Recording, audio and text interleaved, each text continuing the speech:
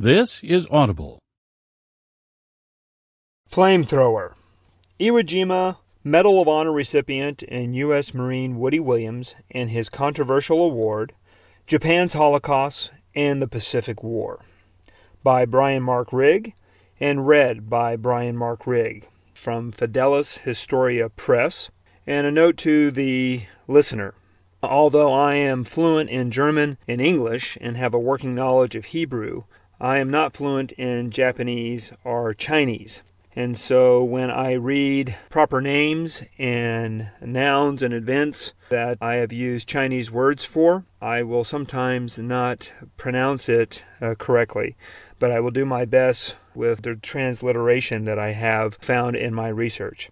Also, I'm probably a glutton for punishment to some degree because I have what today people call ADHD and dyslexia, attention deficit hyperactivity disorder. And when I was young, I had a severe speech impediment. So learning how to read one of my books for an audible version has been challenging to say the least. So if I make some mistakes throughout the reading of my book, I beg the listener for your tolerance and patience as I go down this new road of trying to find another avenue to disseminate the knowledge that I have found the last 5 years in the research into the Pacific War and Japan's Holocaust. I often, throughout the book, will start sections with quotes from people who I want to set the tone for the chapter. And for this book, I have 3 quotes in particular that I like to start with. There aren't any great men. There are just great challenges that ordinary men like you and me are forced by circumstances to meet. Fleet Admiral William Bull Halsey, Commander 3rd Fleet during World War II. The only thing necessary for the triumph of evil is for good men to do nothing. Edmund Burke, Anglo-Irish statesman and philosopher, and an observer of the French Revolution. Generally speaking, the errors in religion are dangerous. David Hume, Scottish Enlightenment philosopher. I like to begin this book with a poem that has meant an awful lot to me throughout my life. It is called If and is written by Rudyard Kipling. If you can keep your head when all about you are losing theirs and blaming it on you, if you can trust yourself when all men doubt you but make allowance for their doubting too, if you can wait and not be tired by waiting, or being lied about, don't deal in lies, or being hated, don't give way to hating, and yet don't look too good nor talk too wise. If you can dream and not make dreams your master, if you can think and not make thoughts your aim, if you can meet with triumph and disaster and treat those two impostors just the same, if you can bear to hear the truth you've spoken twisted by knaves to make a trap for fools, or watch the things you gave your life to broken and stoop and build 'em up with worn-out tools, if you can make one heap of all your winnings and risk it on one turn of pitch and toss, and lose and start again at your beginnings and never breathe a word about your loss. If you can force your heart and nerve and sinew to serve your turn long after they are gone, and so hold on when there is nothing in you except the will which says to them, hold on. If you can talk with crowds and keep your virtue, or walk with kings nor lose the common touch, if neither foes nor loving friends can hurt you, if all men count with you but none too much, if you can fill the unforgiving minute with 60 seconds worth of distance run, yours is the earth and everything that's in it, and, which is more, you'll be a man, my son. Note to reader. Goodness without knowledge is weak, yet knowledge without goodness is dangerous, and that both unified form the noblest character and lay the surest foundation of usefulness to mankind. John Phillips, founder of Phillips Exeter Academy, 1791. History is dangerous because the truth can be uncomfortable. War probably brings out this reality more than any other human activity. Gideon. When I started this research into the Pacific War in World War II in 2015, I wanted to preserve both United States Marine Corps and United States history and honor one particular war hero from the Battle of Iwo Jima, United States Marine and Medal of Honor recipient Woody Williams. I also wanted to study General Tadamichi Kuribayashi, who commanded Iwo Jima and was reputed to be one of the toughest Imperial Japanese Army leaders any World War II Allied command encountered. But along the way, I uncovered troubling facts about both warriors that made me struggle with a different sort of battle that many scholars encounter: the pursuit of evidence against interest. Initially, I expected and wanted to present Woody without flaws and Kuribayashi as an ethical and ingenious leader. However, I discovered Woody's autobiographical reporting to have many discrepancies, and that Kuribayashi committed horrible and often unmentioned atrocities. If I could have presented Woody without failings, there would have been joint Marine events with Woody accompanied by much fanfare. And if I could have written about Kuribayashi without his criminal past, the Japanese government and society most likely would have supported my work praising their hero, as they did when Clint Eastwood's film Letters from Iwo Jima came out in 2006, glorifying Kuribayashi. My mentors: United States Marine Corps Commandant General Charles C. Krulak, United States Marine Corps General Anthony C. Zinni, historian Richard Frank, historian and United States Marine Corps Colonel John T. Hoffman, and former Marine Corps Historical Division Director Charles P. Niemeyer, said it was troubling to read what I have documented, but they recognized the importance of my writing the truth about the facts my research had uncovered. If a historian fails to reveal material facts about an event or person, he will fail to do justice to history. And if he fails to report the truth, he will continue to distort history and ultimately leave the reader dissatisfied and irritate his intelligence. First, let me explain some of the controversies with Kuribayashi. His grandson, the prominent Japanese Liberal Democratic Party politician Yoshitaka Shindo, was interviewed for this book. Once he started to see I was uncovering his grandfather's criminal past, he tried to discredit me with some of my U.S. contacts and take back what he told me, apparently, in a moment of weakness during the interview I conducted with him in April 2018. Shindo even made a nuanced threat to the Iwo Jima American Association to close Iwo to American tourists in 2019 if its members did not force me to adhere to his demands. A clear violation of the 1968 agreement between the U.S. and Japan. I later learned I should not have been surprised by Shindo's behavior because he is not only a right-wing nationalist, but also a member of Nippon Kagi, a sort of Holocaust denial group that disavows Japan committed World War II atrocities. This book, and perhaps the potential political fallout, seems to have him worried. Shindo may have also taken offense when I challenged him on not doing enough to conduct DNA testing on the human remains found today on Iwo Jima, since there are hundreds of MIA, missing in action, Marines whose bones still must be in the battlefield. He is one of the most prominent Japanese politicians who supports Japan's efforts to gather the fallen and cremate them, adhering to Japanese religious death rituals. When Iwo Jima American Association board member Bonnie Haynes was asked about why Shindo is not helping the Marine Corps find its dead, she replied, "He really doesn't care about our dead. Are you kidding yourself to think otherwise?"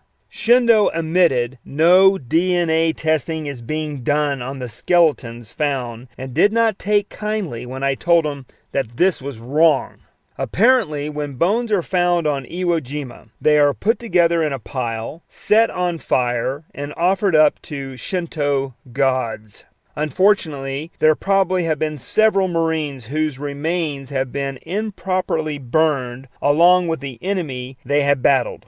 If Shindo was offended by these questions, that may also explain why he tried to hinder my research. Next, when conflicting information surfaced about Woody and the narrative of his heroic acts that led President Truman awarding him his Medal of Honor, He and his family attempted to prevent the publication of my book, first by threats and then by litigation. Woody tried to unconstitutionally silence me with prior restraint by filing a federal lawsuit against me. My attorneys responded to his intimidations thusly: "Your threats to tortiously interfere with Mr. Rigg's book contract are unlawful and violate the First Amendment of the U.S. Constitution." Woody would be wise to adhere to Thomas Jefferson's mandate, which says, "Our liberty depends on freedom of the press, and that cannot be limited without being lost." Moreover, after 3 years of thousands of hours of detailed research, travel to Iwo Jima and other locations in order to write this book, Woody attempted to force me to sign an agreement that gave him censoring rights. And lastly, he also demanded to be personally, financially compensated for this story, rather than using some book proceeds to support his charitable organization, the Gold Star Families Memorial Foundation, which was something originally offered. Although we discussed the possibilities of sharing royalties, Woody's terms became unacceptable. Moreover, it became clear as I started to see problems with Woody's self-reporting that had I allowed him to have final say on this book, much misinformation would have been placed in this work, and I do not write such history. Due to Woody's behavior and his threats toward my publisher, Regnery Books, it declined to publish this book, fearing legal retribution. Although my editor, Alex Novak, wanted to continue with the work and loved my research, Regnery's staff said our marketing strategy was now quote-unquote shot to hell. A joint book tour with Woody would now never happen. I then took my manuscript to the University Press of Kansas, which has published 3 of my books. Although the university's legal department found nothing wrong with the scholarship, my factual assertions are backed by research, and I was documenting the story of Woody as a public figure. The press became uncomfortable with the idea of publishing a work which Woody had threatened litigation. Although my editor, Joyce Harrison, had communicated her commitment to publishing the book and had gathered positive readers' reports from prominent historians, Richard Frank, Charles Niemeyer, and John T. Hoffman, staff members put pressure on her to rescind their offer unless I redacted sections of my book. Rather than supporting my research in the freedom of speech, Kansas chose to avoid controversy. I then went to David Reich at Stackpole Books, an imprint of Rowman and Littlefield, and despite the problems with Woody, Reich decided to work with me on this book. But then, once again, Woody continued his legal bombardment against me, and his grandsons and his legal team continued to attack me and my now 3rd press. My findings were being fought over in a federal court, and the conflict between Woody and I made the rounds on web pages and in newspapers. When Woody directly threatened to take on Stackpole Books, Reich's boss, Judith Schnell, got nervous. She, like the University Press of Kansas, cowered, and instead of backing up the history, she wanted me to actually mislead the public and write a piece that would stop the legal action, i.e., not reveal the truth. As a historian, I could not do so. I then went to the self-publishing arm of Simon & Schuster called Archway. At first, they were very excited about publishing the book, and my director, Joseph Skaggs, pushed hard for the book. But then his boss, Billy Elliott, also got scared and decided while there is pending litigation that he did not want to expose his company to litigation, since Woody and his grandsons continued to threaten any entity that would support me publishing a work of history. As a result, through counsel with numerous authors and lawyers, I decided to set up my own publishing company, Fidelis Historia, in order to get this book out, and especially get it out for the 75th anniversary of the Battle of Iwo Jima, the 19th of February, 2020.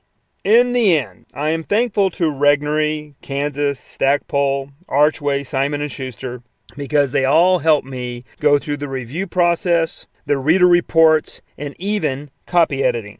What normally a historian goes through to make a book kosher and presentable to the public, I got to go through 4 times. So, in effect, I must be thankful to all these presses for making this book one of my most reviewed and polished works I have ever done.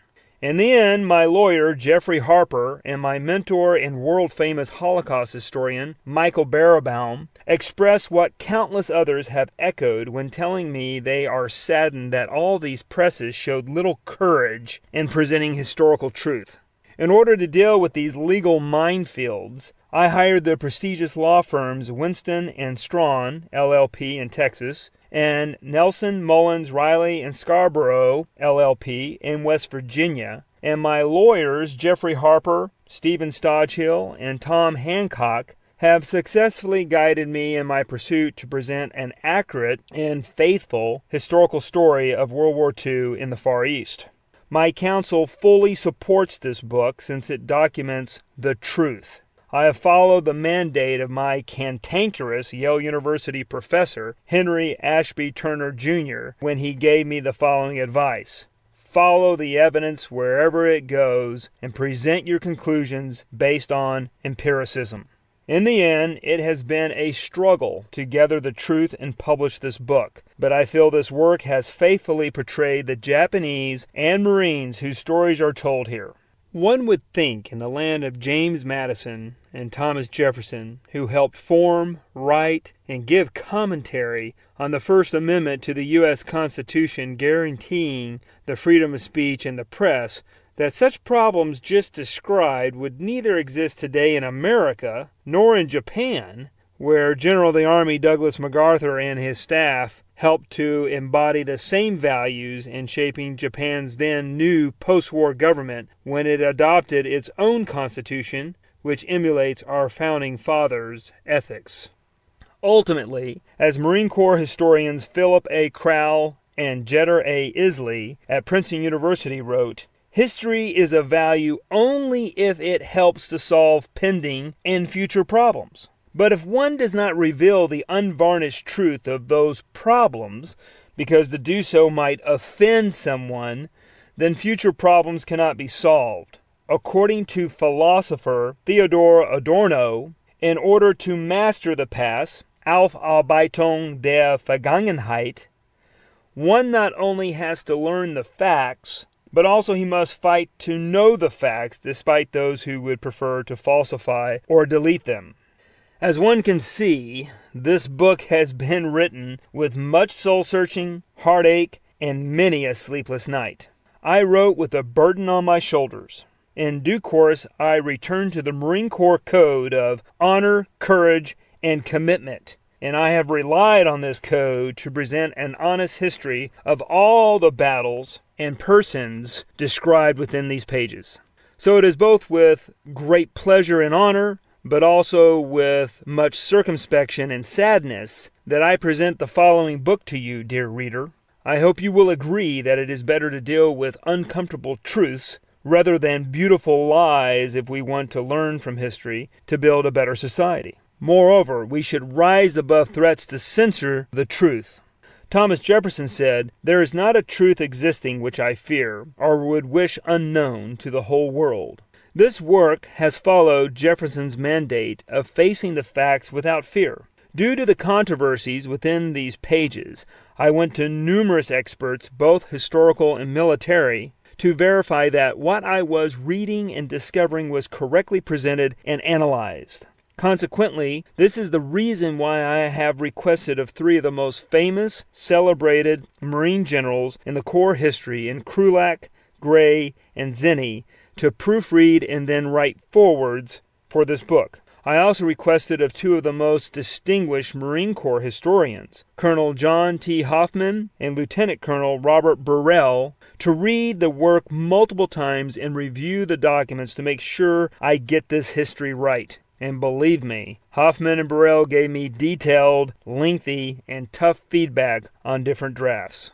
The reading knowledge, military experiences, and martial insights all these men brought to the work were invaluable. These men and their support showed they truly lived by the Marine Corps code of Semper Fidelis, always faithful. This book comprises, on the one hand, biographies of WWII Williams, several of his comrades, and General Kuribayashi. And on the other hand, pure history exploring Marine Corps combat, battlefield accounts, and analysis of and lessons from the Pacific War. The beginning chapters give the reader some historical background to understand the events and people explored later. After these chapters, the follow-on chapters largely flow chronologically, except for a few exceptions when historical background is yet again necessary to understand what is about to transpire. The preface, introduction, and Chapter 1 explore how this study began and provide information on World War II to supply the reader with enough material to appreciate the events explored throughout the book.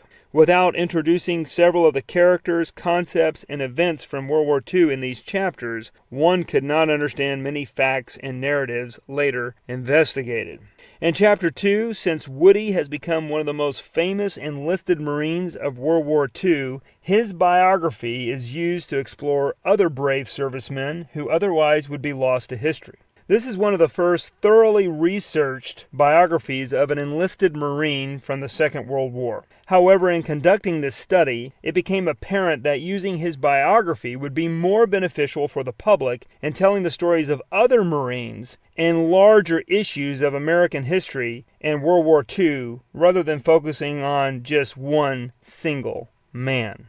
As a result, in Chapter 2, Woody's upbringing is explored to tell the story of what was going on politically and sociologically in the world in the 1920s and 1930s to inform one of what had taken place for a few decades before the U.S. found itself at war in 1941. Chapters 3 through 4 delve into how the war's beginning was viewed by Americans, using Woody's life, yet again, to examine this issue. Moreover, these chapters discuss how Woody made it into the Corps, and then once there explore the larger issues of how the Marines trained and indoctrinated their men for war. Chapter 5 explains the enemy Woody and his fellow Marines would face during World War II. This lengthy chapter gives detailed evidence on Japan's radical society and military in order to help the reader understand the enemy America was fighting in the Pacific. Few Americans understand just how fanatical and grotesque the average Japanese soldier was back then. At the chapter's conclusion, one of the Marines' arch-enemy commanders, General Kuribayashi, is examined. None of the literature explored for this book, both in Japanese and English, investigates how horrible Kuribayashi was while stationed in China. Readers need to know that the commander the U.S. defeated on Iwo was one of the most notorious leaders the U.S. vanquished in World War II, akin to a Heydrich, Himmler, and even Hitler in their ilk. In short, Kuribayashi was a mass murderer, and Marines need to take special pride that they took down this villain. Chapters 6 through 8 help one understand Woody's deployment and why he was on the islands he first landed on. They help shape the reader's understanding of the strategy that transpired in the Pacific in order to defeat the Japanese, i.e., island hopping.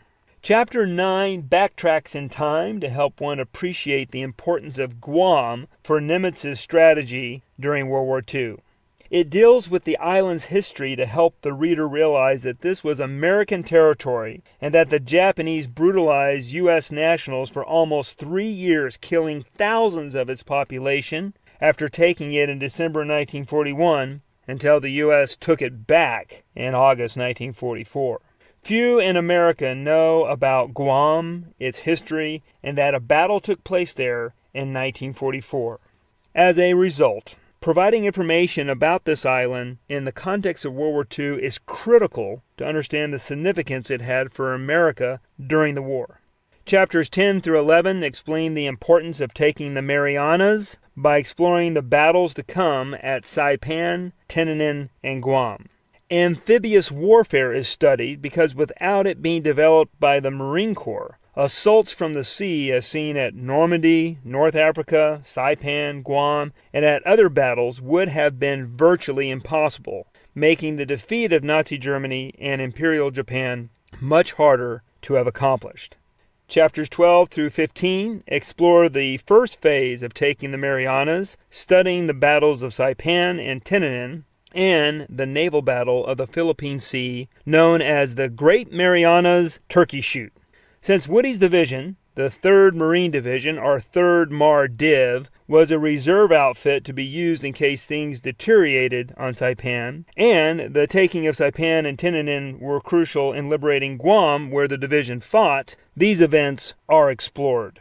Chapters 16 through 17 describe Guam's liberation. In these chapters, besides studying this conflict in detail, one starts to get a feel for the other brave men in Woody's unit. In the hope of somewhat replicating Band of Brothers, one learns what Woody and his fellow Marines had to do to take this island by exploring the brotherhood necessary for the unit to perform well.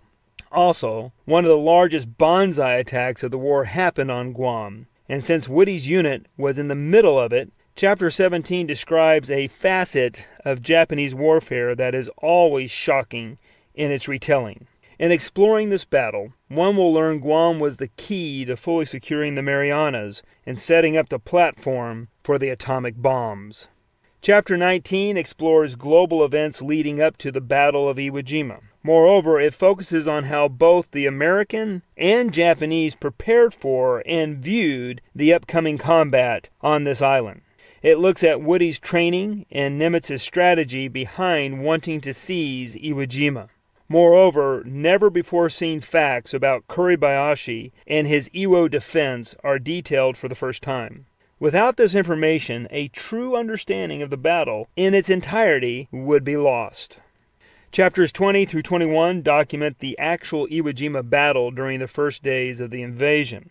This information is necessary to understand why Woody's 3rd Mar Div was deployed on Iwo, since many felt it would be only a floating reserve like at Saipan.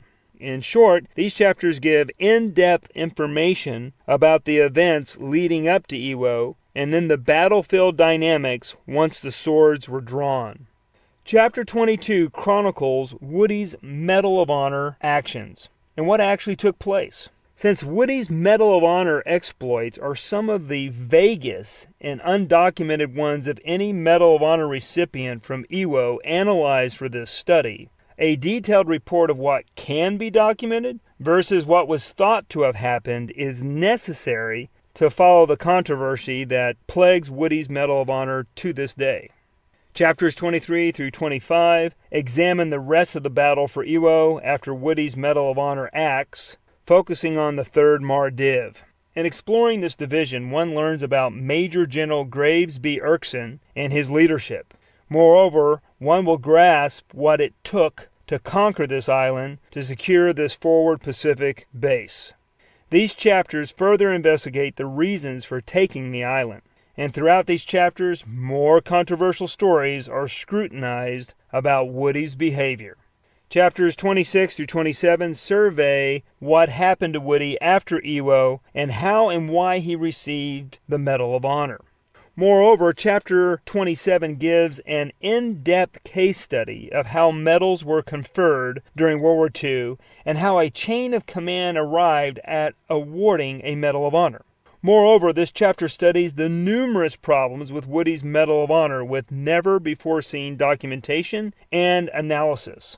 Woody's Medal of Honor, shockingly, never received the endorsement of Fleet Marine Force Commander Lieutenant General Roy S. Geiger and his board, Pacific Fleet Commander Admiral Chester Nimitz and his board, or the Commandant of the Marine Corps, General Alexander A. Vandergrift, due to the lack of evidence for Woody's supposed actions.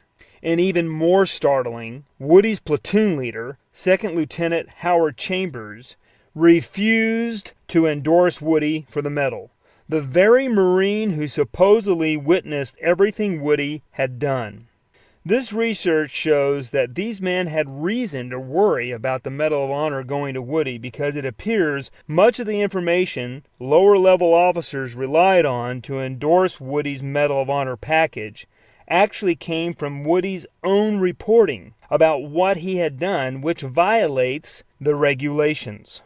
This chapter also explores that Woody probably received the Medal of Honor due to political pressure and not because the Marine Corps felt he warranted it, which, in the end, as already mentioned, the Corps at its highest levels never supported his Medal of Honor. And most surprisingly, this work shows that Woody probably knows this and has done a lot throughout the years to prevent people from knowing what role he actually played, albeit unknowingly at the time, in he getting the highest medal this nation can bestow on a serviceman because of how he inflated his deeds in battle.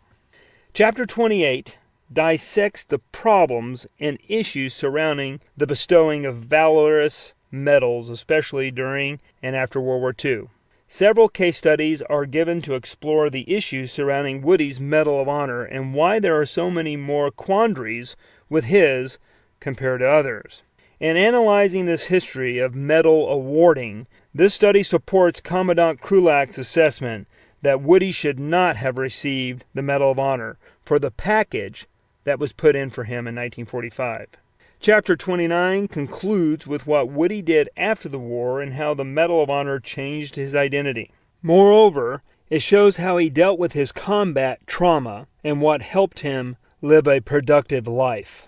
Last, the conclusion and afterward review the lessons learned from this research. These chapters explore both macro and micro level issues this book raises. On the macro level, it examines why America won the war and justifies the use of the atomic bombs in bringing down Hirohito's regime.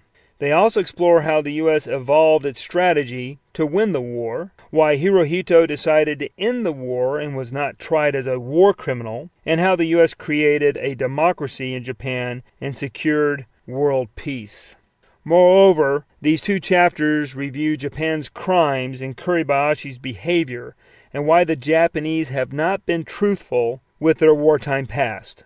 On the micro level, Woody's life is investigated and the controversies detailed and analyzed as to why there are so many discrepancies about his narrative. At the conclusion's end, the book finishes with philosophical lessons this work presents of trying to answer the question of how we create a more ethical society.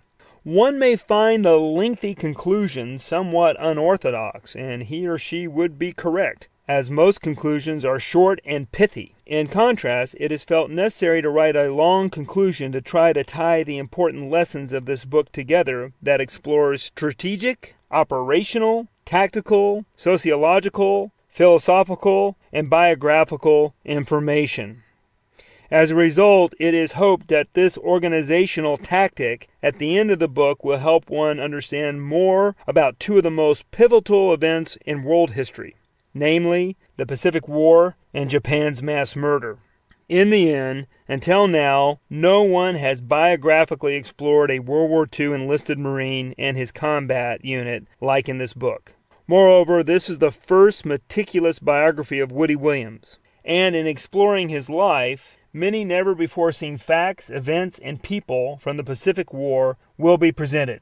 This book probably offers one of the most detailed descriptions of the Banzai on Guam, thorough assessment of how many Japanese civilians died on Saipan, described narrative of the brutal behavior of Japan on Guam, specified analysis for Japan's Holocaust, thorough description of General Kuribayashi's life as a military man and a list of his atrocities, documented assessment of Iwo's engineering community and its accomplishments, analyzed appraisal of the 3rd Mardiv's role on Iwo, described evaluation of General Erkson's part in developing amphibious warfare and his command of the 3rd Mardiv at Iwo Jima, comprehensive exploration of the men and departments involved with awarding Marine and Navy Medals of Honor for World War II servicemen, meticulous study of Marine Corps flamethrower tactics in usage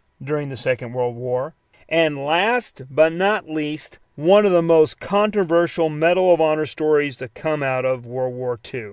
After reading this book, it is hoped the reader will develop a profound respect for what America and the Marine Corps did during World War II. Moreover, This study explores the lives of many Marines so that one may learn more about what is necessary to win when the U.S. sends its citizens into harm's way.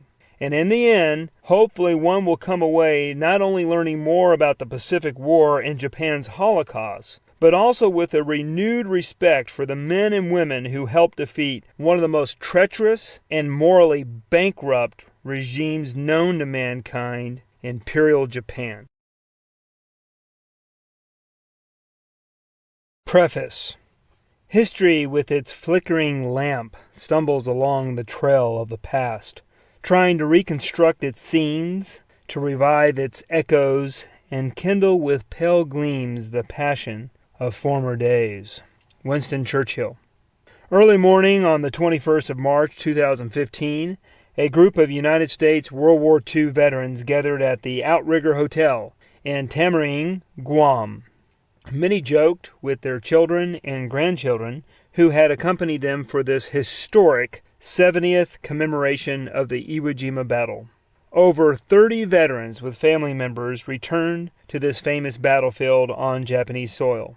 P-51 fighter pilot Jerry Yellen, B-29 flight engineer and former Japanese POW Fisk Hanley, water purification engineer Ed Graham, Marine Corps rifleman Darrell E. Lefty Lee, Medal of Honor recipient Herschel Woodrow Woody Williams, John R. Coltrane, Billy Griggs, James Jim Skinner, T. Fred Harvey, Leighton R. Wilhite, William Bill Passwark Sr., and John Lorillo, Company Commander Lawrence Snowden, Navajo Code Talker Samuel Tom Sam Holliday, Navy Corpsman Leo Tuck, Sailor and AA Gunner Harold Andrews, as well as Imperial Japanese Navy Sailor Tsurugi Akakusa, and many others traveled back to the island and in time to recall events that shaped U.S. history and their lives. Over 400 people flew to Iwo on 3 United Airlines chartered planes. Many veterans moved slowly, often with help from a grandson or son nearby. A few were in wheelchairs. If these men were walking around any city today, people might pass them by paying little mind to someone's old granddad who had lived his life and was nearing the end. Few, if any, would know that these men, when in the bloom of youth, had gone to some of the most hellish places on earth to defend America and fight for her freedom. They became heroes when they fought courageously for their nation. When in their teens and 20s, they were strong, intrepid young warriors. Many were Marines, and they prided themselves on being an elite fighting force. They were an important part of what made the Marines legendary. Even now, these older men, when they get around each other or current Marines, will puff up their chest and bellow Semper Fi or Hurrah! They speak with pride of having served and still find it difficult to explain how they survived this battle. Most were returning to Iwo for the first time in 70 years with their last memories of this place filled with carnage, combat, and killing.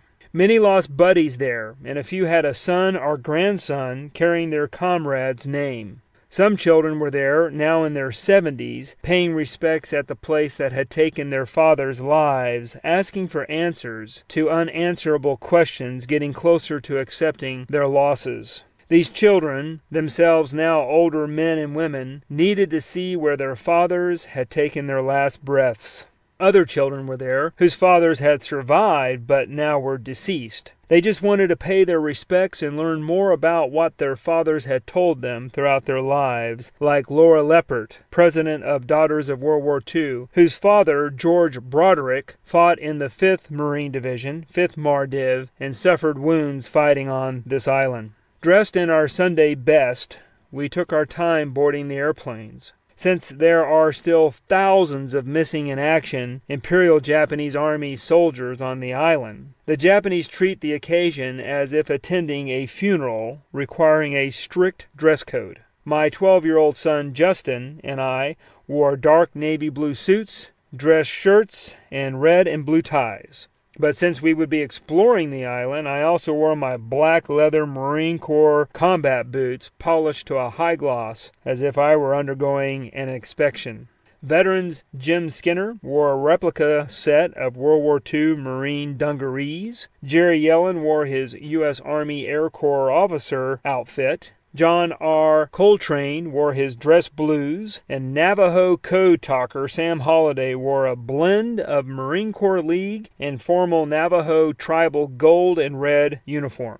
Prior to this, we attended educational seminars and toured Guam's battlefield, where the inhabitants suffered through almost 3 years of Japanese occupation until the United States liberated them in July 1944. We visited Anderson U.S. Air Force Base, where some of the B-29 Superfortress bombing campaigns were launched against Japan that helped end the war. We met with the governor of Guam, Eddie Calvo, the Marine Corps Commandant and later chairman of the Joint Chiefs of Staff, General Joseph Dunford, Air Force Commander of Anderson, Brigadier General Andrew Tooth, and Commander of the Joint Region of the Marianas, Rear Admiral Babetty Betty Bolivar. The return to Iwo Jima was a prospect that had most veterans sitting in quiet contemplation on takeoff. Once airborne, though, people rose from their seats and chatted with one another as if at a relaxed social gathering. Standard airplane etiquette flew out the windows. Even the flight attendants mingled with the crowd. As the planes flew over the Pacific Ocean, it was apparent why, during World War II, if a plane broke down and had to ditch, it and its crew were often lost to history. The Pacific Ocean covers over 30% of the Earth's surface, and that is a whole lot of ocean. You could drop the entire landmass of the Earth into the Pacific and still leave a vast sea, shroud to roll, in Herman Melville's words, as it rolled 5,000 years ago. We flew 6,000 miles from Los Angeles to Iwo Jima. During World War II, this distance had to be traversed by ship, and there was no straight line to anything, since a vessel had to go island to island for supplies. U.S. fleets had to sail 8,000 miles to get to Japan's doorstep, more than twice the distance from New York City to San Francisco. Few nations at the time had fleets with sufficient range to attempt such a crossing with multiple refuelings. What used to take months to travel, jet airplanes can now do in days, sometimes mere hours. The logistics were still daunting, requiring my son, Justin, and me to first travel from Dallas to Los Angeles, where we met the veterans with whom we would make this journey. The next day, after an airport fire department water cannon salute for the veterans soaked our airplane, we left Los Angeles Airport for Hawaii, then Guam, and subsequently flew across the seemingly interminable Pacific en route to Iwo Jima. The journey took days, 4 airplanes, and almost 20 hours of flight time. The day we flew to Iwo Jima, our plane circled the island a few times, and the anxious men pressed their faces against the windows, their memories flooding back as they looked at Mount Suribachi's rugged hump rising from the sea. The landing beach, where so many died, was still long, black, smooth, and steep.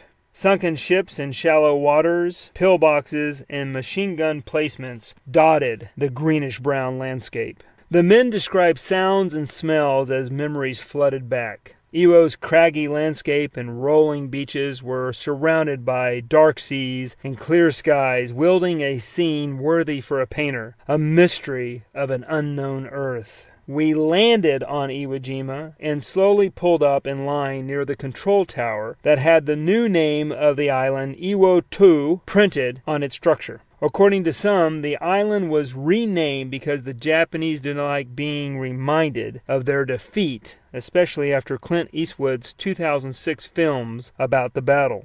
A large Japanese flag flew over the airport, and several military planes with the red circle on their fuselages lined the runway. It was the post-war flag of America's democratic ally, not the rising sun flag of the aggressive fascist empire of Japan that once flew over this island and much of the Pacific. Some veterans expressed their disgust that the U.S., due to Vietnam War politics, gave this land back to the Japanese in 1968. Veteran Jim Skinner said, "We spilt so much blood for this island, and Japan was such an evil nation. We should have never given it back. This is hallowed ground for America and for the Corps." Veterans around him nodded in agreement. As modern Marines who were there to be part of a joint military ceremony moved mobile stairways to our jets, most did not know that the airport was built over an underground network of tunnels and bunkers the Japanese had constructed during World War II, and that hundreds, if not thousands, of Japanese remains were still there, buried underneath the runways and airport buildings. We were walking on the dead.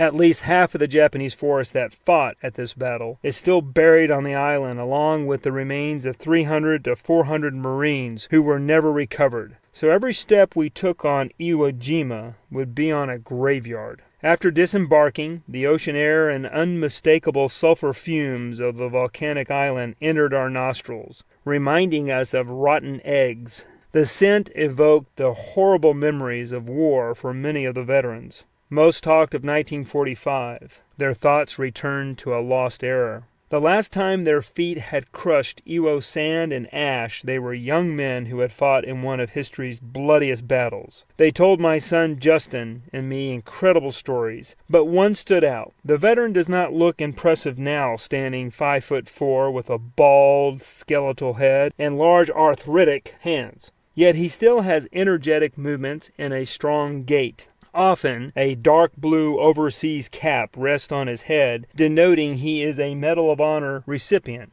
with that medal resting on his chest tied loosely around his neck by the sky blue ribbon with tiny white stars associated with that decoration. Adorned with such paraphernalia, he walks with his head high. It is not often one meets a person wearing a large upside-down gold 5-point star around his shoulders. His striking blue eyes sparkle when he gives those around him answers to their inquiries. His name is Woody Williams, and these days he is recognized as a brave warrior who earned the Medal of Honor. But few know the true story of this Marine. Learning about his life will help us explore some unknown facts and learn about other amazing men and stories of the Pacific War. Introduction.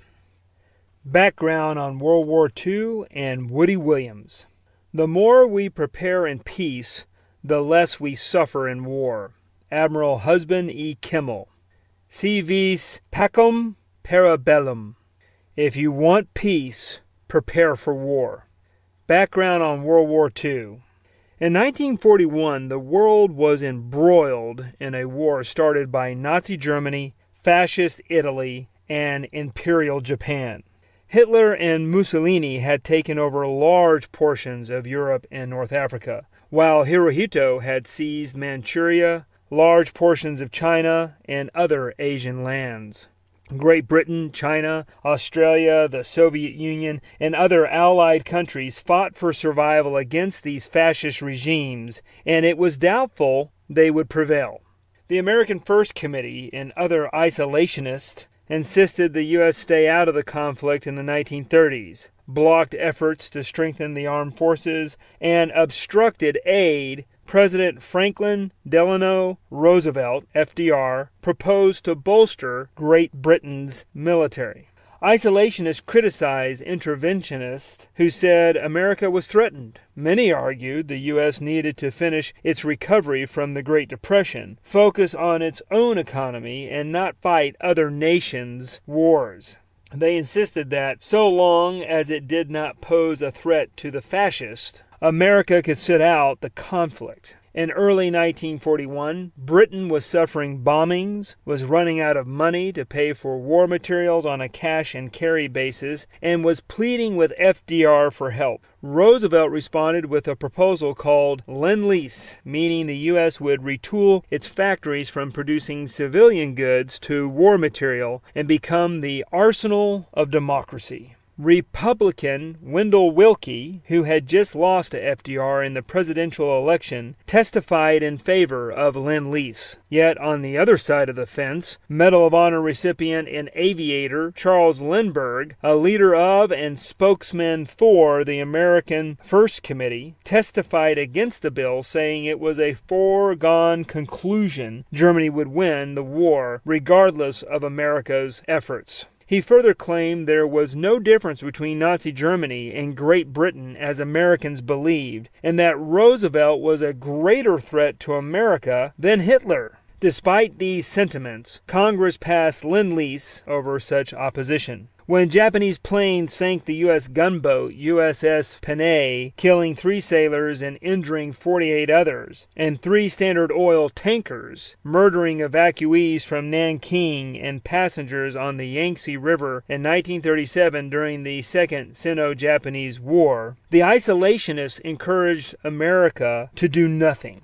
Since the majority of Americans put pressure on officials desiring to avoid conflict after the World War I carnage, the government complied. Tokyo did apologize and claimed it did not know Panay was American, while at home Japanese politicians jeered at American weakness. Admiral Isoroku Yamamoto indeed tearfully presented himself to the U.S. Embassy, offered an apology and a cash indemnity of $2.2 million, but he was threatened with assassination for doing so, and it appeared he was an exception to the rule since most in Japan welcomed the attack on the Americans. In defiance of their government, some military leaders had planned the attack in an attempt to draw America into war to remove the white man's presence from Asia, but it did not work. Military advisor to China, Colonel Joseph Vinegar Joe Stilwell, simply called the Japanese bastards, who knew full well what they were up to. He hated the Japanese for what they were doing to China, and the world for that matter, and called them arrogant, cynical, truculent, ruthless, brutal, stupid, treacherous, lying, unscrupulous, unmoral, unbalanced, and hysterical. Later, 25th United States Marine Corps Commandant Robert E. Cushman, Jr., who was a lieutenant in Shanghai when all this happened, supported Stilwell's assessment when he proclaimed, "The Japanese knocked off Panay and in effect told us to go to hell." Simultaneously to the assault on the Panay, Japanese planes and pilots and shore batteries attacked the British gunboats HMS Ladybird, HMS Bee, HMS Cricket, and HMS Scarab. The attack killed one and injured the commander and several sailors on Ladybird. Yet England, like the U.S., did not respond with violence. Not to be outdone by ground troops and air forces, the Japanese Navy dispatched its own gunboats, 17 ships in the 11th Battle Fleet, on the Yangtze River, hugging the city of Nanking to its north to prevent any attempt of Chinese citizens or troops from fleeing northwest. Japanese scholar Yutaka Yoshida wrote the Imperial Japanese Navy attacked small boats and even some people floating on doors of houses fleeing the city, either strafing them with machine gun fire or taking pot shots at them with small arms. Rather than a battle, this was more like a game of butchery. The U.S. and Britain eventually cut off shipments of raw materials to Japan due to these actions, but they stopped short of military retaliation. In April of 1940, the Nazi military attaché in Washington, Lieutenant General Friedrich von Boettiger, noted that Germans were shocked the U.S. took no military action against Japan for its aggression against America's friend Chiang Kai-shek, leader of the nationalist or democratic China, its economic disruption, and its military presence in China. But as historian Barbara Tuchman wrote about the Panay incident, when there is no will to war, war does not happen. Nevertheless, the Marines in China were thankful the U.S. did not declare war against Japan after the Panay because, as Second Lieutenant Cushman, Jr. declared, there were 15,000 of us and about 150,000 Japanese within hand grenade range.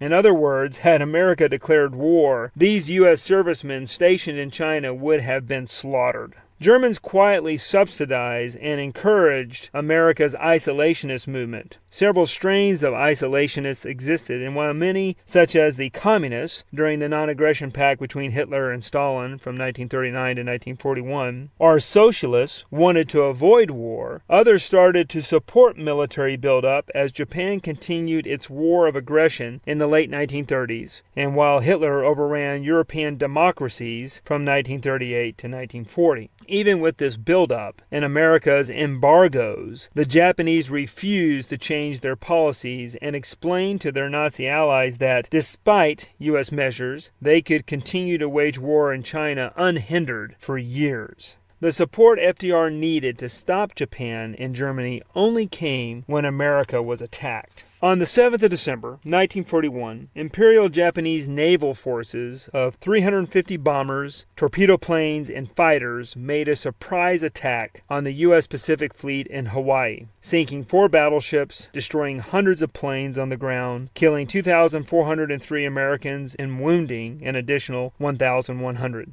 Japanese forces also attacked the U.S. possessions of the Philippines, Guam and Wake Island, British Malaya and Burma, and the Dutch East Indies. Great Britain, the Netherlands, Australia, and America were now at war with Japan, whether they liked it or not. Germany declared war on the U.S. on the 11th of December 1941, and Hitler exclaimed, "Now it's impossible for us to lose the war. We now have an ally in Japan who has never been vanquished in 3,000 years." German Navy Commander-in-Chief Admiral Erich Raeder telegrammed Imperial Japanese Navy Minister Admiral Shigetaro Shimada congratulating Japan and pledged support. In 6 months, Japan conquered an area larger than the European theater of war. The Allies saw disaster pile onto disaster, and the Japanese seemed untouchable. The tiny people of Japan were inflicting gigantic humiliation and defeats on Allied forces everywhere. Commander-in-Chief of the Imperial Japanese Navy Combined Fleet, Admiral Isoroku Yamamoto, predicted he could run wild in the Pacific for 6 months after the surprise attack, but he could not foresee what would happen thereafter. For the time being, though, the 5'3" tall admiral could stand elevated over the many enemies his navy devastated. Other Japanese officers expressed to the Nazi naval attaché in Tokyo, Rear Admiral Paul Winokur, that war would last just a few months until the empire actually would prevail. World events seemed to support the expectations of these officers. In 1942, victory seemed remote for the Allies. Much would have to be done to defeat Japan. This book describes many courageous Americans who liberated the world from totalitarian aggressors, specifically focusing on the U.S. Marine Corps, which played a crucial role in the Pacific War. This book analyzes Medal of Honor recipient Herschel Woodrow "Woody" Williams and his actions during the conflict. Before exploring Woody's life, it is important to understand facts about the Medal of Honor, because without it, most would never have heard of him. The Medal of Honor. The Medal of Honor is the highest U.S. military decoration for valor. The medal recognizes individual gallantry at the risk of life above and beyond the call of duty. In the majority of cases, the President presents the Medal of Honor to the recipient. Since Congress created it in 1861, fewer than 3,500 servicemen out of 45 million who have served during wartime have received it. During World War II, 464 Medals of Honor were awarded, 266 of them posthumously. Those who receive the Medal of Honor join a fraternity of heroes that each service memorializes. Where Woody fought and earned the Medal of Honor. Woody was in the reserve division for the Battle of Saipan and fought in 2 major Pacific battles, Guam in the Mariana Islands and Iwo Jima in the Volcano Islands or Bonin Islands. Both battles will be explored, putting them in context of the war and how their conquest played a role in defeating Japan. Many unknown facts about Iwo will be examined because this was one of the most important Pacific battles. Before the war, Iwo Jima, part of the Tokyo Prefecture, was an obscure, sparsely populated volcanic island located in the vast Pacific, a hunk of rock that Americans and most others had no reason to care about, much less visit. It was a sulfur mining community housing a few hundred families who inhabited and quarried the island. All of that changed in World War II when it became a Japanese military base. It was here in 1945 that some of the best led and prepared Japanese servicemen clashed with some of America's finest Marines. 70 years ago, Iwo became one of the most written about battles of World War II. It was a stepping stone on the road to mainland Japan and was the first piece of Japanese territory attacked by America.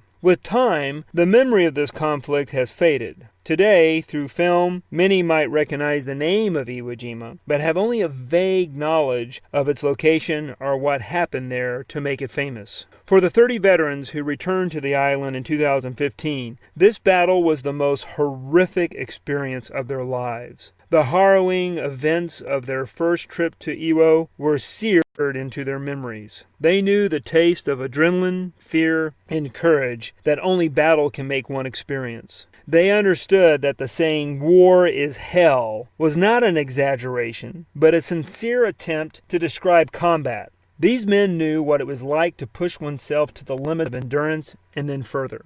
They witnessed the loss of friends, shot or blown up. Casualty figures were not abstract numbers, but men they knew. In fact, many were casualties themselves. They could not forget the sight and sound of wounded men crying out for corpsmen or the smells of death. They knew what it was like to be gripped by anxiety and to fight on. As already mentioned, one veteran who returned to Iwo in 2015 was Woody Williams. Back then, his buddies called him Willie. Others called him Zippo Head or Hot Head because of his temper. He returned to Iwo as the last living Medal of Honor recipient from that battle and World War II Marine Medal of Honor holder. Of the 27 men who received this medal during Iwo Jima, the most in any U.S. battle, only 13 made it off the island alive. It is remarkable Woody survived doing all he did there and returned to civilian life living into his 90s. Background on Woody Williams. Never a big, strong guy, according to Woody, he did not initially pass the physical to get into the Marines in the spring of 1942. However, eventually the Marines lowered their standards, according to Woody, and he was accepted.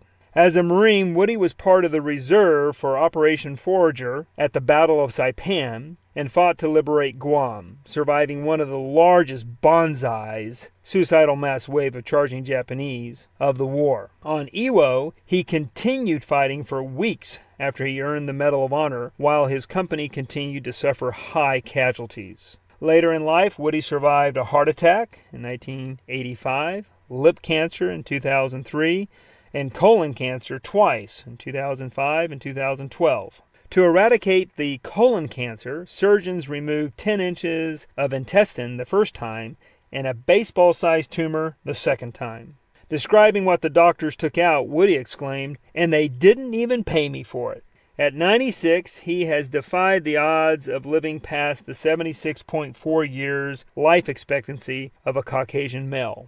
Woody is alert and often greets others with a ready smile and a sunny disposition. To show how active and strong Woody is, in February 2017, I made a research trip to West Virginia to spend time with him. He drove the 40 miles from his town, Ona, to Charleston Yeager Airport to pick me up in his Marine Corps stickered Cadillac DeVille.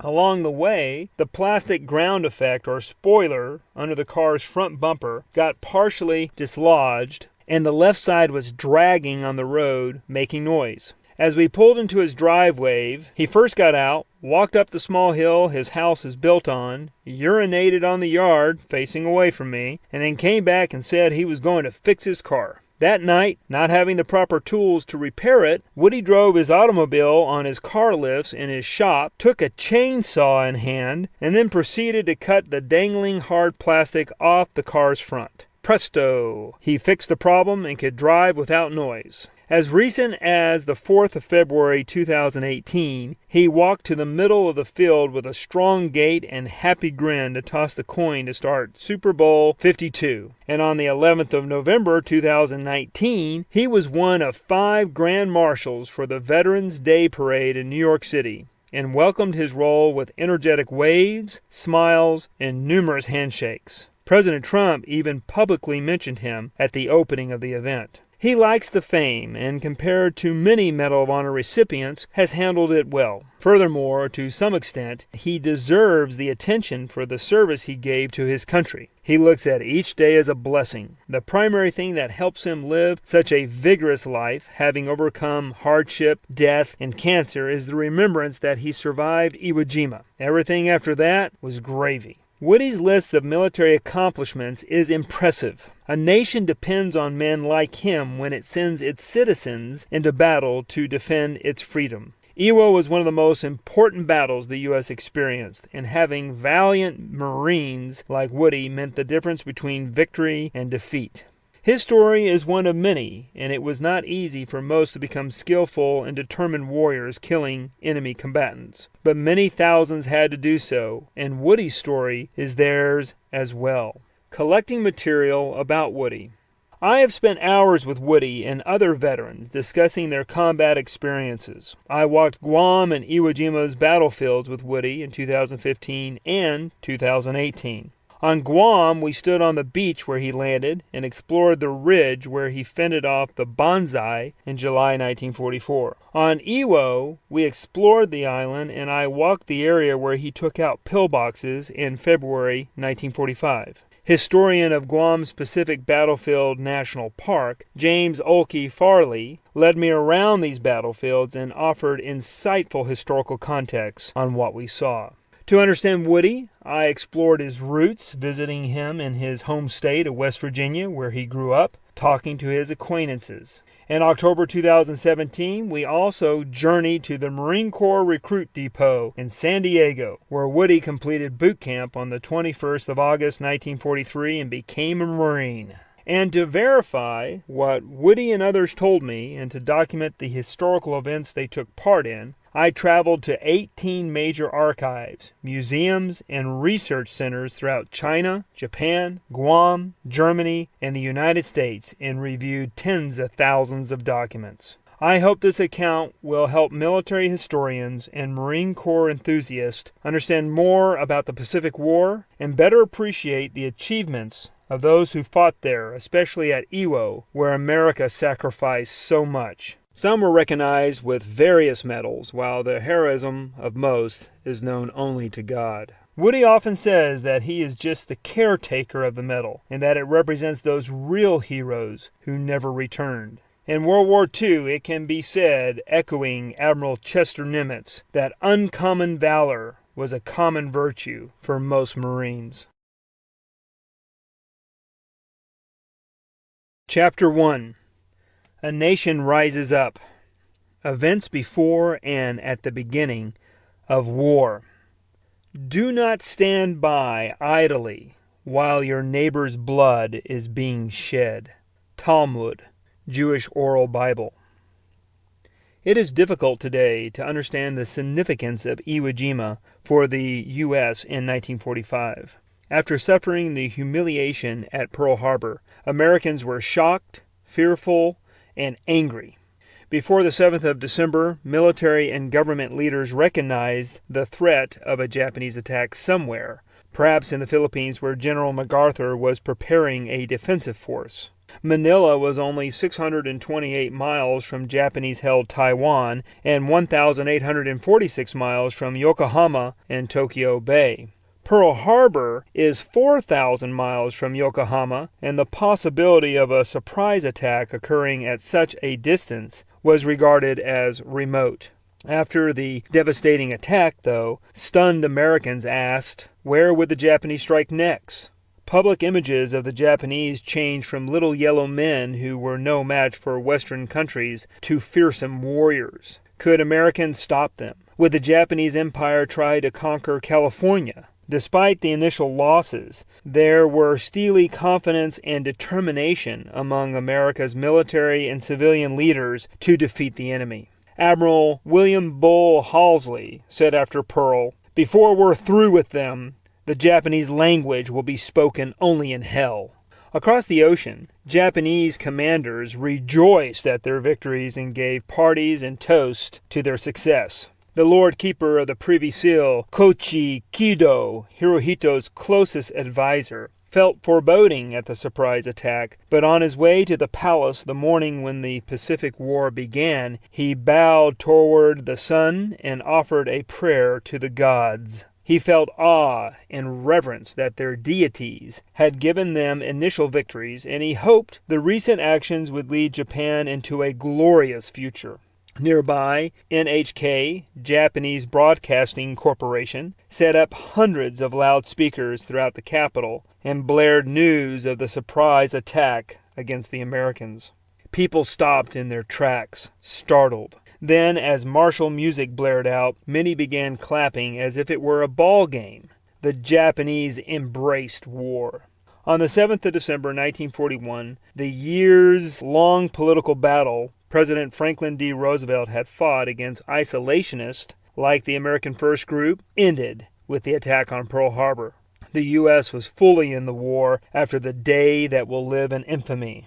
From 1939 to 1941, isolationists like Charles A. Lindbergh, socialist Norman Thomas, Colonel Robert McCormick of the Chicago Tribune, Senators Burton Wheeler of Montana and William A. Borah of Idaho, and many others were determined to keep America out of the war and opposed helping those already at war like Great Britain, France, and China. They also blocked efforts to increase American forces. Isolationist efforts kept the armed forces small, under-equipped, and weak so as to pose no threat to the aggressors, Hitler, Mussolini, and Hirohito, who were armed to the teeth.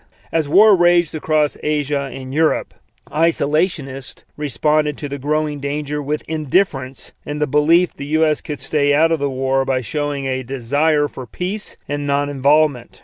Marine Corps chaplain Rabbi Roland Gittleson believed the U.S.'s most reliable defenses were Captain Atlantic and Corporal Pacific. Many felt protected by Fortress America. Ignoring the greed, cruelty, and bloodlust of German, Italian, and Japanese militarism, as well as Soviet aggression in the Baltic states and Finland, isolationists insisted no one would attack America so long as it posed no threat. Admiral Yamamoto's fleet blew that argument sky high when his carrier plane sank several American ships at Pearl Harbor.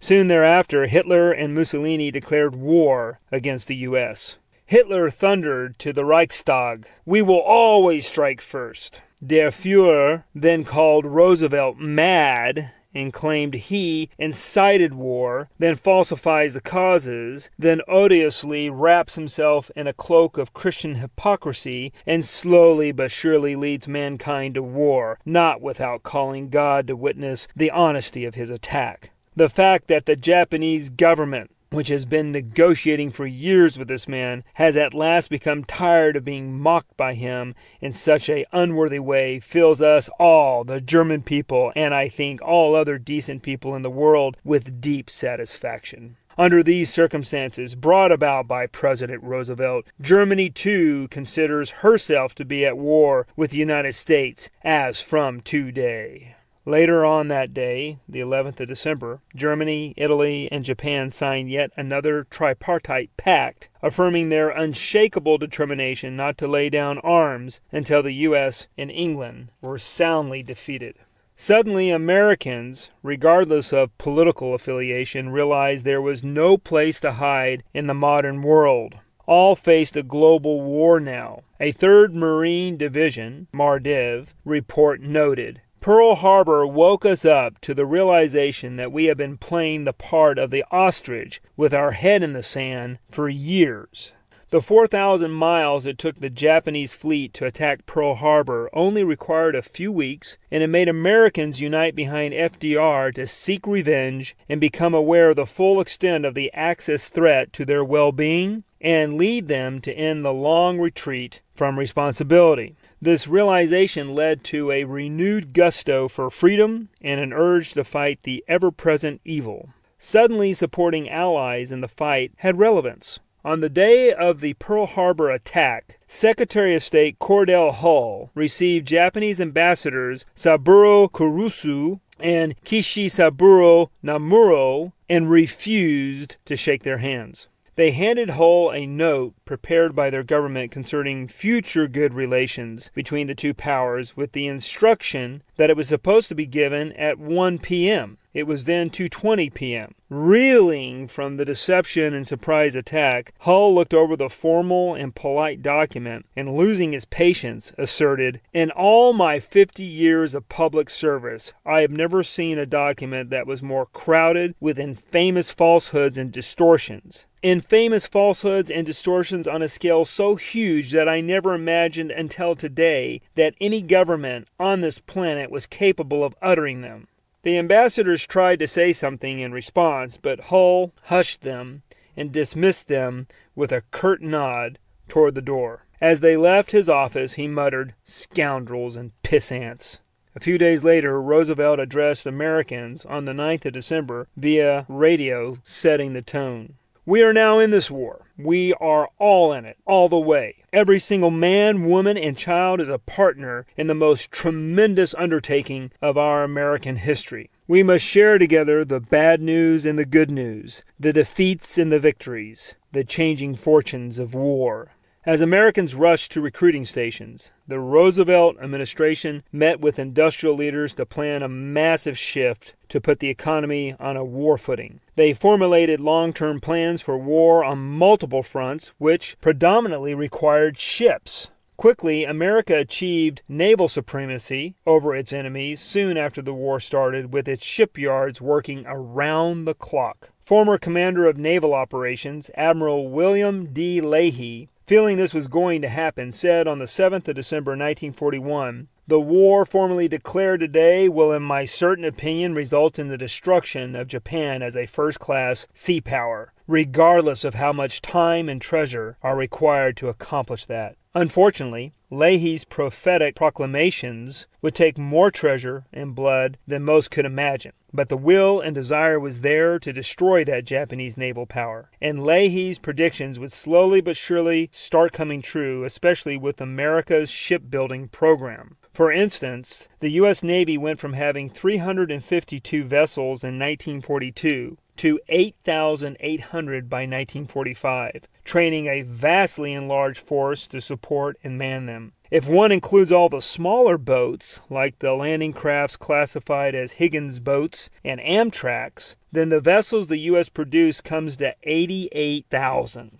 The Navy had a special place in FDR's heart. In 1913, President Woodrow Wilson had appointed then 31-year-old Roosevelt the Navy's Assistant Secretary. Roosevelt oversaw its mobilization in World War I. He became acquainted with Pacific War admirals King, Nimitz, Halsey, Leahy, Spruance, Turner, and Fletcher as young officers. When World War II started, FDR recalled Admiral Ernst J. King to run the Navy and selected Admiral Chester Nimitz to command the Pacific Fleet. Former Chief of Naval Operations and former Ambassador to Vichy, France, Admiral William Leahy, was reinstated and effectively became the first chairman of the Joint Chiefs of Staff. He, in particular, had developed an excellent relationship with FDR. FDR set up a map room in the White House based on Churchill's and tracked events via regular meetings with Admiral Leahy and his Army Chief of Staff, General George C. Marshall. The armed forces went from around 500,000 at the start of 1941 to 12 million by 1945. By 1946, over 16.3 million had served or were in uniform.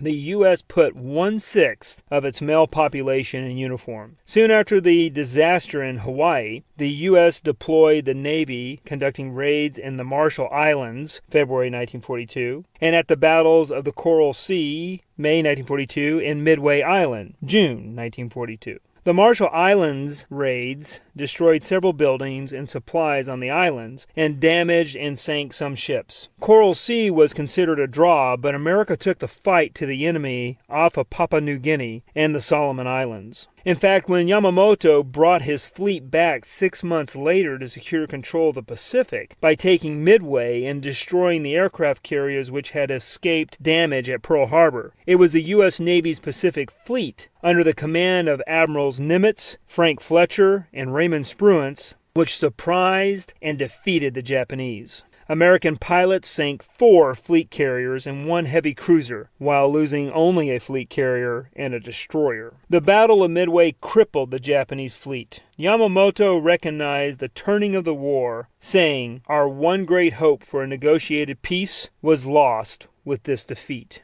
Although Yamamoto was an operational genius, he ultimately failed his nation strategically. So upon entering the war, the U.S. hit back, and hit back hard. After Midway, the long, hard slog across the Pacific began. The U.S. seized the initiative, taking the fight to the Japanese, beginning with the Doolittle raid that bombed Tokyo in April 1942 and the invasion of Guadalcanal in August 1942. Everywhere the U.S. went, after the fall of the Philippines, it won. But these were hard-won victories against a formidable enemy. There was hatred enough for both the Nazis and Japanese, but Americans' animosity toward the Japanese was visceral. Hitler's Germany was indeed more dangerous at the beginning, but for Americans in general, Japan was the more despised antagonist. In contrast to the American public's ignorance of Hitler's extermination of the Jews, which began in earnest in 1941, American news media had reported Japanese atrocities in Asia since 1931.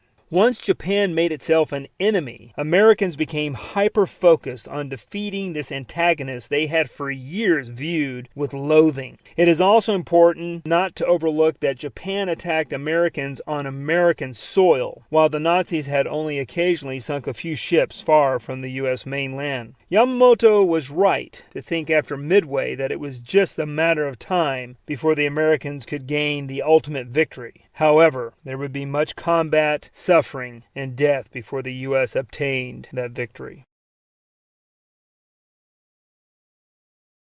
Chapter 2. Growing Up in West Virginia. To remember is to create links between past and present, between past and future. To remember is to affirm man's faith in humanity and to convey meaning to our fleeting endeavors. Holocaust survivor and writer Elie Wiesel. Woody was a farm boy from central West Virginia, a haven for independent thinkers. Since before the Civil War, the state's economy had depended on coal mining. When Virginia seceded from the Union in 1861, a loyalist government formed in the western part of the state. Defying the Confederate Army to subdue this rebellion within a rebellion, West Virginia became a state in 1863. In later years, Woody's state boasted leaders in the women's suffrage and prohibition movements, a pioneer of rock and roll, and a woman whose decoration of war graves inspired Memorial Day. It was a state of strong-willed people. Some of Woody's ancestors have lived in West Virginia or Virginia for 6 generations from the early 1700s. And although his family did not have a strong military tradition, his great-great-great-grandfather, George Jacob Helsley Jr., fought in the Revolutionary War. Woody was born to a modest family of dairy farmers on the 2nd of October, 1923, in a tiny town called Quiet Dell, 5 years after the War to End All Wars, World War I. It was the roaring 1920s, a time of peace and prosperity throughout America. He was born prematurely, weighing only 3 pounds, according to him, so the doctor and family members doubted he would live. Woody said, "I was so tiny my mother was either very tired since she had given birth to so many, or my father had run out of juice." Customary in the early 20th century, no doctor was present at Woody's humble birth. His mother had already given birth many times and was no stranger to labor pains and delivery, so a neighborhood midwife sufficed. Born prematurely, he faced many obstacles, including an absence of vital prerequisites like oxygen and heat needed to sustain a new, fragile life. There were no incubators for premature babies, although he was often placed in his father's shoebox next to the wood-burning stove to keep warm. Children born too early back then usually died. But West Virginia Hill country people were resourceful, and by chance, Woody was born under a lucky star. For weeks, many wondered if he would pull through those long fall nights. Yet, after several months, he put on weight and remarkably survived. Although Woody has given numerous interviews that he was 3 pounds at birth, this is highly unlikely because that meant he had been barely 30 weeks in the womb. Normal, healthy gestation requires 39 to 40 weeks. According to former Air Force medical doctor David Alkeck, Woody is probably incorrect he was so small. Babies weighing that much, especially in the 1920s, died. Even babies today who are that small have a difficult time surviving and would have to spend at least 1 month in the ICU to have a fighting chance, Dr. Alkeck said. Certificate Registered Nurse Anesthetist Ann R. Mandel, who is also a labor and delivery and surgical ICU nurse, declares there's no way he was 3 pounds and survived back in 1923. He would have been 10 weeks premature at that weight and around 16 inches long. The only way you could feed a child that premature was through tubes because they don't suckle, and they didn't have that technology back then to do so. And the lungs were very underdeveloped at this stage and would have needed help with the aid of machines, which they didn't have back then either. Remember, President Kennedy's premature son, Patrick Bouvier Kennedy, was born at 34 weeks and weighed 4 pounds and 10 ounces at birth, and he died 2 days later of haline membrane disease, and that was in the 1960s. If truth be told, Woody was most likely at least 36 weeks in the womb and probably over 5 pounds at birth. Still fragile, but capable of pulling through at that time in West Virginia. Either the story his family gave him or the folklore he has developed himself is, according to Nurse Mandel, highly unlikely.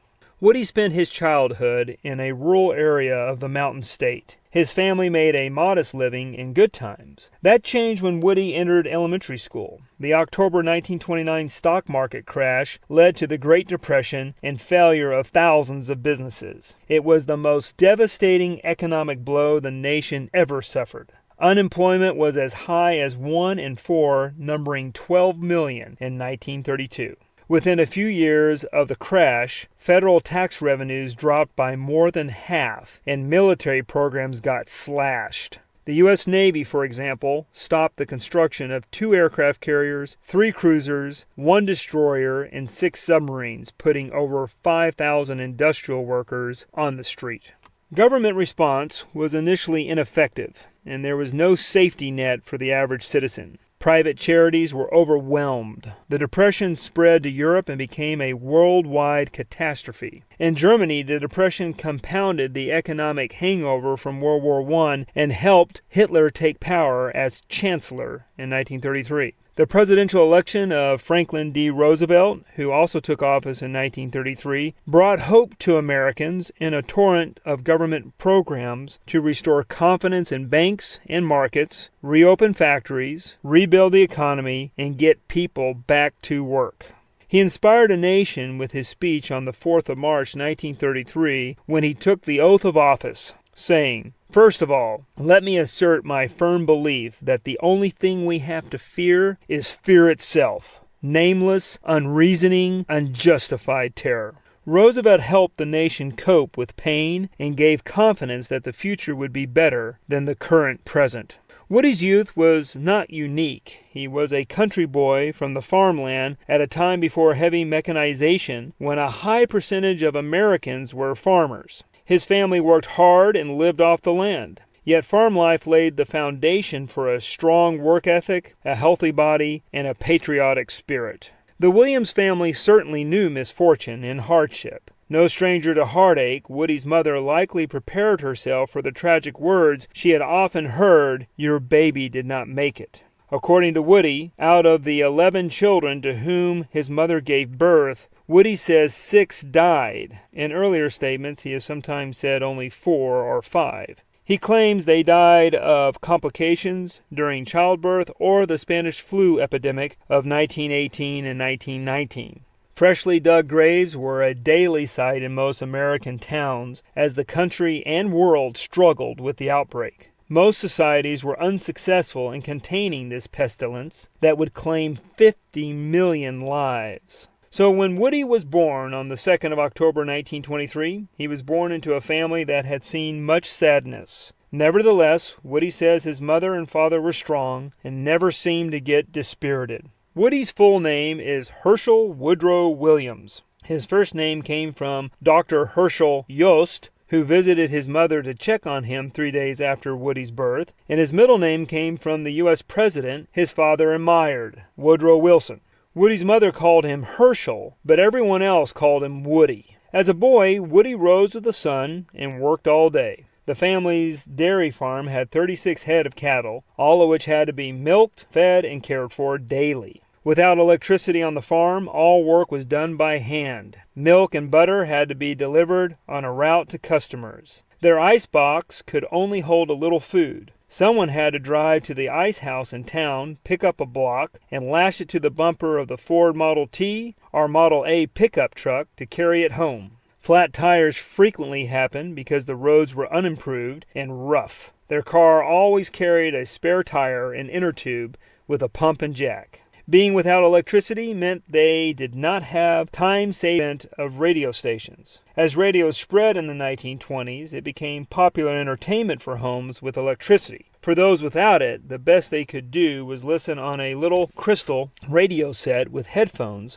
or a wind-up record player. Sometimes Woody hooked up the radio to a car battery to listen to it. Quiet Dell was so small it did not have a church. For those things, people went to Fairmont with its population of 23,000. Woody walked a mile to the elementary schoolhouse. By high school, since it was in Fairmont 7 miles away, Woody occasionally caught a ride in the morning as milk was being delivered. But as he got older, he had to hitchhike or walk back home in the afternoon. He used gas lamps to do his homework. In Woody's day, parents rarely talked about feelings. Few remembered their parents hugging them, telling them they loved them, or putting resources into education. Children were taught the family had to work together to get food on the table, and that was their main focus. Today, many American parents feel their children need therapy to be normal, but on the farm, the best therapy was to work with animals, fight Mother Nature's harsh realities, and be thankful they had a roof over their heads.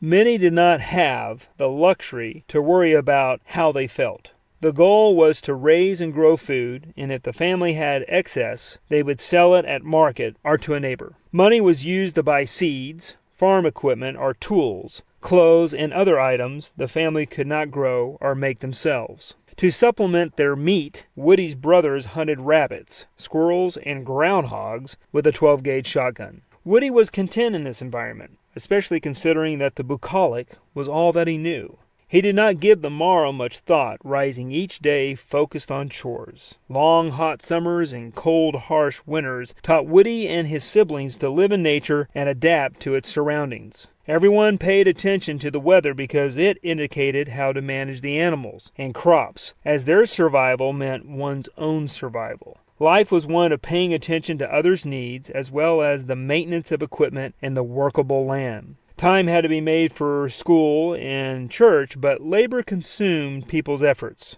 Woody settled into a routine, and when one chore was done, there was always another. Canning vegetables, feeding hogs, repairing the barn, and so on. Back then, the man of the house had a crucial role in the heavy work like planting, weeding, and harvesting crops, tending animals, mending fences, and repairing the barn and other buildings. As a consequence, on the 5th of December 1934, when Woody was 11 years old, the family suffered great tragedy when his father, Lloyd Dennis, died of a heart attack at the age of 46. He absolutely worked himself to death, Woody said. Life was upended for Woody with his father suddenly gone because Lloyd always awakened everyone and assigned the chores. Woody was young and does not remember the family staying grief-stricken. His mother, Lorena, felt distraught when it happened, but she and the children were accustomed to life's hardships. Lloyd was buried in the E.T. Vincent graveyard next to 3 of his deceased children. The remaining family members undertook more responsibilities to ensure their survival. Woody learned early that those you love can and will die right before your eyes. However, instead of being paralyzed by it, he learned to move forward with life. Such events taught people to live in the moment,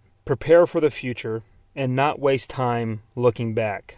Harsh as it was a lesson that would serve Woody well a short 9 years down the road. Running a dairy farm and raising 5 kids was toilsome. Now the same chores had to be done without their father. Fortunately, the boys in the family were old enough to do the milking, churning butter, feeding cattle, and mucking out the barn. Unlike many families during the Great Depression, Woody's family did not go hungry. Milk, cream, and butter were dietary staples and always in demand, and the Williams family grew their own food. West Virginia never suffered from drought like Oklahoma and other states did during the Dust Bowl. The economy improved after the government's New Deal began in 1933, but it was a gradual improvement that occasionally backtracked from year to year, not a sudden return to boom times. Woody developed a profound respect for his mother, Lorena. Everybody called her Rennie, who endured the family's trials with dignity. She never complained, even when distressed, but presented a strong face and did not retreat into a cocoon of sadness. Although not well educated, she kept detailed account records of the farm and made sure their home was orderly. She educated herself by reading McGuffey's Readers, a series of graded primers commonly used for elementary school from 1st to 6th grades. Rennie made sure the family worked as a unit and ate the evening meal together. During these meals, Woody remembered two things his mother emphasized: don't lose your temper, and never use foul language. Even today, Woody rarely curses and dislikes seeing it in print or hearing it, although he spent years in the Corps and the Veterans Administration, the VA, where profanity was commonplace. However, Woody did curse like a sailor when he was a Marine. Woody and his siblings obtained an education despite their hardships, and they walked to the schoolhouse both ways in the snow. Sometimes the kids walked a mile to and from school barefoot during the summer. In the winter, they always had shoes on. They had a basic understanding of math, history, government, and English by the time they became teenagers, something becoming widespread in their generation, even in West Virginian rural areas. One of the most fundamental principles instilled in Woody's generation was the commandment, "Thou shalt not kill," or "Thou shalt not commit murder." Exodus 20, verse 13, and Deuteronomy 5, verse 17. Many called to serve their country worried if they were violating God's law when they did so. Was it right to fire at enemy soldiers, sink an enemy ship, or shoot down an enemy plane? Were they permitted to support others who did the killing? Did it depend on whether the enemy soldier had tried or was at that instant trying to kill you or your friends? If killing in self-defense or in defense of others was not prohibited, what were the limits of defensive action? Some of the Ten Commandments had long been a cornerstone of law in most civilized Western nations, and these issues were highlighted in the 1941 film Sergeant York, starring Gary Cooper. Woody described the dilemma. "We were raised with the belief that you didn't kill others, period. Then we were taken into boot camp and taught to kill. Our drill instructors taught us in order to win the war and survive, we had to bring overwhelming violence to the enemy and believe in the truism, kill or be killed. Then later, when we did kill, we had a hard time reconciling this with how our mothers and churches raised us. Regardless of how effective we were on the battlefield, I feel most of my brother Marines never got over having to slaughter the Japanese." In some respects, the typical Marine was at a disadvantage because he comes from a civilization in which the taking of life is prohibited and unacceptable. Boys of the 1920s and 1930s were indeed raised in an environment that taught them physical toughness, but in learning how to quote-unquote man up when defending yourself in a fight or argument, they also were taught to always value other human beings. This lesson was given by their parents, teacher, or clergy, reading verses or stories from the Bible that included the Golden Rule, the Good Samaritan, the Prodigal Son, the Sermon on the Mount, and others. Woody talks about the upbringing of American boys during this time that included a high regard for human life. The sentiment plus the horror that the carnage of World War I had failed to bring lasting peace to the world gave rise to the isolationist movement in the United States. Americans retreated even deeper within their country, searching for an isolationist policy that would spare them the agony of another great war. Issues about how and why a military should be used globally were often discussed among U.S. leaders at this time. When Woody talks about the necessity of a strong military and willingness to use it, he struggles with the teachings of his youth that held that everyone is made in God's image. Genesis 1, verse 27. Such conflicts continue to plague Woody as he reflects on his upbringing, military career, and the U.S.'s role in world affairs. But philosophy and morality were rarely discussed at Woody's home. As in most rural homes, the environment was rudimentary, leading to little discussion about larger philosophical issues. Unlike today, with television, radio, and constant blog feeds raising issues of genocide, murder, war, and politics hourly, life in the 1930s focused on family, earning a living, and recovering from the Great Depression. Issues about how and why one should kill only became a heated debate when the U.S. entered the war full throttle in December 1941. Woody's home had no plumbing, electricity, radios, televisions, or locks. The first commercial AM radio station, KDKA in Pittsburgh, didn't begin broadcasting until 1920. It was popular, boosting the sales of radios and the openings of radio stations across the country. The use of many inventions, light bulbs, electric irons, washing machines, electric fans, and movie projectors, were only for those with electricity. During summer, they opened their windows at night due to the lack of air conditioning, and during winter, they heated each bed with a brick from the fireplace. Adapting to the weather was something they, as most of their ancestors, had done, and they knew they could acclimate to the weather. Woody was conditioned as a boy to accept and adjust to this environment. Farm life toughens people. Places they were sent during the war tested their ability to adapt under extreme conditions, and having such upbringings helped them adjust to the different meteorological conditions they would experience.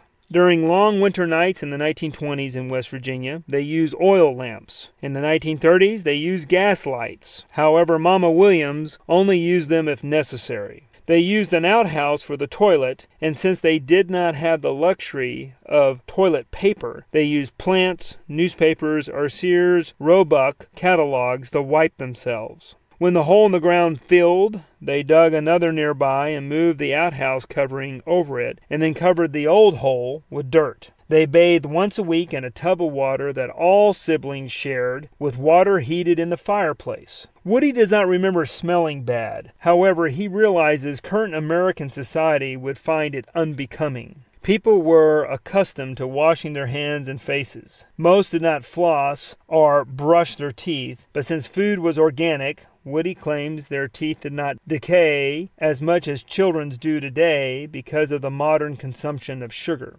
In fact, Woody owned his first toothbrush at the age of 19 when the Marines issued him one. When the family had a bad tooth, they pulled it out with a string tied to a door or used iron pliers to take it out. They were primitively self-reliant compared to today's standards. News traveled slowly during those days when Woody worked the farm. There was a relatively wealthy uncle living nearby who owned a radio, whom Woody visited. It and the newspaper provided the news. However, the family did not spend much time thinking about politics and world affairs. They worked to survive. Besides the harsh realities of living off the land without a father, Woody coped with an older brother who he felt was a bully and downright mean. Lloyd Dennis Williams Jr., June, was 6 years older than Woody and picked on his siblings.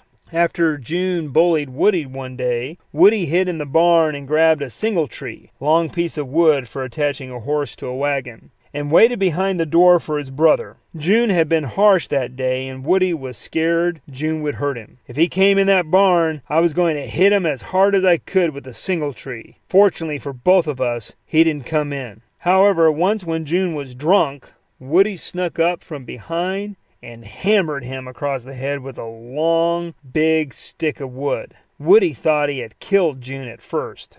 Woody took advantage of the opportunity and enacted his revenge. Usually, though, Woody avoided June like the plague and spent time with another older brother, Gerald, who was Woody's best friend. Not all of Woody's life was hard. He found the timeless comforts of coming of age, swimming in rivers or lakes with his friends, and playing cowboys and Indians or baseball. As a teenager, he often went to the dance halls on the weekend with local girls. This was a place the boys showed off their strength to prove who was the toughest. Almost every night there was a fight outside the dance hall. When this happened, somebody would yell, "Fight!" and we would all exit to watch who was going to fisticuff it with each other, Woody said. This was especially true if someone was called a liar or a son of a bitch. If that happened, Woody said, then those were fighting words. When asked if he fought much, Woody said, "Yes, I had my fair share. However, I usually stayed away from fighting and remained reserved in most situations."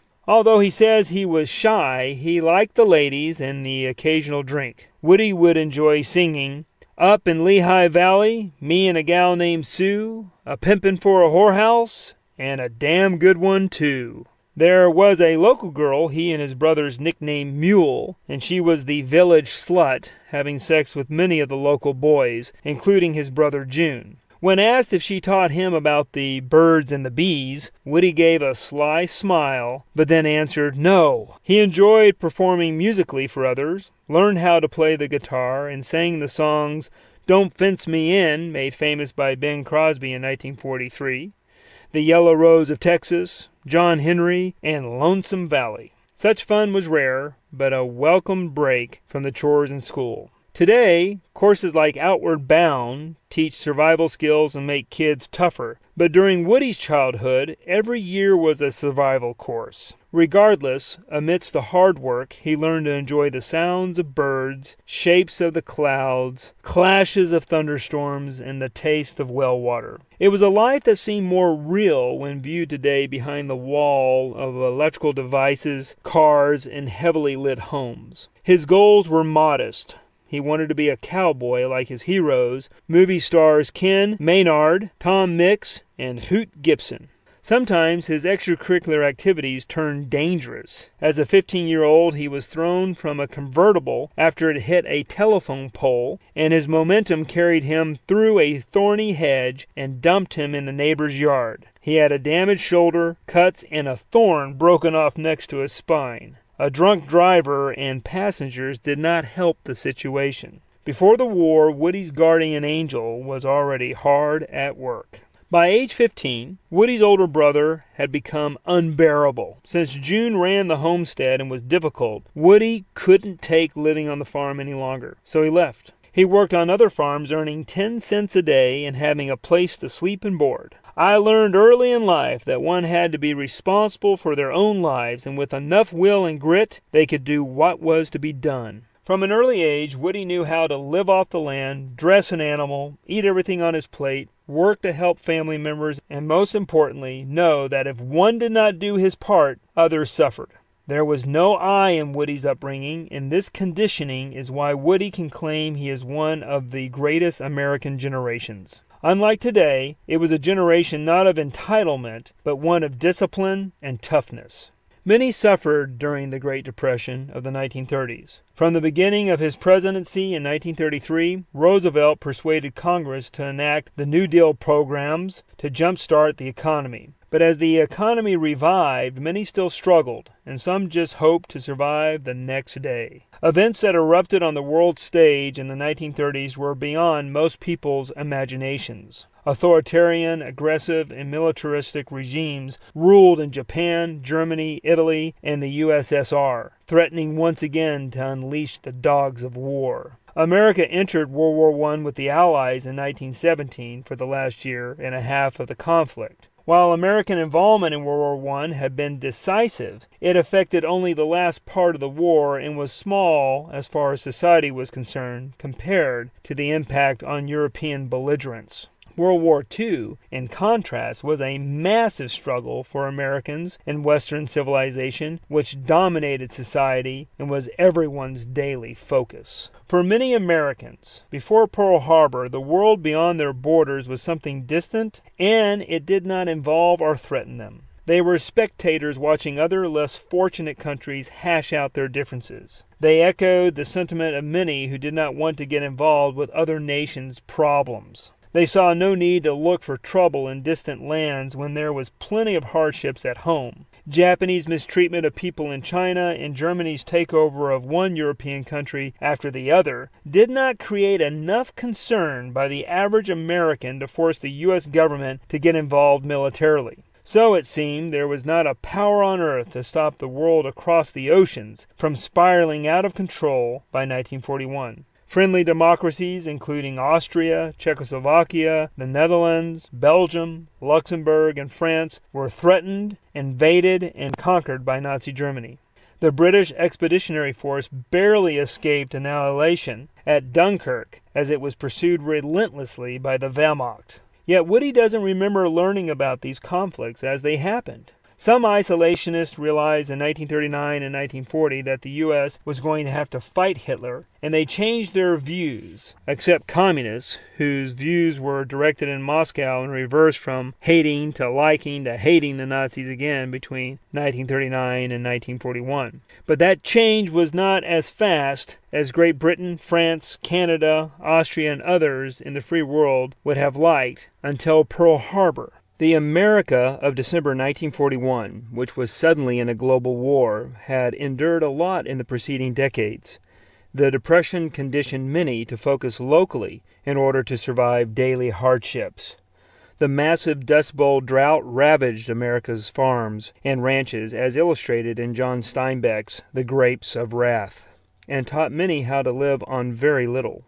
Roosevelt worked diligently to revitalize America with New Deal infrastructure and social welfare programs that helped to rebuild the U.S.'s economy. But it was a slow process. Recovery from the Great Depression would not completely materialize until the outbreak of war, when mobilization of the war economy forced a rapid uptick in industrial production that brought back employment. One of the New Deal programs for which Woody enlisted in July 1940 was the Civilian Conservation Corps, the CCC, in which more than 3 million served from 1933 until 1941. His older brother June had left the farm by then and served in the CCC, and had motivated Woody to join because the pay was good. Also, Woody was tired of working on other people's farms and knew the money was better in the CCC. Reserve Army officers were put in charge of CCC camps, and military discipline was enforced. This organization provided Woody an escape, since it seems he was headed down the wrong path. In a 1956 interview Woody gave, journalist George Lawless wrote, "His reckless behavior and young devil-may-care attitude made him a thorn in the side of authorities. He quit high school in his freshman year, and school officials breathed a sigh of relief." Woody even admitted he was headed for a reform school. His life was not going in the right direction. He was going to be an uneducated young man with little prospects except working on his family's farm. Not wanting to go back to school, Woody decided to join the CCC. Woody was first sent to Morgantown, West Virginia, where he entered a camp, was issued a uniform and work clothes, and indoctrinated about discipline and expectations.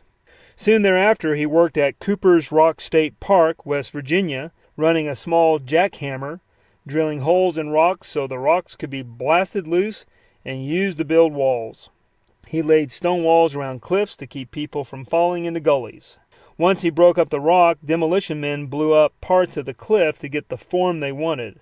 In October 1941, he, along with 200 other men, was transferred north and built jack fences in Whitehall, Montana, along government property. In the Rocky Mountain Forest, they cut down pine trees to make posts and fences.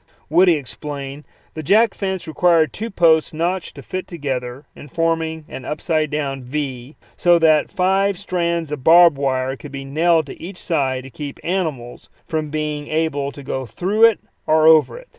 The fence was about 8 feet tall. They built miles of fences, working from morning until nightfall, supervised by military personnel and civilians skilled as woodsmen. Cutting long posts by hand from down trees, hauling them onto trucks, unloading them, and then using them to build fences was back-breaking work. But for these young men, the hard labor was inadvertently conditioning them for the military that most would join with the outbreak of the war. Woody also drove a 2-ton dump truck, hauling dirt and coal, and learned auto mechanics.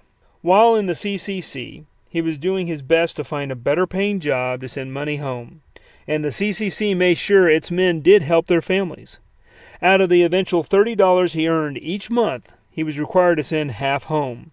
This helped his mother run the farm. Even giving up some of his pay, he still felt rich.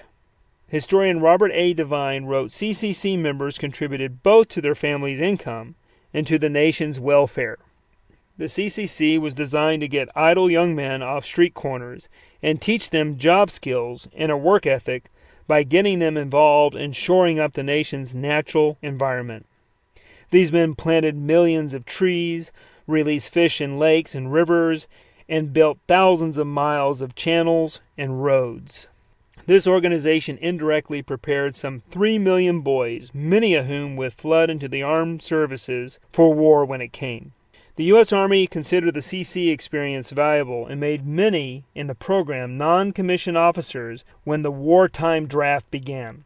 The CCC taught them the value of teamwork, physical fitness, and loyalty. While in the CCC, Woody's world changed in December 1941 as most Americans were forced to look beyond their borders and engage totalitarian regimes in war. Chapter 3. Destiny Hangs by a Slender Thread. General Holland M. Howland Mad Smith. It is easier to start a war than to end one. Japanese Ambassador Saburo Kurusu. One weekend in Montana, while cleaning their barracks on the 7th of December 1941, Woody and his CCC comrades were challenged to look globally when Japan's secret attack forced people to consider America's geopolitical role. The isolationist movement disappeared and the Japanese instantly became the most hated enemy in American history. Montana's Senator Burton K. Wheeler, an isolationist, changed immediately. The only thing to do now is to lick the hell out of the Japanese, he said. The Japanese gave the average American a cause he could understand and believe to be worth fighting for. The sense of surprise, disbelief, and disgust at the sneak attack was genuine. Following Germany and Italy's declarations of war against America on the 11th of December, came others from Romania, Hungary, and Bulgaria. Historian Gerhard Weinberg notes, "The whole world was indeed now aflame." Americans flocked to recruiting stations, although most could not have found Japan and Germany on a map. Woody recalls that most CCC colleagues did not even know the location of Hawaii. Even well-informed Americans did not know where Pearl Harbor was. Admiral Yamamoto, who planned the attack, hoped the destruction of much of the Pacific Fleet would discourage America from intervening in Asia, causing her to sue for peace and leave Japan to rule the Far East. Japan deeply resented the white race ruling Asians. For instance, the Pan-Buddhist organization known as the Myokai issued the following proclamation. Revering the imperial policy of preserving the Orient, the subjects of Imperial Japan bear the humanitarian destiny of 1 billion people of color, the Asians. We believe it is time to effect a major change in the course of human history, which has been centered on Caucasians. Also, Japanese leaders felt they were better placed strategically than the U.S. or Europe to fight the rise of communism in Asia, and wanted a free hand in attacking these forces. As Japanese Prime Minister Fumimaro Konoe said in 1938, "The new order has for its foundation a tripartite relationship of mutual aid and coordination between Japan, Manchukuo, and China in political, economic, cultural, and other fields. Its object is to secure international justice, to perfect the joint defense against communism, and to create a new culture and realize a close economic cohesion, stabilization of East Asia." The empire's leaders often use flowery words to conceal aggressive, militaristic behavior hiding behind a mask of liberation. In reality, the Japanese were not seeking to end imperialism in Asia. They were simply determined to take the place of the Europeans and Americans as masters. When Marine Lieutenant Colonel Graves Erskine was stationed in Beijing from 1935 to 1937, He had several meetings with Lieutenant General Kinji Dohara, called the Lawrence of Manchuria, since he was instrumental in the 18th of September 1931 invasion of Manchuria. Japan had detonated a bomb at the South Manchurian Railway Mutkin incident and used that ruse to attack and conquer China and establish Manchukuo. One day Erskine asked Dohara, "Just what are you doing over here in China?" Dohara answered, "I think, old lady, China sick old lady. I speak in parable about China. She do not need Uncle Sam, but what she need is Dr. Japan." That doctor was not there to heal and help, but to find ways to keep the old lady so sick that she would be a slave and unable to offer resistance. Ironically, Dohara was an opium addict and the mastermind of the Chinese drug trade, which kept some of the old lady China sick on opium. The League of Nations pointed out in 1937 that 90% of all illicit drugs in the world, primarily cocaine and opium, were of Japanese origin, supplied specifically by the Imperial Japanese Army and its government. Besides controlling the drug market, Japan also wanted a buffer state, that was China, between it and the Soviet Union, which Japan felt it would eventually have to fight. Japan's policies in former white colonial areas, now under men like Dohara and Hirohito, according to historian Saburo Inaga, were even more atrocious than those of the former governing countries. Japanese felt slighted at not being allowed to control China and elsewhere to the extent of European powers after World War I, and were upset the major powers had blocked a clause against racism in the Treaty of Versailles. Prime Minister of Japan, General Hideki Tojo, believed Americans had no stomach to fight and would back down at the first confrontation with its forces. Many Japanese, due to propaganda, believed that if they fought the Americans, they would prevail because as a democracy, Americans cannot unite for a common purpose. One blow against them, and they'll fall to pieces. Clearly, history has since shown that the Japanese underestimated both the strength of the American character and how swiftly and effectively the U.S. would respond to an attack on its democracy. America would not make peace from a position of weakness. More importantly, forcing the entry of the U.S. into the war ensured the survival of the beleaguered United Kingdom, as well as the defeat of Nazi Germany, Fascist Italy, and other Axis powers. When Winston Churchill received news of the Japanese attack at Pearl Harbor, he exclaimed, "As of that time, the Allies had won the war. It may take time, but with the U.S. on England's side, they would defeat Hitler and Mussolini and grind Japan to powder." Japan created the opposite response it had intended. America would not leave Asia to Japan and would never ignore an attack on her sovereignty. When war erupted, Woody was confounded. Many CCC comrades joined the army, but he did not want that service. He stayed on with the CCC until March 1942, when he requested his discharge. He returned home thinking he would go to war right away, but to his surprise, he was not drafted. Since he did not volunteer for service after he left the CCC, a friend convinced Woody to work with him in a factory. When he returned to Quietdale, besides helping his mother, Woody also took a hot and dangerous job in a steel mill in Sharon, Pennsylvania, manufacturing anchor chains. After 3 months there, he started having sharp chest pains and spitting up horrible stuff and blood. When the foreman refused to give him a different job, he quit and returned to Fairmont to drive taxis for the Kahn Transportation Company. Woody had not received a driver's license yet, but a friend somehow got him one, and he officially became a chauffeur. Besides driving people around, he also delivered Western Union telegrams. As America deployed its forces, the U.S. lost servicemen killed in action. The understaffed military notified families by sending Western Union telegrams. Woody had the unenviable job of delivering those telegrams to distraught families. To compound his discomfort, Woody was required to knock on the door, wait for someone to answer, hand them the telegram, and wait for a family member to sign for it. Often people read the telegram to know what they were signing. Most, upon learning their loved one had died, broke down. Several looked at Woody and asked, "Why did this happen to my husband? Why did this happen to my son?" Woody had no answer and was emotionally overwhelmed. These experiences gave him an appreciation for the fragility of life and randomness of death. On the other hand, he enjoyed working as a taxi driver, as he enjoyed the people and the pay was good. One day, a lovely young lady, Ruby Meredith, missed her bus home to Meadowdale and flagged Woody to drive her home. He found her attractive, but they only exchanged a few pleasantries.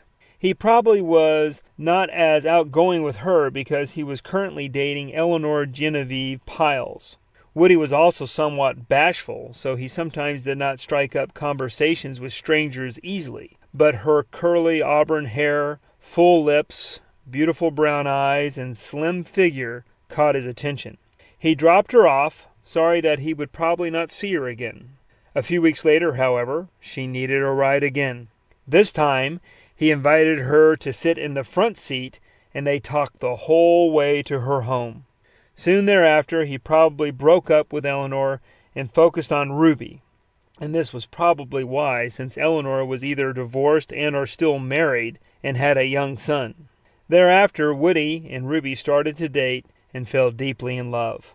Either in late 1941 or in the spring of 1942, Woody explains he showed up at the Marine Corps recruiting station, but was told he had a problem. One had to be 5'8" to join, but he claims he was 5'6". He often fibbed and said he was 5'6", when in reality he was 5'5" and 1/4 inches. He was upset when the recruiter rejected him. Although 18, he still was not drafted yet. He could have gone to another service, but he had his heart set on the Marines. However, it seems his understanding of the requirements was incorrect. Prior to Pearl Harbor, the standard for the military was to be at least 5'5", so he was tall enough to serve. If he avoided volunteering, then he probably wanted to avoid the service as long as he could and wait for his call-up. This discrepancy of how Woody remembers entering the Corps is reconciled by historian John T. Hoffman. I suspect Woody is trying to provide reasons that were beyond his control why he waited so long to enlist, when the reality is probably something else. I'd be willing to bet he joined when he was drafted. No records exist of him volunteering, and the only document we have about Woody's manner of enlistment is his registration draft card from the 30th of June 1942. In his card, one sees Woody struggled with his height again, fibbing this time by 2 inches by writing 5'7". Furthermore, it appears Woody's height also should not have been a problem by looking at other Marines' enlistment files. In August 1942, later Medal of Honor recipient Jack Lucas was accepted in the Marine Corps with the same height Woody had, 5'5" and 1/4 inches. And in September 1942, another later Medal of Honor recipient, Tony Stein, was accepted in the Corps with the height Woody had been telling people he had, namely 5'6". And Don Graves, Iwo Jima veteran and fellow flamethrower operator, was accepted in the Marine Corps in August 1942 and was even shorter than Woody by 1/4 inches, standing at a flat 5'5", 65 inches. Graves even claimed there were a few guys in his unit shorter than him, like Robert C. Phillip in Woody's regiment, who stood 5'4" and 1/2 inches. Woody states that a few months later, after he had been rejected by the Corps, the Marines changed their height requirement and he rushed to the recruiting office to volunteer. Woody sarcastically said that finally the Corps would take little runts like me. Influenced by Marines he had met as a child, he did not want to serve in any other service. According to Hoffman and the registration card, Woody was, however, drafted and did not volunteer. Yet once drafted, he picked the Corps.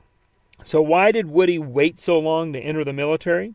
According to Hoffman, those who waited like Woody probably were hoping they wouldn't have to go at all.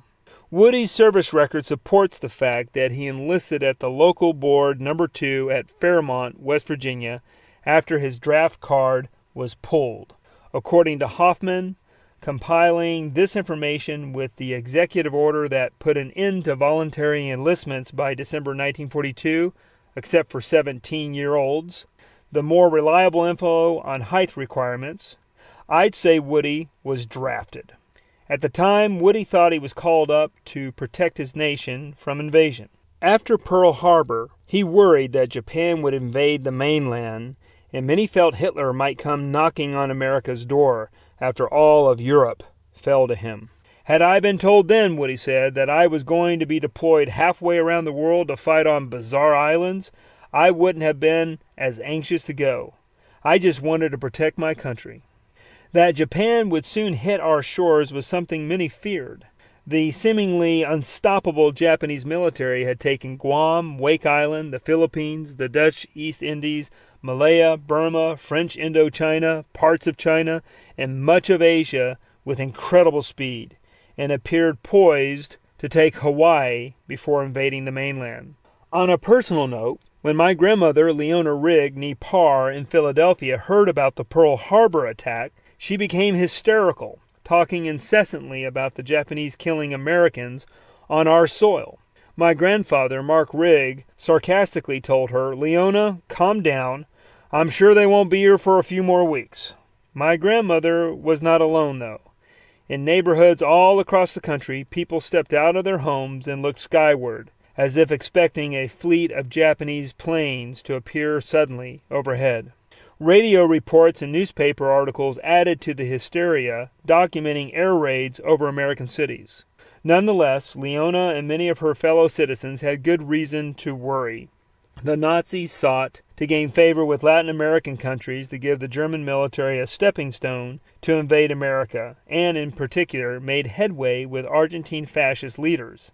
Hitler's henchmen even devised plans for invading the U.S. Meanwhile, Japanese submarines shelled the California coast in February and Oregon in June 1942. If they could sink the U.S. Pacific Fleet in two smaller attacks, what could they do if they decided to attack the West Coast in force, which did not have the full complement of battleships to protect it? For many Americans, fear for both the nations and themselves was well-founded. Chapter 4. Joining the Marine Corps. War makes heavy demands on the soldier's strength and nerves. For this reason, make heavy demands on your men. United States Marine Corps Training Doctrine. We must lust for battle. Our object in life must be to kill. We must scheme and plan night and day to kill. General Leslie J. McNair, Director of U.S. Ground Forces Training Program, 1942. President Ronald Reagan said, "Many people live their whole lives wondering if they made a difference in this world. Marines don't have that problem." Woody's mother was unhappy he was entering the Marines, although, being 19 and a half years old, he was past the draft age. In some reports, he claims he joined when he was 18, but the records do not bear this out. She wanted him to remain on the farm, but Woody was on the road to becoming a leatherneck, as Marines were often called. After he was drafted, he was granted his request to join the Marines and left in May of 1943 for the Marine Corps Recruit Depot, MCRD, in San Diego. The documents note he was 65.25 inches tall, 5'5" 1/4 inches, and weighed 165 pounds at enlistment, although Woody continued to fudge his height, claiming he was 5'6". According to the National Heart, Lung, and Blood Institute, Woody's body mass index, BMI, showed he was overweight, nearly tipping the scale towards obese. When asked about how plump Woody was, he replied, "It was all that good farm cooking Mom did." It seems this weight also bothered him, like his height, and he later would also fib about it, telling journalists that he was actually 135 pounds when he started with the Corps. Soon, though, regardless of his weight, Woody's new lifestyle with the Corps would transform him from an average, portly citizen to a hardened, combat-capable Marine. Because he lived east of the Mississippi River, he normally would have been assigned to boot camp at Parris Island, South Carolina, but Parris Island was at capacity, so Woody reported to San Diego. He was what Parris Island recruits jokingly referred to as Hollywood Marine, not only because of the geographic location of San Diego to Tinseltown, but also because Marines there actually often made war movies as part of their training. Before going, Woody and future Marines took the following oath: I will bear true faith and allegiance to the United States of America, that I will serve them honestly and faithfully against all their enemies whomsoever, and that I will obey the orders of the President of the United States and the orders of the officers appointed over me, according to the rules and articles for the government of the Army, Navy, and Marine Corps of the United States. Woody and fellow recruits left on the 27th of May, 1943, with the rank of private after taking their oaths, having, in short, put their lives in hock to the most fearsome and hazardous of the country's armed forces. Woody traveled by train with 6 other West Virginia boys that picked up recruits from various stops across the nation during a 5-day transit to the Golden State. Along the way, Woody admired America's vastness and wondered if he would make the grade to become a Marine. He pondered on the test he would face not only in the Marines but also against the enemy. The day he stepped off the train near downtown San Diego was the first time he had seen an ocean.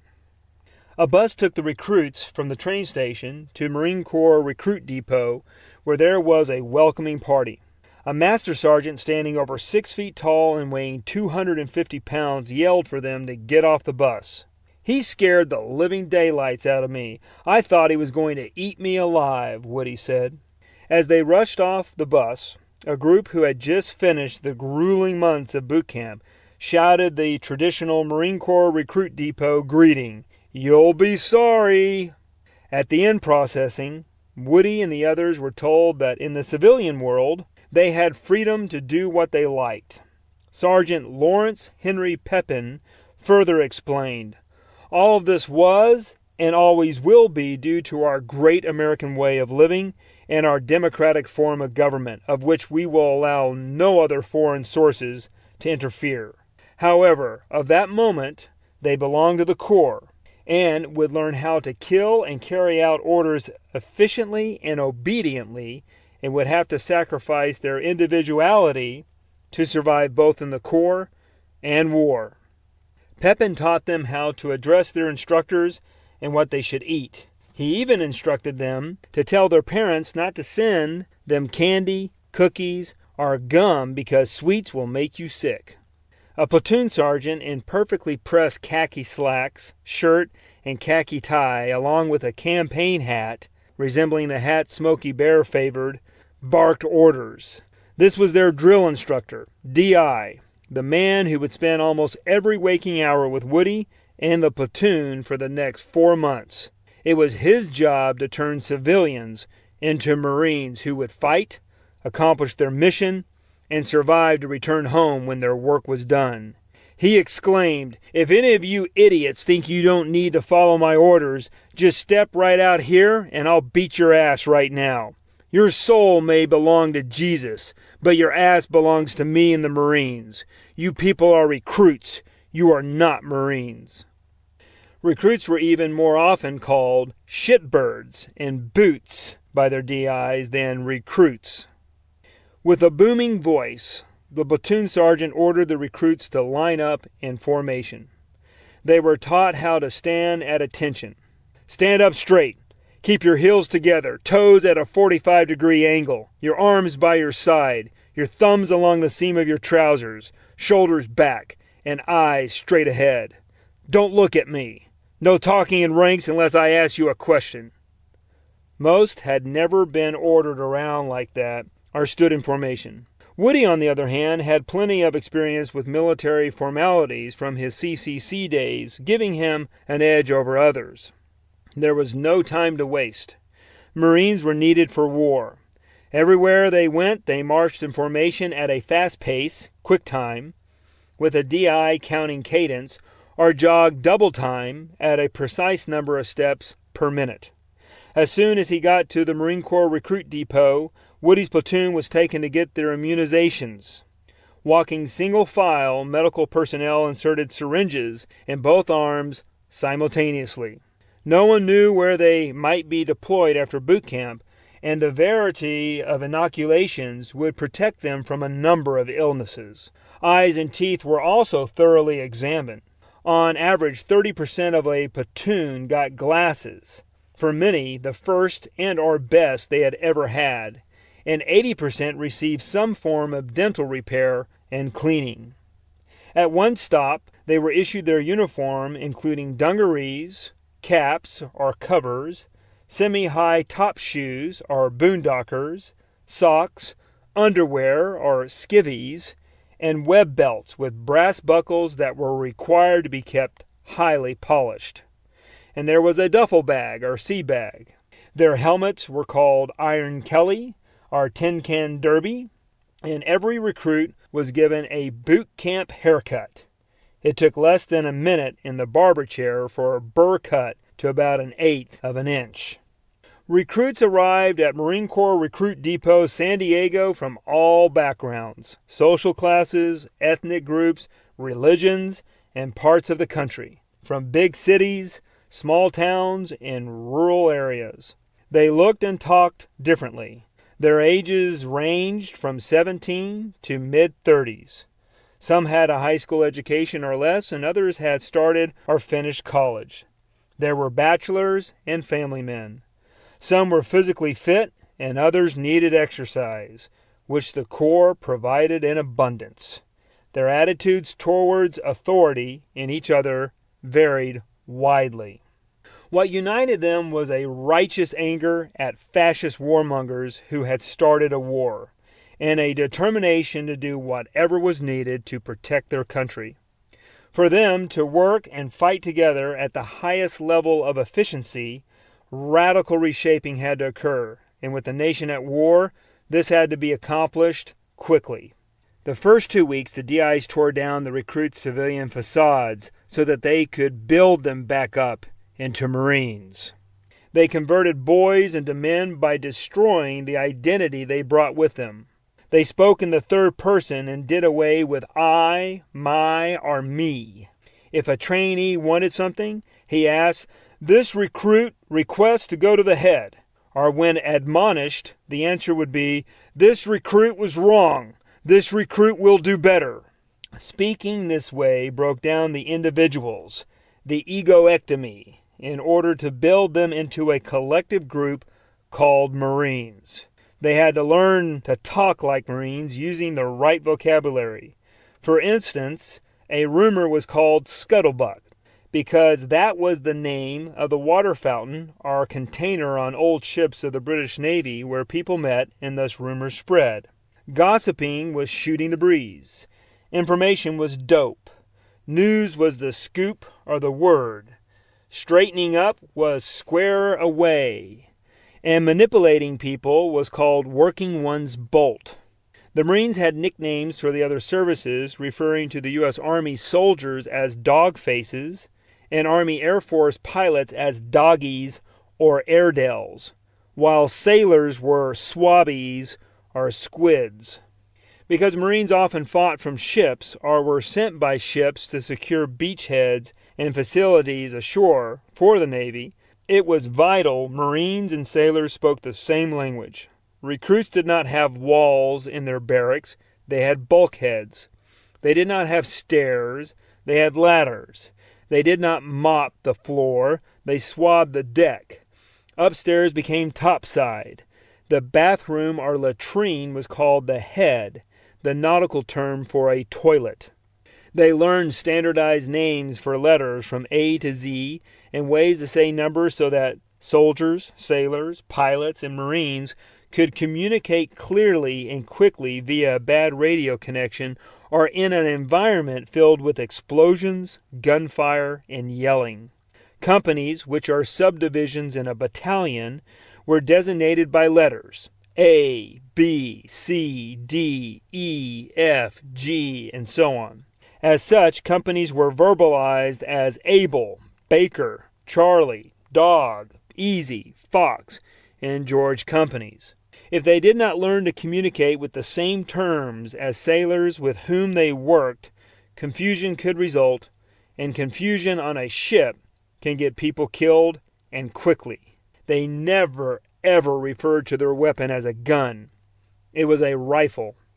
When someone called it a gun, the DI often had that person march around the barracks yelling, "This is my rifle," and then hold up his M1 rifle, and then grab his genitalia with his other hand and yell, "And this is my gun." "This is for fighting," he would bark, holding up the M1 again, "and this is for fun," and then grab himself again. This happened to Woody, so he had to run between two barracks for several minutes, nude, holding himself and his rifle while yelling out the ditty. After that, "I never called my rifle a gun again," Woody explained. They jogged, hiked, ran obstacle courses, went through bayonet drills on dummies, learned hand-to-hand combat with K-bar knives, practiced throwing live grenades, performed gas mask drills, and did calisthenics together. When not otherwise occupied, they marched, and marched. Their beds or racks had to be made exactly as instructed, and the barracks kept spotless. DIs performed white glove inspections so that the recruits would clean so well nothing could be found wrong. Shoes and boots had to be cleaned and cared for, and brass polished until it gleamed. The DIs yelled at recruits face to face and demanded they do things better and faster, repeating tasks until they got them right. Anything else was unacceptable. Day started with a bugle calling reveille before the sun rose and ended late at night. Every evening when Woody's head hit the pillow, he immediately fell asleep. The first 2 weeks, they wore their own footwear because they did not have enough boots in supply. The endless marching tore up shoes, and Woody had holes in each one. For days he put cardboard in his shoes, protecting his feet as best he could from the marching. Adjusting to barracks life took time, including the lack of privacy, using the restroom, and showering in the open. Getting used to different personalities also took time. Food was nourishing and plentiful, and on average 3,300 calorie diet per day was consumed by each recruit, which was fortunate, as they burned hundreds of calories doing the things they did. But they were always rushed in and out of the dining and chow hall and were always hungry. One day, during rare downtime, Woody climbed into his bunk and fell asleep. Another Williams in his platoon decided to play a joke. While he was asleep, he tied Woody's shoelaces around the bed springs. When the DI ran in and yelled for the recruits to form up outside, Woody could not get up. As a result, the DI punished him. Woody was furious with the other Williams from Tennessee, so later, after hours, he challenged him to a fight.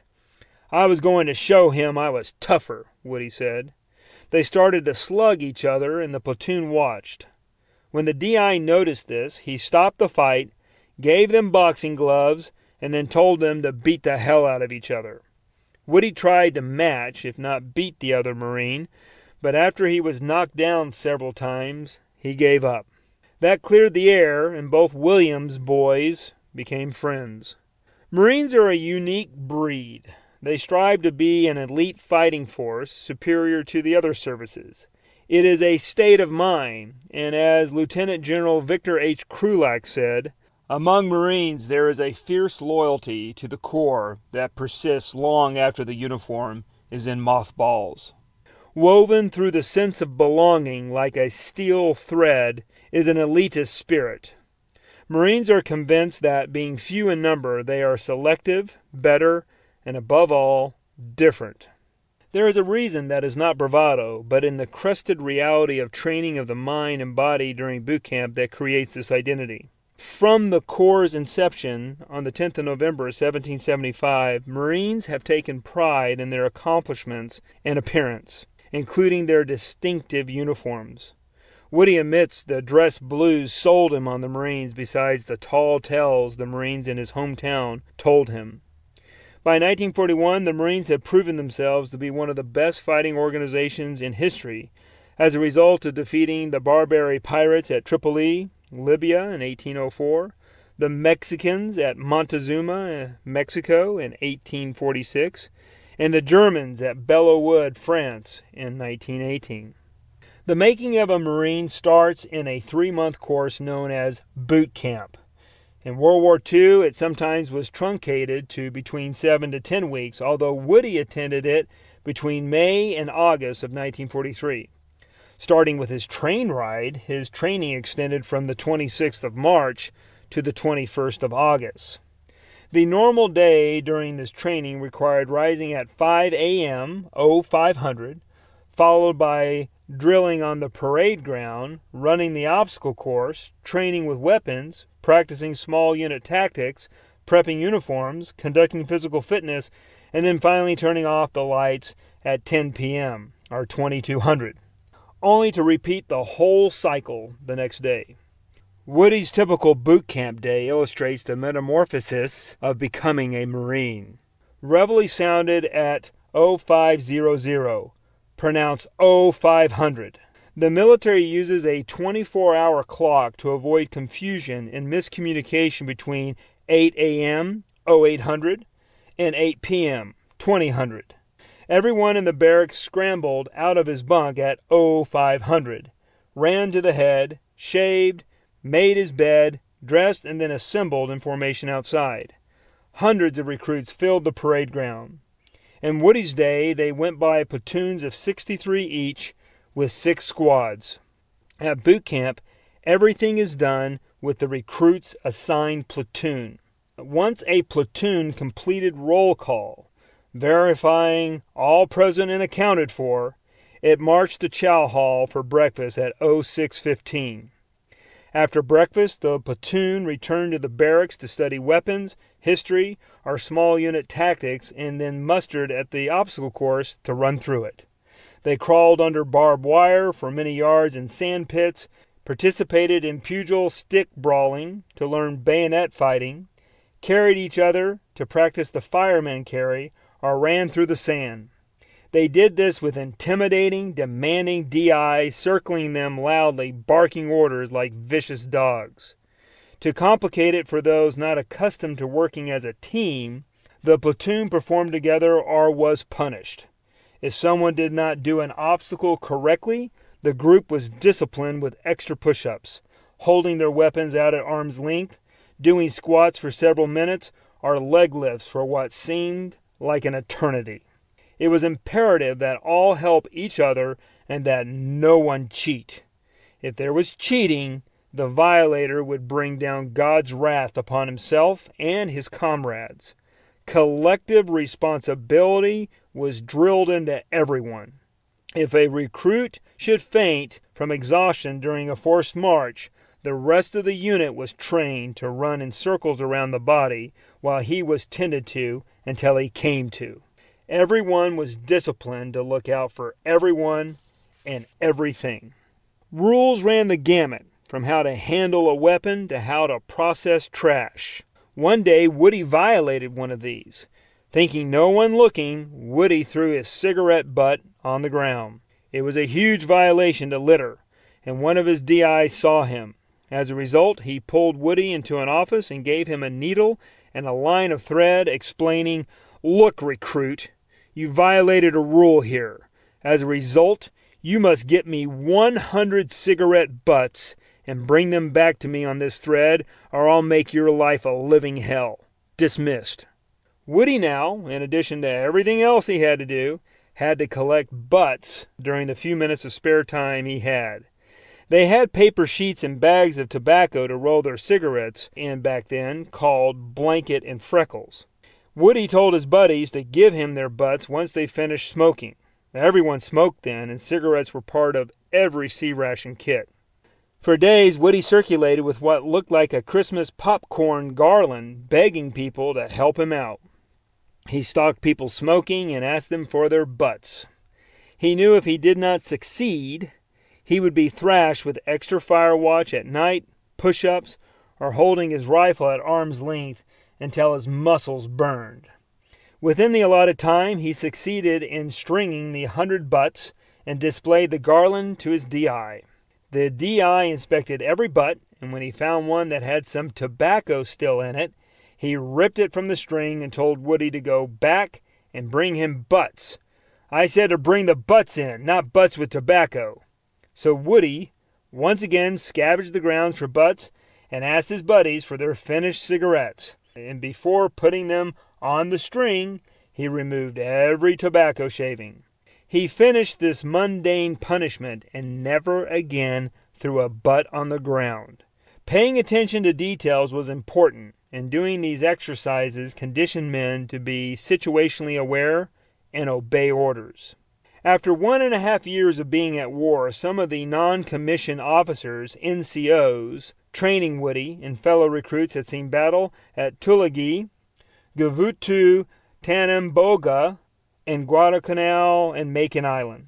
They knew what Woody and his soon-to-be fellow Marines would face and returned to the States to teach recruits lessons they had learned about enemy tactics, weaknesses, and strengths. This policy of rotating men out of combat to instruct recruits improved the capabilities of U.S. warriors. Recruits were told that Japanese soldiers were tough adversaries, but that American servicemen could defeat them. They were taught that the hatred the Japanese had for them was more intense than they could imagine. Journalist Christopher Hitchens called the Japanese Zen-obedient zombies bent on world domination, who viewed their country's membership of the Nazi fascist Axis as a manifestation of liberation theology. Their DIs told them that most Japanese viewed Americans' kindness and sense of fairness as an exploitable weakness. Feigning surrender or asking for medical help once overrun and wounded, they would pull out a grenade and kill themselves and the Americans nearby. Japanese booby-trapped everything, including attaching blocks of TNT to cases of Scotch whiskey and even filling coconuts with powder charges. They rigged their wounded and dead with explosives. English-speaking soldiers dressed up like Marines and called for help, only to kill the corpsman once he arrived. As a result, Marines and GIs became reluctant to take prisoners, preferring to shoot first and ask questions later about the suicide bomber. The enemy seemed surreal and otherworldly. The battle-hardened commanding general on Guadalcanal, and later the 18th United States Marine Corps Commandant, Alexander Archer Vandergrift, remarked he had never heard or read about this kind of fighting. Although the DIs described this Japanese behavior until the Marines experienced it in battle, they could not comprehend it. The prospect of fighting a nation of 73 million who were willing to die for a religious and patriotic cause was frightening. The prospect of a nation with one of the most modern and sophisticated engineering and military communities in the world bringing its might and fanatical resolve against the U.S. was terrifying. To bring down Japan, boot camp conditioned men to know how to kill their enemies. The DI's job was daunting, turning Roosevelt's war policy into action. NCOs got recruits physically fit and knowledgeable of the Corps, no small task, and conditioned them to wanting to kill their enemies. The majority of Marines fought with Nimitz's forces in the Central Pacific and had to conquer numerous islands to secure the stepping stones to reach Nippon's shores. This was a huge undertaking. Besides training recruits to fight as a unit and operate various weapons effectively, the military had to condition men unlike they had been raised to be peaceful, law-abiding members of a free society. In a democratic, civil society, attacking and killing strangers was unacceptable and, if not in self-defense, criminal. Schools, the Boy Scouts, and churches of pre-war America had prepared the nation's youth to be productive citizens, good family members, and ethical people. The armed forces had mere months to prepare the recruits, volunteers, and draftees to survive and succeed in a radically different environment.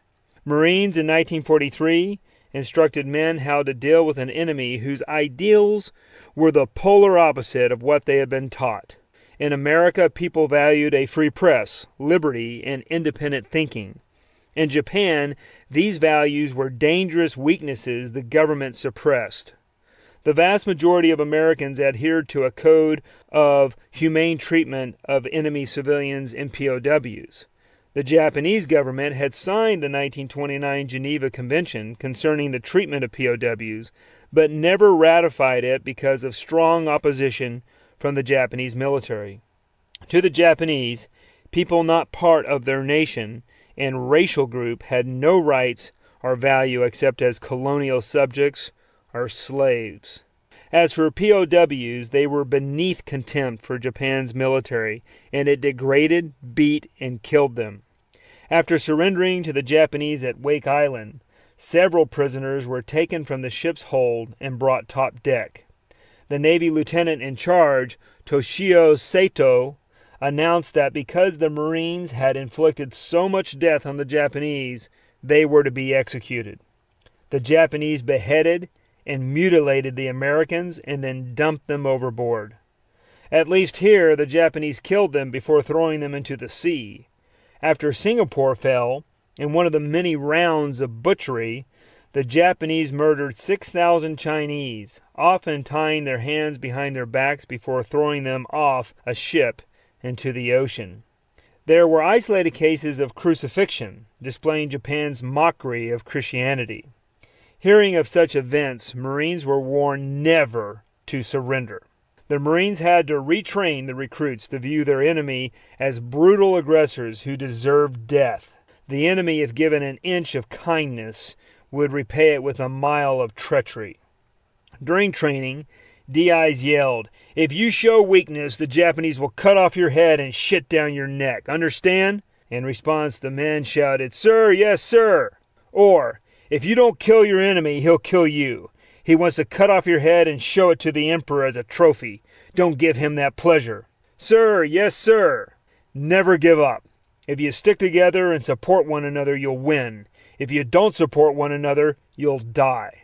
Although the Japanese took prisoners, including those who surrendered in the Philippines, Guam, and Wake Island, Japan treated them cruelly. Imperial Japanese Army soldier Hino Ashihi observed, "As I watch large numbers of the surrendered soldiers, I feel like I am watching filthy water running from the sewage of a nation which derives from impure origins and has lost its pride of race." On the Bataan Death March, a Japanese guard tried to get a POW's wedding band. When it would not come off, the Japanese took a machete, cut off the hand, and mutilated the severed hand to get the ring. While bleeding profusely, the prisoner was forced to march on. In shock, he took another 50 steps before collapsing. Guards then ran him through with bayonets. Trucks passing by marching POWs contained sword-wielding Japanese soldiers who yelled, "Duck!" and then swiped at the column, decapitating Americans who did not stoop quick enough. Sentries made Filipinos bury an American POW alive. A fellow American, horrified, saw a hand feebly, hopelessly, claw in the air above the ground. Around 37% of POWs died under the Japanese. Many POWs were worked to death as laborers. Some Japanese even ate some of the POWs, believing they would gain strength from devouring parts of their livers. Men under Iwo Jima's commanding general, Kuribayashi, conducted such rituals. Future President George H.W. Bush nearly met this fate as a pilot who crash-landed in the ocean near Jima under Kuribayashi's command. Unlike other airmen who went down in this area and were murdered, Bush was rescued in the nick of time by the submarine USS Finback. Americans who would have liked to have taken Japanese prisoners to question rarely had the opportunity. The majority of Japanese who quit fighting were unable to fight or were dead. Woody's instructors cautioned, "They'll kill all of you if they can, right after they cut off your balls and shove them down your throat. Understand?" "Sir, yes, sir." Such speech was not hyperbolic. Marines on Guadalcanal were horrified to find comrades taken alive by the Japanese, murdered, and holding their own decapitated heads with their severed penises in their mouths on the paths to greet the subsequent waves of attacking Marines. One unlucky soul, who had this barbaric ritual of having his severed members stuffed in his mouth done to him, actually was not dead, but only unconscious, when the Japanese took down his pants and sawed off his penis and testicles with a knife. They then shoved his bloody manhood into his mouth and left. When he came to, some fellow Americans had retaken his position. Spewing out his own penis and testicles, with blood and his own sperm running down his face and chin, he begged for his countrymen to kill him. It is unknown what happened to him. Nonetheless, instead of causing Americans to flee in terror, such acts strengthened their determination to avenge their comrades. From August 1942 until February 1943, Marines at Guadalcanal fought thousands of tough, clever, well-armed, and relentless Japanese infantry supported by Imperial Japanese naval forces and air squadrons, and they had to kill tens of thousands to win. It was America's first major victory over the Japanese on land. After reports leaked of the treatment of those taken prisoner after the fall of the Philippines in 1942, when the Japanese executed 15,000 prisoners, Americans learned they should not expect humane treatment if they surrendered. Marine Major General Vandergrift, commanding the 1st Mar-Div on Guadalcanal, told his men, "This will be no Bataan." The knowledge of Japanese cruelty against POWs, including beheading, burying alive, torturing, beating, and enslaving them, changed the way Americans conducted war. In fact, Japanese fanaticism made Marines more zealous. Soon after being taken prisoner by the Japanese in the Philippines, most American POWs admitted they would have never surrendered had they known the fate in store for them. In one account, the Japanese herded 150 U.S. Bataan soldiers, sailors, and Marine POWs in an air raid shelter on Puerto Princesa Prison on Palawan Island, doused them with gasoline, and then burned them alive. Vandergrift told his Marines they were to never, ever surrender. Some Americans felt shame many were taken prisoners by inferior forces, such as our allied British comrades at Singapore, when they greatly outnumbered the attacking armies. Upon hearing Allied claims of Japanese atrocities, the spokesman for Tokyo Radio stated, "If American and British leaders are so ready to raise a hue and a cry over the maltreatment of their war prisoners, why don't they teach their men to stand up and fight to the finish? The way the Americans threw up their hands at Corregidor, and the way the British gave up at Singapore, on the hills of loud-mouth assertions that they would fight to the finish, surely shows the men must have carried on their backs a pretty wide streak of yellow."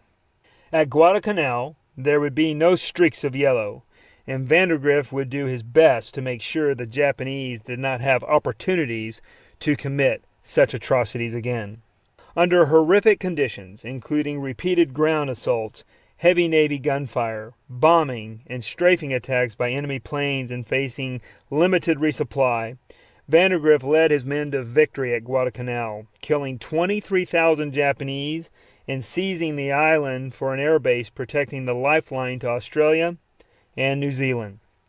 Vandergrift received the Medal of Honor, a Navy Cross, and a Distinguished Service Medal for his heroic leadership on Guadalcanal, and he and many others disseminated the lessons they learned in 1942 and 1943 to future boot camp classes like Woody's. Woody's DIs conditioned the Marines to fight effectively as a unit under adverse conditions against a formidable enemy. This physical and psychological education began while the Marines ran through obstacle courses and conducted field exercises and drill. After exercises, Woody's platoon was covered in dirt, sand, and sweat, with every muscle screaming in agony. They returned to the barracks, showered, put on a new set of clean dungarees, mustered at the parade grounds, and marched off to the chow hall at 1200. Posters everywhere declared, "Remember December the 7th." The training manual given to recruits during Woody's time went further than this generic battle cry, saying in fighting the enemies of democracy, the Corps today has one battle cry. It is not remember Pearl Harbor, but remember Wake Island. At this battle in December 1941, the Marines held out heroically, receiving praise from Roosevelt for defending the garrison against overwhelming superiority of enemy air, sea, and land attacks. These units are commended for devotion to duty and splendid conduct at battle stations under the most adverse conditions. Almost 500 Marines and a few sailors on the island killed over 650 Japanese, sank 2 destroyers, and held off the Imperial Japanese Navy from the 8th of December until the 23rd of December, when the Americans surrendered. Woody's instructors also instilled that they must kill the attackers who killed their brothers at Wake and get the land once held by Marines back to the U.S. Woody's learning booklet noted, "The Marines will not rest until the crumbled and burning walls of Tokyo echo that cry, 'Remember Wake Island,' as victorious Marines sweep through the city with bayonet and grenade." Woody and his buddies were told of the battles of Tulagi, Guadalcanal, and Tarawa, and how their brothers had won glory for the Corps being the first to fight yet again. The report sounds like a high school football pep talk, but since most recruits were teenagers, this language spoke to their sensibilities. "You men have been called upon by our country to take part in ending this, history's greatest catastrophe, World War II. You men should feel quite proud that you were selected to do your part in our Corps, and I'm sure that you will do your part faithfully, and that you will do your utmost to uphold the traditions and the glorious spirit which has been left by those men who have fallen in battle so far in this World War II. I'm sure that when you get over there and see the small wooden crosses designating those who have already fallen, that their fighting has not been in vain, and that you will carry on for them." This lesson emphasized the importance to Woody and his comrades of the struggle they faced. It imparted the responsibility they had to build upon the sacrifice already given in the lost lives of those who had gone before them.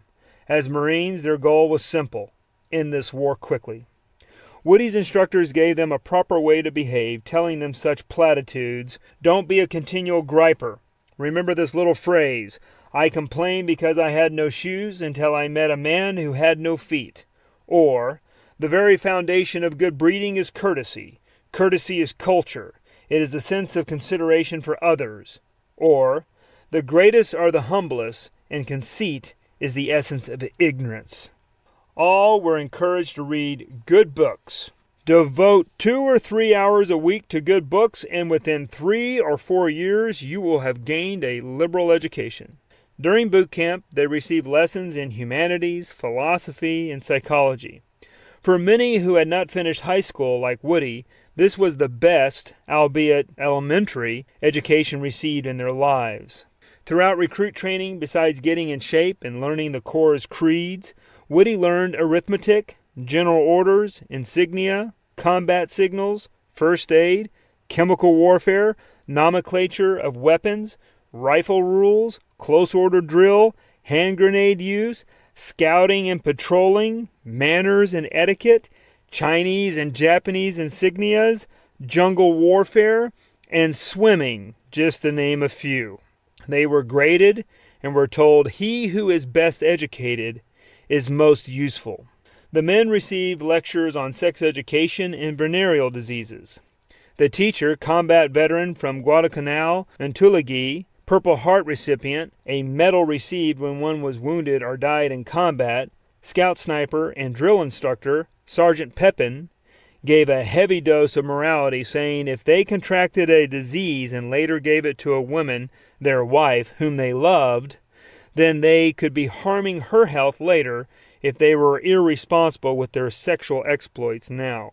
Sergeant Pepin said, "Doctors claim that 80% of the operations for removal of ovaries and other organs are due to a husband having had gonorrhea at some previous time. A case of gonorrhea may thus cause untold trouble for an innocent woman." a detailed description was given of the diseases one could contract from prostitutes and women who were quote-unquote unclean.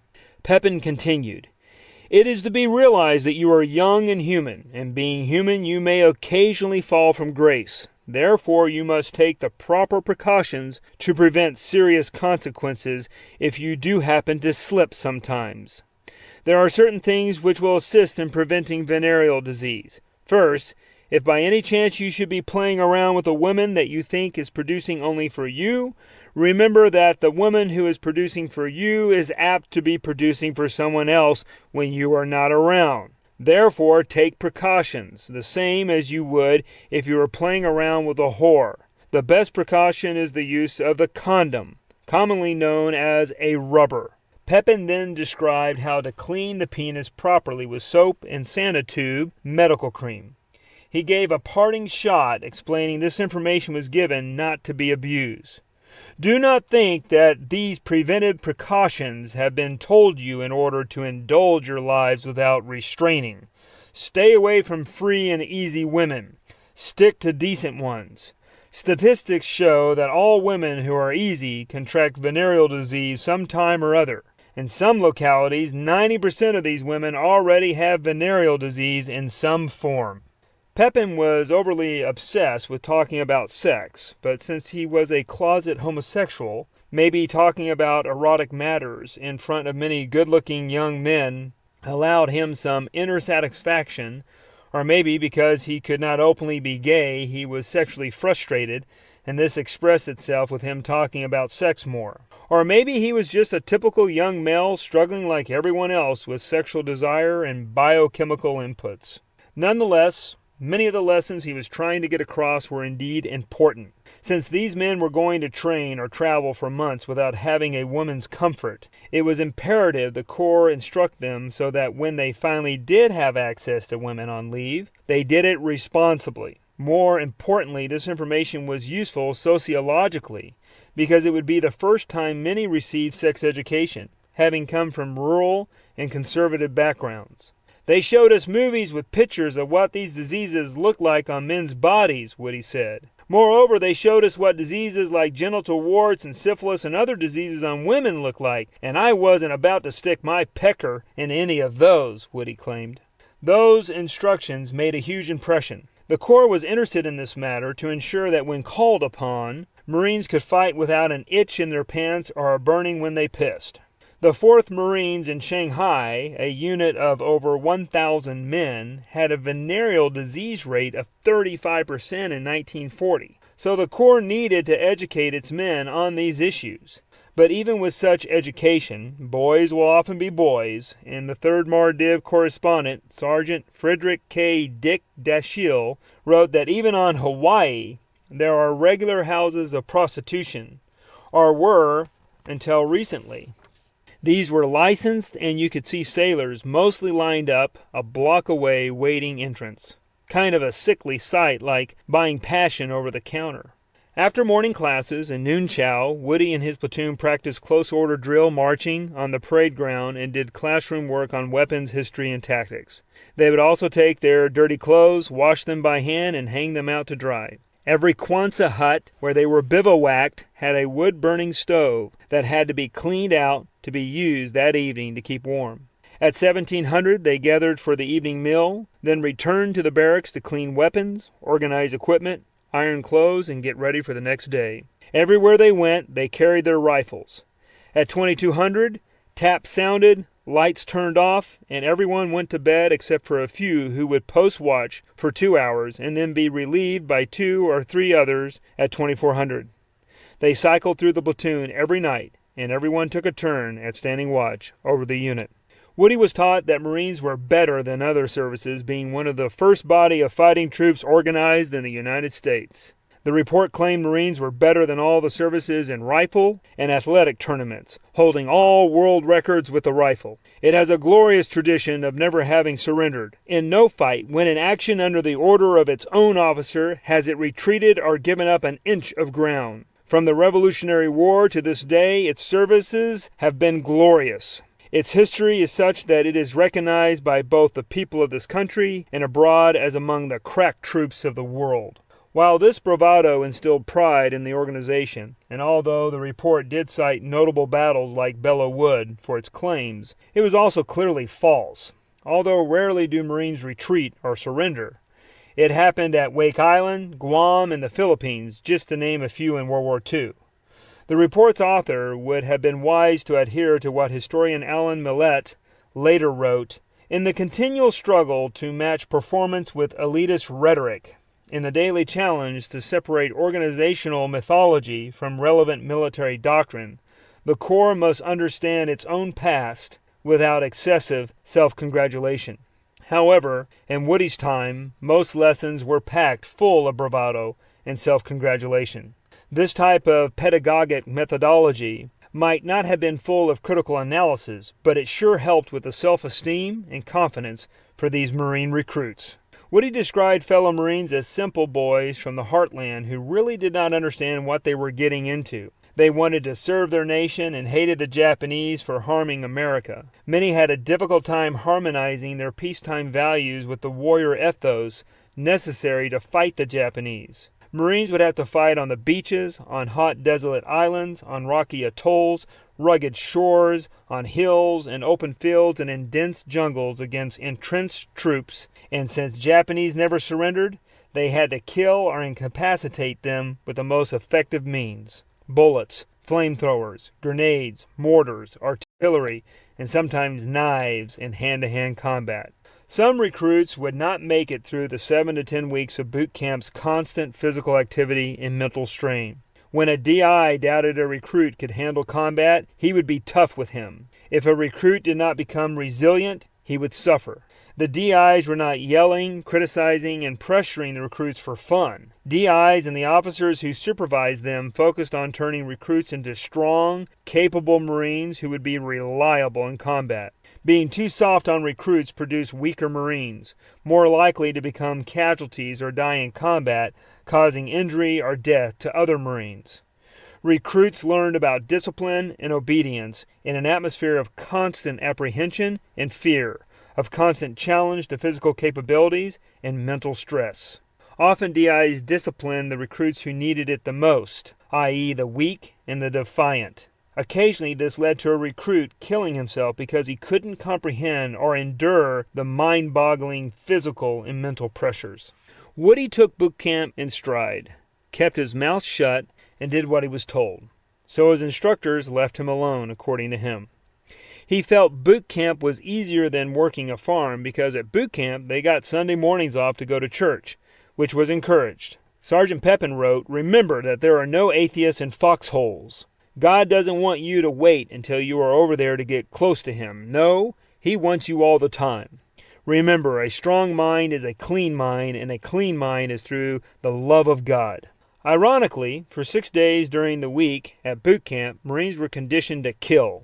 Then on Sunday, they worshiped listening to sermons about God's love and how they should respect their fellow man. Religion played a powerful role in the U.S. and in Japan. Both nations believed God or the gods were on their side. Both believed the heavenly host supported them, and this gave their service meaning. For Americans, this belief gave them confidence they were moral, and if they died, they would enter God's heavenly halls. However, Americans did not want to die for religious beliefs. The beliefs just reinforced the conviction that if they died, they would inherit salvation. Conversely, the Japanese believed the gods would reward them if they died in battle, and it was the highest calling to search out death. Americans had a Judeo-Christian religious ethic that supported the goal of preserving a serviceman's life whenever possible, while the Japanese had a Shinto religious ethic that glorified death in the emperor's service. For Woody, religion did not play a role in his life, and he did not believe in the Judaic-Christian version of God, but he was not an atheist. He felt there was a higher power, prayed to that force, and felt it protected him. Uninvolved in any church activities growing up, he claimed, "You only know what you're taught, and we weren't taught anything about God." His mother kept a large Bible in which family births and deaths were recorded. However, she kept the Bible off limits for reading it, and she had a limited ability to read or write herself. Woody was so ignorant about Protestant, Catholic, or Jewish affiliations that when he filled out his paperwork, he did not know what to write for religion. A DI told him he had to write something, so he copied his neighbor's application and wrote C, whatever that meant. As a result, throughout boot camp, he attended Catholic Mass every Sunday, although he had no clue what was said since the services were in Latin. Although Woody had no penchant for learning a new religion, he did take up an affinity for another new concept, riflery. The high point of boot camp was a 3 weeks spent on the rifle range, with every minute devoted to studying, cleaning, disassembling, and assembling, and firing their rifles. No matter what military occupational specialty to which a Marine is eventually assigned, every Marine is first and foremost a rifleman. Marines could replace warped machine gun barrels in the dark because they had done it 1,000 times blindfolded. On the last day at the range, the recruits fired for record. They aimed at targets and did all they could not to get Maggie's drawers, meaning a red flag indicating a missed shot.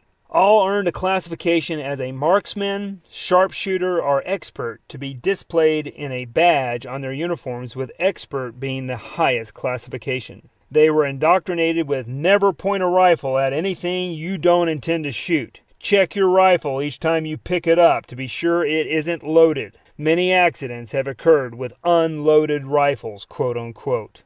They cleaned the rifle daily, treated it gently, never used it as a leaning post, avoided touching the steel, and always placed it in bed every night with oil.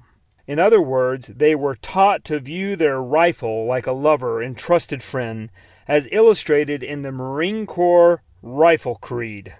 This is my rifle. There are many like it, but this one is mine. My rifle is my best friend. It is my life. I must master it as I must master my life. My rifle without me is useless. Without my rifle, I am useless. I must fire my rifle true. I must shoot straighter than my enemy who is trying to kill me. I must shoot him before he shoots me. I will. My rifle and myself know that what counts in this war is not the rounds we fire, the noise of our burst, nor the smoke we make. We know that it is the hits that count. We will hit. My rifle is human, even as I, because it is my life. Thus I will learn it as a brother. I will learn its weaknesses, its strengths, its parts, its accessories, its sights, and its barrel. I will ever guard it against the ravages of weather and damage, as I will guard my legs, my arms, my eyes, and my heart against damage. I will keep my rifle clean and ready, even as I am clean and ready. We will become part of each other. We will. Before God I swear this creed. My rifle and I are the defenders of my country. We are the masters of our enemy. We are the saviors of my life. So be it, until victory is America's and there is no enemy but peace. Woody remembered this creed and said they learned it by heart, were tested on it, and believed its tenets. They knew it like Christians know the Lord's Prayer. They were told, in World War I, the Germans were astonished at the Marines' ability to shoot so deadly at ranges of 600 and 1,000 yards. You men must keep up the tradition of the Corps and its men before you, who have made it so by their expert shooting and fighting. To be a 100% Marine, you may obtain 75% of it by being a master of your rifle. Boot camp taught Woody that if you master your rifle, you will master your enemy. This was not hyperbolic. By boot camp's conclusion, a Marine knew the ins and outs of his air-cooled and gas-operated M1. He knew the barrel was 24 inches long with 2.5 turns inside. The chamber pressure was 51,000 pounds per square inch, and the muzzle velocity was 2,680 feet per second. Having completed boot camp, the recruits had visibly changed. The DIs had done their job. Unlike the raw, young recruits who arrived at Marine Corps Recruit Depot, many out of shape like Woody, and undisciplined boys in wrinkled dungaree uniforms, sloppy, marching out of step, unsure of themselves and ignorant of the organization that they had joined, a new group had emerged. At graduation parade there appeared squared-away young men who had earned the title Marine and the right to wear the eagle, globe, and anchor insignia of the Corps. Months of vigorous exercise outdoors had made them tan and fit. Their uniforms were neatly pressed and ironed with sharp creases in the trousers. Their covers were starched, uniforms pressed, and brass belt buckles gleamed. They held themselves proudly erect and marched in formation with their platoon and company, responding to each command with precision and quiet strength. In order to earn the title of Marine, Woody and his fellow Leathernecks had just, on average, ran 90 miles, marched 250 miles, scampered 10 times through the obstacle course, completed 70 hours of calisthenics, swam 16 hours in the pool, and conducted 90 hours of field training. On average, every recruit in Woody's platoon lost 8 pounds of fat and gained 12 pounds of muscle. These were the measurable accomplishments. What was even more transformative was how these young men thought. They were now warriors with confidence that they could experience violence and bloodshed and still defeat their enemy. This confidence could not be measured, but it was definitely observed. Woody felt this change in his bones. He gained a deep respect for the Corps and was proud to be a Marine. Before boot camp, he had little knowledge about the Corps. Those he surrounded himself with gave him a sense of pride. They were the elite, and in many respects, Woody said, we were. This was not misplaced swagger. They had some of the hardest training to be had in the world at that time. That be done. Even today, such learning and education give Woody pride, and most of the boys at Marine Corps Recruit Depot San Diego wholeheartedly bought into the belief they were indeed the best of the best. During training, Woody's focus was infantry. At first, he worried he would never measure up to the others who seemed smarter, bigger, and better than he, but by graduation, he felt as capable as most of his comrades. According to Woody, he graduated in the top 10 of his class. This did wonders for his self-esteem, and he then knew he could meet any challenge the war might bring. An NCO at boot camp explained, now you have become one of us, and we expect a willing obedience much more rigid and exact than you have ever encountered before. Almost 200 years of Marine traditions are now yours to add to. Marines win. Marines never retreat. That is what we demand, and you must give us the best you have. Woody had now earned the title of Marine, and as anyone who has gone through the Corps' crucible to earn it, he bears it with a pride unknown to most militaries and unfamiliar to other services. One could call the Marine Corps a cult. Recruits are imbued from the outset with the conviction that they are members of a select corps d'elite, that it is unthinkable for any Marine ever to let down another Marine in combat, and that failure to live up to the traditions of the Corps amounts virtually to treason. Observing this mode of thought carried into action has led more than one outsider to remark that these men seem to be fighting less for the United States than for the United States Marine Corps. Some believe the Corps is a way of life, and many Marines would agree with this sentiment. Woody's Boot Camp instructional manual echoes these beliefs. Spirit. We know it as Marine Corps spirit. It has made our Corps famous. It is that which makes a man always want to be at his best. It will carry him on to success and victory when everything else fails. It is not built on fear of correction or punishment. It is something in the man himself which will carry through when his leader has fallen and his friends and comrades are dropping by his side. It will carry him on alone, unafraid, until death. After Woody finished boot camp, he belonged to the Corps, and he had never been so proud in his entire life. He had been selected to be part of the chosen few. I felt like I was 12 feet tall and could whip anybody alive, Woody said. He would need to feel this way to fight the Japanese. Chapter 5, Section A. Background on the Japanese military. Brave soldiers and psychopathic rapists and killers. Those who can make you believe absurdities can make you commit atrocities. Voltaire. A lesson from the Holocaust.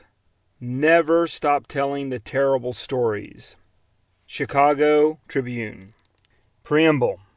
After entering a large museum in one of the world's most ancient cities, Nanking, the former Chinese Empire's capital, my 18-year-old daughter Sophia and I walked over a glass walkway, allowing us to look down 10 feet of earth and observe an ancient footpath. Lights highlighted the ground under the glass, while the room we were in was dark. To our right hung numerous photographs on a black wall showing Japanese slaughtering Chinese citizens in December 1937, revealed by individual lights, the types one sees on art museum paintings. Dead babies, severed heads, piles of bodies on Yangtze River banks, and helpless POWs were all documented there from camera shots taken by the perpetrators themselves, Imperial Japanese Army soldiers who had conquered Nanking. The photo collage documented an orgy of slaughter. Walking along the pathway, there was a rectangular centerpiece in the hall ringed by 3-foot walls. Many, on gazing over the lips of the precipice, shook their heads. Some put their hands together and offered prayers to the heavens. Others whispered to companions, "Bastards! I hate the Japanese. How can Japan deny this?" Or, "America should have dropped more bombs on the assholes." People here had eyes both grave and focused. The air trembled with their energy. My daughter, standing 5'11" with blonde hair and blue eyes, stood out in the crowd of mostly local Han Chinese. Everyone was silent except for those walking away from the centerpiece. Sophia looked over the wall first, and then she glanced at me with eyes wide and filled with sadness. In truth, I found myself upon the brink of an abyss, the melancholy valley containing thundering, unending wailings, to quote Dante. As I looked over, I beheld a mass grave. Many skulls showed signs of having either been crushed by a heavy object or shot by a bullet. Other skulls had been removed from their bodies, settling several feet away from the shoulders. Sophie and I did not know this crime scene was not even close to being the museum's biggest. One much larger awaited us in another building with hundreds of bodies there. Old ladies, POWs, and children, all of whom gave evidence the Japanese had killed them with guns, swords, and clubs. We walked on a massive, unplanned cemetery where everyone had met an untimely and murderous end. The Japanese had stained the world with blood, and jars of human remains mixed with the earth that had absorbed their flesh lined the exhibit. My daughter and I were visiting one of the largest crime scenes in history. Sophia was there because she is fluent in Chinese and was helping me conduct research. On this day, our journeys took us to the Memorial Hall of the Victims in Nanjing Massacre by Japanese invaders in Nanking, China. I had been to the Holocaust Museum in Washington, D.C., Yad Vashem in Jerusalem, Israel, the large Holocaust Memorial in Berlin, Germany, and the Nazi death camp Auschwitz in Krakow, Poland. But nothing had prepared me for this massive complex built to commemorate the rape of Nanking. All of the European sites just mentioned show evidence of mass murder, with Auschwitz being the most dramatic, with large rooms full of shoes, shaven female hair, and suitcases of the deceased. However, here we observed hundreds of skeletons, often with their empty black eye sockets staring at us as if pleading to never forget. The glooming air released their messages from their shattered bones, relying on the living to recount their stories. The sheer size of the extermination reminded me of Dante's phrase, "I should never have believed that death could have unmade so many souls." How could a apparently cultured, quote-unquote, civilization like Japan unleash soldiers who could do such horrible crimes? Background on Japan's criminal behavior. Japan under Hirohito from 1925 to 1945 produced horrors on the scale of Hitler's evils. Hirohito's and Hitler's rule shock most, especially those who have only known the democracies of today's Japan and Germany. World War II behavior of both countries was deplorable. For Japan, its legacy of 1927 to 1945 was one of atrocities, war crimes, and suicidal disgrace. Dating to the late 19th century, Japan was instilled with an emperor-centered ideology. This belief was used by the imperial army to validate its actions in the emperor's name and it as a special institution in the Japanese polity to unite its men for whatever campaign or political endeavor it happened to be focusing on. Such a focus by the Imperial Japanese Army allowed Hirohito to maintain more control over the military and by extension over his subjects and respect than the Nazi dictator. And the heavy focus on the emperor was fully supported by Shinto and Zen Bushido Buddhist doctrines. And these doctrines also made the Japanese feel superior and justified in murdering anyone not Japanese for the slightest of reasons. No one was permitted to question the imperial institution that permitted anything in the emperor's name. Unlike in Germany, which had known enough democracy and enlightened thinking for many to recognize the evil in Nazi rule, few in Japan ever questioned the emperor. He was always good, right, and infallible. No one tried to kill Hirohito during World War II, unlike some Germans who tried to kill Hitler. The Meiji Constitution had even declared the emperor sacred and inviolable and free from all worldly responsibilities. To anyone reading the Japanese press of the period, it could easily have appeared that the whole of Japanese life centered on the slightest whim of the emperor. Dire punishments threatened anyone who dared to suggest that everyone and everything in the imperial realm was not subject to his divine judgment. The superficially timid, bookish, and soft-spoken Hirohito was an absolute ruler. Hirohito, or the Showa Emperor, was Emperor Meiji's first grandson, born on the 29th of April 1901. At 11, he became the crown prince and received the ranks of Army Second Lieutenant and Navy Ensign. In 1926, he became emperor. The Japanese believed he was a god in human form, Arabitogami, and the nation's high Shinto priest.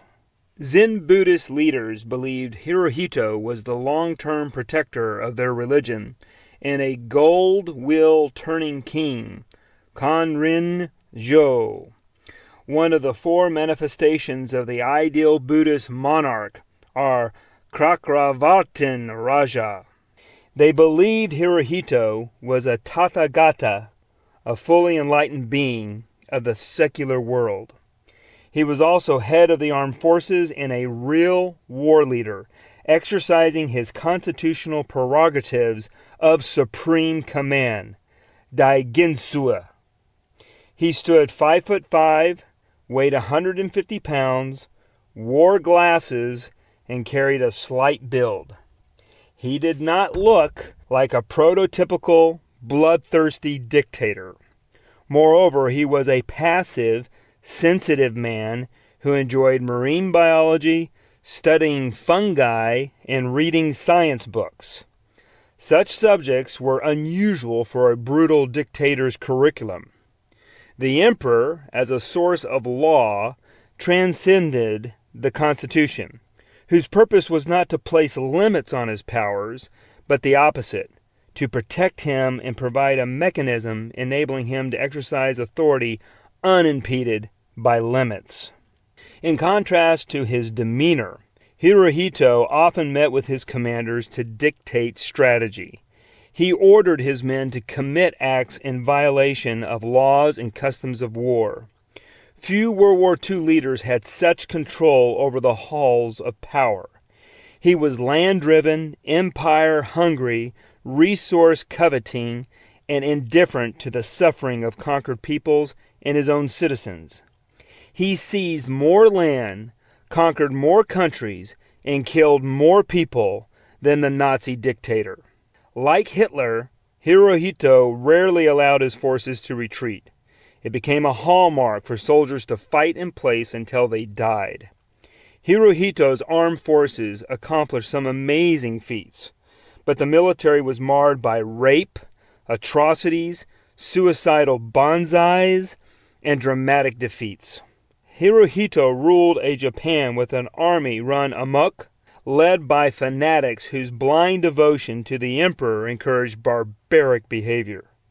To understand these facts, a short discourse on modern Japan is necessary.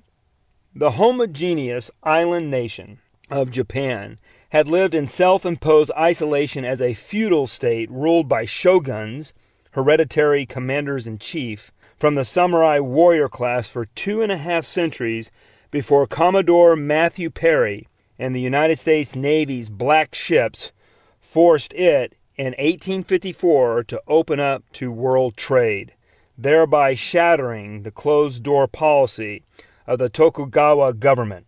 Social upheaval followed Perry's arrival. The emperor had long been a cultural and religious figure, apart from and nominally superior to the warrior class. For centuries, the shoguns held power until the advent of Western influence. Some Japanese leaders had heard of the American and French revolutions and the expansion of colonial empires. But the Opium Wars of the 1840s and 1850s and the granting of extensive privileges for European powers in China shocked Japan's elite. To see China humiliated, to see its major ports occupied and administered by barbarians from the West made it obvious that a great shadow had begun to fall over East Asia, one that Japan could not escape. Japan then became hyper-focused on ensuring Western powers would not do to it what they did to China. In 1868, the Meiji Restoration returned Japan to imperial rule and later adopted a constitution for the nation. Mutsuhito took the name Meiji on becoming emperor in 1868. Unlike the U.S. Constitution, a group of elites drafted Japan's in secret and presented it to the people as a gift from the emperor.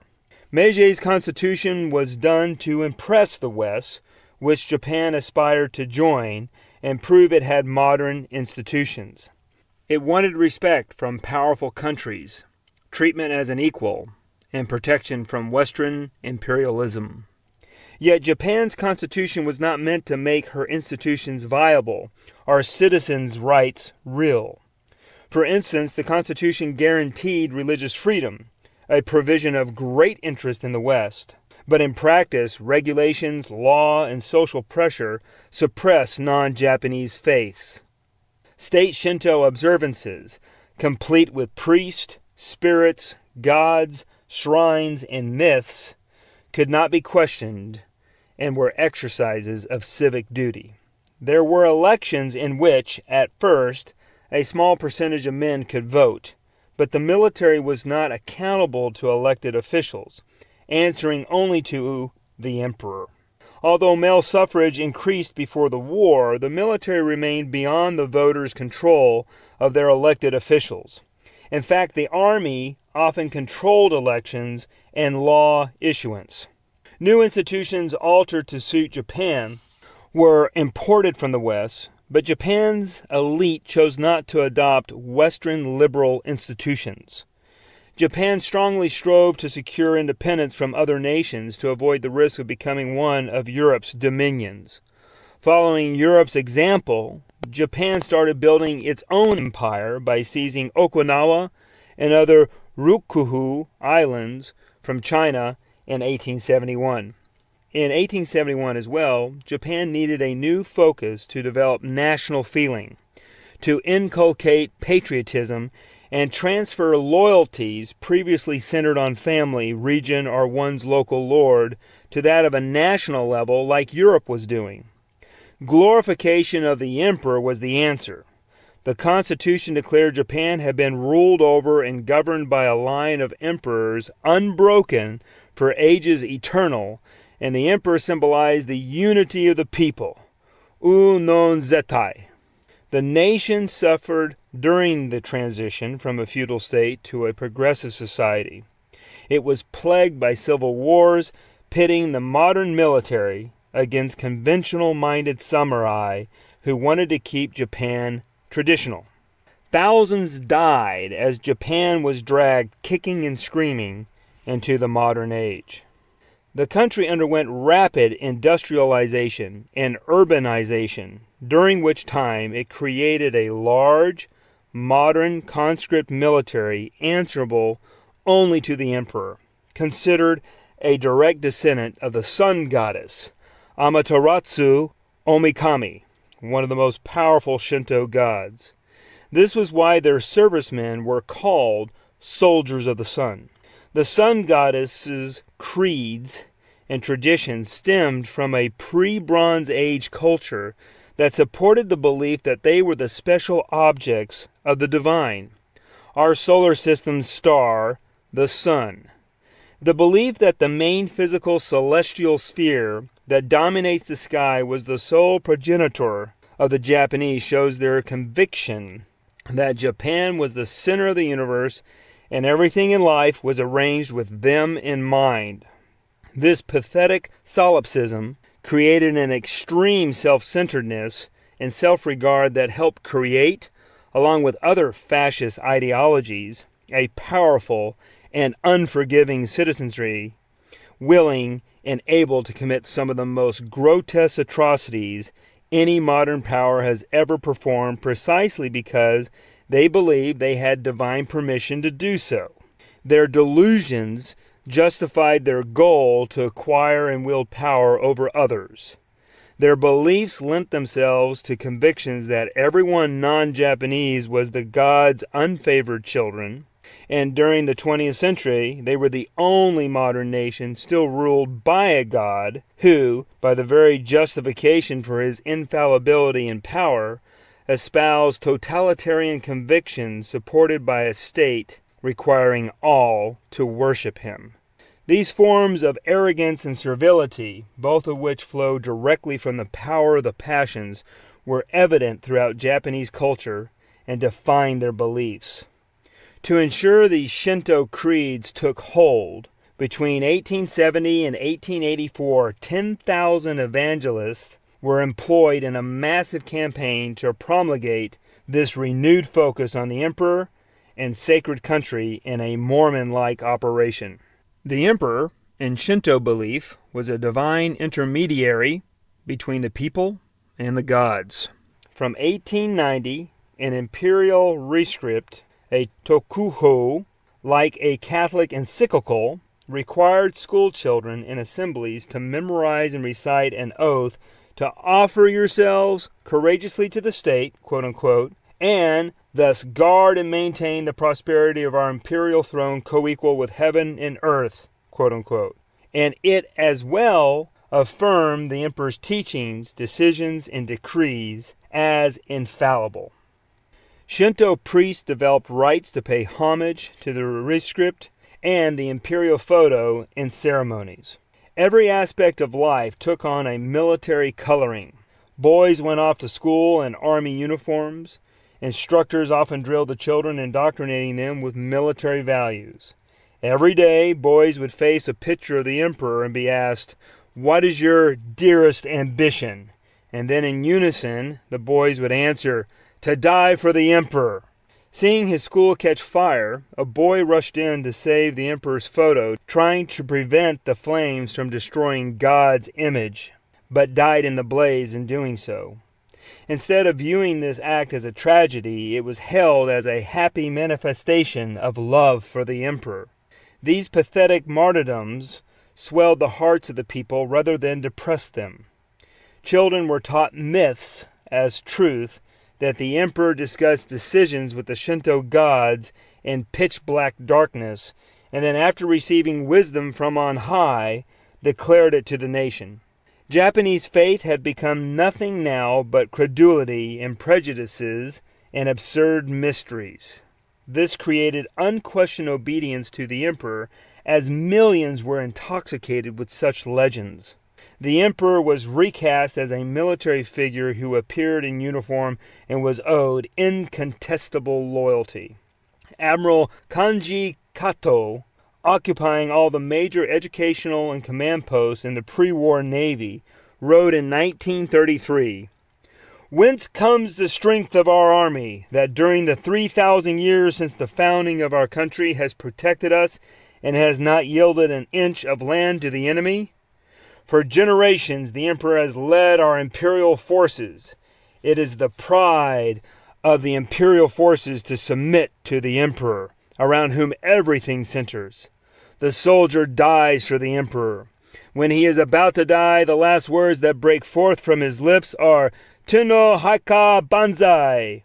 Our emperor lives 10,000 years. We die gladly. We are happy to float in his spiritual grace. Under the emperor's supreme command, there is no limit to our power." Everything in society took on a religious tent revival-like atmosphere. The military focused on the emperor as the foundation of our national strength to explain Japan's invincibility, equaled by no country in the world. Unquestioning allegiance to the emperor instilled during military training permeated into civilian life when soldiers left active duty. It was a vicious circle teaching totalitarian, xenophobic, and exclusionary virtues as being the highest form of behavior to unify the country, using Shinto beliefs as a foundation. Although many would also call themselves Zen Buddhist, to be Japanese was by default to also be Shintoist. State Shinto, the government's artificial construct, was purposely designed as a cult of national morality and patriotism, to which followers of all religions, Buddhists, Taoists, Christians, and Confucians, must subscribe. And these Shintoist beliefs created a fascist and imperialistic nation. By World War II, no Japanese dared question the emperor. Hirohito enjoyed maintaining his people in a condition of political tutelage and immaturity.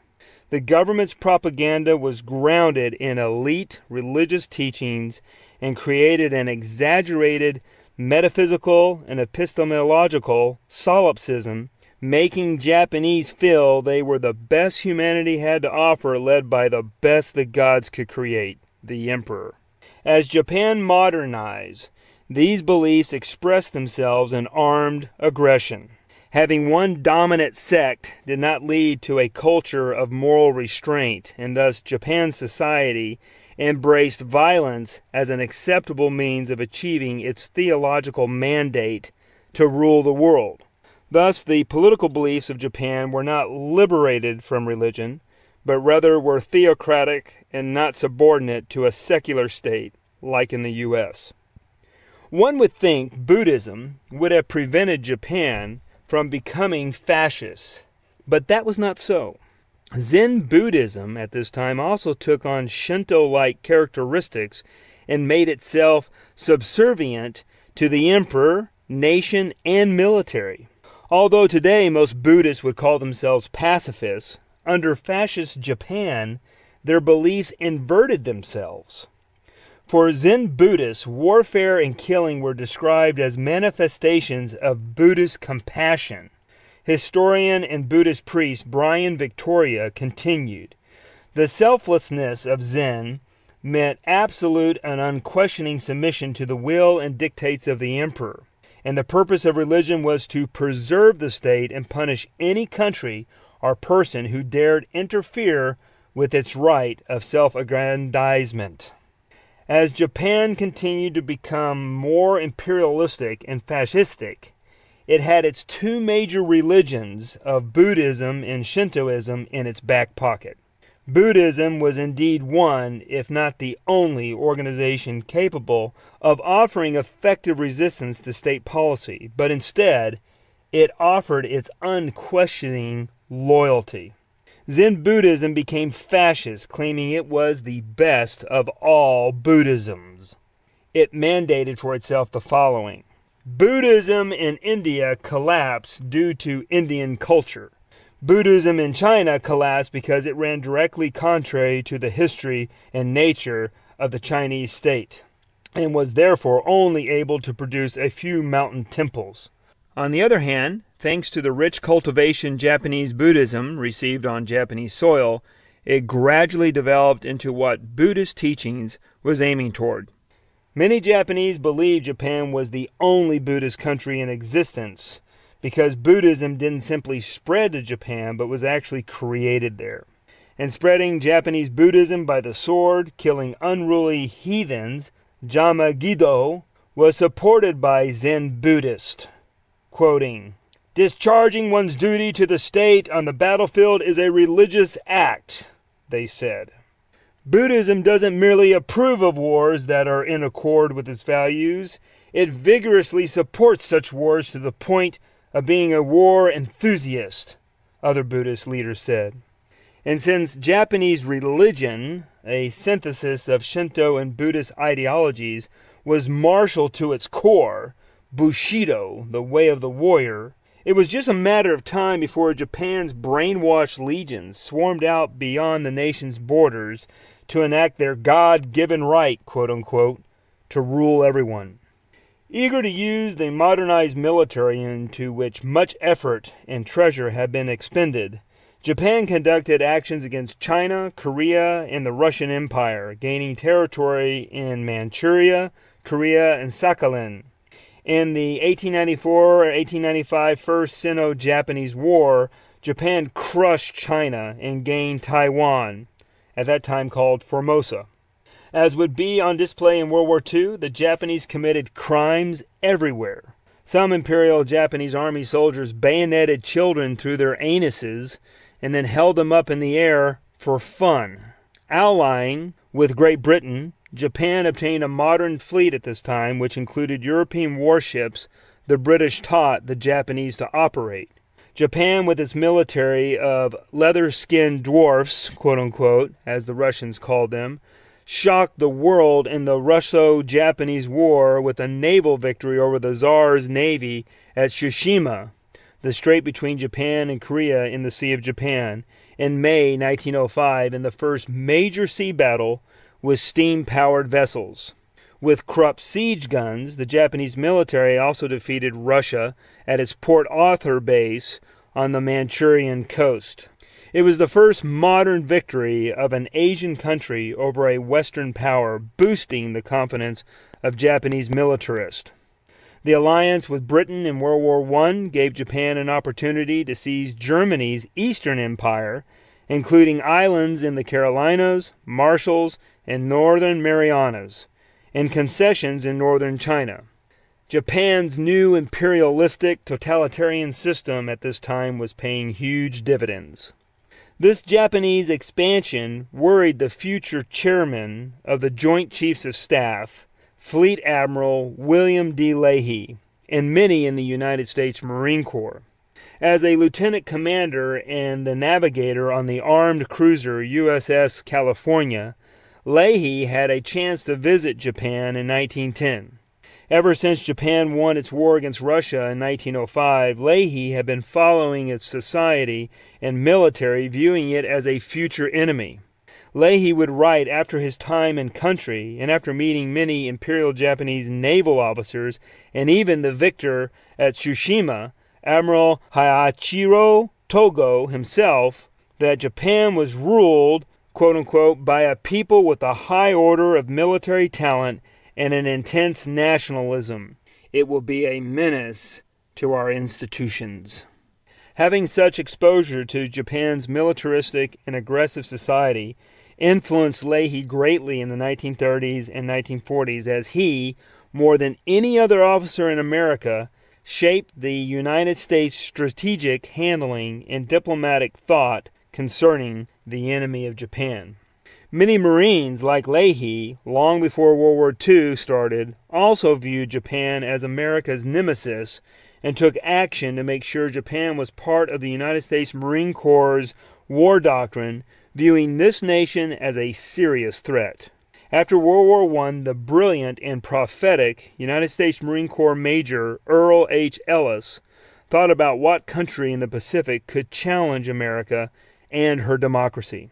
He saw what was going on in Japan and quickly warned his superiors of the danger of a future war with the Empire of Japan, writing up a divinatory study entitled Advance Operations in Micronesia, 1920 to 1921.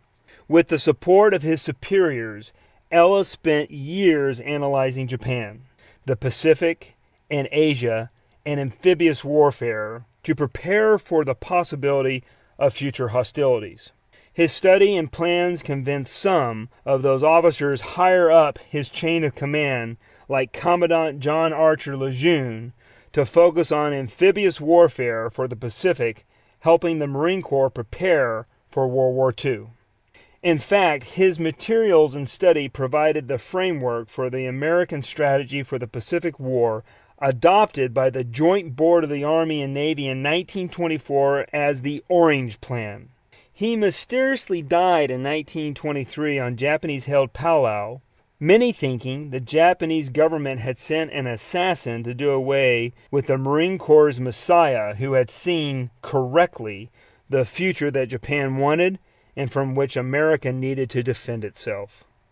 Leahy and Ellis were right to fear the Japanese as their society turned more radical throughout the early 1900s. In 1905, an era of political violence commenced and even more fascist ideology appeared in Japan. A die-hard Shinto ideologist was a confidant of the Empress and lectured her son, Hirohito, who was acting as regent for his insane father. The lectures which influenced his thought were published as imperial edicts upon Hirohito's coronation in 1926, thereby guiding Japan's political climate, which focused mainly on military might. By the 1920s, Japan was the only state in Asia with a modern army, navy, and air force, in fact, among the best in the world. In 1922, it built the first aircraft carrier, Hoshu. In 1927, it deployed troops to northern China in Shandong province, and then started a full-scale war in 1931 in Manchuria, using it as its Lebensraum, living space, sending hundreds of thousands of colonists there to populate it. It resigned from the League of Nations in March 1933, at about the same time as Nazi Germany did. Not content with these imperial conquests, in July 1937, Japan launched its war against China, taking over the equivalent of half the U.S. in landmass. It started with the Marco Polo Bridge incident outside Beijing on the 7th of July when Japanese and Chinese troops clashed with one another. Japan used this event to commence war primarily against Chiang Kai-shek's nationalist forces, the Kuomintang, with Hirohito's blessing, ordering his men to chastise Chink forces. Nationalist forces were Japan's main enemy on China's mainland, trained and supplied by Germany from 1934 to 1938, and then the U.S. thereafter. Concurrently, China was undergoing a major civil war with Chiang Kai-shek's armies battling Mao Zedong's communist forces to the north, and both these groups fighting numerous warlords throughout the country. It was a civil war within a civil war, fighting in different forms the outside aggressor of Japan when they were not killing each other. China was a chaotic land, unable to expel the Japanese invaders, largely due to the nation's inability to unite in a common cause under one leader. Furthermore, Japan saw China's instability as a threat to her protection against Communist Russia and the Allies, as well as an opportunity to take advantage of China's instability to seize territory and resources. In 1939, Prime Minister Hiranuma addressed the Japanese Legislative Assembly, the Diet, claiming he hoped the Chinese would cooperate with them, that is, become Japan's slaves. He continued, "As for those who fail to understand, we have no other alternative but to exterminate them." Japan conducted this war with such ruthlessness and brutality, it shocked the great powers of the day. Even Germany's Supreme Army Command in 1938, after observing Japan's combat, wrote that the Imperial Japanese Army's bravery, loyalty to the fatherland, and lack of fear for death baffled it and could not be measured with European sensibilities. That Japanese soldiers made the Nazi army stand back in awe for its brutality makes one take note of Imperial Japanese Army extremism born from a fanatical nation at war. When the breakdown of their ritualistic and strict environment occurred as the Japanese invaded other countries, the collapse of the subliminal restraints against aggressive impulses happened with catastrophic consequences. Frustration pent up by the regimental rituals of social interaction within Japan exploded with savagery against enemies abroad. For decades, cadets were taught, above all, the ethics of the warrior, the cult of Bushido, which preached a fanatical dedication to fulfilling orders and destroying the enemy. By World War II, warrior codes had changed into religious death cults. Army regulations of 1912 first laid out the spirit warrior doctrine. The imperial rescript to servicemen required absolute, unthinking obedience to orders. Because officers had a direct connection to the emperor, their orders came with divine authority, making them infallible. Unlike U.S. servicemen, the Japanese had no concept of unlawful orders. The Imperial Japanese Army taught that to truly live, one must be willing to die for the emperor and nation. If death came, it should be welcomed. Fighter Ace Sub-Lieutenant Saburo Sakai claimed they lived by Hagakure, a popular Bushido text that said, "To live in such a way as to always be prepared to die." In short, more was expected of the Japanese soldier than any soldier of World War II. Their collective valor was on a scale never surpassed.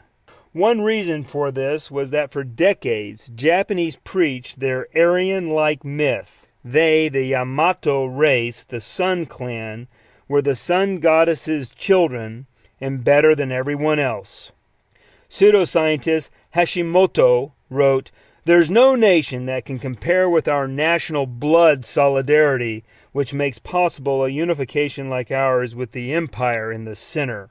The Japanese preached their master race theory in schools and the government for decades, brainwashing generations. State-run Shinto religion inundated society and preached the superiority of the Japanese as a race, Nihonjin, their divine mission in the world, and their supreme devotion to the emperor. Japan was pictured as an invincible nation. Schools taught that the imperial throne was as ancient as the very origins of heaven and earth. The state supported financially this intensely nationalistic cult, which produced the blind loyalty and devotion Japan's leaders required. Politician Nakajima Shikuhi claimed in 1940 it was their duty to control others since they were pure-blooded and had descended from the gods. The Greater East Asian War was thus no ordinary conflict, but rather a divine mission. Leaders like War Minister General Sadao Araki, from 1939 to 1940 in office, devoted themselves to the spiritual side of warfare, claiming the divine mission to rule made them superior and assured victory. Lieutenant Colonel Goru Shugimoto, a Buddhist philosopher, wrote the best-selling book Great Duty, Tagi, that Recruits, officers, and school children all admired. In part, he wrote what many believed, combining Shinto, Buddhist, and fascist convictions into one ideology. He wrote, "The emperor is identical to the sun goddess Amaterasu. He is the only god of the universe. The many components of a country, including such things as its laws and constitution, its religion, ethics, learning, and art, are expedient means by which to promote unity with the emperor. Stop such foolishness as respecting Confucius, revering Christ, or believing in Buddha. Believe in the emperor, the embodiment of the supreme truth, the one God of the universe. Revere the emperor for all eternity. Imperial subjects should not seek their own personal salvation. Rather, their goal should be the expansion of imperial power. The imperial way is the fundamental principle for the guidance of the world. The emperor's way is what has been taught by all the saints. The wars of the empire are holy. They are Buddhist practice, Gaio of great compassion, Daijishin. Therefore, the imperial military must consist of holy officers and soldiers. Warriors who sacrifice their lives for the emperor will not die. They will live forever. Truly, they should be called gods and Buddhas, for whom there is no life or death." Sugimoto preached a xenophobic, radical, religiously racist, Japanese-centric ideology that was common among Imperial Japanese Army personnel in particular and Nippon society in general. Sugimoto believed by surrendering oneself to the emperor, a soldier could secure salvation, eternal life, deification, and supreme teacherhood, especially if he died for the empire's expansion and preservation. As is often the case with religious gibberish, Sugimoto unknowingly illustrated the contradictions inherent in the dogma when he wrote that people should only believe in the emperor, not Buddha, but later pronounced they should aspire to become gods and Buddhas. He declared Hirohito the one true god of the universe, being equal to the sun goddess, although by definition, since Shinto ideology claims Amaterasu gave birth to Hirohito's line, the imperial household was in an inferior position actually. Yet apparently Sugimoto was convincing with his illogical arguments, something one often sees with charismatic men. When one reads Hitler's Mein Kampf or listens to his speeches, one also reads about pseudo-religious illusions and illogical concepts. Hitler claimed Jesus was an Aryan and a fighter against Jews who wanted the folk to rule all mankind. The world was rife with fanatical visions of what a future humanity should look like and what gods or religiously xenophobic beliefs a society should embrace. Sugimoto spent his life on campaigns for the emperor, entering the Imperial Japanese Army in 1921. When the Second Sino-Japanese War broke out, he died in battle on the 14th of September 1937 in Shanxi Province. In his conviction, he became a god and Buddha, gazing toward the imperial throne as he took his last breath. The hyperbolic language, espousing the destiny of omnipresent rule, as embraced by leaders like Hashimoto, Chikuhei, Araki, and Sugimoto, buoyed the Japanese national concept, yet there was a yawning gap between their religious pretensions, their historical claims, and their elect status on the one hand, and the reality that they had only a fraction of the resources possessed by their enemies.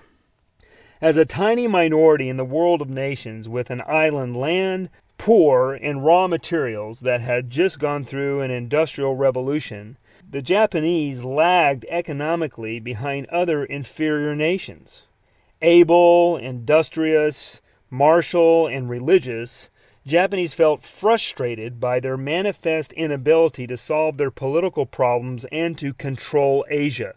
They were reliant on more powerful allied countries who could cut off commodities, especially oil, without notice, crippling their economy.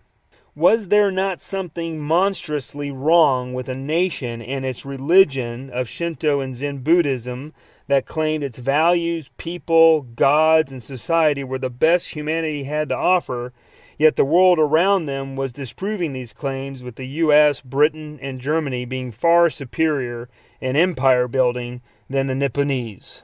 When exposed to the outside world, many Japanese developed Napoleon complexes and race-inferior hang-ups because men in Western nations were, on average, 5 to 6 inches taller than the average Japanese, and appeared to have the respect of non-white nations throughout the globe because they were white and more powerful. Superior Western technology in cities and in arms also played a role in Japanese feelings of inadequacy. Japanese must have wondered why, if they were the gods' chosen people, why then were they so much smaller and physically and technologically weaker than other ethnicities, especially Caucasians? Japan had a social structure that had a tendency to exclude and denigrate others, which is usually a sign of deep insecurities. Men of smaller stature can have the small man syndrome, which makes them prone to seek power, war, and conquest to make up for their physical shortcomings. Hitler at 5'8", Goebbels at 5'5", Mussolini at 5'7", and Stalin at 5'5", all had this syndrome. And most likely many small Japanese leaders did too, including specifically Hirohito, standing at 5'5", Tojo, standing at 5'4", and Yamamoto, standing at 5'3". Japanese culture was also fascinated with white people, fair-skinned people, and desired being like them.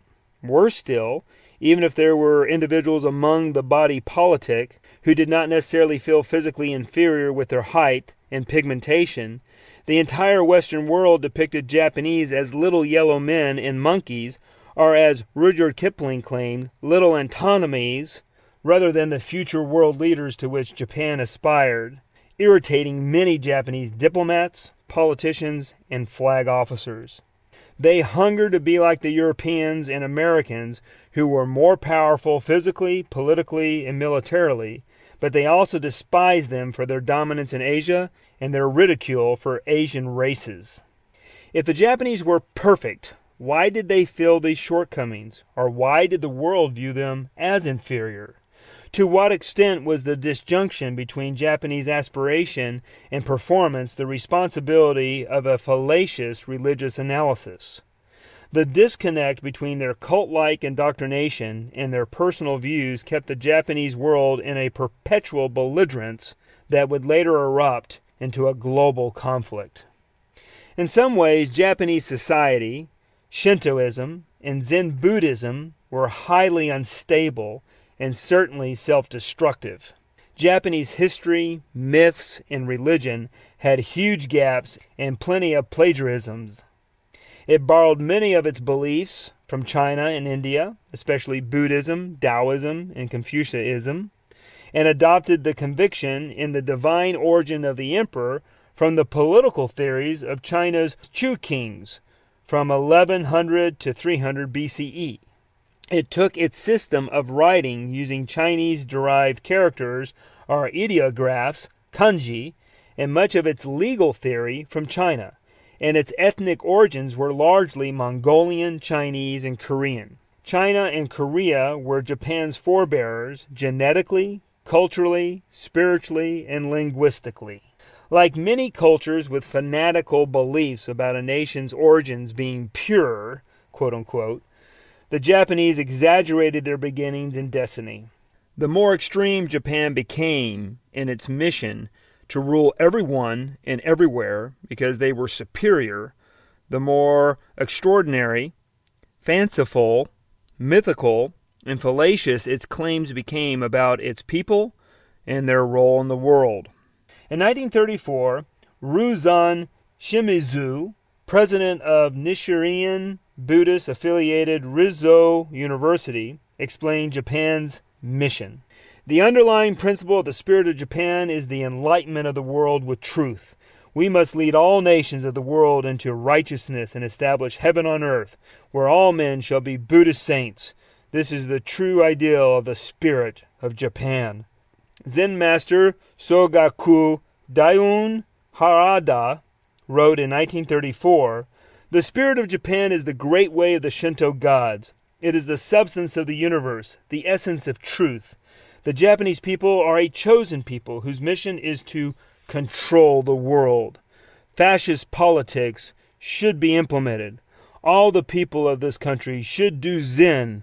This is to say, they should all awake to the great way of the gods. This is Mahayana Zen." Despite the logical inconsistencies of their efforts, the Japanese nonetheless strove to elucidate and ultimately create that new world order. Instead of using argument, education, and intelligence to convince the world of their superiority, the Japanese used brute force. In implementing this mission of ruling the world and training this superior race, the military became a key institution, brutalizing its men with abuse and draconian punishments, instilling belief in whatever the nation ordained. Leaders beat their subordinates, and they in turn harmed those under them. They were not allowed to question, criticize, or strike back against superiors. Fighter A. Sakai wrote, "We were automatons who obeyed without thinking." The practice of harsh discipline was known as Tekken Saisei, Iron Fist, and Ano Muchi, Whip of Love. The bully-like behavior took the form of blood, broken bones, and incredible humiliation for subordinates, and much worse for enemy soldiers and civilians. The loyalty Japan's leaders required was taught through militarism, racism, and unquestioning obedience by strict press censorship, religious indoctrination, and intimidation. This training created bizarre behavior. By way of illustration, when an Imperial Japanese Army officer made a slip of the tongue while reading an Emperor rescript to his troops, he fell on his sword. He made a mistake, and instead of people declaring this a pathetic display of loyalty, they praised him for it. Although the Japanese were taught they were exceptional, their military superiors treated them as inferior. As often the case with cultures that try to make their citizenry more than they are capable of becoming, Japan went to extremes to create an enemy and demonize him to keep control over its citizens, while trying to also make them feel superior at the same time. Japanese fascism preached that everything Japanese was superior and anything non-Japanese barbaric. Gaijin or Gaijin, or non-Japanese, were viewed as non-human. For decades, Japanese citizens have been indoctrinated with evidence that Japan's enemies, like Caucasians and Chinese, were inferior, even subhuman creatures for whom no respect was possible. Uno Shintaro, who beheaded prisoners, wrote, "We never really consider the Chinese humans. When you're winning, the losers look miserable. We concluded that the Yamato race was superior." George Orwell wrote that for centuries the Japanese preached a racial theory more extreme than the Nazis, claiming their own race to be divine and all others hereditarily inferior. James Young, a former Japanese prisoner, wrote an insightful 1940 book, Our Enemy, in which he supported Orwell's conclusions, writing about the Nanking Massacre. The Japanese duplicated all Nazi brutalities, exceeded them, and added a whole satanic range of their own peculiar cruelties.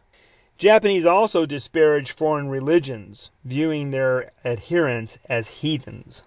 This superiority dogma created an interesting dilemma for fascist Japan. It had to compete with its allies for the claim of genetic, eugenic, and cultural greatness. Germans claimed Aryan superiority, which by definition placed the Japanese in an inferior position. Yet Japan also had a master race theory, which put the Germans in a lower position. There can't be two chosen people. The Yamato race was not the Aryan race. These race theories were irreconcilable, or as a Japanese journalist noted, were like trying to mix oil and water. To get around this problem with their Asian ally, the Nazis devised a plan. justifying the alliance with the Japanese, who fit into the Nazi category of Asiatic barbarians and whom Hitler had degraded in Mein Kampf, called for a creative rationalization. Japanese translations edited these sections out of the Führer's work. Hitler's armament minister, Albert Speer, called Japan's and Germany's alliance, from the racist point of view, a dubious affair. Party members disapproved of the association with barbarian midgets, and the Japanese did not appreciate being called inferior non-Aryans, particularly because of the importance of the 1936 Anti-Comintern Pact, creating a unified front against communism. Hitler needed to ease the racial tensions both internally and externally. Consequently, Hitler officially labeled the Japanese honorary Aryans because they possessed Germanic qualities, calling them the Prussians of the East. Yet in private, he felt they posed a danger to whites. Interestingly, the Japanese continued to call Germans Gaijin, but the mental and verbal gymnastics seemed to allow Japan to save face and for Germany to justify its alliance with inferior humans. When the Tripartite Pact of the 27th of September 1940 was signed, Hitler gave a dig at the Japanese in the preamble that ultimately the stronger race, i.e. Aryans, will survive the current global conflict. In response, Prime Minister Konoye, Foreign Minister Matsuoka, and War Minister Tojo skirted the issue Hitler had raised, saying, if Japan should fail in her grand mission of spreading the imperial way, then she did not deserve to exist. In the end, these racist regimes demonized those not allied with them as inferior and viewed the other Axis nations as racially acceptable, at least in official documents for public consumption. And while Germany primarily focused on the Jews as being the worst of humanity, Japan labeled anything non-Japanese as unworthy of life and proved it with mass murder everywhere it conquered. Consequently, as a nation, the Japanese accepted killing the other and thought of world conquest as a given, thus removing any obstacles to committing atrocities. Japanese treated conquered peoples as expendable resources used for Japan's benefit without regard for their welfare, slaughtering millions. Thus, this study will call this slaughter Japan's Holocaust. Japan's culture conditioned citizens for mass slaughter. For example, in the 1930s in one school, a boy cried about dissecting a frog. His teacher hit him, asking, "Why are you crying about one lousy frog? When you grow up, you'll have to kill 100, 200 chinks." The government, military, and schools inculcated the populace with the message that Japan would rule everywhere, declaring Hakko Ichiu, 8 corners of the world under one roof. Their minds were stuffed with the martial dreams of grandeur and a political philosophy that was a pungent admixture of National Socialism, fascism, and medieval superstition. And claiming Hakko Ichiu showed that the Japanese wanted all to adhere to their beliefs about Hirohito and the Yamato race. Japan failed to realize that to force men to say they believe what they do not is vain, absurd, and without honor. However, most Japanese did not care that such measures they enforced on others were immoral, so they embraced a movement that imposed their will, culture, and religion on nations they ruled. Their Shinto and Buddhist beliefs embraced atrocities. Buddhists under Hirohito claim their belief does not reject the killing of masses of people that takes place in war, for it sees such warfare as an inevitable part of creating an ever stronger and more sublime compassion. Such was the reality of Japan's religious climate. Chapter 5, Section B. Japanese xenophobic and imperialistic goals in practice. From 1927 until mid-1942, Japan conquered areas throughout Asia and the Pacific and Indian Oceans in its reckless expansionist policy.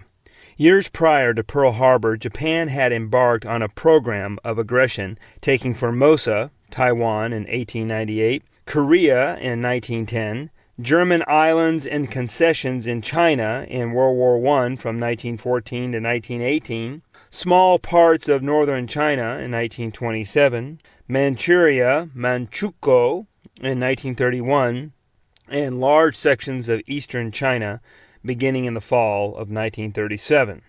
In September 1940, it allied with Nazi Germany and Fascist Italy in the Tripartite Pact.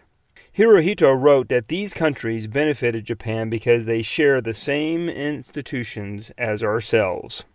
From defenseless Vichy France, Hirohito's Japan wrested control of Indochina in 1940 to 1941, edging closer to the Dutch East Indies oil reserves. In December 1941, emboldened by his territorial conquest, Hirohito, as the armed forces commander-in-chief, took his aggression to another level by going to war against Great Britain, the Netherlands, the United States, Australia, and New Zealand. The destruction of America's Pacific battleships left Japan virtually free to pursue the conquest of other Asian and Pacific islands. For months, America received only bad news from the sole front on which her troops were engaged, as Japan's military enjoyed one success after another. Not only was America's Pacific Fleet licking its wounds, but the British Navy also suffered a grievous loss when Japanese planes sank the battleship HMS Prince of Wales and battlecruiser HMS Repulse off Singapore's coast on the 10th of December, taking 840 sailors to the bottom of the sea. Churchill, now feeling what Roosevelt had a few days before, said, "In all the war I never received a more direct shock with the sinkings of the Prince of Wales and Repulse. As I turned over and twisted in bed, the full horror of the news sank in. There were no British or American ships in the Indian Ocean or the Pacific, except the American survivors of Pearl Harbor, who were hastening back to California. Across the vast expanse of waters, Japan was supreme, and we everywhere were weak and naked."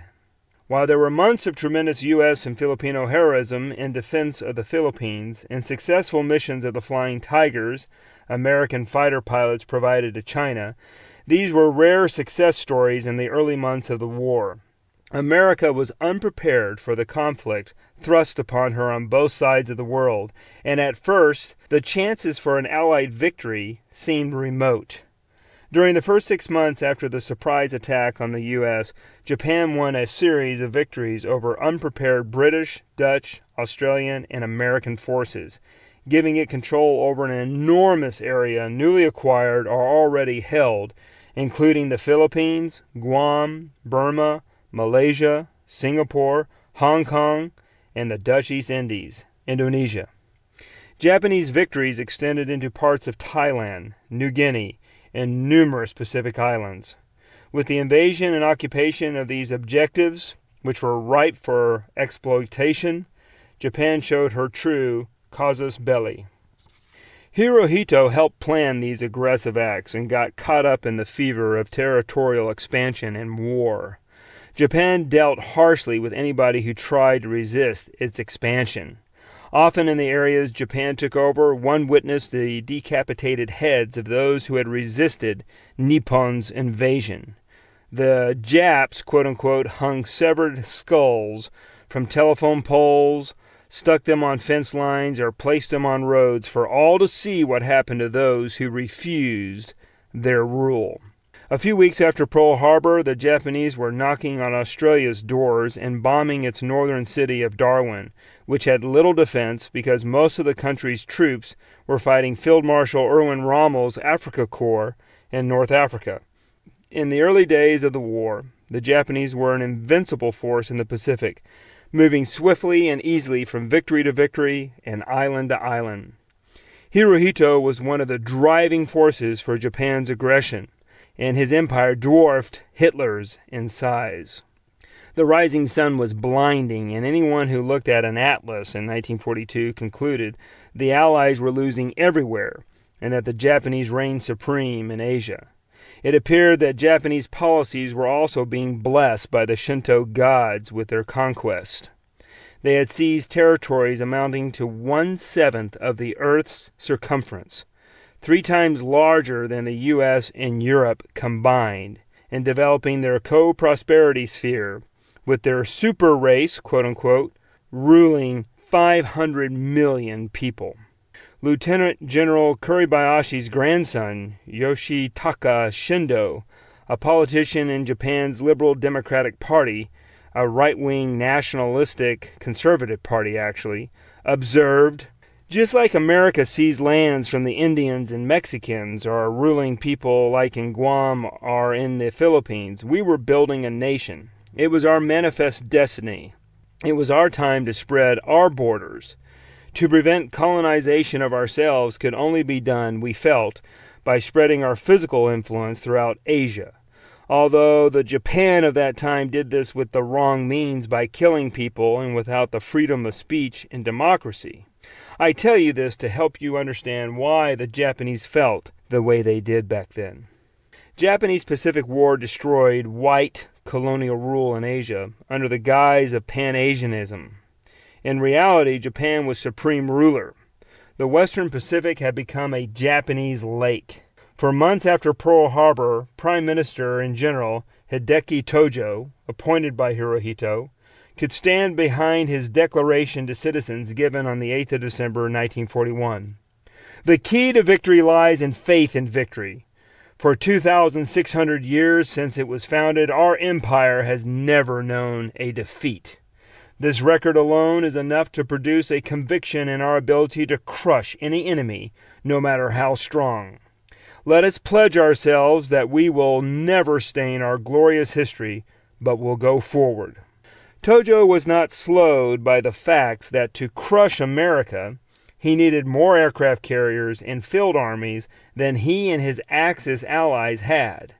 The best he could hope for was to deter or convince the U.S. from further fighting in Asia and the Pacific, and that a Nazi regime would emerge victorious over Britain and the USSR, leaving America isolated and preoccupied with survival. In a twist of logic, once Tojo, Hirohito, and others started war, an irrational belief in victory became the strategy. Issues about securing victory were removed from most civilians' consciousness, and they felt pride at Japan's success at this time. The German naval attaché in Tokyo, Rear Admiral Paul Winokur, recounted how his contact, Captain Nakamura, depicted the war with the U.S. as ushering the empire into its greatest epic, and that both nations should work together to achieve victory. The risky surprise attack on Pearl Harbor was made without a follow-up plan. In some respects, it was conducted in response to the Nazi successes throughout Europe, as well as Hitler's current invasion of Russia and his battle against Britain, all of which motivated the Japanese to act quickly in Asia before the spoils of war went to others. Newsreels of Hitler's successes dating to 1939 played throughout Japan and reinforced this sense of urgency. British ambassador to Japan, Sir Robert Craigie, who detested the militaristic Japanese and felt nauseated by having to continue to be polite to the little blighters, wrote, "How, they urge, could Japan expect Hitler to divide the spoils with them unless she had been actively associated in the spoliation?" Foreign Minister Yosuke Matsuoka verified Craigie's observation, claiming, "When Germany wipes out the Soviet Union, we can't simply share in the spoils of victory unless we've done something. We must either shed our blood or embark on diplomacy, and it's better to shed blood." Japanese war hawks also wanted more dividends on the investment of 400,000 men it had sacrificed in China, an adventure proven to be a disaster, and secure their Asian gains by knocking the Americans back into the Western Hemisphere. Furthermore, the oil embargo the U.S. enforced in July-August 1941 against Japan could cripple the empire's economy, motivating it to attack America and seize the oil-rich Dutch East Indies. Regrettably, U.S. Secretary of State Cordell Hull at the same time told the Japanese, whom he despised for their false pretenses of politeness, smiles, bowing, and hissing, that if they wanted peace, they would have to abandon the tripartite pact and remove their troops from several areas in China. These demands, as well as the restrictions of the sale of petroleum to Japan, were unacceptable to Hirohito's government. While we don't know the most important motivation for the attack, some or all of these reasons prompted the Japanese to stealthily move an armada from Tokyo to Hawaii and smash the U.S. fleet on a Sunday morning when America's guard was down. The Japanese had failed to learn, according to military philosopher Karl von Clausewitz, that an enemy who violates a frontier will be made to pay a penalty in blood. It was already paying a high price in blood in China, fighting over a 2,800-mile front against 3 million Chinese troops, and now it dramatically increased that debt in blood by violating the Allies' frontiers. Just as Hitler was paying a high price for invading Russia while also trying to destroy England, now Japan left its rear unsecured while it opened a gigantic front to the east against one of the most powerful countries in the world. While Japan launched its attacks against the West, Chinese nationalists had completed training of another 1 million of its troops to replenish the wall of steel and flesh, which had been checking and throwing back Japan's repeated attacks. If Japan could not defeat a ragtag group of Chinese soldiers with inferior weapons and supplies, how was it going to tackle the first world nations of the U.S., Great Britain, and her Commonwealth territories? Moreover, if they waged a war against China without just cause or cogent reason, why in the world open another front with the Allies with no definitive end goal defined or military means to destroy the newly created hostile forces? The irrational levels of action the Japanese government took its nation to were incomprehensible. Their fanaticism had blinded them to realpolitik. Nonetheless, the Japanese felt confident about the future. After Pearl Harbor, Hirohito issued the declaration of war as an imperial rescript.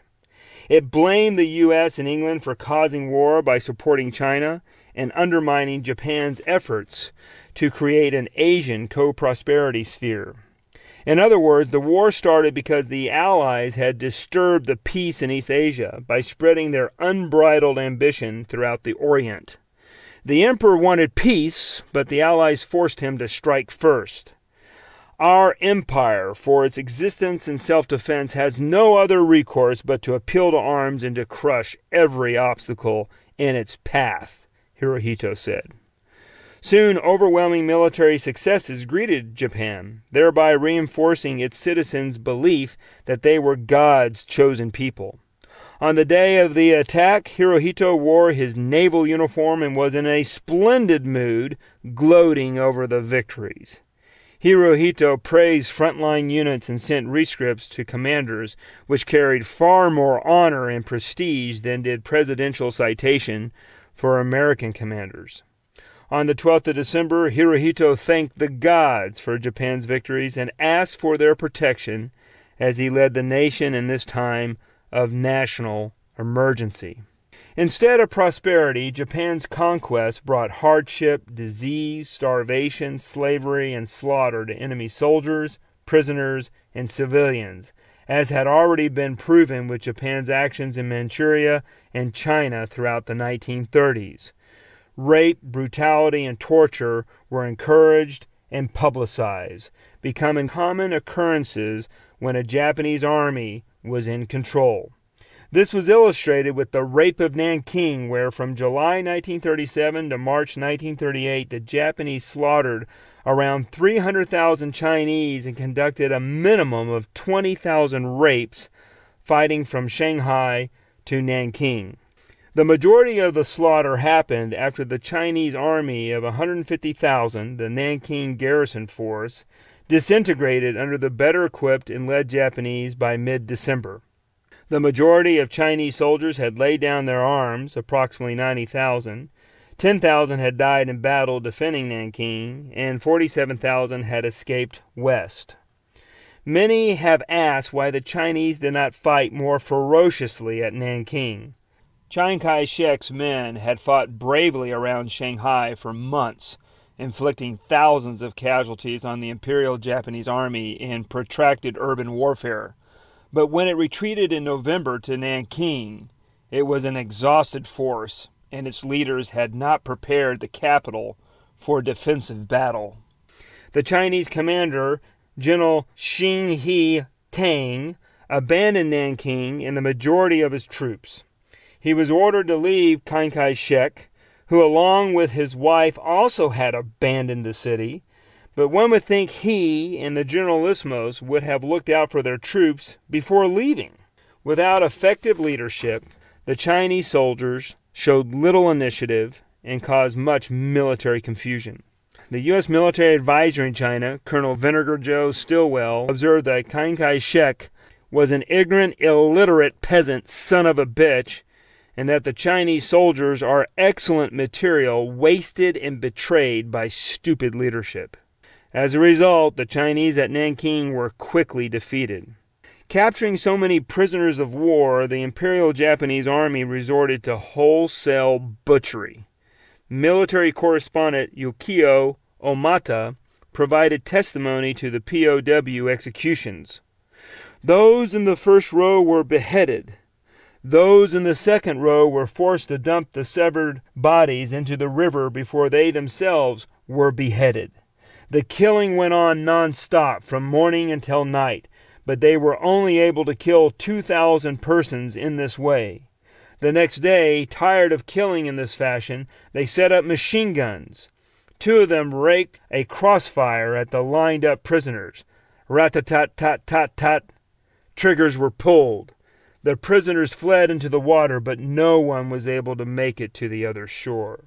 It is estimated that out of the 300,000 murdered during the campaign from Shanghai to Nanking in the winter of 1937 to 1938, 80,000 to 90,000 were defenseless national Chinese POWs. It was a slaughter, a massacre.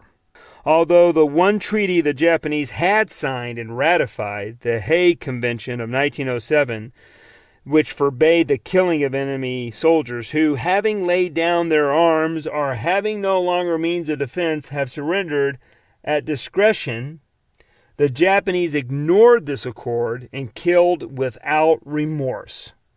Like with most moral codes, signed and unsigned, the Japanese ignored almost all manner of humane behavior while engaged in war. In fact, Imperial Japanese Army commander at Nanking, General Iwani Matsui, lacked any idea that the killing of POWs was a violation of international law and a grave crime against humanity. And while the killing of defenseless POWs took place under Matsui's 10th Army, rapes were occurring everywhere.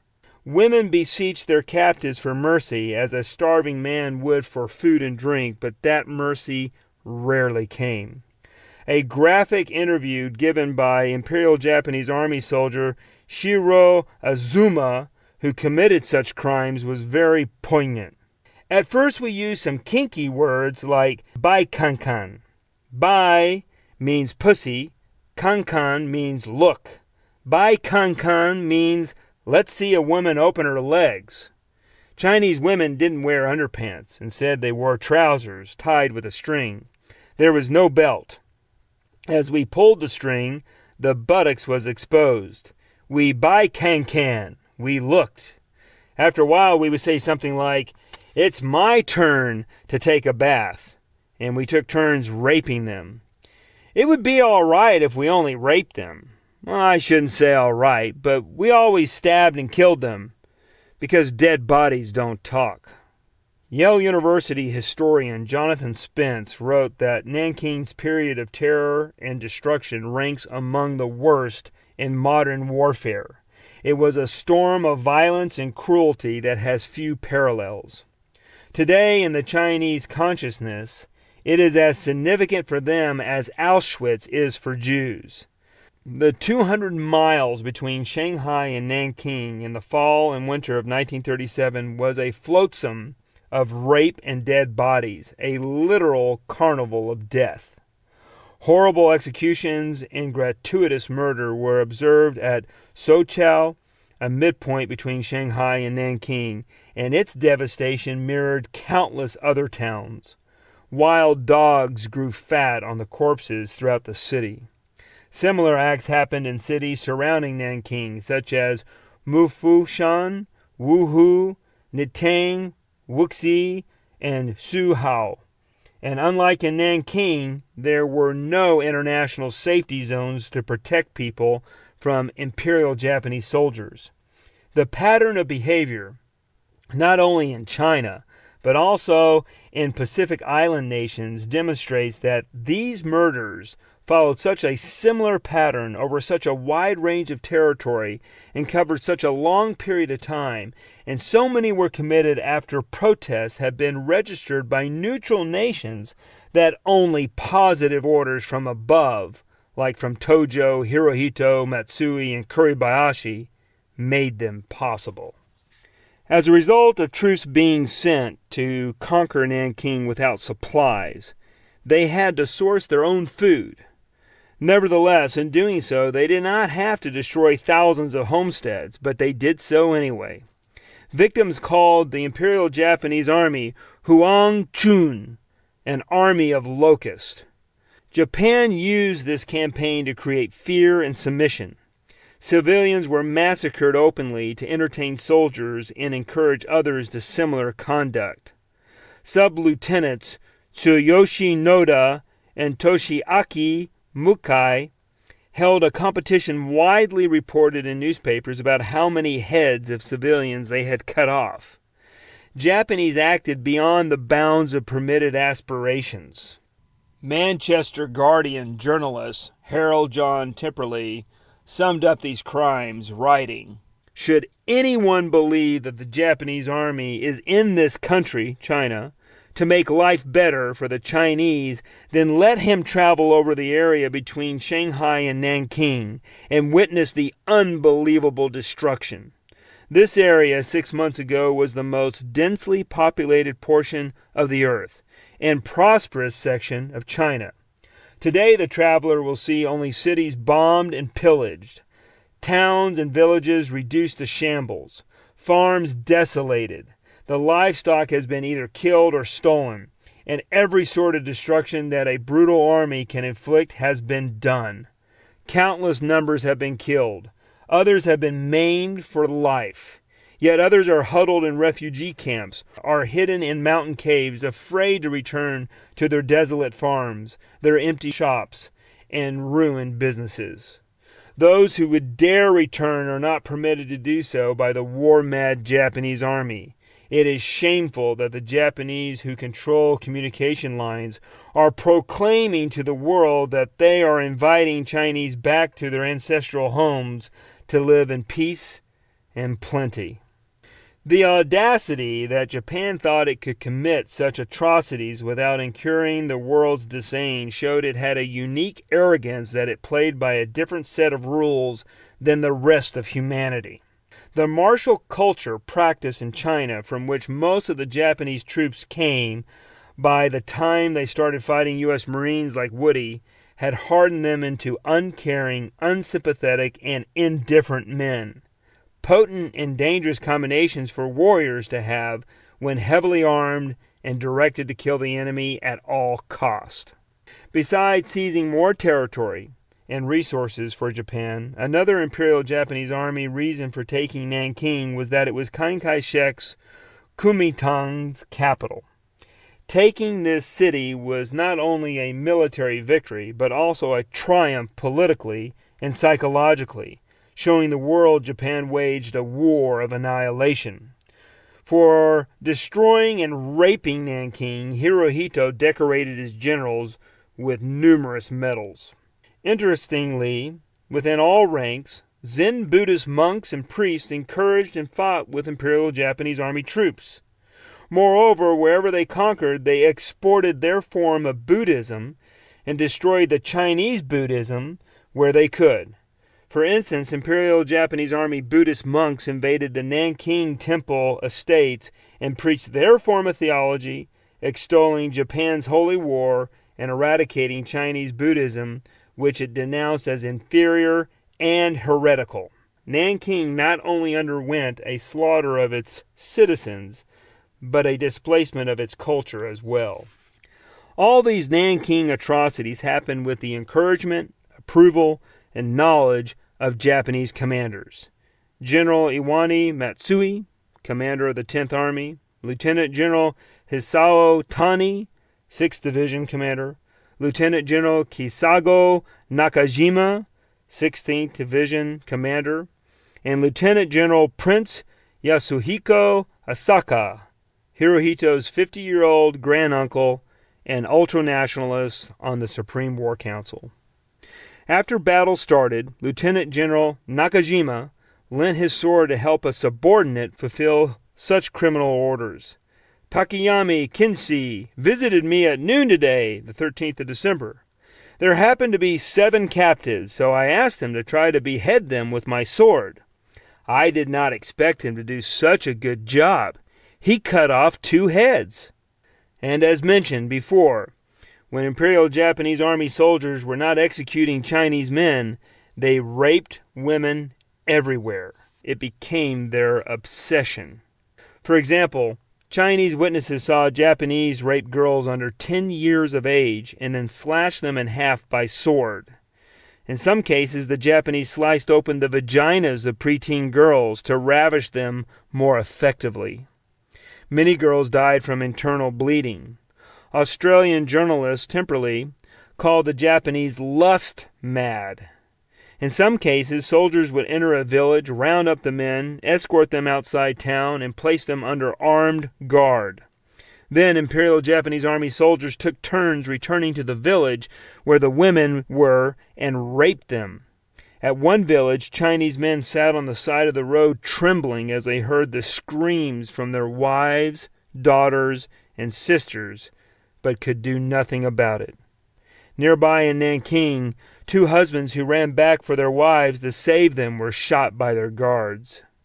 Women were taken to Imperial Japanese Army camps and never heard of again. Often when the Imperial Japanese Army was in control of a Chinese city, women's screams echoed throughout the streets not only during the nights, but also during the days. The coordination and network that evolved within such platoons, companies, and battalions lay bare a diabolical military structure that aimed at ripping apart everything that holds a decent society together. Instead of winning Chinese hearts and minds in their pursuit of a greater East Asian co-prosperity sphere, the Japanese soldiers spawned guerrilla networks costing them more casualties, a generational hatred which would take decades or longer to repair. The breakdown of infrastructure that could have fed them and their horses. They were deep in enemy territory without adequate logistic support. The devastation of farms that could have helped them by stealing and eating the livestock. Without proper husbandry of animals, herds of cows, passels of hogs, and strings of ponies dwindle fast, something the Imperial Japanese Army was doing at an alarming rate. And a military environment lacking in training and repairing of weapons in order to prepare for the next battle, since the China War was far from being over. These activities are not the normal manifestations of a nation of the 20th century imbued with altruistic and humanitarian ideals of helpfulness toward a weaker neighboring people. They are the actions of a nation still steeped in the traditions and barbaric conceptions of a nationalistic aggrandizement. Japanese went beyond rape and sliced off women's breasts, cut open pregnant women's bellies, and decapitated the newborn infants in front of their bleeding mothers, killed small children, and buried people alive. As one Imperial Japanese soldier was raping a woman, her 5-month-old baby nearby started to wail. The man stopped, went to the child and smothered it, and then returned to the woman and finished raping her. After killing a nursing mother, soldiers failed to kill her small baby boy. He later was able to struggle up to his nude mother's breast to suck what milk remained in her breast, and was found glued to his mother's corpse by frozen cubes of milk, tears, and snot. It was, after all, in the dead of winter. Imperial Japanese Army soldiers castrated prisoners before using them for bayonet practice, or doused them with gasoline and then lit them afire. Soldiers impaled babies on bayonets and threw some into pots of boiling water. They hung people by their tongues on iron hooks, or buried them to their midsections and released dogs on them. One 80-year-old woman died when a soldier skewered her vulva with his bayonet. Other elderly women were lucky, quote unquote, and just got raped. Obviously, these accounts illustrate that Imperial Japanese Army soldiers were also sick, misogynistic gerontophiles. Some Nazis in the international safety zone, like John Rabba, wrote Hitler to help stop these atrocities, calling the Imperial Japanese Army bestial machinery. He also wrote the Japanese embassy, along with others, for help detailing Imperial Japanese Army crimes. The embassy did nothing. Women were not the only sexual victims. Chinese men and teenage boys were often sodomized and abused too. Japanese hunted civilians like rabbits. Imperial Japanese Army soldier Hakudo Nakatomi wrote, "I beheaded people, starved them to death, burned them, and buried them alive, over 200 in all. It is terrible that I could turn into an animal and do these things. There are really no words to explain what I was doing. I was truly a devil."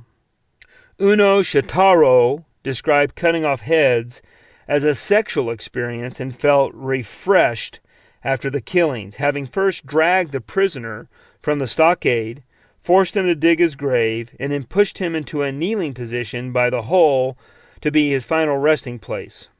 Shintaro gripped his sword and swung down hard to sling the head from the body. Other soldiers took a baby from its mother, placed it on the ground, and hammered a nail through its forehead.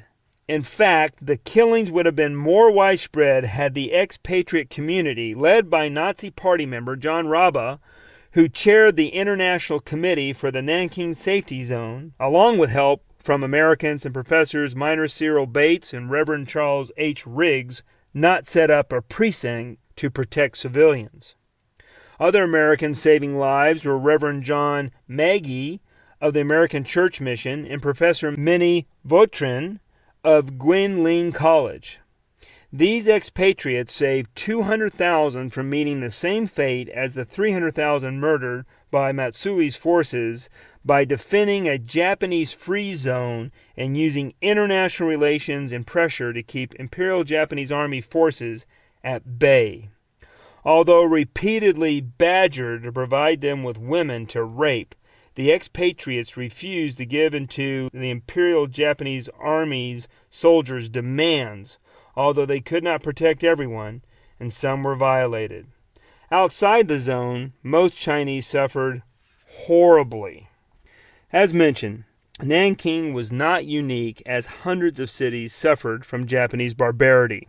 To the north, Beijing fell at the end of July 1937, and Boding, or Poting, collapsed to the Imperial Japanese Army on the 24th of September.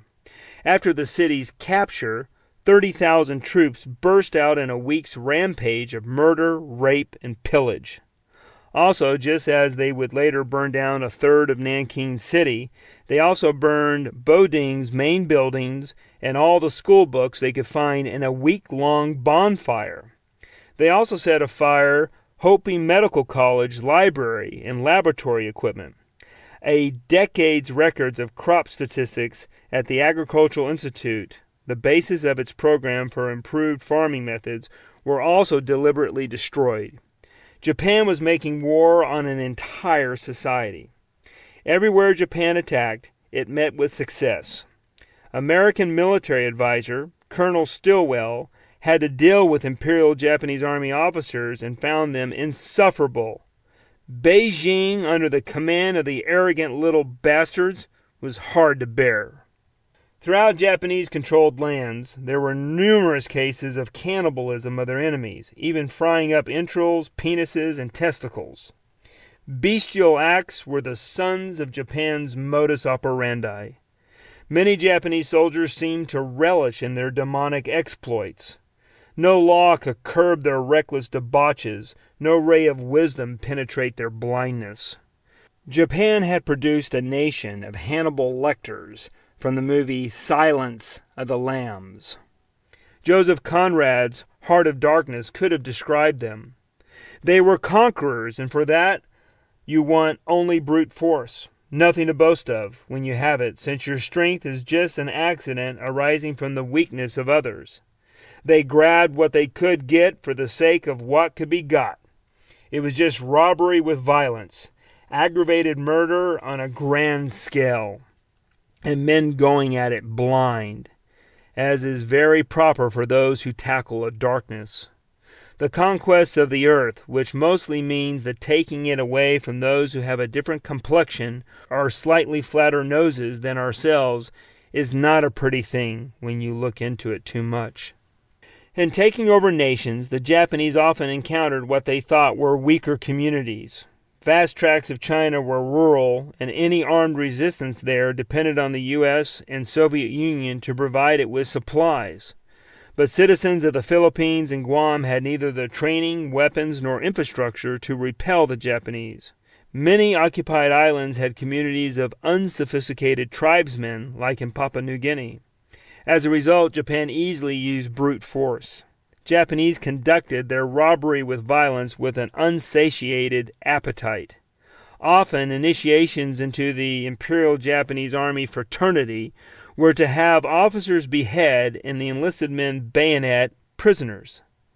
The military turned men into murdering demons. It is difficult to fathom the darkness Japan had to overcome to do what it did. Looking at Japan's actions, it was not a pretty thing. One man could have stopped this, Hirohito. Instead, he, being knowledgeable about political and military affairs, participated in the making of national policy and issued the orders of the imperial headquarters to field commanders and admirals. He played an active role in shaping the barbaric Japanese war strategy. Japan committed mass murder, killing over 20 million people from 1931 through 1945. This gave it 15 years to exterminate inferior peoples. The National Museum of the Pacific War writes the Japanese slaughtered 22,617,242 people. Encyclopedia of Genocide notes that 15 million died in China from bombing, starvation, and disease that resulted from the Japanese terror campaign. China paid the highest price of any of the Allied nations in the war with Japan. Asia under the Japanese was a charnel house of atrocities, and Japan treated subjected people with bestialization. Historian Martin Morgan claims the number exceeds 40 million since cities vanished under Japanese control and mass graves are continually discovered today. Those Chinese suffering under Imperial Japanese Army rule said the Japanese had a motto, Sanko Sasaku, meaning kill all, burn all, destroy all. The suffering inflicted upon the victims of Japanese imperialism remains incalculable, but it is larger than what most have calculated. England's chief advisor during the post-war trials, Lord Russell of Liverpool, wrote, "The full extent of Japanese crimes will never be accurately known, but in China they will never be forgotten." It is difficult to find an obvious explanation for Japan's slaughter. Japan targeted Chinese for mass murder regardless of sex or age, and simply marked them out as victims to be dispensed without any justification except that they were poor, defenseless, and non-Japanese. Japan disputes the numbers it slaughtered. However, Japan knows how many it lost in the war, 3 million, but does not care to know the numbers other nations give of those who died under its rule. Whereas Japan expects all to believe it lost a certain number, It denies other nations who have made claims against it, telling China, Vietnam, the Philippines, Guam, etc., that they cannot calculate their dead. There may be problems with the documentation of the barbarism, but the summary assessment made by nations after World War II cannot be denied. Japan murdered millions. However, one must explore the reasons for the lack of documentation of Hirohito's Holocaust as for Hitler's genocide. Whereas the Nazis meticulously recorded how they processed death, the Japanese sloppily maintained records. One argument could be that they were so disinterested in the actions their soldiers committed and with documenting the murder of civilians to be totally unimportant, they just ignored the process. Moreover, the infrastructure of the societies Germany destroyed had government records on civilians. The Chinese system of documenting people was primitive, making it arduous to verify how many were living in an area before and after the war. Although there are holes in authenticating the extent of Nazi destruction, there are historians, especially German ones, who tenaciously ferret out the truth. In Japan, the government and much of its academic community avoids the past, and few are willing or courageous enough to document it. Japanese officials and many historians have systematically kept all mention of their atrocities out of the nation's history textbooks. Journalist Honda Katsuchi wrote, "Unlike the Germans and Italians, the Japanese have not made their own full accounting of their pre-war actions." Historian Saburo Inaga wrote that falsifying textbooks prohibits the completion of people's development as human beings. Unlike Germany, Japan has never atoned for its crimes by paying reparations, nor at the very least admitted its atrocities. In 1994, Justice Minister and former Army Chief of Staff Shigeto Nagano declared the rape of Nanking a fabrication and claimed that Japan during World War II was liberating Asian countries from Western colonial powers. This would be akin to a German politician saying Auschwitz did not happen and Hitler was liberating Russia from communism. Tokyo's Yushukan War Museum mentions nothing of the atrocities. It just writes that General Matsui in 1937 and 1938 controlled his men and warned them not to commit unlawful acts. It further claims he destroyed the Chinese at Nanking and then notes, "The Chinese soldiers disguised in civilian clothes were severely prosecuted."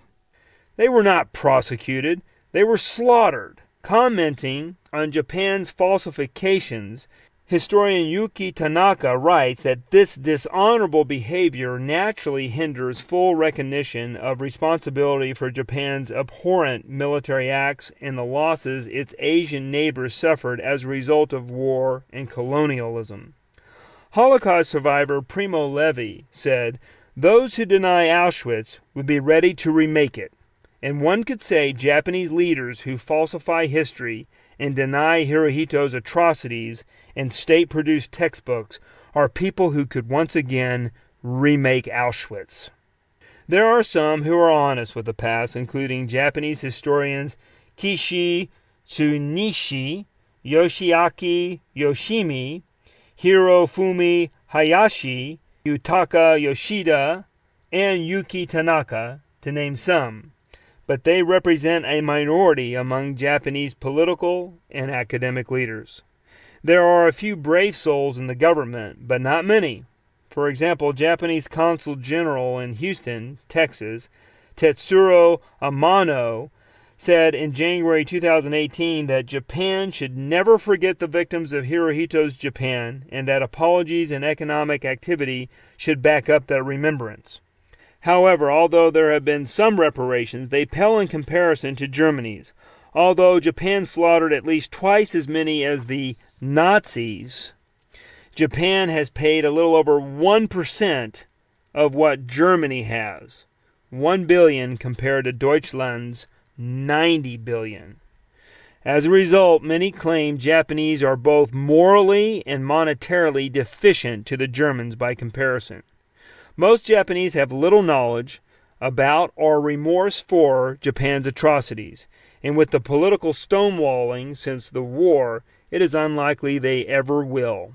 Although more died during the rape of Nanking and the rampage Japan conducted in China after Doolittle's raid than the Japanese who died from the atomic bombs, Hiroshima claimed 140,000 and Nagasaki 70,000. Some Japanese maintained the illusion of victimhood because they were bombed with nuclear weapons. A strange assertion, knowing they started the Pacific War. Some demand apologies from America for these attacks, while the Japanese only give half-hearted apologies to their victims. Such apologies are half-hearted because they are not backed up with reparations or explorations of these crimes in state-sponsored textbooks.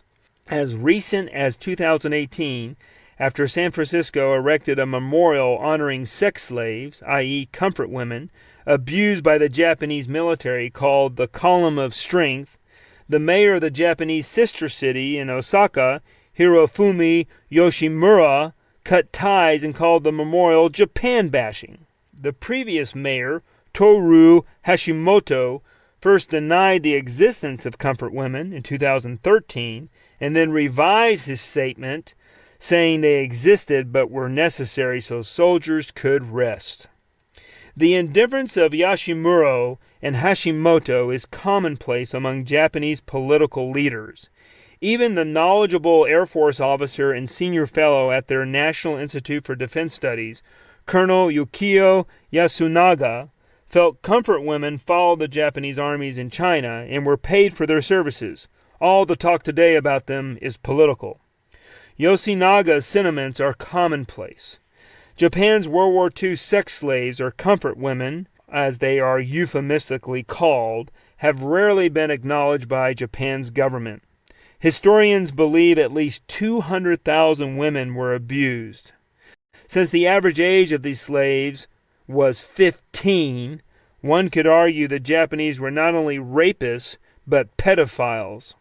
Although often Imperial Japanese Army soldiers did not have to wait for teenager comfort women to become pedophiles, often raping young girls between the ages of 10 to 15, killing many due to internal hemorrhaging. In some of their rape brothels, the Japanese gave women girls a daily quota: 20 enlisted men in the morning, 2 NCOs in the afternoon, and the senior officers at night. Jean Ruth O'Hearn, a Dutch comfort woman, voiced what Japanese did to her, echoing what happened to thousands. During that time, the Japanese had abused me and humiliated me. They had ruined my young life. They had stripped me of everything: my self-esteem, my dignity, my freedom, my possessions, my family. When the World Heritage Foundation, UNESCO, United Nations Educational, Scientific, and Cultural Organization, listed the Rape of Nanking documents as part of humanity's heritage, Japan halted its funding for UNESCO in 2016 to a tune of $40 million. Since Japan is one of the biggest funders, this will hinder it. Moreover, unlike Germany, Japan never investigated nor worked with foreign nations to prosecute its war criminals. Whereas Germany condemns Hitler, Japan has never blamed Hirohito for leading his country into fascism, mass murder, and a disastrous war. Japan allowed him to hold his throne until 1989, when he, a fallen god and war criminal, died of cancer.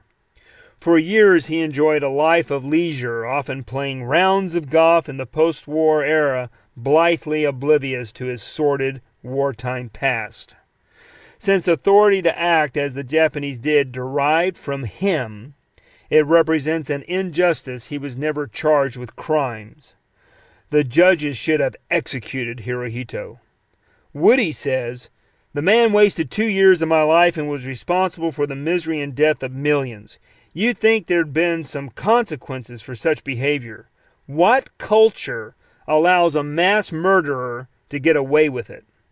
In the 44 years after World War II, when Hirohito's rule continued, albeit without the power he had before and during the war, Hirohito never discussed the conflict publicly.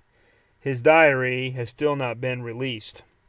The wartime generation worshipped him, but when the war ended, the ex-god never accepted responsibility for Japan's crimes. Despite the fact that the war was fought under his command, he refused to accept responsibility for the acts which occurred during it in his holy name. Many in Japan today refuse to reject Hirohito. When asked to denounce Hirohito in 2018, Japanese Deputy Consul General for Houston, Ryuji Iwasaki, presenting a sphinx-like expression, refused. When the mayor of Nagasaki, Hideyoshi Motoshimo, claimed Hirohito was to blame for the war, a right-wing nationalist shot him in 1990. He fortunately survived. MacArthur left Hirohito as emperor after 1945 to secure the peace and to liberalize and democratize Japan. The Allies controlled the war trials, and the responsibility of not holding Hirohito accountable lay in MacArthur's hands. General Curtis LeMay explained MacArthur's position, saying the Allies left Hirohito alone because of his anti-communist posture and willingness to work with the U.S. during the Cold War, which President Truman saw as valuable. Personally, I would have strung the bastard up by his balls. Japan's recent commemorations of peace say nothing about its crimes. Every 15th of August, on Japan's anniversary of surrender, the nation recalls the war with a government-sponsored day commemorating the end of war.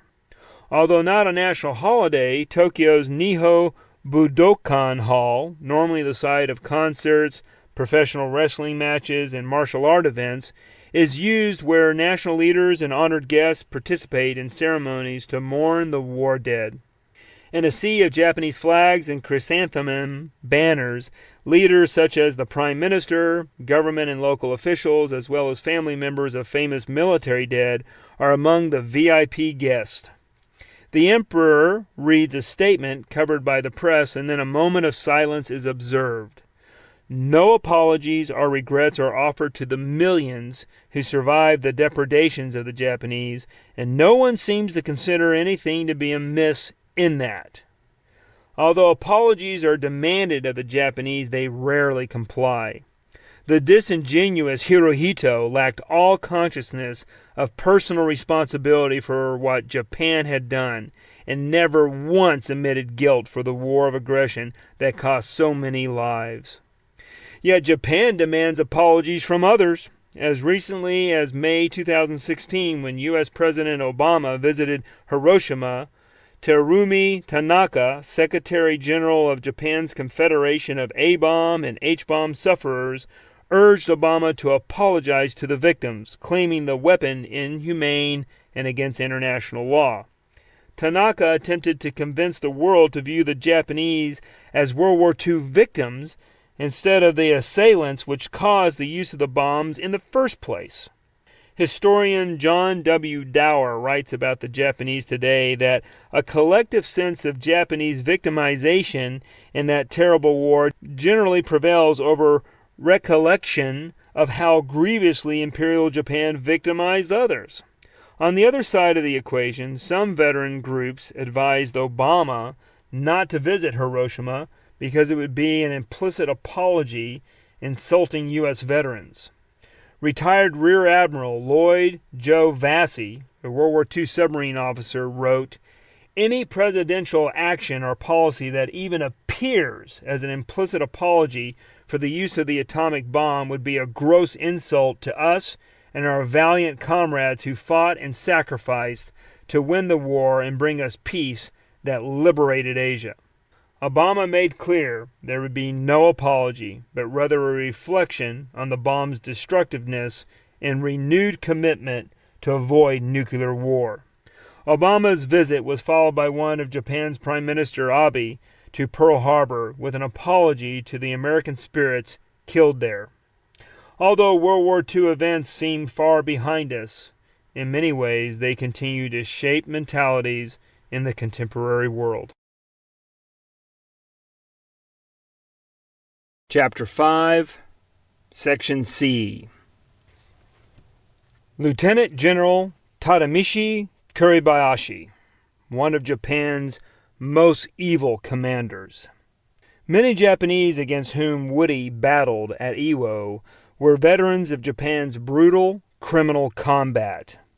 One was Iwo Jima Garrison's commander, Lieutenant General Tadamichi Kuribayashi, who, had he survived the war, would have probably been charged with crimes against humanity and crimes against peace. In April 1939, he toured Manchuria and China as Divisional Chief of the Remount Administrative Section, Military Service Bureau of the War Ministry, gathering data about Imperial Japanese Army's logistics needs. He must have observed that the Manchurian operation was a mad carnival of debauchery carried out by gangs of ignorant bullies. Enemy combatants there were labeled bandits and almost universally exterminated when taken prisoner. Moreover, sometimes the bandits' villages also were liquidated, as evidenced by the Pingdingshan incident in September 1932, when Japanese troops machine-gunned and shot 3,000 civilians, including men, women, and children, because everyone was assumed to have supported the guerrillas. From September 1941 until June 1943, Kuribayashi served as the 23rd Army's Chief of Staff during the battle and occupation of Hong Kong, where atrocities happened. During the conflict and after conquering the city, the Japanese raped thousands. Over 10,000 Chinese and foreign women from the early teens to the 60s are reckoned to have been raped or gang raped by the Japanese during the sack of Hong Kong. Catholic nuns were a special target for the Japanese soldiers. One tall, stately, 6-foot Australian nurse was raped repeatedly, but after the war she defiantly reported, "It didn't hurt that much since all the little buggers had small pricks." Was this nurse telling the truth or devising a story of defiance to help cope with her trauma? Either way, she was a victim of horrific behavior, and her flippant comments about Japanese manhood belie the fact many rape victims, even probably she herself, suffered psychic wounds. Some who survived these deplorable acts walked and talked like zombies afterwards, having suffered severe trauma. Others throughout China ended their own lives, while others went insane. Later at St. Stephen's College, 7 nurses were dragged, crying and writhing, to a room full of already butchered men, where Imperial Japanese Army soldiers held them down on top of a pile of dead, and then ripped off their garments and gang raped them. After several finished raping a nurse, a few would step forward and bayonet her to death. Blood-curdling screams echoed throughout the halls as the men either thrusted their penises or their blades into the women. They would place the next victim on the burial mound next to her freshly killed colleague, and then one soldier after another would sexually violate her until someone made the decision she was no longer useful to fuck, quote-unquote, and would dispatch her to the undiscovered country. The gutters at the college ran with blood. One Jap, quote-unquote, later remarked these victims cried like a lot of pigs. One POW, a British lieutenant, asked a Japanese officer to see his wife, who was one of the nurses. Sadistically, the officer took the unsuspecting prisoner outside the building to a stack of bodies. Seeing his nude wife brutally violated, he tried to attack his captors, but they restrained him and threw him back into the storeroom where the other POWs were incarcerated. Returning to the cell, he broke down and started babbling to himself incoherently. Soon after these atrocities, the living POWs had to take over 100 bodies of their murdered comrades and nurses, pile them up outside in the courtyard, and then set them afire in a bonfire ordered by their captors. As the bodies burned, guards nearby laughed. After hostilities ceased in one area now controlled by the Japanese, a British businessman tried to have a dinner with his wife and teenage daughter when Imperial Japanese Army troops barged into his house, tied him to a chair, and then raped his wife in front of him and their child. Japan had produced a generation of men who were psychopathic. They had mental disorders and expressed abnormal and violent social behavior. Such were the men under Kuribayashi's command. Such was Kuribayashi, who never protested these crimes. These atrocities elicit the question, why did the Japanese rape so much? Psychologists offer one explanation for Japanese behavior of rape during World War II. For generations, Japan viewed women as inferior, a view not necessarily unique to their culture, though. However, societal norms during Hirohito's reign dictated women primarily raised children, and they often did so using corporal discipline. Boys growing up in Japan were taught to view women as weak, stupid, and emotional, and they subconsciously resented the fact the inferior half of society had to raise them. Ironically, Japan subjugated the half of its population responsible for raising 100% of the next generation. Rapist childhoods are typified by neglect, altering with harsh punishment and deprivation, which most Japanese children experienced. Also, rapists are likely to have been raised by a single parent, all of which many Japanese experienced because absentee fathers were common. Japanese were raised in a culture marked by despair, force, and violence, often witnessing their fathers physically abuse their mothers. They grew up steeped in the idea that physical aggression is acceptable and necessary. Throughout World War II, Japanese servicemen demonstrated an aggression toward women syndrome. When Japanese were released on foreign nations, their pent-up resentment against women expressed itself in violent forms. As they conquered foreign lands, they raped many women they encountered, viewing them as adversaries to be attacked and subdued. Japan spawned a nation of men who took their psychotic drive to conquer to a whole different level of diabolical. They were what psychologists Robert Prentke and Ann Burgess called enraged and sadistic rapists who hate their victims and want to humiliate and dominate women. They often made unusual and painful sexual demands, and many seemed to be acting out a bizarre fantasy. Frequently, they fatally injure their victims. The Japanese did this by the millions. In addition to Kuribayashi's troops raping women in Hong Kong, they also murdered civilians. 4,000 killed during the battle and 50,000 during the occupation. As a British eyewitness noted, the attack on Hong Kong was accompanied with a strong taste of Nanking. The Allied troops described how horrifying it was the first night they spent on Hong Kong Island on the 12th of December, hearing the screams on the mainland as Japanese troops raped and murdered all night long. British Foreign Secretary Anthony Eden informed the House of Commons the Japanese executed 50 defenseless British POWs. In fact, the Japanese executed most of the wounded they found, and POWs numbering in the hundreds, outright crimes against the principle of hors de combat. Others were mutilated. Soldiers cut out one man's tongue and chopped off another man's ears. While the screams of these victims rang out in the Red Cross hospital, Imperial Japanese Army soldiers slashed out others' eyes and sliced off limbs and noses. 70 defenseless Commonwealth soldiers were slaughtered at this hospital, many dying by blade thrusts while they lay sick in their beds.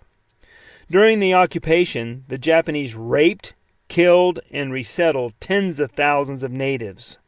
Hong Kong's population dwindled from 1.6 million in 1941 to just 600,000 in 1945 due to forced evacuations, resettlement, and starvation. Right after the Imperial Japanese Army's takeover of Hong Kong, the 23rd Army chopped off a few hundred heads a day for some time. Guidelines adopted by the 23rd Army and approved by Kuribayashi provided for the immediate suppression of hostile influences, namely, all communist or nationalist elements were to be imprisoned or liquidated. By New Year's Day, a former playing field in Hong Kong was piled high with the corpses of Chinese who had been bayoneted or shot. The Kempeitai in Kowloon at King's Park were relentless, using several citizens for shooting and bayonet practice and even beheading some. By the end of January 1942, corpses littered Hong Kong's coastline. Unlike at Nanking, there was no international safety zone to protect helpless citizens because Japan would not have honored it since it was at war with the world by then. After taking Hong Kong, the 23rd Army proved to be a disastrous city administrator. The colony lay prostrate in the absence of any firm order. The streets were a mess of corpses and shell holes and severed lines, and the harbor was clogged with sunken hulks of 200 vessels. As mentioned, Kuribayashi never protested these crimes or questioned his superiors about them. As an obsessive man of detail and micromanager of troops, Kuribayashi had to not only have known of these crimes, but also had to have supported and or ordered them. At best, repeatedly turned a blind eye to them. He was not one to shy away from challenging commanders when he thought them wrong. Kuribayashi was stationed during part of the battle at Kowloon, where the murder of civilians, looting, plunder, serious abuse, and sexual violence became routine. The Imperial Japanese Army systematically looted the city because it stored useful resources such as food, motor vehicles, medical and scientific equipment, but it was in a rather orderly manner because it was organized by the 23rd Army. The pilfering of the city damaged the remaining population later when food and medical supplies were scarce.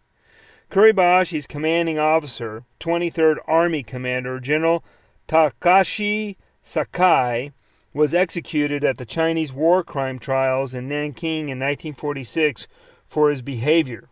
The tribunal wrote, "All the evidence goes to show that Sakai knew of the atrocities committed by his subordinates and deliberately let loose savagery upon civilians and prisoners of war." The sentence further stated, "The defendant, Takashi Sakai, having been found guilty of participating in the war of aggression and having been found guilty of inciting or permitting his subordinates," and Kuribayashi was his highest-ranking subordinate, "to murder prisoners of war, wounded soldiers, and non-combatants, to rape, plunder, deport civilians, to indulge in cruel punishment and torture, and to cause destruction of property is hereby sentenced to death." One example out of hundreds to illustrate how grotesque Sakai was happened when he allowed two subordinates to rape two women, mutilate their bodies, and then feed their butchered body parts to dogs in a Jeffrey Dahmer-like manner. Such men were loyal to Sakai and Kuribayashi. After leading a march through Victoria Center on the 28th of December, Sakai and Kuribayashi gave their victorious troops a 3-day holiday during which these commanders allowed them to rape, pillage, and plunder the city. This should not be a surprise because this was what Sakai had been doing for the past 10 years in China, most notably the butchering of people at the Battle of Jinan, where he slaughtered thousands of civilians in May 1928. His men had been conditioned to do everything they were doing. In other words, this behavior was not surprising, but normal Japanese behavior. Out of 123 to stand trial at Hong Kong after the war, 21 were executed, and many were junior in rank and responsibility to Kuribayashi and under his command.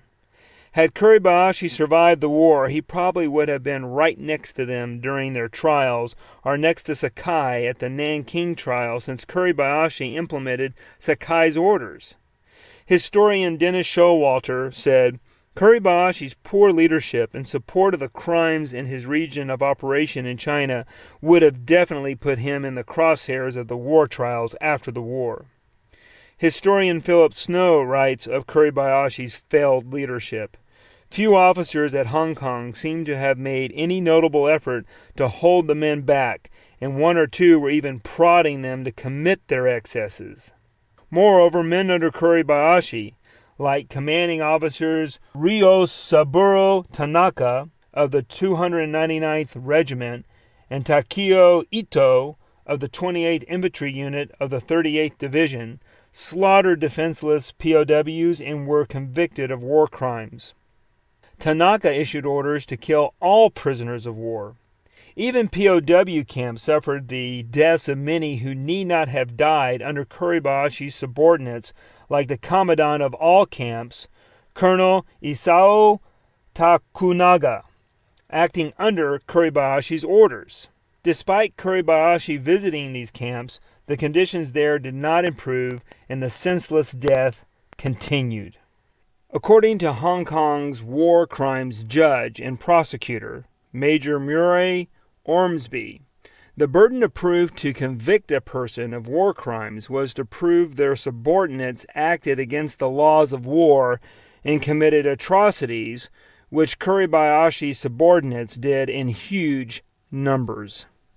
United States Marine Corps Colonel Matt Hawkins, advisor to the commander of SITCOM from 2005 to 2007, and director of Global Combating Terrorism Network Special Operations Command from 2007 to 2008, said, "As Chief of Staff, Kuribayashi knew everything Sakai and their men did.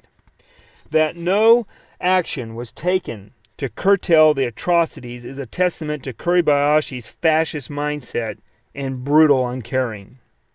Presiding Judge and Major General Russell Reynolds, in rendering a judgment about General Tomiyuki Yamashita at his trial for the rape of Manila, could have been writing about Kuribayashi when he wrote, "When murder and rape and vicious, revengeful actions are widespread offenses, and there is no effective attempt by a commander to discover and control the criminal acts, such a commander may be held responsible, even criminally liable, for the lawless acts of his troops." Taken to the next level, just as General Yamashita's chief of staff, Lieutenant General Akira Muto, was sentenced to death for the rape of Manila, so too would Kuribayashi probably have met a similar fate as Sakai's chief of staff for the rape of Hong Kong, for failing to protect POWs and civilians had he survived the war. As General of the Army MacArthur said, a soldier's duty included the protection of the weak and unarmed, a duty Kuribayashi shirked. Furthermore, MacArthur, although describing Yamashita's leadership failures during Manila, could have been describing Kuribayashi's actions, writing that men like him were a blot upon the military profession and a stain upon civilization. After Hong Kong's fall, Kuribayashi continued his activities as Chief of Staff for the 23rd Army, which controlled Guangdong Province, the southernmost of the mainland provinces, which channels most of South China's trade. It has one of the longest coastlines of any province and encompasses the cities of Hong Kong, Shenzhen, Guangzhou, also known as Canton, where numerous crimes transpired of comfort women, rape, murder, human medical experiments, and pillage, all under Kuribayashi's command. Unit 8604, like Unit 731, conducted horrible medical experiments on civilians in Canton with the support of Kuribayashi's command.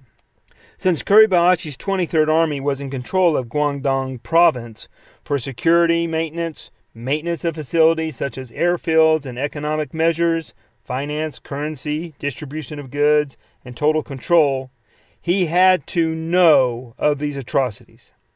Moreover, the 23rd Army was the main hub for the Imperial Japanese Army's military training and logistics base in Guangdong, which committed these crimes just mentioned above. Historian Robert Burrell writes, Kuribayashi provided prominent leadership in these horrific arenas where Japanese brutality was the norm. It does seem the 23rd Army under Kuribayashi and Sakai's leadership had meetings about the rape epidemic to control it. Months into the occupation, they did arrest some soldiers newly guilty of such crimes. There seems to have been little or no effort to punish those who had already committed such transgressions. To avert future rapes, The 23rd Army established brothels and looked for non-family women to staff them. Posters appeared on the streets advertising for comfort women, some hundreds of whom were recruited from Guangdong province. Kuribayashi helped establish these prostitution houses, not because of his concern for the Chinese victims of rape by his soldiers, but because of his fear of creating antagonism among the Chinese civilians. Also, localizing the women being quote-unquote used, the Imperial Japanese Army medical personnel could reduce venereal diseases, something authorities worried about because such diseases undermine the strength of their men and hence their fighting ability. Since they needed more than these hundreds of local women to service all the men, Kuribayashi and his staff imported an additional 1,700 Japanese prostitutes from Canton, treating women like military supplies. And while senior officers like Kuribayashi visited comfort women alongside their men, it is interesting that Kuribayashi brought in Japanese prostitutes. These women were in a different position from the comfort women in that they mainly served high-ranking officers and were given better food, citizens required to collect trash in the streets and garrisoned in some of the worst parts of the city. Every opportunity was taken to drive home the message that the ethnic tables had been turned. They were put under Colonel Tokunaga, who was gross, cruel, and sadistic, and subjected his prisoners to starvation diets, and soon all were racked by wound sepsis, dysentery, and diphtheria, and deficiency diseases such as pellagra and beriberi. All this occurred while Kuribayashi continued to labor away at Sakai's staff duties, growing a nice, fat belly. Turning their attention away from the POWs, the Japanese leadership under Sakai and Kuribayashi made Japanese the colony's official language, renamed several areas using Japanese names, and enforced religious festivals honoring Hirohito and the imperial forces. The local citizens were expected to play a full part in them, or they would be punished. As the Hong Kong landscape was Nipponized, a massive monument was constructed called the Tower of Triumph on a spur of Mount Cameron overlooking the Wan Chai district, designed to honor the Japanese dead who fought to conquer Hong Kong and glorify Japanese power. Sakai and Kuribayashi's engineers embedded a samurai sword in the foundation, solemnized by a bevy of Shinto priests dressed in white.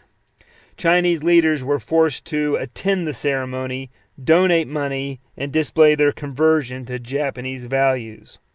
Like with most Japanese occupational duties, Sakai and Kuribayashi's men continued to kill Chinese citizens for the slightest of offenses. And as seen throughout the new empire, Japan was exterminating the cultures and traditions of the people it controlled in order to make them Japanese. During the battle and months afterwards, mass chaos and crimes ruled the day.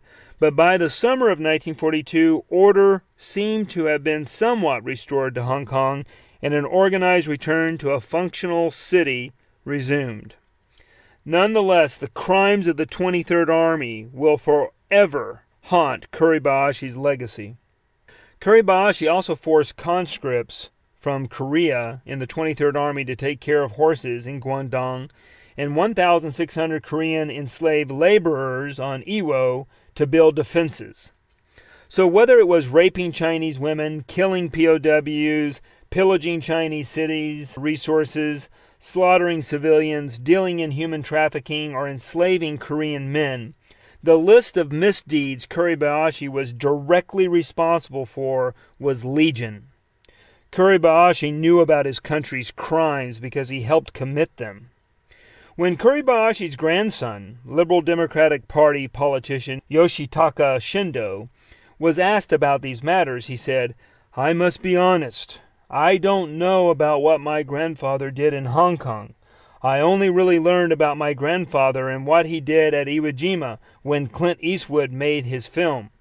There were difficult things during the war. If you find things based on historical fact, then write them." Such integrity with Japanese politicians is rare, especially ones who, like him, are members of the LDP, or Liberal Democratic Party, and are members of the revisionist group Nippon Kagi, Japan's conference. Nonetheless, for a man who uses his grandfather to further his political career, placing images of his grandfather in uniform on political posters next to pictures of himself, one might find it strange Shindo has not done more research to be careful in using pictures of a man who led an army of rapists, murderers, and war criminals. In June 1944, Kuribayashi assumed commanded by the famous Olympic 1932 gold medalist Colonel Baron Takichi Nishi. Imperial headquarters had as early as August 1937 issued a directive that it was not bound in fighting Chinese to adhere to international law. Unlawful orders had become lawful, and Kuribayashi, Senda, and Nishi supported these crimes. Most Japanese soldiers were guilty of war crimes. It is fair to surmise that if every Japanese combatant stationed throughout Asia either indirectly or directly committed or supported the crimes against the Asians as seen from 1931 to 1945, then the majority of the approximately 2 million soldiers stationed in Asia during these years probably participated in, or at least obliquely supported, the killings. In January 1938, Imperial headquarters, in the name of Field Marshal Prince Kanen Kotohito, Hirohito's uncle, wrote General Matsui, "If we look at actual conditions in the army, we must admit that much is less than blemish-free. Invidious incidents, especially as to troop discipline and morality, have occurred with increasing frequency of late."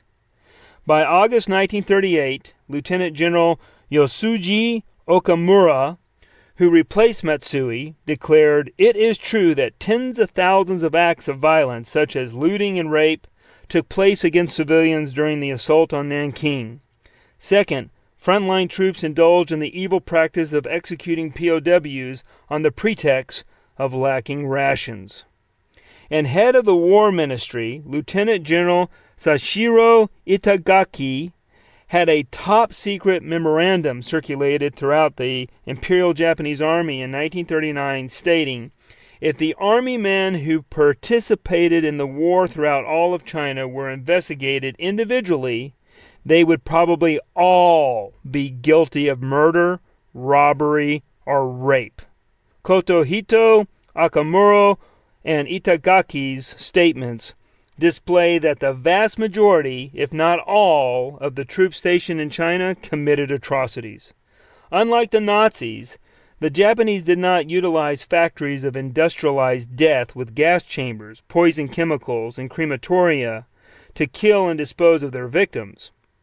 They used knives, bayonets, swords, and bullets, which required more personnel than the Nazis used in their slaughters. The Japanese stationed on Iwo had knowledge of what their nation did from hearing accounts and/or because they had done the killing themselves. This did not make the Japanese Holocaust any less gruesome than the Nazi genocide.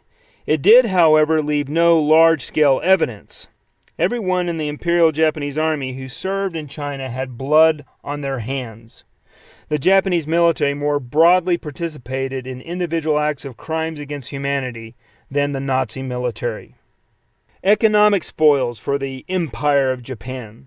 The Japanese also pillaged and plundered, reaping a harvest of spoils and raw materials of rubber, steel, foodstuffs, and oil. By 1942, Japan seized all of the world's supply of quinine, most of its rubber, and the greatest sources of oil in the Far East. And slave labor was used throughout the empire to benefit the Japanese economy. For example, under Kuribayashi's command in Hong Kong, the Kinkaseki Mining Company utilized POW labor in inhumane, slave-like conditions. In fact, 25% of all miners there were Korean slave laborers. Therefore, Japan's business community knew where their increased profits came from. Knowledge of Japanese crimes around the world. Did Marines and Americans like Woody know about Japan's crimes? Throughout the 1930s and 1940s, many people knew of Japan's crimes by watching newsreels at the theater and by reading newspapers. They especially learned about the rape of Nanking. Learning about the atrocities, Roosevelt gave a speech on the 5th of October 1937 calling Japan a war maker and a carrier of dreaded disease, and called on the world to quarantine it. So from the U.S. President to a lowly Marine like Woody, many knew about Japan's atrocities. Sergeant John Warner in Woody's unit, a China Marine assigned to the Peking, now Beijing, and Shanghai units, described how Japanese raped and murdered Chinese civilians. Supporting Warner's testimony, General Clifton B. Cates, 4th Mardiv commander on Iwo and later the 19th Commandant of the Marine Corps, said the Japanese were as cruel as could be. We saw that in Shanghai, saw them shoot civilians and run a bayonet through them. Cates witnessed beheadings, saying the Japanese mind is not the same as the American. U.S. Office of Strategic Services called the Japanese headquarters of the Gendarmerie in China a holy terror. Female nurses on Hawaii, fearing an imminent invasion in 1941 after Pearl Harbor, and knowing how the Japanese treated women in foreign lands, carried pocket knives, resolved to slash their wrists if the hospital was taken. FDR claimed the Pearl Harbor attack provided the climax of a decade of international immorality. When the Japanese committed evil, they did so with joyous zeal, and often with much fanfare, making the news of their exploits travel far and wide. Do the Japanese acknowledge their crimes? As already detailed, few Japanese admit they did anything wrong. Whereas Germany has gone to great lengths to erect monuments to honor the victims of the Third Reich domestically, Japan has only erected monuments to its war dead in its country. Their lack of remorse continues in overt ways. Pilgrims today go to the graves of notorious criminals like Prime Minister and General Hideki Tojo and Emperor Hirohito to worship their spirits. It is analogous to Germans laying wreaths at Hitler's grave, if there was one, yet this is what they do. Even elected leaders like Prime Minister Shinzo Abe and his cabinet member, Minister of Internal Affairs and Communication, Yoshitaka Shindo. This is most notable at Tokyo's Yasukuni Shinto Shrine, where 1,068 war criminal souls are enshrined, including Tojo, Prime Minister Koichi Hirota, and General Matsui. Before Hirohito died, he often worshipped there, honoring those under his command who committed his atrocities. This controversial place is not holy, but a place of horror. This shrine would be akin to Germans erecting a cathedral to Hitler in the middle of Berlin or a monument to the Death Head SS. Japanese society openly parades its crimes and publicly honors its butchers. Short review of the Yasukuni Shrine. The Yasukuni Shrine is 150 years old.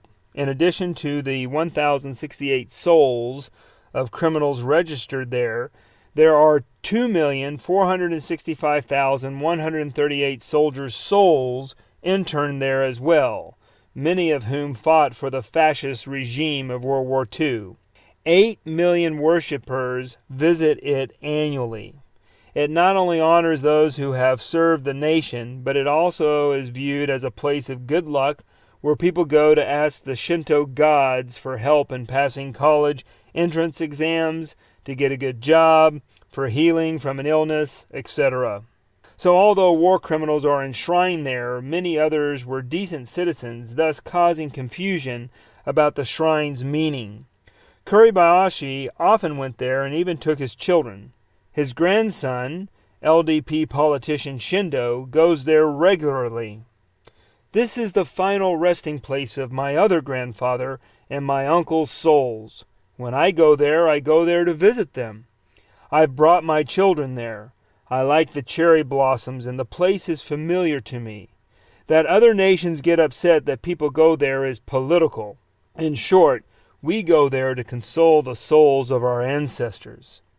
Since the entire nation of Japan mobilized for war during World War II, this shrine has a heavy emphasis on the years from 1931 to 1945, when Japan offered up millions of souls to this shrine. In other words, many in Japan, by the nature of their belief system, feel attached to this shrine, which causes confusion and controversy. For example, when Shindo visited it recently, China's government denounced him. But Shindo snubbed the Chinese, believing it is his religious right to honor the spirits of the war dead in general and of his family in particular. He is following in the footsteps, literally, of his grandfather, General Kuribayashi, when he worships there. However, his actions and those of thousands of other Japanese sanction the continued christening of declaring men enshrined there as sacred because all souls in the shrine are apotheosized. Steeped in ancestor worship, Japan's citizenry refuses to question or interrogate one's past once his soul becomes sacred and takes up residence in the shrine. As a consequence, the shrine impedes mankind's struggle to honestly document the past because it prevents many Japanese, by the nature of its mandates, from critically questioning a person's past. Honorable Justice Liu Dakun, judge of the Appeals Chamber of the International Criminal Tribunals for the former Yugoslavia and Rwanda genocide trials, said, "Those visits to Yasukuni have prompted many to allege that the country's official stance is one of defiance, and many of Shindo's and Abe's acts, claims, and associations attest to this opinion." The Japanese soldier. The Japanese soldiers Americans fought in the Pacific were some of the most ruthless any modern nation has produced. Once on Guam or Iwo, Americans like Woody were up against experienced, well-trained, well-equipped, and skillful adversaries. Japanese were committed fighters, willing to endure tremendous hardships and die for their emperor. Woody said, "I don't know what motivated them, but they were the most committed and fanatical people I've ever experienced. They were so crazy and possessed, I sure hope in the next war they're on our flank instead of in front of our lines." These superhuman deeds came in part from Japanese belief in the emperor, who gave them fantasies of a strong father in a more abstract and irrational way than Hitler did for Germans. Hirohito's subjects showed they were able to die for the sake of their ideas and values for him. Interestingly, their code of no surrendering motivated them to commit what Westerners would consider atrocities against their own. Japan's military treated surrender like a crime, and those who were captured and returned to Japan were encouraged to kill themselves at home, and many complied. Before committing seppuku, ritualistic suicide by disembowelment, also known as harakiri, these POWs were already considered dead. They could not return to their families, and even if they did, their families would reject them. This would be like Americans telling POW survivors of the Bataan Death March to kill themselves after they returned to the U.S. Moreover, if Japanese were unable to fight, wounded, or threatened with capture, their own soldiers would often kill them instead of leaving them to be taken prisoner. For example, a tiny fraction of the 8,212 Japanese wounded during the Luzon battle survived the war. Before leaving them in the field hospitals, their fellow soldiers murdered them or encouraged them to commit suicide. When the Allies found them, many had killed themselves with grenades. Some had been beheaded by their officers, and others had been shot. One commander ordered, "Concerning those wounded, men who are slightly wounded will participate in this battle. When men wounded are not able to participate in the battle, their leaders will see to it they end their lives." At one Luzon hospital, Americans found 1,810 dead who either committed seppuku or jiketsu, literally self-determination, but in this context, suicide other than disembowelment, or they were killed by their comrades. An Imperial Japanese Army doctor volunteered to shoot patients in an act of sacred murder so they would not become prisoners, and often medics injected opium and corrosive sublimate, mercury chloride, into the veins of the injured. One soldier even killed his brother who could no longer fight. On average, the Japanese had a fatality rate of 98% when in combat zones, which has never been surpassed in modern warfare. While other armies merely talked of fighting to the last man, Japanese soldiers took the phrase literally and did so. The different ways the U.S. and Japan conducted war illustrated the clash of two irreconcilable cultures. Japanese filmmakers sponsored a newsreel before Iwo describing the conflict as a suitable place to slaughter the American devils and do their God's work, knowing they would all die doing so. The Japanese believed to extirpate evil required the mass death of the other, just as purifying the self required acceptance of mass self-slaughter. Long before America's fleet reached Iwo, Kuribayashi notified his troops they would never return home. He introduced the kamikaze suicide doctrine. Men took oaths to undertake suicide missions if necessary. Scarves with the kamikaze symbol were distributed to his troops. It was as if Kuribayashi had inscrolled above his garrison's gates, "Abandon every hope who enter here." In contrast to Japan's philosophy of kill all, burn all, destroy all, Roosevelt convinced the British, Russians, and Chinese to sign the Declaration of the United Nations in 1942, a statement that pledged the Allies to pursue total victory, no separate peace treaties, in order to defend life, liberty, and religious freedom, and to preserve human rights and justice. Many would die to redeem this pledge. In waging unprovoked attacks, Japan brought the Allies' wrath upon them, and by 1945 it was drowning in a flood of enemies. The U.S. and its allies saved Asia from untold suffering by not allowing Japan's rule to go unchallenged. The Allied Tribunal, the Asian Nuremberg trials, noted Japanese leaders engaged in a conspiracy to commit atrocities that led to wholesale destruction of human life, not alone on the field of battle, but in homes, hospitals, and orphanages, in factories and fields. And the victims would be the young and the old, the well and the infirm, men, women, and children alike. By insisting upon unconditional surrender, the Allies freed conquered peoples and safeguarded those who were threatened. In order to accomplish this mission, the Pacific War would turn into one of the most brutal ever fought on both sides. The Allies defeated an evil regime and stopped Japan's Holocaust. Although Japan did not set out to commit ethnic cleansing, it often treated the non-Japanese in conquered lands like the Nazis treated Jews, Gypsies, Communists, and homosexuals. The Japanese killed their victims up close and inefficiently, yet with gusto.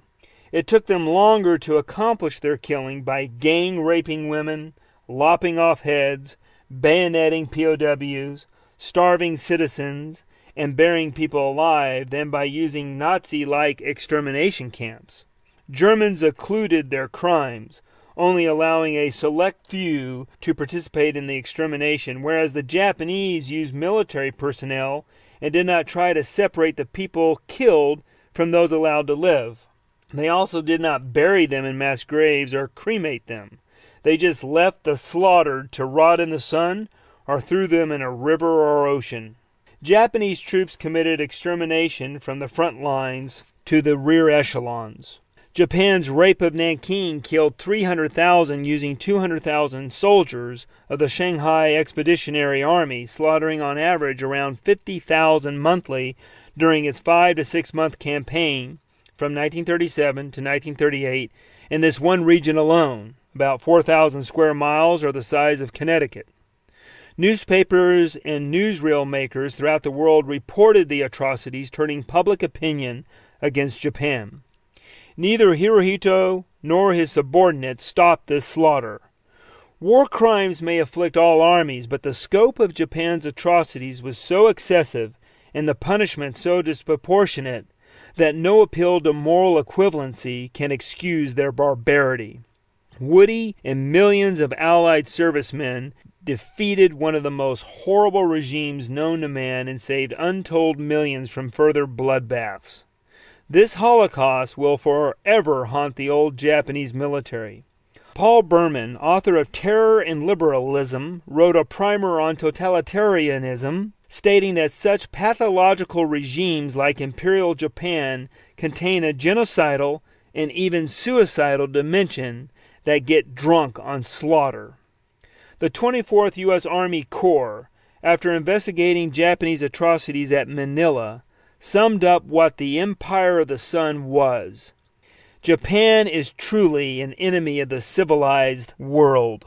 Everywhere Japan soldiers went, they built a nest of wickedness. The world has long since called them blind, a people presumptuous, avaricious, envious.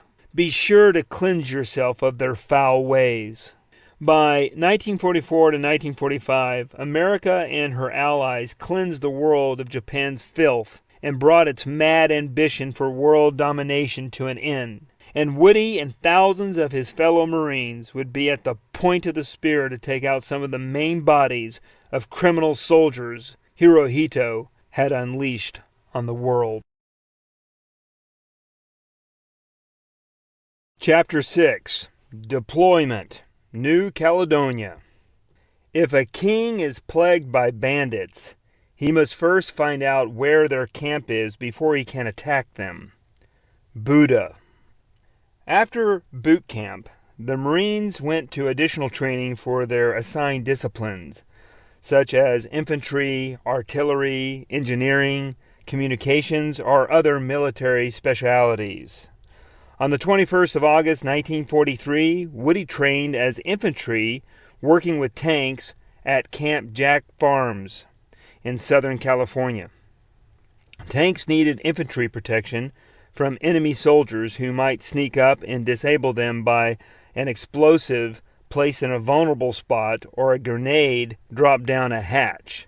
Symbiotically, Marines moved with tanks on open terrain or roads, using the tanks for cover and utilizing them to machine gun or blast enemy strong points. Tanks were also employed to open paths in dense jungle that infantry would have otherwise had difficulty hacking through. On the 7th of September, Woody switched to an infantry training school.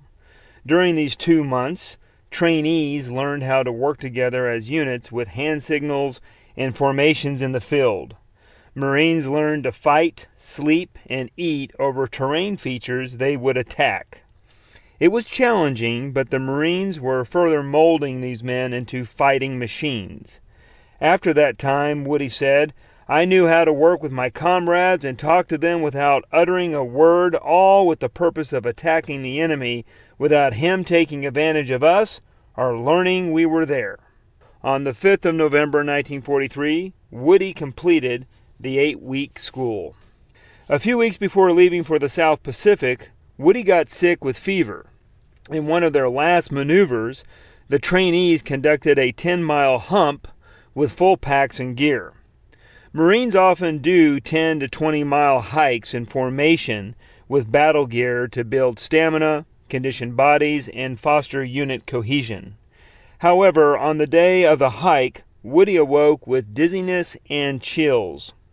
Although sick, he refused to report to sickbay. He hiked several miles, but when the group took a break at noon, he passed out. I wasn't about to quit, Woody says.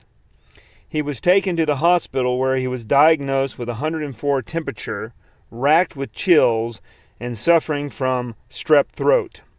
Doctors wanted to remove his tonsils. However, the day the operation was set would have prevented him from leaving for the Pacific with his friends. He did not want to be left behind, so he convinced the doctors to release him with the promise that once aboard ship, he would report to sickbay and deliver his medical folder in order to have his tonsils removed. On the 3rd of December 1943, Woody shipped out on the MS Weltereden. He learned their destination was New Caledonia, a South Pacific island 2,000 miles east of Australia, where they would prepare to go to Bougainville in the Solomon Islands, north of Guadalcanal, as part of the 32nd Replacement Battalion for those who have been fighting there since November. When on the ship, instead of reporting for surgery, Woody destroyed his doctor's orders. They just got lost, Woody says with a sly smile. He was not about to go under the knife and let them take any of his body parts. Once at New Caledonia, they were going to only be there for a few days before sailing to Guadalcanal to get further outfitted for Bougainville. During this time, Woody's military career almost came to an end. During free time, Woody and his comrades explored the island, swam, and sunbathed on the sandy beaches. One day, they crossed the lagoon to investigate the opposite beach when one of his buddies said, "Hey, Woody, how about you climb up one of those coconut trees and bring us down one?" That did not look too hard. Without thinking, Woody climbed the tree and tried to get a coconut. "I thought if I could twist a coconut, it would come down. What happened next surprised me. When I twisted it, it snapped back, and the force of it on my hand made me lose my grip on the trunk. I was probably 30 feet in the air when I lost my grip. I slid down the whole trunk, removing large sections of my skin on my heels, my chest, my arms, and my face." Woody hit the ground bleeding and in pain. As a further introduction to his first real pain in the Corps, his buddies carried him back through the lagoon where salt water burned his lacerations. Returning to base, they took him to the first aid station. The nurses and doctor there called him an idiot and dressed his wounds. He could not move. Regardless of what he had done in his free time, he feared being court-martialed for the offense of not showing up for duty. Because Woody could not walk on his scraped feet, one of his buddies answered for him during roll call. The sergeant taking roll never noticed Woody's absence. After a week, he returned to duty. None of his superiors knew he spent the previous week convalescing in the medical hut. Luckily for Woody, the men did not have duties that required everyone to be present. The last week before leaving New Caledonia, Woody tried out for a specialty fighting group, the Raiders.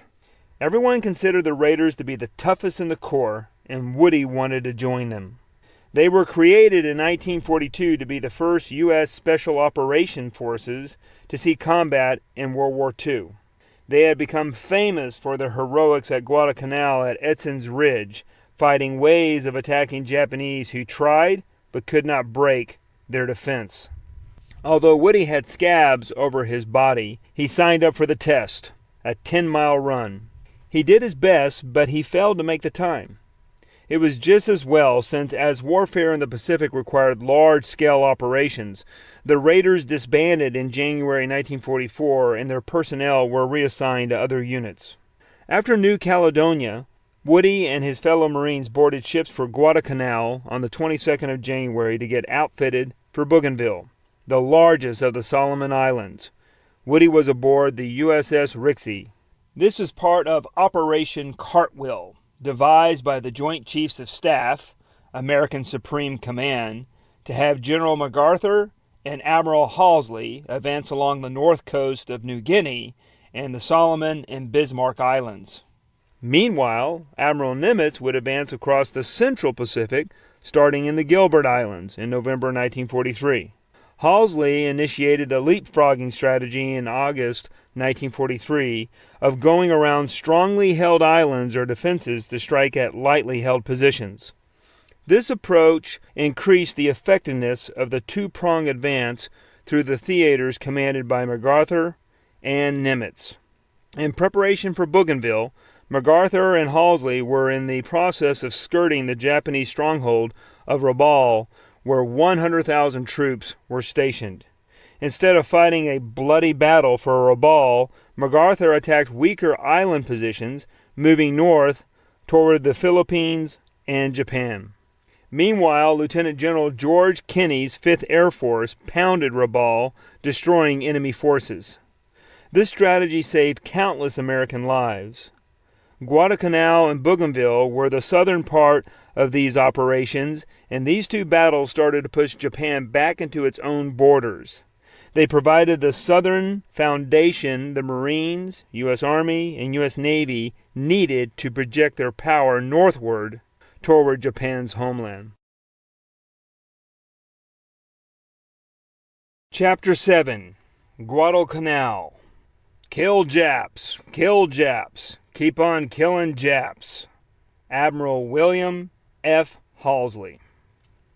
After capturing the beachhead and airfield sites and surviving an earthquake on Bougainville, the 3rd Mar-Div was moved back to Guadalcanal, where Woody was already stationed, having arrived there on the 26th of January 1944. His replacement unit would not be deployed on Bougainville and remained on Guadalcanal awaiting orders. At Guadalcanal, which bore scars of intensive fighting, Woody continued his training for the next battle, the liberation of Guam. Woody was assigned to the 21st Regiment, 21st Marines, of the 3rd Mar-Div. He was attached to headquarters of C Company, Charlie Company, in the 1st Battalion. An infantry regiment consists of 3 battalions, each with around 33 officers, 1,000 men, 2 Navy surgeons, and 40 medical corpsmen. Before an operation, a regiment could be augmented. For example, Woody's 21st Marines could number 4,937 men with tagged-on units like it did before Guam. As augmented, it was called a Regimental Combat Team, an RCT. However, right before EWO, it numbered 3,006 men, returning back to a traditional regiment. Woody's regiment was part of a newly formed division, the 3rd Mar-Div, the Fighting Third, which was activated on the 16th of September 1942 at Camp Elliott in San Diego as the Corps was rapidly expanding. The 3rd Mar-Div symbol was the caltrop, a 3-pronged figure anti-personnel, anti-horse weapon. In ancient days, it prevented full frontal attacks. It consisted of an iron ball and 4 metal spikes. It was designed so that when 3 spikes touched the ground, another pointed straight up. As a result, the division's motto was, "Don't step on me."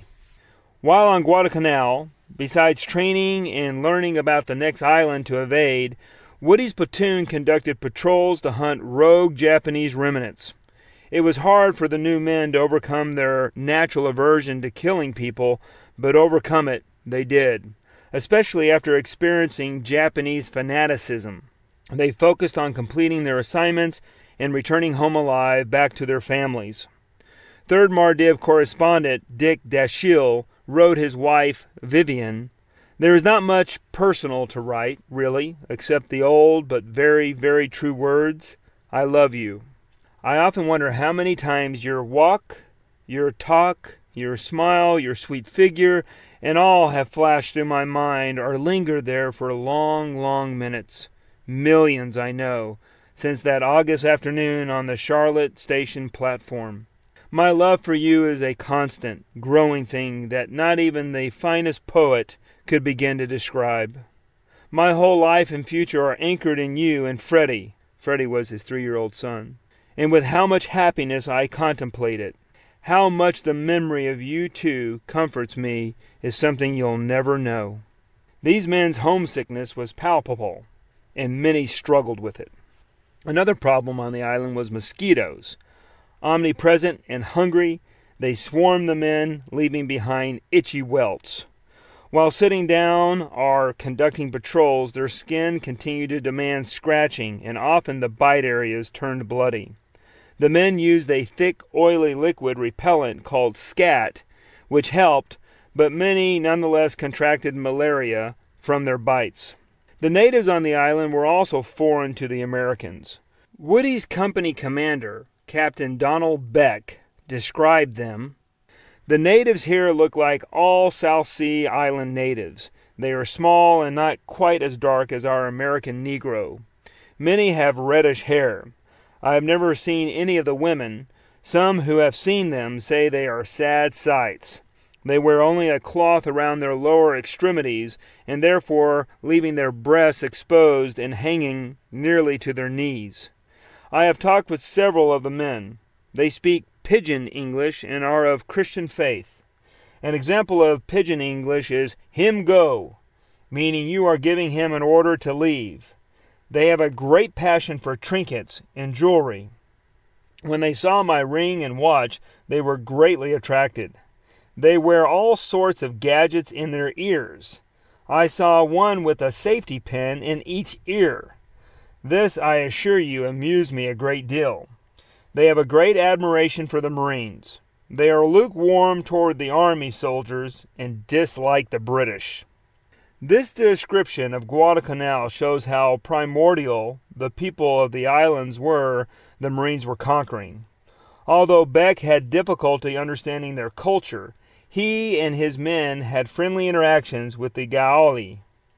In Beck's opinion, the Marines were doing better than GIs and the previous rulers, the British, in fostering good relations. Missionaries from Spain and Britain had worked their magic with their proselytizing efforts, and the majority were Christian. However, although there were several natives on the island, the Marines carved out tracts of land where they could train and conduct amphibious landings. As for Beck, he had some interaction with the locals, but mostly spent his time fighting the insects and conducting training. At first, on Guadalcanal, Woody was a Browning automatic rifleman, aka barman. The bar was a light machine gun, which usually had a bipod, a V-shaped device that held up and steadied the barrel. It fired 30 caliber rounds from a 20-round magazine. It was a powerful, albeit heavy weapon to carry, weighing in at 20 pounds. Barmen often carried 13 to 14 magazines. Each magazine weighed 1.5 pounds. After a few weeks in this role, Woody was assigned a new duty, a special weapons expert. This attached him to company headquarters to ensure supplies for special weapons personnel were ready to be deployed quickly. Because of his short stature, Woody was chosen to be a flamethrower. A flamethrower operator had a support team whose job was to suppress enemy fire aimed at the flamethrower and follow up with explosives for the target. Flamethrower operator was an occupational specialty that did not allow many survivors. Japanese feared backpack and tank flamethrowers and directed fire at them. One man in Woody's Iwo unit observed, "Our flamethrower moved up towards a pillbox, but was shot through the neck and died almost immediately. Our lieutenant started to strap the flamethrower gun on himself, but was hit by a spray of bullets right through the stomach and bled out." Unlike tankers, flamethrowers had no armor for protection, only their cotton dungarees. Woody heard, quote-unquote, the average flamethrower's lifespan in combat was 5 minutes. On Iwo Jima, one battalion, 1,000 men again, and Woody's 21st Regiment, 3,000 men again, suffered over 90% casualties among its flamethrowers, and 3rd Mar Div Commander Major General Graves B. Erkson claimed the casualties, especially at the campaign's beginning, were very high.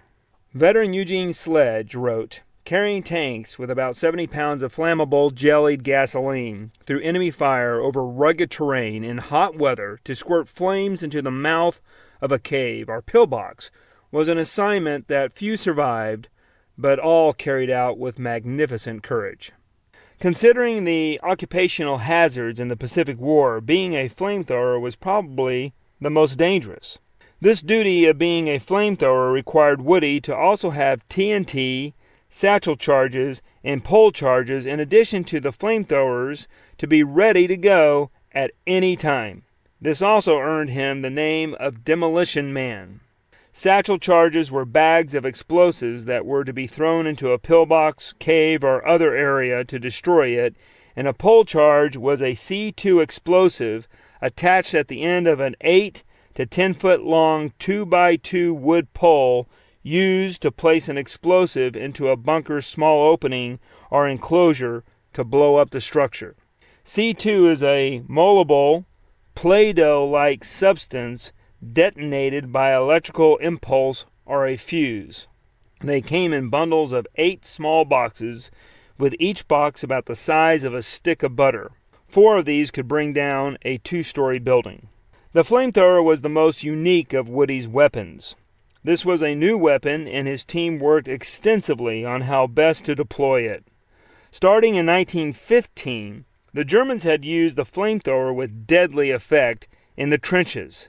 The Japanese used it on Wake Island, Hong Kong, Bataan, the Philippines, and Guadalcanal during the battles against Allied forces from 1941 through 1942. Americans had first used them in Papua New Guinea in December 1942, but their experience with them was a failure while using the poorly designed M1 model.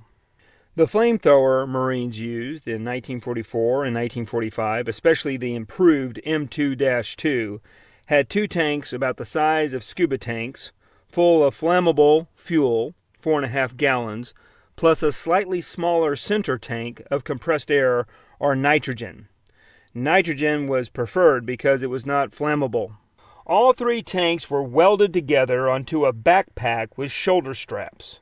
The compressed air canister pushed air through the hose connected to the 3-foot wand or gun, which delivered burning fuel on a target. When fired with full force, the weapon blew fuel at a rate of 1/2 gallon per second. It was heavy and awkward machinery, but deadly. On Iwo, the flamethrowers suffered particularly heavy casualties. The Japs feared and hated their fire. When they saw one of our flamethrowers advancing, they concentrated their weapon on him. Our men swore the Japs hurled their mortar shells not at our units, but at our individual flamethrowers, a Marine veteran wrote. The oil in the diesel produced a black smoke as it burned, so a flamethrower had to constantly move or the enemy would zero in on him since his battlefield signature was large. Sometimes it was not flamethrower smoke, but its sound that elicited counterfire. When the pressure is released from compressed nitrogen, there is a sharp hiss that immediately discloses to the enemy your exact position. Then, a veteran explained, you start getting hell from him. The weapon itself was also a hazard. The mixture of air under pressure into gasoline produces a highly flammable mixture, and gun hoses and connections have a tendency to leak under severe combat conditions. A tank, being of metal construction, containing many moving metal parts and an elaborate electrical system, is a constant source of sparks. If compressed air is used, one spark near a leaking hose would cause a violent explosion. Often in battle, these instruments exploded due to malfunctions in enemy fire, likely hitting the tubing when the flame ignited. In other words, when in a foxhole, one tended not to share it with a flamethrower. Nonetheless, without the flamethrower, war in the Pacific would have been considerably slower and more challenging. When Woody received his flamethrower in 1943, the weapon was so new it did not come with a manual. Woody and his NCOs worked hard to discover the ideal mix of diesel and gasoline to produce the most effective flame. They also experimented using kerosene, motor oil, and a napalm-like jelly called phosgel or phosphorus gel, none of which worked as well as the diesel and gas mixture. If one used only diesel, the fluid was too heavy and the flame traveled only a few feet. Such a weapon had no effect on the battlefield unless one was to pour his flame into an opening in the earth. If one just used gasoline, 130-octane aviation gas, then the flame lacked body and sprayed quickly into the air and was swiftly extinguished. If mixed in a 1-to-1 ratio, however, these two fuels gave enough body and heat, power density, to send fire 20 to 30 yards to the operator's front, unleashing hell on the battlefield. Woody's regimental report from the 2nd Battalion noted the men preferred a mixture of gasoline and oil rather than the napalm mixture because it would carry farther. Once engaged, an operator had 7 to 9 seconds of fuel with the trigger pulled before the tanks emptied. It was a terrifying firearm. Former Marine Commandant and 4th MARDIV Commander on Iwo, Major General Cates, said he could not think of a more inhumane weapon. Marine Eugene Sledge wrote, I shouldered the heavy tanks, held the nozzle in both hands, pointed at the stump about 25 yards away, and pressed the trigger. With a whoosh, a stream of flame squirted out, and the nozzle bucked. The napalm hit the stump with a loud splattering noise. I felt the heat on my face. A cloud of black smoke rushed upward. The thought of turning loose hellfire from a hose nozzle as easily as I'd water a lawn back home sobered me. To shoot the enemy with bullets or kill him with shrapnel was one of the grim necessities of war, but to fry him to death was too gruesome to contemplate. I was to learn soon, however, that the Japanese couldn't be routed from their island defenses without it. The men practiced using this weapon for hours, learning the best methods. The firing apparatus had 2 triggers. There was one on the wand's front, where there was a cylinder with phosphorus matches to activate the flame, and another at the back to send out the fuel using compressed air. Each flamethrower had 5 matches to the cylinder, so they were used sparingly. A match stayed lit for 10 seconds. The supply of fuel lasted 7 to 9 seconds when engaged, so the operator pumped the trigger in bursts to conserve fuel and direct the fire. Whether taking out personnel in the open, in pillboxes, or in trenches, one just had to ignite the first thrust of fuel, and then the targeted area would already be on fire, thereby providing the flame the fuel needed to ignite subsequent bursts. So one just had to continue to hit the back trigger to release more fuel on the burning area. Releasing the fuel in bursts was the most effective method to send out more fuel to eliminate a target. Once the flame left the nozzle, it rolled out to approximately 20 feet in diameter as it created a huge fireball of force. Learning how to properly operate a flamethrower was tough, and Woody says controlling the flame was a skill only obtained with several weeks of training. He stated, "I can't tell you the number of times I singed off my eyebrows and the hair on my arms learning to use that rig." It was crucial for the flamethrower to fire his weapon from the correct stance.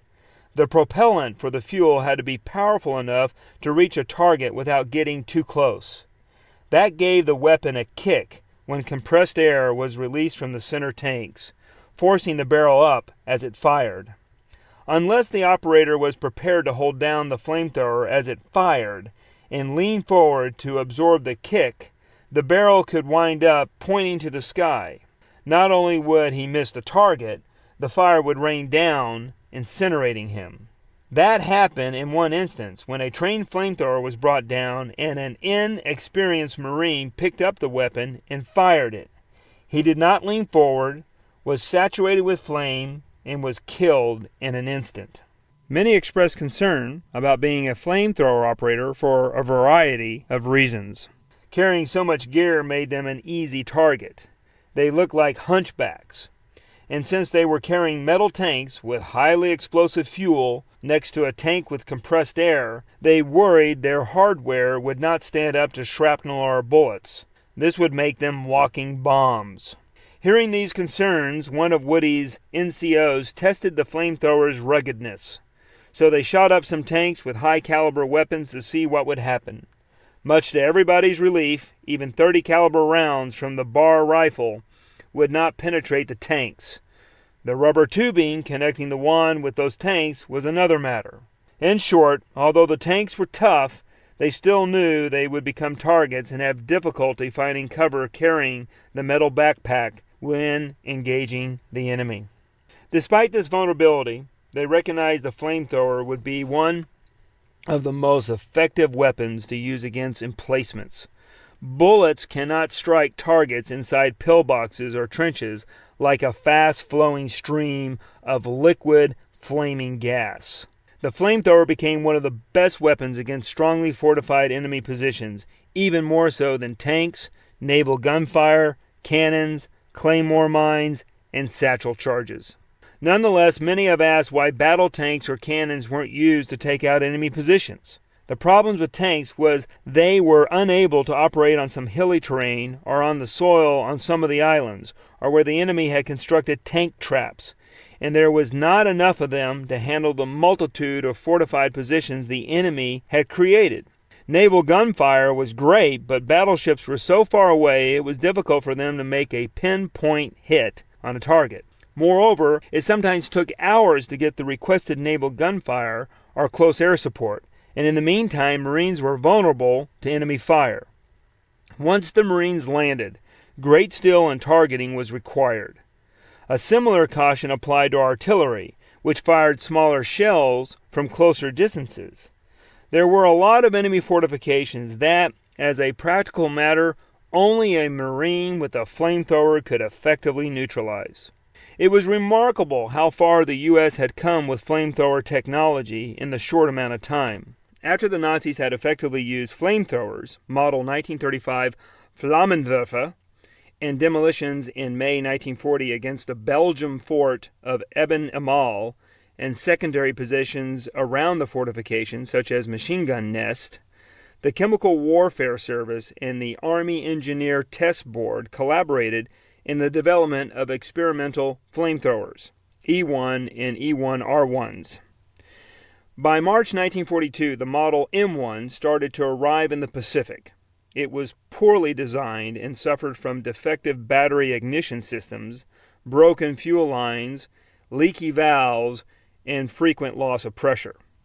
Improvements were made, and the first significant use of flamethrowers by the U.S. Army and the United States Marine Corps was the M1-A1 in late 1942 and 1943. Yet these versions were inferior, and often the battery-operated ignition system failed to ignite the fuel, exposing them to counterfire. Often they used tracer bullets, white phosphorus shells, or hand grenades to set the target areas on fire. The M2 and M2-2, which Woody used, were vastly improved when they arrived in mid-1944. The M2-2 had a more rugged design and an improved ignition system that used a housed match lighting mechanism in the wand's nose. This ignition system was a waterproofed revolving cylinder which worked much like a revolver with the matches inside. By the time Woody hit Guam and Iwo, he wielded the most advanced flamethrower in the world. On the 9th of January 1944, Woody received his first promotion to temporary private first class, receiving the responsibilities of a PFC and being addressed with that rank, but not paid at that rank. Then by the 21st of January, he became officially a PFC with the pay of that grade. On the 16th of March 1944, Woody wrote his girlfriend about completing flame-throwing school. He told her that he had nicknamed his weapon Ruby after her. During training, barely a week went by that Woody did not receive letters from Ruby or write Ruby himself. Although their courtship had been brief, he felt she was unique and he was smitten. He wrote her on the 12th of April 1944, "I received the long, sweet, and wonderful 7-page letter from you this evening. Thank you a lot for that letter. It's the sweetest letter I ever read. It made me very lonesome and also very happy. I want you so bad, Ruby. It seemed as if you were talking to me in person instead of reading the letter. Ruby, I am so very proud of you and your love." In this letter, Woody declared his full-on commitment to Ruby and apologized he was unable to get her an engagement ring before leaving overseas. "I am very proud to be engaged to you. When I can call you my wife and put the ring on your finger, I'll be the happiest man alive in the world." Although Woody had not given her a ring, he had asked the question, quote-unquote, before he left for the Marines. Even so, he still called her his girlfriend and never used the term fiancé. Woody explains, "I was head over heels in love and adored this woman, and even though I was going to marry her, I only called her a girlfriend, never my fiancé. That was just not a term we used." Regardless of the idiom he used for Ruby, she was the most important person in his life. Often the emotions of leaving for battle got the best of young lovers and they accelerated their relationships. Woody's relationship strengthened because Ruby had proven a loyal girlfriend and he had grown more fond of her while away, although he was also writing his ex-girlfriend, Eleanor Piles, too. Maybe he hedged since he was going to be gone a long time and perhaps Ruby would find someone else, so he kept someone in the wings. Woody's old girlfriend wrote him that she had seen Ruby in town with another guy, actually. This upset Woody, and on the 12th of April 1944 he wrote, "Ruby, I never doubted your love for a single second, but as you say, When I was told that they saw you with someone, I couldn't help but wonder a little bit. He admitted he got this information from his ex-girlfriend and then had to explain why he was writing her in the first place. The only reason I was writing my old girlfriend was because I was sorry for what I did. Apparently Woody had some crossover with the woman and broke up with Eleanor to be with Ruby. Once Ruby found out about this other woman, Woody justified the relationship in writing to Ruby as being for him now platonic and on friendly terms, but she won't accept that. When I quit dating her, I told her we were through, that we just didn't click. However, Woody knew Ruby did not believe this, and she questioned his dedication. As a result, Woody declared his love for Ruby to prove she was the one. Ruby was his first choice, and she caught him with his hand in the cookie jar, and probably convinced him to drop the backup and focus on her since she truly cared for him. Woody told Ruby he would write his ex one last time. He wanted to tell her he didn't believe her claims about Ruby and not to write again. Then he pledged, "Always remember, Ruby, that I love you and trust you." Right as Eleanor was causing all this drama with Woody and his new girlfriend, she decided, like Woody, to also join the Marines and enlisted almost 1 year after him on the 2nd of February 1944, serving at Camp Lejeune and Cherry Point, North Carolina. So, soon after Woody wrote Ruby about Eleanor in April 1944, Woody would not even have had his spy in Eleanor even if he had wanted to keep her checking up on Ruby's extracurricular activities, since she had left to become a leatherneck as well. In contrast to the acceleration of relationships like Woody's, sometimes distance destroyed a couple. Because Marines rarely had options to date on islands they occupied, it was often the girlfriend stateside who found another lover and wrote a Dear John letter or a breakup letter. One of Woody's comrades received such a letter, and he was so depressed he stuck his rifle barrel in his mouth and blew his brains out. As a result, Woody's superiors called a meeting. "Now look, boys, there's millions of women in the world. If one decides not to sleep with you anymore or love you any longer, go find another. Blowing your brains out over a girl is moronic and a waste of a bullet. Don't get depressed over a Dear John letter because many of you will receive one before this war is over." Woody admitted that had Ruby sent him such a letter, he would have been depressed. However, he picked a good woman, quote unquote, back home, and she remained loyal. Overseas duty put strains on many couples. Woody's commander from Iwo, Donald Beck, had an exchange with his wife, Ruth, that showed they both wondered what the other did in their off hours. Beck's letters discussed that the local Guam girls took up with men married or not. "Some are quite attractive, and many men and officers date with them a lot," he wrote. He expressed that he had danced with them, but nothing else. His son Mark later on after the war notes, "Don would have been better off leaving the comments about the local women out of his letters." It didn't help pained by the enemy. Each letter written had to be submitted unsealed so a censor could ensure it would not reveal valuable information. Even if they were allowed to disclose their location, they and their loved ones had little comprehension of the geography or importance of the islands on which they fought. Woody wrote Ruby in 1944, "I'm on a ship and am in the Pacific somewhere, but that's all I can tell you." For a short time, Woody wrote his girlfriend with a secret understanding that he would start each paragraph with the first letter of the name of the island or place he was so she could track him on a map, explaining all this in a letter on the 17th of November 1943 while stateside, and thus not yet subjected to censors. Eventually the censors caught on, because in one letter they scissored out the beginning words of his paragraphs. One told Ruby in a note at the bottom of her letter, "Tell Herschel to stop using code and his letters won't be cut up. Censor." Even if Ruby knew Woody's whereabouts, both had no understanding of where he was or what his unit was doing or about to do. One veteran explained, "Our vision of the war was largely tunnel vision. To us, the most important place in the world was his foxhole. The impact of MacArthur's and Nimitz's twin offensive was lost on us. Most Marines were as ignorant of geography as their families at home." Marines knew nothing about the progress of worldwide campaigns. The war seemed like it would last forever, and they did not understand the complexity or the time required to complete their missions. Some optimistic souls chimed Golden Gate in 48, hopeful they could win the war and sail home, entering San Francisco by the Golden Gate Bridge by 1948. No one knew how long it would take to defeat Germany and Japan.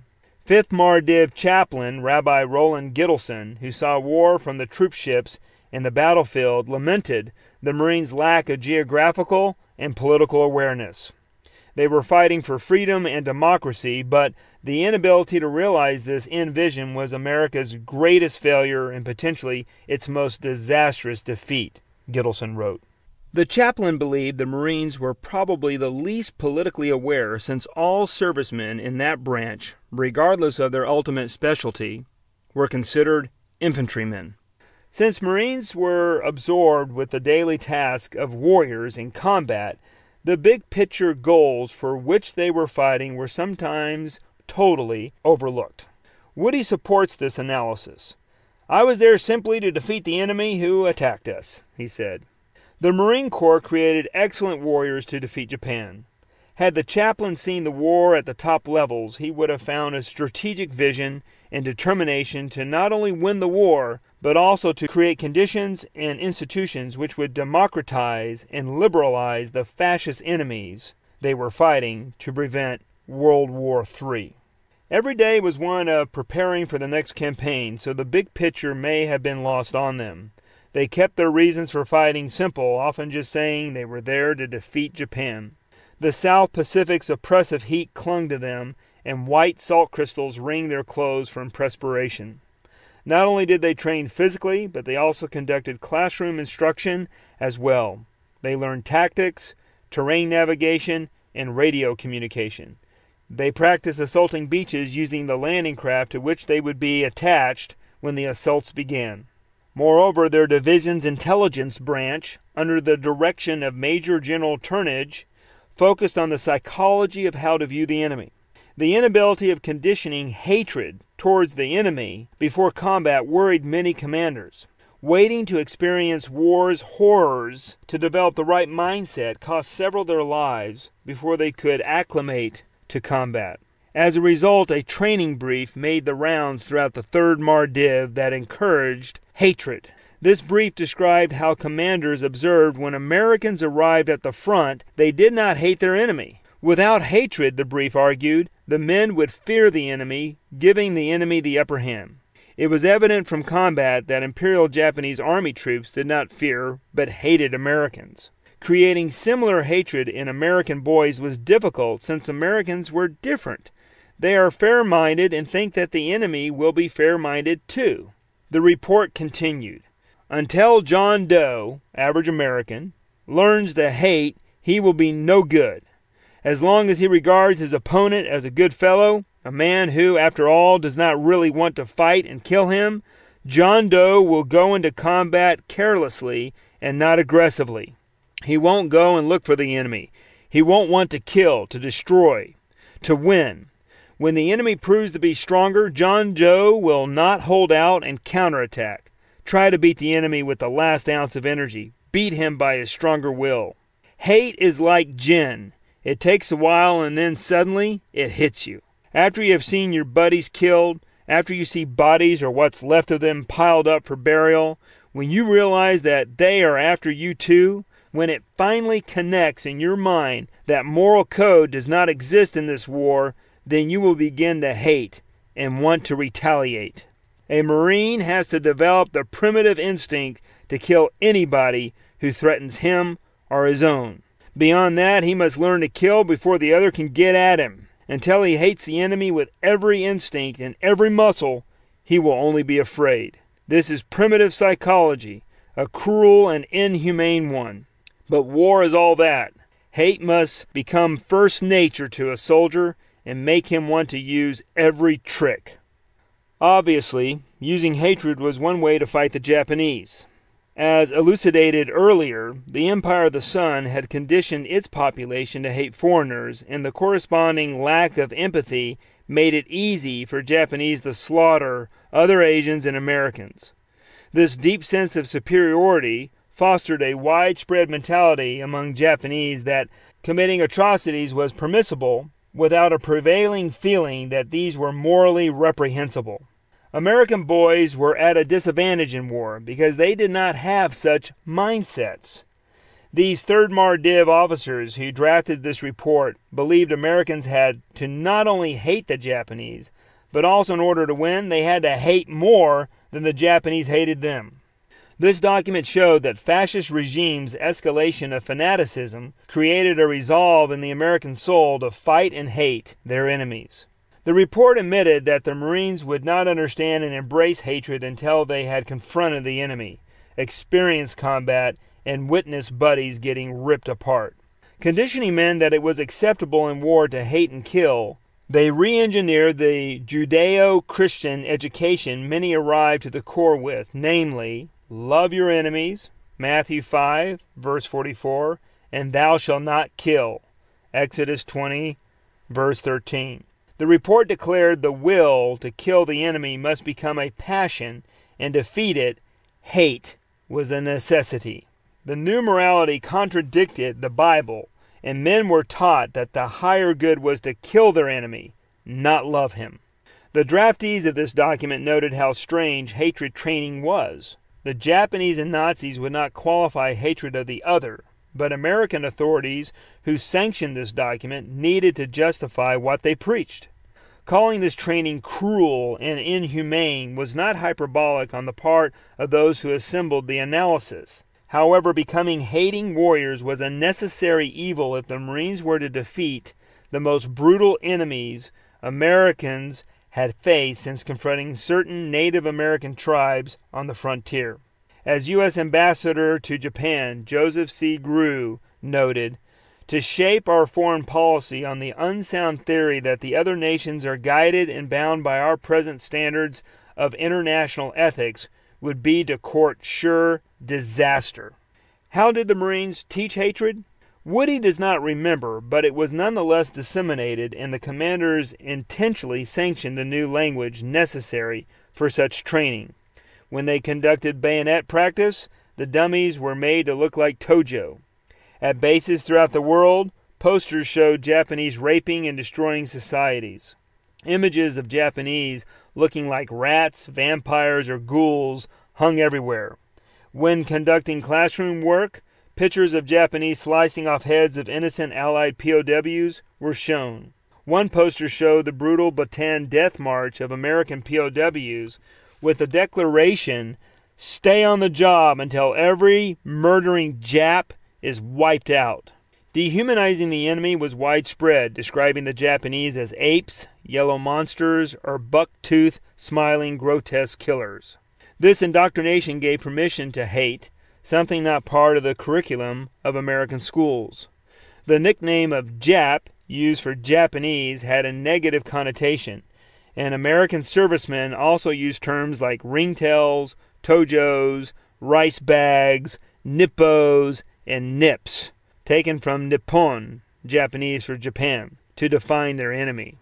One training manual discussed how Marines could differentiate their Japanese enemies from other Asians.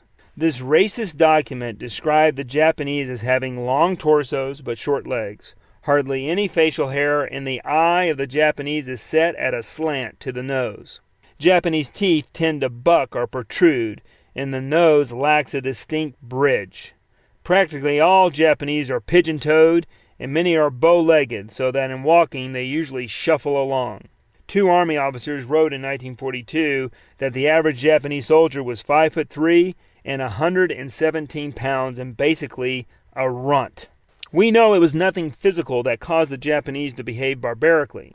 It was the way they were indoctrinated in their society, brutalized in the service, and led by their superiors all the way to the highest echelons that resulted in the militarism, aggression, and atrocities. Every ethnicity has unique phenotypical and physiological traits, but there were many terms here to denote contempt. And besides American leaders uniting their warriors by focusing them against a common demonized enemy, They also created songs, creeds, and poems to build esprit de corps. For example, Woody's 21st Regiment came up with its theme song, which read, "Men of the 21st, we come from different states, we join the Corps on varied dates, we laugh at fear and scorn the fates, we aim to knock down Tojo's gates, we're men of the 21st. We left our wives and sweethearts home, we fight for freedom not alone, we hope to sail across the foam, we care not where by chance we roam, we're men of the 21st. We work and play through day and night, we fight to live and live to fight. We never of our goal lose sight, we pledge ourselves with all our might, we're men of the 21st. We know the day is coming near, we look to it without a fear. We realize well why we are here, we feel that we have not a peer, we're men of the 21st. We know that when our battle's won, we'll see the end of Nippon's sun. We'll say Godspeed, our task is done. We're one for all, and all for one. We're men of the 21st. The song was one of unity and vision, building a brotherhood focused on destroying Japan. It was a pledge to stick together through tribulations and work towards creating a lasting peace. The regiment's song never wavered from knowing the U.S. would win and held the optimism that victory was coming. This song discussed that despite being from all over the nation, they worked toward one common goal. Captain Beck often talked about his men, their diverse backgrounds, and the different states from which they came, writing that some of them came from the Lone Star State of Texas, the Live Free or Die State of New Hampshire, or his state, the Wonder State of South Dakota. It's a wonder, it's a state. Although from diverse backgrounds, the love of country and the shared determination that they wanted to defeat Japan united them into a strong fraternity. Captain Donald Macaulay Beck stood 5'10" and weighed 160 pounds.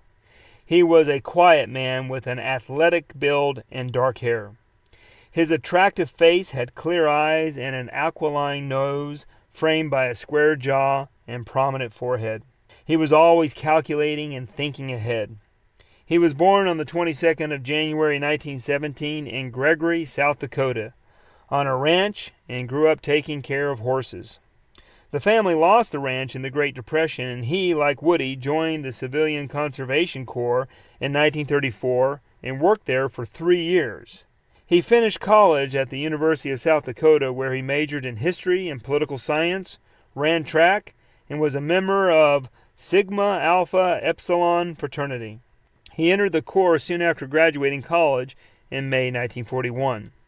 He was a well-educated, dignified, and intelligent man. When Beck's regiment was not training in the field, learning in the classroom, or creating songs or bonding as a sacred brotherhood, some conducted patrols in the jungle. Guadalcanal had been the Marines' first major military success. The 1st Mardiv established Henderson Field like an unsinkable aircraft carrier, protecting the American lifeline to Australia and projecting air power against the Japanese. Although the Japanese Navy evacuated 13,000 of an original 36,000 troops back in February 1943 after abandoning hope of winning control of the island, there were still many Japanese on the island. These desperate remnants of the defeated forces would not surrender, and they harassed the Americans. So Woody's fellow Marines had to search for and kill these die-hard elements. This was a mission for riflemen, not flamethrowers. Since Woody was attached to headquarters of C Company, he remained at base and continued to train and ensure the demolitions were always prepared. Woody's comrade, Lefty Lee, and others in his unit, who were strictly grunts, riflemen, conducted daily patrols and, according to Lefty, sometimes found Japanese. Lefty said one day they were ambushed as they hiked over a jungle hill. Bullets started flying everywhere, and they returned fire, closed with, and killed the Japanese. Sometimes, before they found the enemy, they came across other Marines who were not so lucky. One group had been waylaid, and as Woody's platoon discovered their dead comrades, his platoon observed their mutilated bodies. Although these Japanese knew they had lost, they still behaved in such a way that would ensure we gave them no quarter, Lefty said. The bodies of our buddies were sliced up like someone had taken a butcher's knife to them. Their clothes had been removed, their legs spread, and their genitals cut off. Their dead, gaping jaws had been opened, and their members had been shoved in their mouths. Sometimes the Japanese even took the time to drape placards around the dead reading, "It took them a long time to die." On Bougainville, where Lefty also served, Marines retrieved fallen comrades only to find the Americans staked to the ground through their arms, chest, and legs. One Marine sent to get these bodies was a brother of one of the dead. "It's tough seeing your brother like that," said veteran Bill Faulkner. If the Japanese thought atrocities would terrify the Marines into running away, they were wrong. Such sights turned some Marines vicious. Lefty said, "One guy we had would tie the ears of the Japanese he had killed around his neck. He volunteered for every mission to take point, a hazardous position. If he'd been stateside, he would have been put in a mental ward. However, in combat, he was brutal and hated the Japanese with every fiber of his being." Abuse begets abuse. Still, this Marine's behavior in Western society was abnormal and prohibited, whereas Japanese behavior of mutilating enemies was institutionalized and approved by their leaders. Woody said, "You knew you didn't want to become a prisoner. We knew that the Japanese thought it the greatest disgrace to surrender. I'm sure I might have done so had I had no other choice, but in general, we weren't going to give up. The few Japs who surrendered usually did so because they were too weak and malnourished to offer resistance. They surrendered because their bodies had given out. Many Japs we found were skeletons. Yes, we knew they slaughtered our men, but in general, when we could, we showed compassion. We did have a few who had necklaces of gold teeth they had taken from dead Japanese, but this was only done once the Japanese were dead, and they did not mutilate the bodies. Everyone had ways of getting their souvenirs. Many Marines just enjoyed getting Japanese flags, swords, and gold teeth. One of the few souvenirs Woody's fellow flamethrower comrade, Corporal Joseph Anthony Rybakevitz, brought back home was indeed one gold tooth he had taken from an enemy soldier he personally had killed, plus his medical kit and a photo of his wife and 2 kids. The taking of gold teeth was so popular that one of Lefty's comrades, Al Thomasy, asked if he could take his gold tooth if he ever died in combat, to which Lefty laughed and said, "Sure, just make sure I'm dead when you do so." A small minority of servicemen even took Japanese skulls to hang on jeeps. The war so brutalized some, it made them do things they would never do in an ordered society.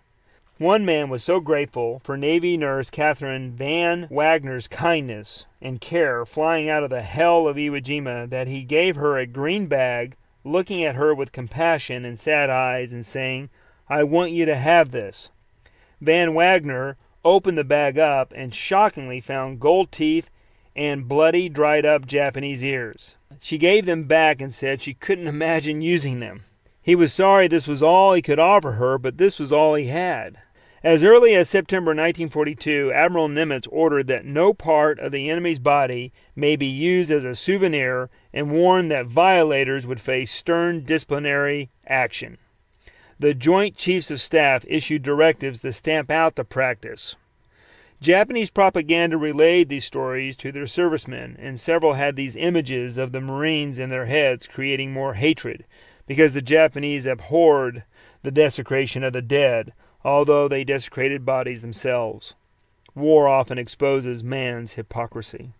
And although some Marines and GIs killed enemy combatants who had surrendered or who were defenseless, violating the Hague and Geneva Conventions, these were rare occurrences. Jim Skinner said while going through a tunnel in Iwo, he came around a corner where he met a Japanese with his hands up, and he was so surprised that a nip, quote-unquote, was trying to surrender because he had only experienced Japanese feigning surrender to kill Americans that he just blew the Jap away. "I shouldn't have done so, but I just didn't know what else to do." Gunnery Sergeant, known as Gunny, Keith A. Renstrom had his men finish off several Japanese soldiers who had botched their suicide attempts or were severely wounded in battle on Tiananmen and Saipan by shooting them in the back of their heads. Army Lieutenant Sigmund L. Lieberman, a Jewish-American Army officer who had fought in the Battle of the Bulge and had received the Purple Heart and Bronze Star, admitted that after he and his unit had liberated the Mittelbau Dora concentration camp, he was so enraged that the next time they took Wehrmacht prisoners, he made sure the 12 men, on their way back to a drop-off station, simply did not make it. When asked why he killed unarmed prisoners, Lieberman said, after seeing so many of his Jewish brothers and sisters dead at the camp, he wanted revenge. Also enraged by the crimes they had witnessed, Lieutenant William P. Walsh and Private Albert C. Pruitt did the same thing Lieberman had done, killing 4 SS guards disguised as medics on the Dachau death train. Although these instances with Skinner, Renstrom, Lieberman, Walsh, and Pruitt were rare and illegal, they did happen. However, compared to the Japanese who killed POWs and Allied wounded, as a matter of course, the killing of Imperial Japanese Army and Nazi prisoners and injured soldiers by Americans was sporadic and atypical. As for Guadalcanal, though jungle combat patrols were dangerous, they were an effective way to accustom Marines to combat. While on Guadalcanal, few had an inkling of what lay ahead. They were stationed there until their next engagement, Operation Forager, in the Marianas.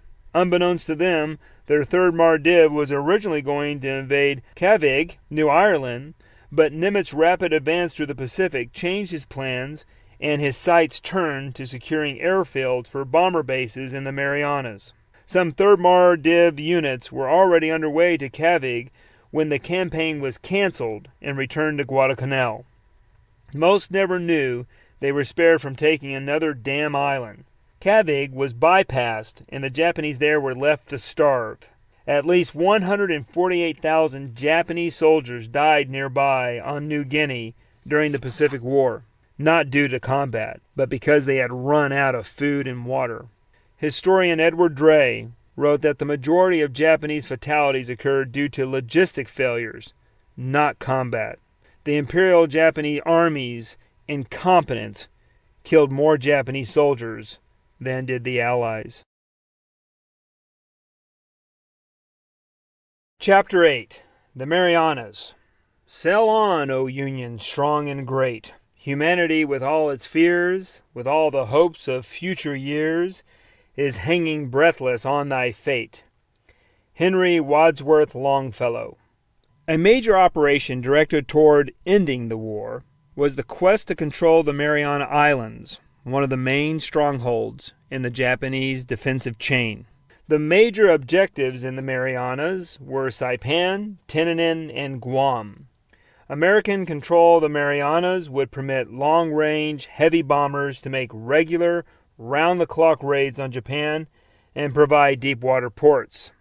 Originally, the Marianas were not a prominent part of the U.S. pre-war plans, but Admiral Ernst King, who simultaneously held the 2 highest Navy offices, Commander-in-Chief, U.S. Fleet, and Chief of Naval Operations, knew the invasion of these islands would probably draw out the remnants of the Japanese Imperial Fleet for a decisive naval battle the U.S. Navy would win. He felt the Marianas were a key to winning the war, viewing them as a stepping stone heading north to Japan from Guadalcanal and Australia. According to historian Phillips Payson O'Brien, chairman of the Joint Chiefs of Staff, Admiral William D. Leahy, King's boss, was the driving force behind this overall strategy, saying, "The Marianas had to be taken as they were on a direct line with Japan and could best be supplied by American air and sea power." General Hap Arnold, commanding general of the Army Air Forces, arrived at a similar conclusion. One of the most expensive weapon systems developed during the war was the B-29 Boeing Super Fortress 4-engine heavy bomber, and it needed islands for its airfields like the ones in the Marianas. Billions of dollars were thrown into this bomber project, making it even more expensive than the Manhattan Project. The B-29 was called the Battleship of the Skies, weighed 65 tons, had a wingspan of 141 feet, and was almost 100 feet long. It could carry a 20,000-pound payload, and its flying range was 6,000 miles. 12 50 caliber machine guns and one 20mm cannon defended its crew. Additionally, its pressurized and heated cabin allowed crewmen to fly distances in relative comfort at high altitudes without the need for oxygen masks or heavy suits. Arnold placed his hopes behind this airplane to bring down Japan. In 1944, the B-29 could reach Tokyo and the Kanto Plains industrial region from the Marianas, an island chain that could support 1,000 of these bombers. As historian Alan Millett put it, supporting General Arnold's conclusion, having Saipan and other bases in the Marianas provided the advanced bases for the strategic bombardment of Japan. Thus, on the 12th of March 1944, the Joint Chiefs of Staff approved the invasion of Guam, Saipan, and Tinian, with a target date for D-Day, Invasion Day, of June 15th. Often D-Day is associated with the 6th of June 1944 Normandy invasion, but D-Day, A-Day, or W-Day were terms used for the landing day for many Allied invasions. In March 1944, U.S. commanders met in Hawaii and planned Operation Forager, Marianas Campaign, and Operation Stevedore, Guam's liberation. Lieutenant General Smith, in charge of the 5th Amphibious Corps, focused on Saipan and Tinian, and Major General Roy Geiger, in command of the 3rd Amphibious Corps, focused on Guam, shared quarters as they planned operations. Geiger looked like a tackle football nose guard or middle linebacker and was a gruff, plain-talking Marine with silver hair and ice-cold, cobalt eyes. He was known for his ability to hyper-focus and get his staff to overplan for the missions at hand. Smith described Geiger as a heavy-set, bear-like, and totally fearless man who could only have happened in the Corps. Rear Admiral Richard Close-In Conley worked with these Marine generals and commanded the Navy's Southern Attack Force, Task Force 53. Conley said of Geiger, "That's the best relationship I ever had, anywhere, anytime during the war." This was a team of top-notch leaders. They planned in detail, and after winning the Battle of Saipan, Geiger, Conley, and staff conferred and modified future plans for taking Guam based on the latest intelligence and hard-won lessons. Seizing the Marianas would not only give America an advanced base for the B-29s that hit Japan with devastating force, but it would also cut off strategic lines of communications and supply for the Imperial Japanese Navy, provide a forward base for submarines to operate in enemy waters, and set up a staging area for the fleet. Guam, 210 square miles in size, was the primary objective because of its excellent airfields and one of the best deep-water Mariana harbors. Accomplishing these goals required a lot of fighting. Marines had to conduct extensive training to ensure that when the Marianas were attacked, they could be taken. They trained daily, learning how to operate with one another and handle their weapons. Their instructors, often through surprise, gave them every situation known on the battlefield. What happens when your platoon sergeant dies? What happens when your heavy machine gun fails to fire? What if it was missing a part? What happens if one of your buddies gets his artery sliced open? How do you stop the bleeding? How do you destroy pillboxes? It was like drinking from a fire hose, Woody said, describing everything they learned. He continued to load and unload from ships to Higgins boats, LCVPs, or landing craft vehicle personnel, assault beaches, and learned to handle ocean-to-shore engagements. Woody was amazed by the beautiful beaches, blue waters, raw smells of seawater, tropical islands, and fish. After living in landlocked West Virginia, he felt he had landed in a foreign world as he traveled through the Pacific. "Without the war, I would have never had experienced this type of travel," Such ventures before the war was only for rich people or government officials. I was getting a first-class world cruise on the taxpayer's dime. Most who trained with Woody had never seen combat, but many who taught them had. The eternal quest in education is to make the theoretical count practically. Stateside, Woody's girlfriend Ruby worried he was in harm's way, a reality all deployed Americans faced. Knowing he would soon see the elephant, he wrote Ruby, "I don't know whether I've been putting it in my letters or not. Ruby, don't worry about me when I go overseas, 'cause I will get along okay. You see, Ruby, we get about 3 more months of training over there before we go into combat. Actual combat. Ruby, I love you and I want you to be happy. I know you won't and can't be exactly happy, but do the best you can." Woody's commander at EWO, Donald Beck, expressed the same sentiments with his wife, Ruth. "I hope you don't worry about me, for I would feel badly if I thought you did. There's nothing to worry about. If you don't hear from me for some time, that is still no need to worry. I may be out here for a long time, and if you worry, you won't be as pretty when I come back." While Woody and Beck did their best to learn about war, train with others, and calm fears of fighting the Japanese, they occasionally focused on consoling their women back home, telling them they had nothing to fret about. This reality of social dynamics is often overlooked during war. The human cost to loved ones as they send their men and women off to war is often underappreciated. Letter writing was not always as skillful as just shown. Months later, Beck wrote his wife that he had survived Bougainville, but lost a lot of his men, especially his heavy machine gunner officer who was killed right beside me. This letter about losing men, especially right next to him, contradicted his earlier letter of consolation.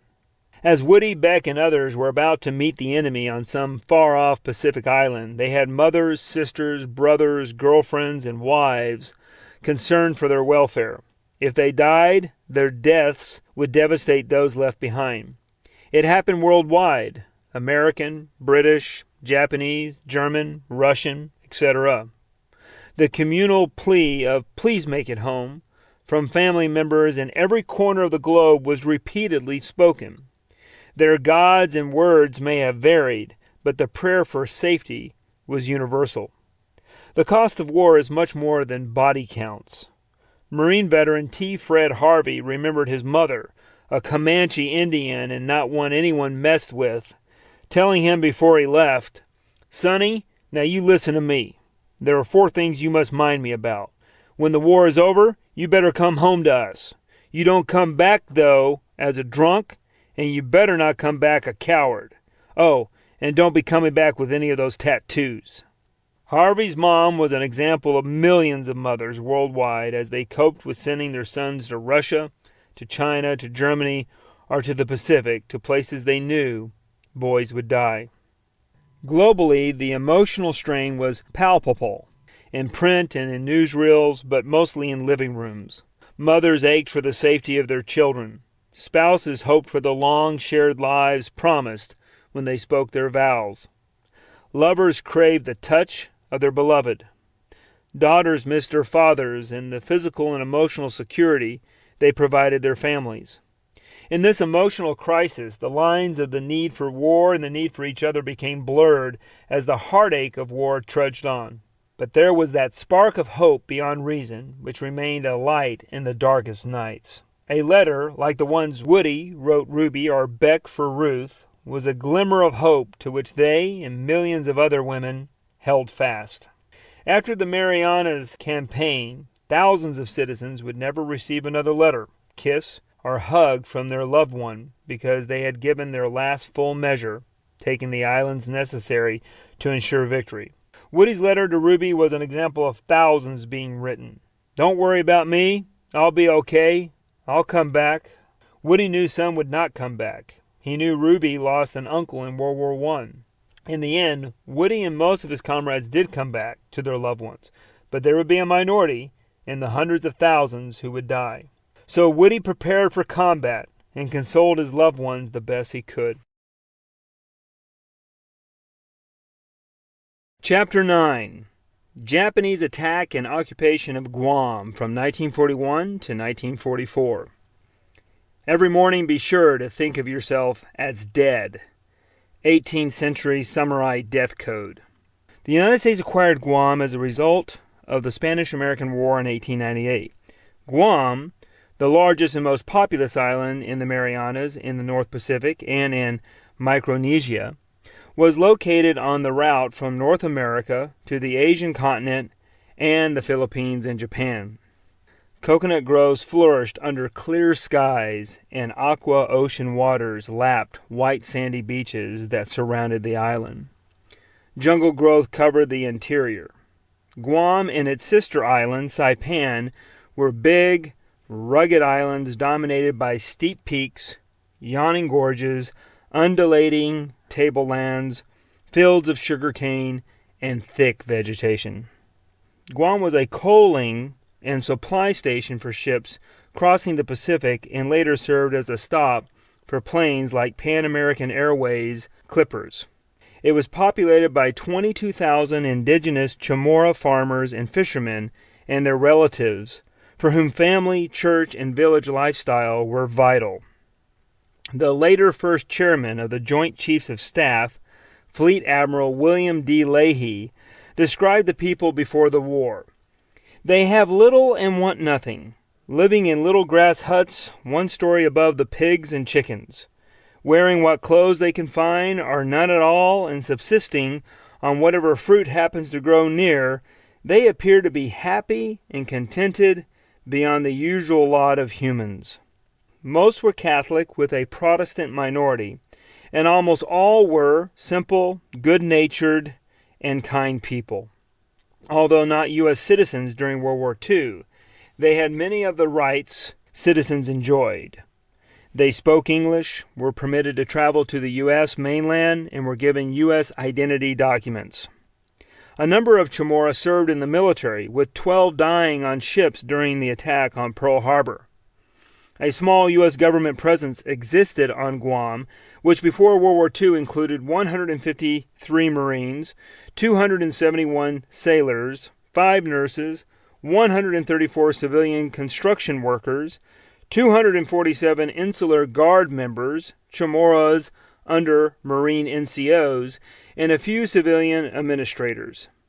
The governor was a U.S. naval captain.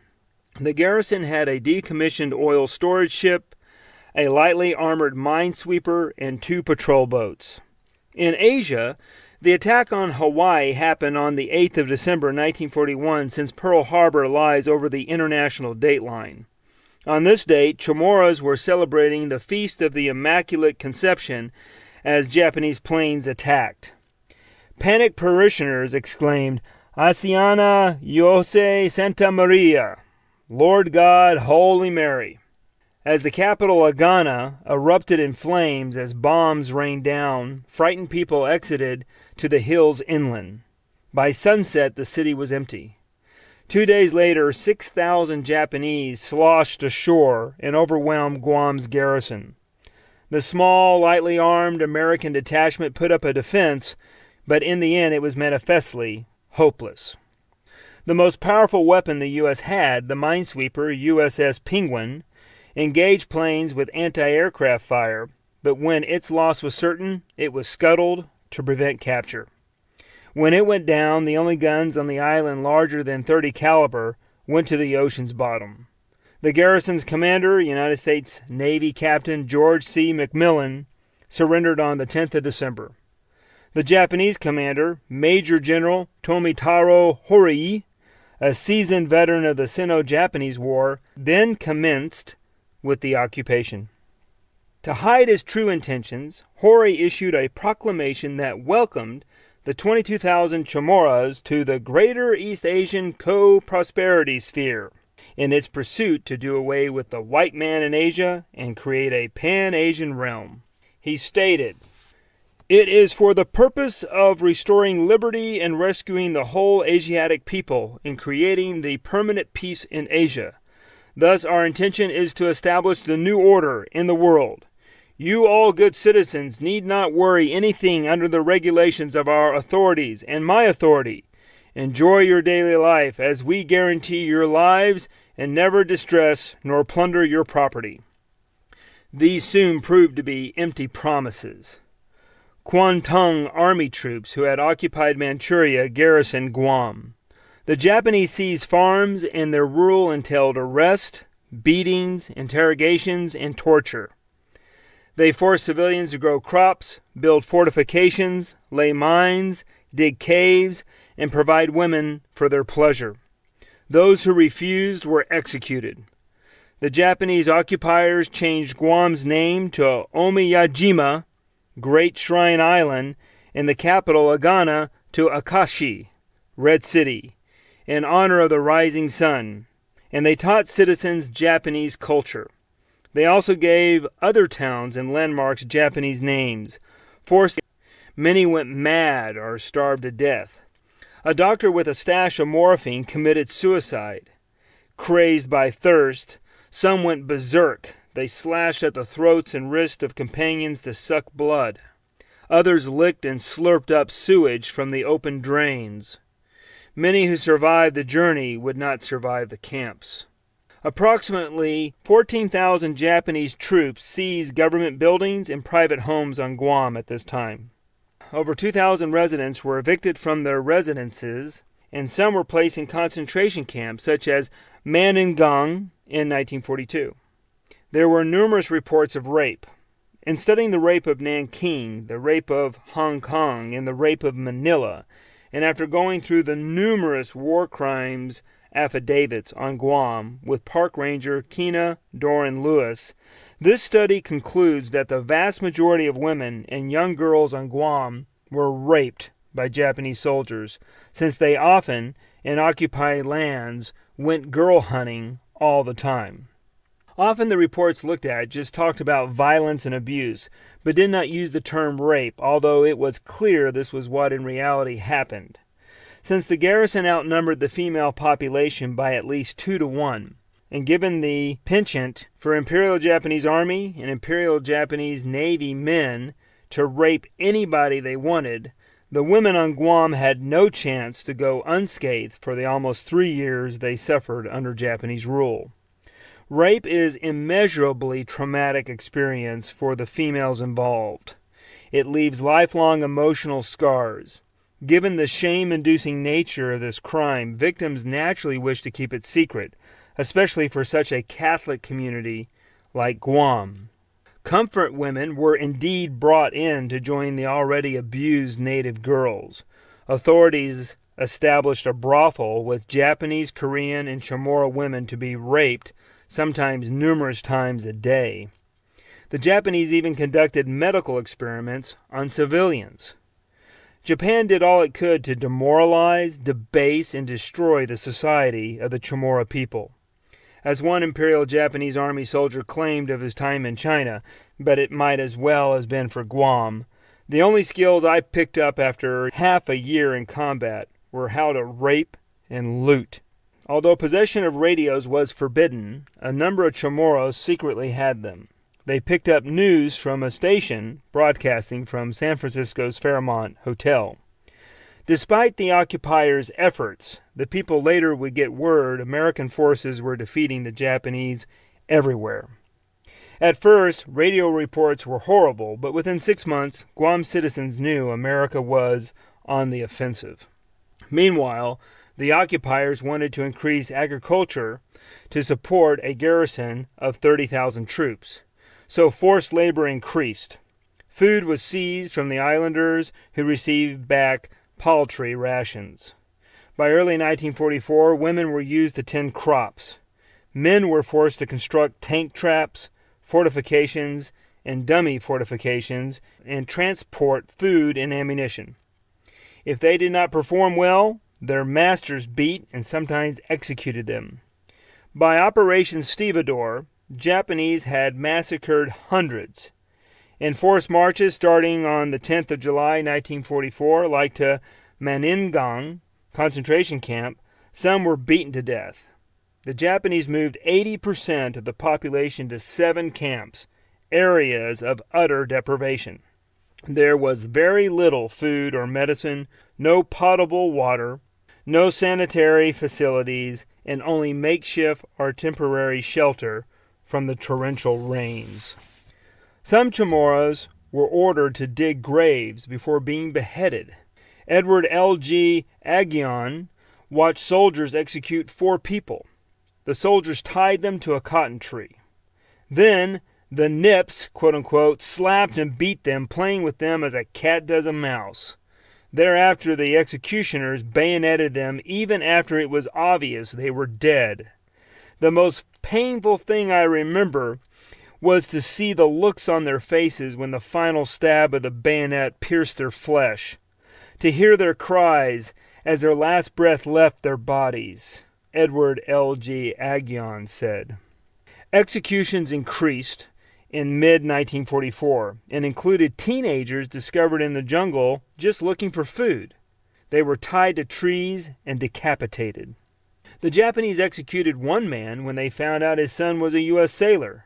Toward the end of Japanese rule on Guam, public executions became frighteningly common. The Japanese imported Korean forced laborers to work next to Chamorro slaves. Many who failed to perform were whipped, beaten, or slaughtered. Several, especially native children, died from malnutrition. The population decreased by 10% during the occupation, claiming 2,000 lives. Japanese authorities on the island promulgated that if America returned to Guam, it would find an island of rotting corpses full of flies. Well, in the years they controlled Guam, they were indeed accomplishing this reality, proving Japan's civilization had come to Guam. As the war spiraled into defeat for the Japanese, their terrible behavior intensified. As the Mariana-based Japanese prepared to defend the islands to the death, Chamorro lives became expendable. Atrocities increased in both frequency and ferocity. This was especially the case for those Japanese who had been stationed in China who had slaughtered Chinese peasants. Once the population was placed in the concentration camps, hundreds died of disease and malnutrition, in conditions of indescribable squalor. The natives anxiously awaited the Americans' return and hoped they would kill every one of the Yellow Devils. Chapter 10. Battle for the Marianas. Background and Preparation. The factor most responsible for the miseries of mankind is man himself. Mikiso Han. The U.S. amassed 600 ships from the West Coast and locations in the Pacific, carrying over 300,000 men, including 127,571 assault troops from the 2nd, 3rd, and 4th Mardivs and the 1st Marine Brigade and the Army's 27th Infantry Division for Operation Forager, the invasion to take the Marianas, about the size of the force invading North Africa. It would be a classic example of operational maneuver from the sea. This operation into the heart of the Japanese defenses threatened their north-south lines of communications. Allied possession of the Marianas isolated the Carolines to the south and endangered Japanese sea lines of communication to Rabaul in New Guinea and Truk. Control of the Carolines and Marianas also protected the right flank of MacArthur's upcoming Philippines invasion. Possession of the Marianas exposed many of the remaining Japanese positions and opened more Allied operational options than the Japanese could defend against. South to the Carolines and Truk, southwest to the Palace, west to the Philippines, northwest to Okinawa, or north to the volcanoes and Bonin Islands, including Iwo Jima. Taking the Marianas was like cutting out the train hub that all traffic had to go through. Hundreds of ships took the men on Guadalcanal, where Woody's 3rd Mardiv was stationed, and sailed toward the Marianas. As the Saipan battle started, another division, the Army's 77th Infantry Division in Hawaii, was transported to join the fight for Guam. Some ships in the invasion fleet would be at sea for months, during which time the Navy had to keep them supplied. In an average supply ship, there were enough rations to feed 90,000 men for a month. Reefer vessels, refrigerated cargo ships, had to be loaded to provide a balance of fresh food to one ship after another. The Navy provided fresh provisions for crews of combatant ships 5 days out of 6, and for sailors and Marines ashore 1 day in 3. 6 fleet oilers and 40 charter tankers carried 4,495,156 barrels of oil and 8 million gallons of aviation gas to forward areas in July 1944 alone. No ship or plane missed action for want of fuel. The Task Force 58 included 15 aircraft carriers divided into 4 task groups. This was an amazing feat, coming 2.5 years after Japan devastated the Pacific Fleet, and it was done simultaneously with the Allied invasion of Normandy, halfway around the world. The logistical challenges in the day of pen and paper were immense. The Americans could take vengeful pleasure knowing that as the U.S. fleet appeared off the Marianas, the fleet commander who attacked Pearl Harbor, Vice Admiral Chuchi Naguma, was trapped on Saipan and frantically wired Tokyo begging for help. Some battleships his forces had sunk at Pearl Harbor, much to his surprise, joined the fight at Saipan and bombarded numerous targets. The U.S. had indeed recovered, if not strengthened considerably beyond recovery, unimaginably quickly. Historian Lynn Olson wrote that when war started, the U.S. could not even repulse Mexican bandits crossing the Rio Grande. In 1939, America had the world's 17th largest army, sandwiched numerically between Bulgaria and Portugal, not a proud position nor among respected company. The Nazi military attaché in Washington, D.C., Lieutenant General von Boetiger, predicted on the 4th of October 1940 that the U.S. did not come close to having the military to stop a Japanese campaign in Asia, and at that time, history proved him right. The U.S. had around 500,000 men in its armed forces at the beginning of 1941, and there were not enough weapons for this force. In contrast, the Germans had 5.8 million men under arms by April 1940 in its Wehrmacht. Italy had 3 million in its armed forces, and Japan had 2.3 million by November 1941 in its military. America was heavily outnumbered. Things had to radically change if the U.S. was to avoid a disastrous defeat and rally to the aid of the remaining free countries. As Axis countries overran many nations, Hirohito believed in victory against the U.S. and exercised his authority to start war against the United States. He planned to attack what would become the most powerful country in the world.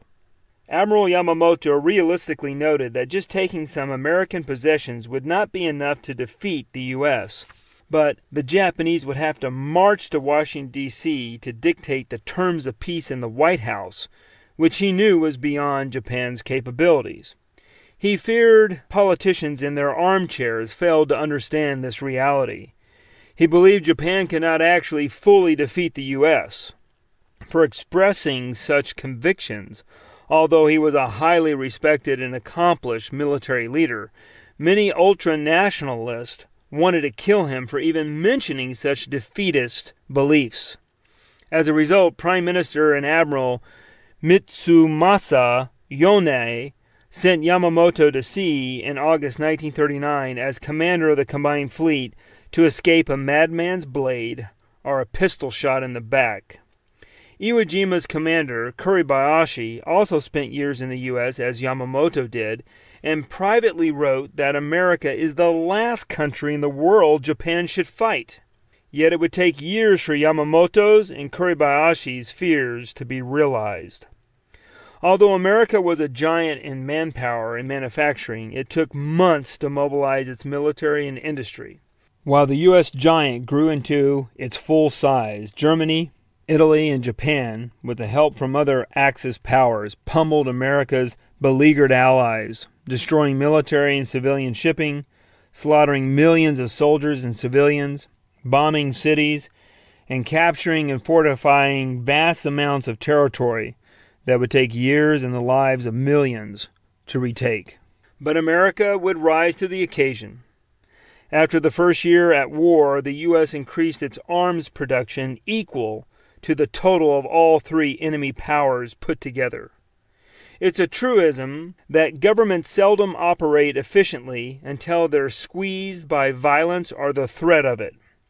Not only did the U.S. outproduce the Axis countries for its own military, but it also provided the supplies Britain and China needed to survive Hitler's and Hirohito's onslaughts, while supplying the Soviet Union with fully 2/3 of their motor vehicles and 1/2 of their planes, and supplying 13 million Soviet soldiers with their winter boots, uniforms, and blankets to fight Hitler. The U.S. sent food to the USSR that saved millions. Stalin toasted at the 1943 Tehran Conference to American production, without which this war would have been lost. Without the U.S., Germany might very well have conquered the Soviet Union. America also kept Britain in the fight with supplies provided between the defeat of France in 1940 until the end of 1941. Without the U.S., Japan would have generally tormented Asia in its pursuit of its Pan-Asian movement, and in particular dismembered China.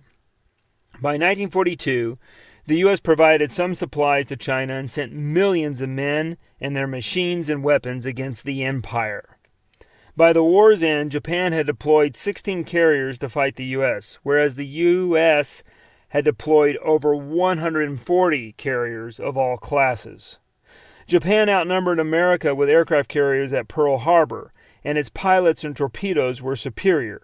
But by war's end, the U.S. had the capability to bring 15 to 20 times the fleet to Japan's shores compared to what Japan brought to Pearl Harbor in 1941. Even with these facts, as its battleships lay burning in Pearl Harbor, the task facing America in 1941 was daunting. By early 1942, Japan ruled its domain with little opposition. That Japan had conquered large portions of Asia and around half the Pacific seemed to prove they were, at this stage, invincible. In order to fight Japan, the U.S. had to develop its capabilities of projecting war from the sea. And one of the main services to help America with this Herculean task was the United States Marine Corps. Chapter 11. Amphibious Warfare. The Marine Corps' forte. We and all others who believe in freedom as deeply as we do would rather die on our feet than live on our knees. President Franklin Delano Roosevelt. By summer 1942, Tokyo had overstretched itself and put most troops in the wrong places, but it did not recognize that. It had achieved enormous territorial gains, its homelands were intact, and the booty from its conquests were pouring back home. The loss of 4 carriers at Midway, MacArthur's progress on Papa, and battles around Guadalcanal seemed distant and unimportant to the Imperial Headquarters generals who were taught the Prussian strategy of controlling the mainland. Yet within the country, the number of families who had sacrificed a son in war continued to increase as a reminder Japan was not doing well. By that time, thousands of little wooden boxes wrapped in cotton cloth had arrived to bereaved families with what they were told were the cremated remains of their fallen men. Although people congratulated families who had sacrificed a son to the nation, many questioned their leaders' decisions. As comfort, many were told by their priests that loyal, brave, noble, and heroic spirits of those officers and men who have died shouting, "May the Emperor live for 10,000 years," will be reborn right there in their country. It is only natural that this should occur. Nevertheless, the promise of rebirth did not fully console many families as they started to question whether the war with the world was worth all the sacrifice. Control of the mainland started to waver as the fortunes of war turned. Japan's outer defense perimeter began to shrink throughout 1942 and 1943. By 1944, cracks in Japan's armor appeared, although no acknowledgement of it surfaced in the tightly controlled Japanese press. Instead, as in tyrannical regimes throughout history, the press wrote about fantastic victories and that the military was cleverly leading the Americans into a trap to destroy them. In 1942, America won battles at Midway and Guadalcanal. In 1943, America killed Admiral Yamamoto in an air interception raid, taking out one of Japan's most brilliant military minds. American forces then followed by conquering the rest of the Solomon Islands, and with Australian troops made advances in Papua New Guinea. In 1944, the U.S. was finally able to conduct large-scale operations against Japan itself. It was hoped that once Guam, Saipan, and Tinian fell, the U.S. could heavily target Japan's home islands from the air. Hirohito understood this fact and issued a proclamation to troops on Saipan that they must be victorious so the bombing of Tokyo would not increase. But in order to get the bases for these planes, one had to secure islands from the sea, a laborious procedure technologically and logistically. To accomplish this feat, the U.S. entrusted much of the preparation for the Pacific Campaign to one of the most hot-tempered, tough, perfectionist Marine generals in history, Lieutenant General Holland M. Howland Mad Smith. He was one of the fathers of Marine Corps amphibious warfare, one of the most perilous forms of operations. His ideas and foresight with the Higgins boats and ship-to-shore tactics were critical for victory. Born on the 20th of April, 1882, Smith grew up in the Deep South in Alabama, was the grandson of two Confederate veterans, and knew how to hunt and live off the land. He attended the University of Auburn, at the time called Alabama Polytechnic Institute, and after graduating with a Bachelor of Science in 1901, he entered law school at the University of Alabama, graduating in 1903. With such education, he defied, like most Marines, the stereotype that many feel jarheads embrace, namely knuckle-dragging, low-brow Neanderthals without any brains. During this time, he had become a first sergeant in the Alabama National Guard and liked soldiering. Instead of joining the Protestant clergy, like his mother hoped, or the family law firm, like his father desired, he dedicated his life to the military after practicing law for only 1 year. He began his service in the Corps in 1905 and served against rebels in the Dominican Republic in 1916 to 1917. During World War I, Captain Smith and other Marines were shipped to France to fight the Krauts, quote-unquote. Later, Smith fought at Chateau Thierry, Saint-Mihiel, and Belleau Wood in 1918. For his actions in combat, he received the Croix de Guerre, the French War Cross for valor, by Brigadier General James Harbord for services and actions against the enemy. His citation read in part, "During the operation of the 4th Brigade in the Belleau Wood and the vicinity, he displayed the finest courage and remarkable ability in performing duties to the utmost importance, maintaining liaison with all the units and collecting information concerning the enemy under extreme artillery and machine gun fire." In Captain Smith's first 13 years of service, he had experienced much of the world, ending with fierce combat against the Germans on the Western Front. Since his World War I combat experiences were some of the most dramatic in his life up to this point, he began to study tactical, operational, and strategic lessons from the Great War, especially since he was appointed as a General Staff Officer in December 1918, and then the assistant to the G3 Operations Officer of the U.S. Third Army. He drew many insights from his studies, thinking always about how he could use them to strengthen his Corps, quote-unquote. Before returning to the States in March 1919, he obtained the rank of Major. During America's involvement during World War I from 1917 to 1918, at the insistence of the Army, particularly General John J. Pershing, Marine units fought mainly in the 2nd Infantry Division and under Army command. And these Army commanders were not always fair to Marines, in Smith's opinion. As a result, he felt in the next war, Marines should do all they could to fight under Marine command, and he and many other leathernecks made sure this would happen. Also, after World War I, Smith and other Marines took an acute interest in the major amphibious operations of the Great War, led by the First Lord of the Admiralty, Winston Churchill. These amphibious landings against the Ottomans at Gallipoli from 1915 to 1916 were disasters.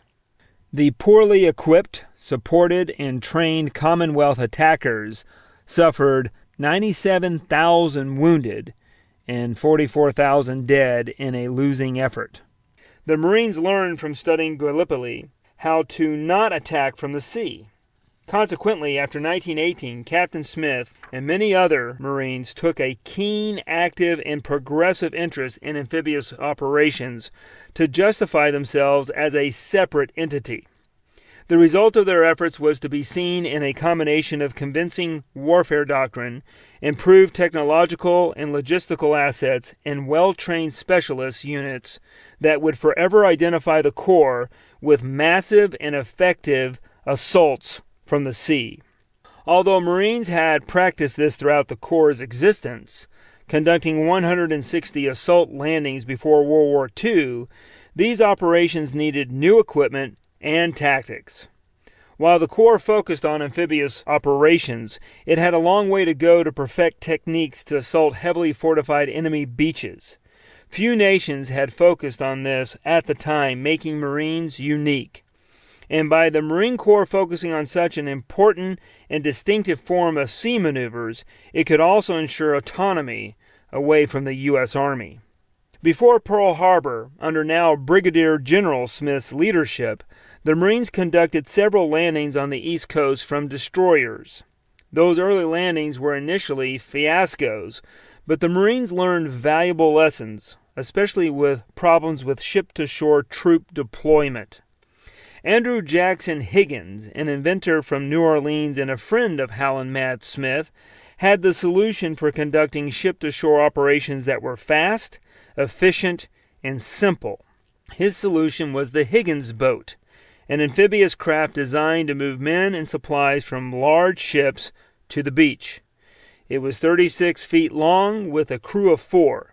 It could carry 36 men and had a forward ramp allowing troops to run out of the boat instead of climbing over its sides, a development strongly influenced by Smith's subordinate, then First Lieutenant Victor H. Krulak. In fact, United States Marine Corps Commandant in General Charles C. Krulak, the godson of General Hal and Mad Smith, commenting on his father's work with Higgins, said, "It was my father who brought to light the importance of the bow-launch landing craft and the ability to back off the beach." Krulak's reports about similar boats he observed the Japanese use outside of Shanghai in 1937 submitted to Smith actually were the deciding factor in educating the by then full-bird Colonel Smith about the importance of Higgins' boat design and how it could shape amphibious warfare. With Krulak's and Higgins' prodding and education, Colonel Smith realized that the Higgins boat was critical to the Marines' future success, so he, in turn, educated and then tried to convince Admiral Ernst King the Marines needed those boats in discussions throughout the late 1930s and early 1940s. Eventually, Smith won King over, and the Higgins boat was developed for amphibious warfare.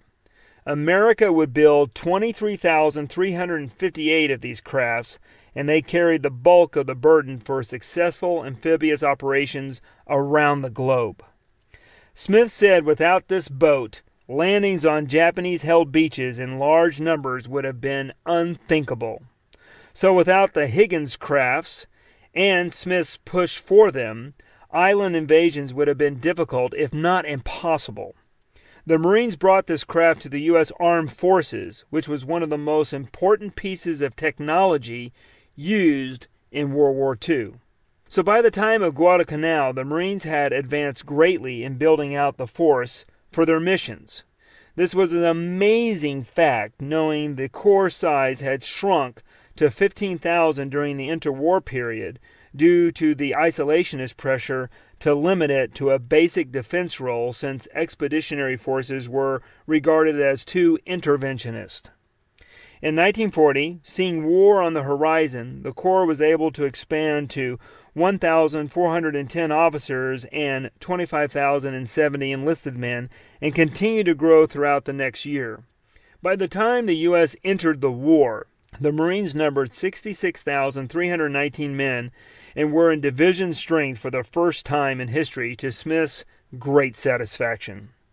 As war descended on Europe and Asia, the first Mar-Div was activated on the 1st of February 1941 to operate with the Atlantic Fleet, and the second Mar-Div was activated to operate with the Pacific Fleet. By war's end, 6 Marine divisions were fighting in the Pacific. The Corps Aviation Wing expanded from 13 squadrons in 1941 to 87 by 1943.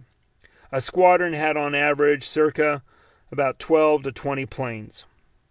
The Corps grew to 669,100 men by 1945, making it the largest it would ever become. And Smith's vision for his Corps, quote unquote, was to make every one of his Marines an amphibious warrior.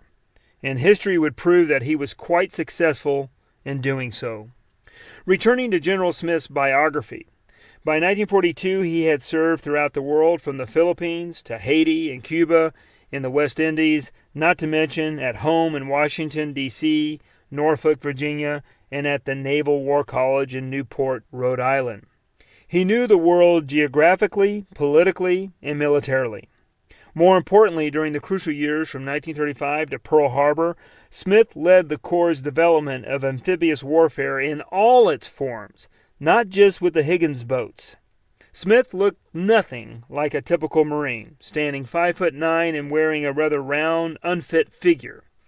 His face resembled something halfway between a New York lawyer and a shaven Santa Claus, with pudgy cheeks, a fat nose, and squinting eyes peering through round spectacles. But behind this facade of unwarrior-like appearances raged a focused energy and desire to perfect the Marine's ability to attack from the sea with overwhelming power. Colonel Smith was director of the Division of Operations and Training from 1937 to 1939 for the Corps, after which he was assistant commandant. In 1939, he commanded the 1st Marine Brigade, which became the 1st Mar-Div in 1941. After hostilities commenced, now Major General Smith trained the Army and Marine Corps in amphibious warfare, having taken command in August 1942 of the Pacific Fleet's Department of the Amphibious Corps. Because of the Marines' innovative tactics of sea assaults and their knowledge of both the machinery and how to implement such combat, Smith truly made amphibious warfare the Corps' main raison d'etre. Consequently, the Corps, under Smith's leadership, understood its role as the principal force for the entire United States military, responsible for the complex specialty of amphibious warfare, the very justification for its existence. Through Smith and other Marine Corps officers' efforts, they demonstrated to the Navy that amphibious landings were critical. This Marine doctrine greatly impacted America's way of conducting war. The Marine doctrine was adopted by the U.S. Army, which republished it in manuals, having never developed an amphibious warfare doctrine of its own. The Marines trained Army officers as well, and they spread out around the world, conducting landings in Alaska, North Africa, Italy, France, and the Philippines, to name a few. Commandant in General Alexander A. Vandergrift said after the war, "Despite its outstanding record as a combat force in the past war, the Marine Corps' far greater contribution to victory was doctrinal. That is, the fact that the basic amphibious doctrines which carried Allied troops over every beachhead of World War II have been largely shaped, often in the face of uninterested or doubting military orthodoxy, by United States Marines. For instance, the later Lieutenant General Victor H. Krulak, a member of Smith's staff in the late 1930s and early 1940s, not only helped in the development of the Higgins boats, but also with Amtracs as well. These landing crafts, called alligators, were floating tanks or heavily armored treaded vehicles that could land on beaches and drive inland after being dropped into the sea via ship offshore. These two boats carried the bulk of the burden of amphibious warfare. You could not have one without the other when conducting landings because Amtracs protected Higgins boats, and Higgins boats brought the riflemen necessary to provide Amtracs the support they needed once full ground support commenced, which, when hitting an enemy beach, happened almost immediately. After the war, Krulak quoted a study that was even more to the point than Vandergrift's assessment above about the Marines' main mission throughout the 1920s and 1930s, writing, "Had the Marine Corps not so devoted itself to amphibious warfare, there would have been no amphibious doctrine for the Army to follow when the threat of war appeared, and the Army, when it evidenced its first sustained interest in the amphibious problem in 1940, would have found itself 20 years late." In plain English, Krulak was making the point that the U.S. Army would have been in a disastrous position in projecting its power against Hitler and Hirohito had it not been for the Marine Corps. D-Day at Normandy, for example, would have been delayed by months, if not years, without the Corps. It was men like Smith and members on his staff, like First Lieutenant Victor H. Krulak, his Chief of Staff Colonel Graves B. Erskine, and many other Marines who perfected usable and strategically deadly procedures for large naval and land forces to attack from the sea. Although Smith was this type of warfare's visionary, it was his Chief of Staff, Colonel Erskine, who developed much of the guts of how one should conduct it. Erskine explored the details of how Marines should be berthed on a ship before an assault, how amphibious tractors, Amtracs, should be used ahead of Higgins boat landings, and how the men should deploy on the beach once leaving their crafts. He developed the procedures on how to ascertain when the beachhead was secured enough by the Amtracs and Higgins-borne troops ashore in order to bring to the beaches the LCIs, the Landing Craft Infantry, 158-foot vessels, that could deploy up to 200 troops and all their equipment, and LSTs, landing ship tanks, 382-foot vessels that could land tanks, jeeps, artillery batteries, and trucks from their bow butterfly doors to provide a second wave of overwhelming power against the enemy. Erskine was Smith's right-hand man. Later he gave interesting commentary about Smith, saying they often fought and sometimes Smith would not speak to him for days because Erskine did things without his knowledge. They would not get done if Erskine had not behaved in this manner. As Chief of Staff, Erskine ran the outfit behind the scenes, allowing Smith to keep amphibious operations in Marine hands by looking after the politics. If Smith was one of the fathers of amphibious warfare, then Erskine was the brainchild to develop that warfare. Graves Blanchard Erskine, the Big E, or Blood and Guts, was born on the 28th of June, 1897 in Columbia, Louisiana, and, like Smith, also descended from strong Southern roots. His maternal grandfather had fought for the Confederacy, for example. Before World War I, he served in the Louisiana State Guard as a sergeant while studying for his bachelor's, which he received from Louisiana State University in 1917. In that year, he entered the Marines, and in 1918, he deployed to France and fought at Belleau Wood, Chateau-Thierry, and Saint-Mihiel. In one battle, he took shrapnel to his hip and leg, but refused to leave his unit. However, his luck ran out on the 15th of September when a bullet shattered his lower right leg. One bone was sticking 6 inches out of his body. He received the Silver Star, third highest medal for valor, and a Purple Heart. After recovering, he rose through the ranks. He spent time overseas in Haiti, Nicaragua, Japan, and China, especially at the American legation in Beijing from 1935 to 1937. He was recommended for a Navy Distinguished Service Medal for his role planning the assaults at Saipan and Tiananmen. In the end, the award was downgraded to a Legion of Merit, which he received from Nimitz. Nonetheless, this was one piece of evidence out of many proving Erskne's vital roles in helping Smith and others develop and then utilize amphibious warfare. As one can see, as Smith's Chief of Staff, Erskne had one of the most important jobs in the Corps. When Brigadier General Mike Edson took over Erskne's role as Chief of Staff of Amphibious Warfare Operations, once Erskne took over the 3rd Mardiv in late 1944, Edson wrote of this billet that it was easily the 4th and maybe the 3rd most important post in the entire Marine Corps, and the success or failure of the Corps resided in this position. In short, Erskne was largely responsible for developing the operational warfare for the new and more powerful Marine Corps that destroyed Japanese-held islands throughout World War II. His fingerprints, if not his whole stamp of approval, were on most of all the major island campaigns. Unlike Smith, Erskne's handsome and muscled face and body looked like a poster child for the Corps.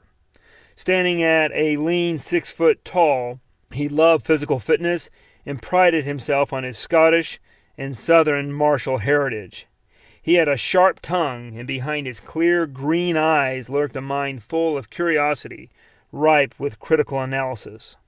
He was a perfect yin-yang partner for Smith in developing ship-to-shore operations. By the Mariana cases that brought the U.S. closer to Japan's main, brought the death grip around Japan, accomplishing its basic mission on the most vital front.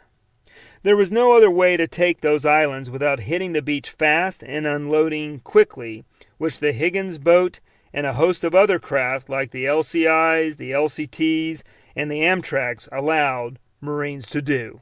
In the end, as historian Philip A. Crowell and Jeter A. Isley concluded, the most important contribution of the United States Marines in the history of modern warfare rests in their having perfected the doctrine and techniques of amphibious warfare to such a degree as to be able to cross and secure a very energetically defended beach. In short, one could argue that the only way anyone in 1942 or 1943 was going to start to destroy the atrocious Hirohito regime was to assault his islands, and the Marine Corps had developed such operations that would shock Japanese leaders with how effective it was in bringing the full force and strength of American fighting men deep into the empire of the rising sun. Chapter 12. The Attack on Saipan. Justice is only superficial courtesy among nations, and the ultimate resort is military power alone. Japanese Minister Kentaro Kaneko, Privy Council, 1930. Guam's sister island of Saipan, about 100 miles north of Guam, had been purchased from Spain by Germany in 1899 and then granted to Japan by the League of Nations after World War I, when Japan was allied with the Allies. Thereafter, Japan colonized Saipan, and although there were Chamorros and Koreans there, 90% of the 30,000 civilians were Japanese by 1941. Marching toward Japan's capital, the U.S. decided Saipan must be taken first in the Marianas. The U.S. attacked Saipan before Guam because it had the best existing airfields and lay 100 miles closer to Japan's primary islands. D-Day for Saipan was the 15th of June 1944. W-Day, the attack on Guam, was to take place a few days thereafter. Woody and the 3rd Mardiv were slated to liberate Guam, but during the Battle of Saipan, the 3rd Mardiv was designated a floating reserve only to go ashore as reinforcements if the fighting forces needed them. Because the Japanese 1st Mobile Fleet moved to attack the American fleet supporting the landings, and the Saipan resistance was tougher than expected, W Day was postponed until the 21st of July. Over 60,000 Marines and soldiers from the 5th Amphibious Corps under Vice Admiral Kelly Turner and Lieutenant General Smith, the 2nd and 4th Mardivs and the Army 27th Infantry Division, fought 30,000 Japanese on Saipan. As mentioned earlier, Smith's trusted Chief of Staff for the landing force, now Brigadier General Erskine, planned the invasion. The commanders felt they would defeat the enemy here quickly, especially since they thought only 12,000 to 15,000 Japanese defended the island. In setting the tone for the battle, one day before the Marines landed, on the 14th of June, the lone American prisoner on the island, a tall pilot who had been shot down, was taken from his cell, and the chief of police, Nita, drew his saber and began hacking at his neck, arms, and back. The Yank, quote-unquote, fell down, bleeding profusely. Although not yet dead, Nita left him there to bleed out. With this death, America suffered the first death of the Saipan battle, and Nita had freed a few men from prison duty so that they could fight the Marines on the beach. Right before the landings began on the 15th of June, ships moved within 2,500 yards off the shore and pounded enemy positions. Imperial Japanese Army Corporal Takayoshi Igata was so frightened during the bombardment that his testicles shrunk, he later confessed. However, the naval bombardment of Saipan in preparation for the landing had little effect. The terrain was hilly and rocky, and the Japanese were hidden in fortifications in coral limestone caves, protected from the shelling of the ships and aerial bombing. However, the U.S. would have one lucky strike. A stray shell did plummet into the commanding General Yoshitsuga Sato's staff during a meeting right outside their command post. After the dust cleared, Sato was still sitting, unhurt and silent, with his sword stuck in the ground between his spread legs. However, the explosion killed half of the gathering, thus weakening the Japanese chain of command. Outside of that single shell hit, most of his soldiers survived the U.S. Navy's bombardment. Once on the beach, Japanese artillery strafed attacking Marines, indicating that many of the enemy positions had not been neutralized. Lieutenant General Smith knew this battle was going to be tougher than earlier ones, claiming, "We learned how to pulverize atolls, but now we are up against mountains and caves where the Japs can dig in. A week from today, there will be a lot of dead Marines." Saipan was the first Pacific battlefield where the Americans also encountered a large enemy civilian population, possibly as high as 27,000. This was problematic because it was mixed in with both Imperial Japanese Army troops and a friendly population of 3,350 Chamorros and Carolinians, making the bombardment of targets somewhat restricted. A pamphlet given to the 2nd Mardiv cautioned, "We must be sure that a civilian is fighting us or harming our installations before we shoot him. International law demands that civilians who do not fight back must, whenever possible, be taken alive and must not be injured or have their possessions taken from them except after a due trial by competent authority."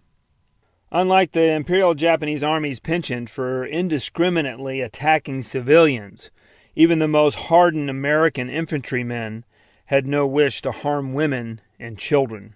In short, the presence of more defenders than expected and the complications of dealing with civilians made the battle longer than originally thought. Before assaulting Saipan, some wondered why they should seize it, since it seemed unnecessary to occupy if Guam was taken. Woody explained, "We should have just left them there to rot." One medical officer briefed his men about Saipan, telling them that dense, hard-to-navigate jungle covered it among steep hills and mountains. Hidden batteries, coastal guns, and pillboxes covered the island. Sharks, barracudas, and poisonous sea snakes lurked in the water surrounding the island, and the population was hostile. Once ashore, leprosy, typhus, filarius, typhoid, and dysentery, as well as snakes and giant lizards, awaited them. After the officer finished, there was a long silence. A private then asked, "Sir, why don't we just let the Japs keep the island?"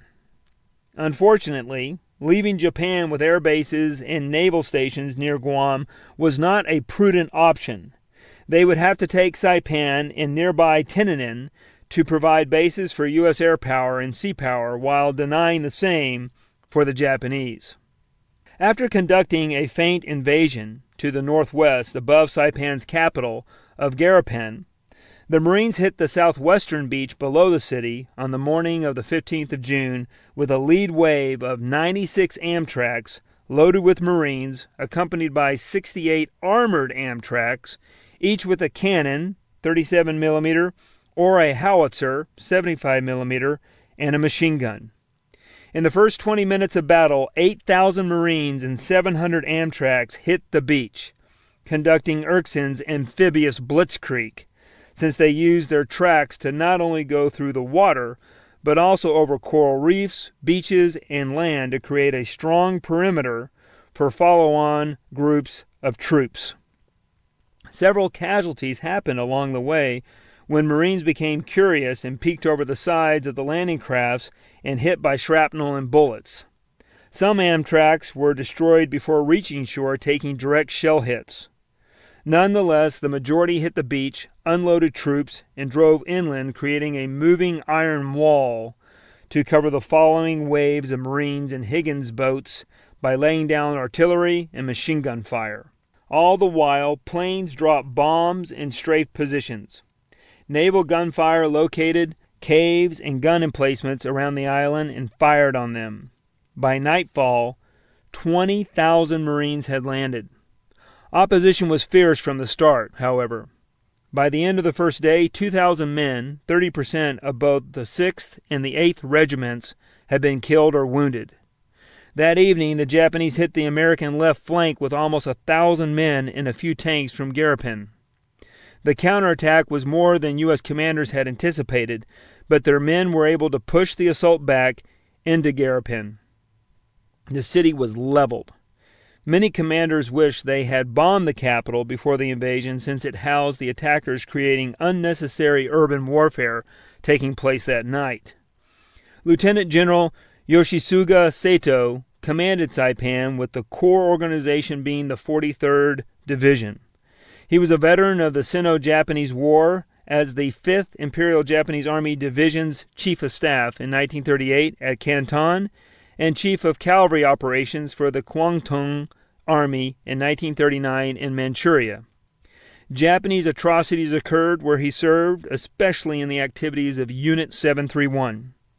Thousands were killed in grisly experiments involving tolerance for freezing temperatures, poison gas, starvation, X-rays, boiling water, and pressure so extreme that the victims' eyes came out of their sockets. During a goodwill tour of Japan in 1937, Brigadier General Erskne spent time with Sato during a party. This evening, Erskne listened to an arrogant Sato claiming they would take over America and govern her like a colony, but they would make sure Erskne received preferential treatment. The lack of respect shown Erskne made him pretty goddamn furious at this point. Sato then asked, "Now, if this all fails, their takeover, what are you going to do for us, Erskne?" Erskne could not think of anything decent to say, so he replied, "I'll give you a military funeral." That did not stop the Japanese from issuing further insults and declaring that they copied their navy from the British and their army from the Germans, but had copied nothing from the Americans, especially their navy, which was no damn good, quote unquote. Now, in 1944, Erskne took pleasure knowing that the amphibious assault against Saito used that no damn good navy, and knowing too that Japan's plans for world domination were failing. Erskne hoped to give Sato his funeral here very soon. Even in the face of the large enemy fleet sitting off his shore, Sato probably did not worry as much as he should have about his potential funeral at this stage. He undoubtedly should have, knowing that Japan had failed to stop the Marine invasion at Guadalcanal, Tarawa, and Kwajalein, just to name 3 Imperial Japanese Army defeats.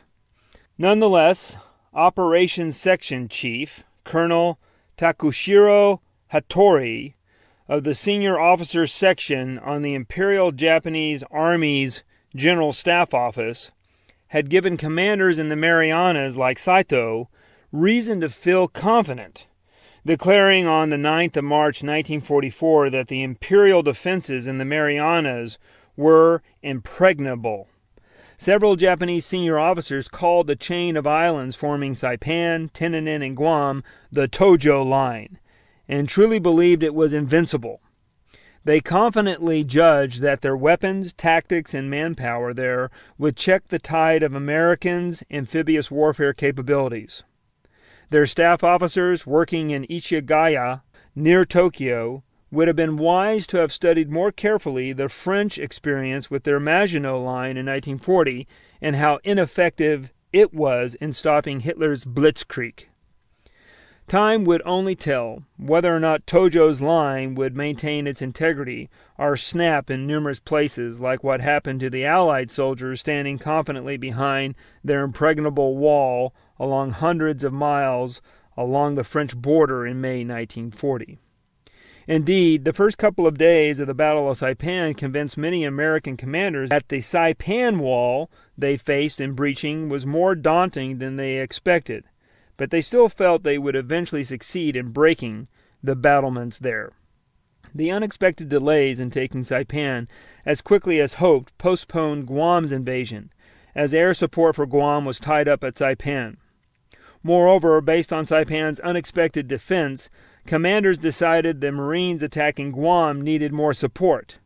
That support required the transportation of the 77th Infantry Division from Hawaii, which took weeks. A submarine that sighted an approaching Japanese fleet further delayed Guam's landing when the Navy diverted its efforts from Guam to participate in the coming Battle of the Philippine Sea. The Marines had simply underestimated the number and tenacity of Saipan's defenders. Moreover, here, the Japanese appeared to be changing their style of fighting.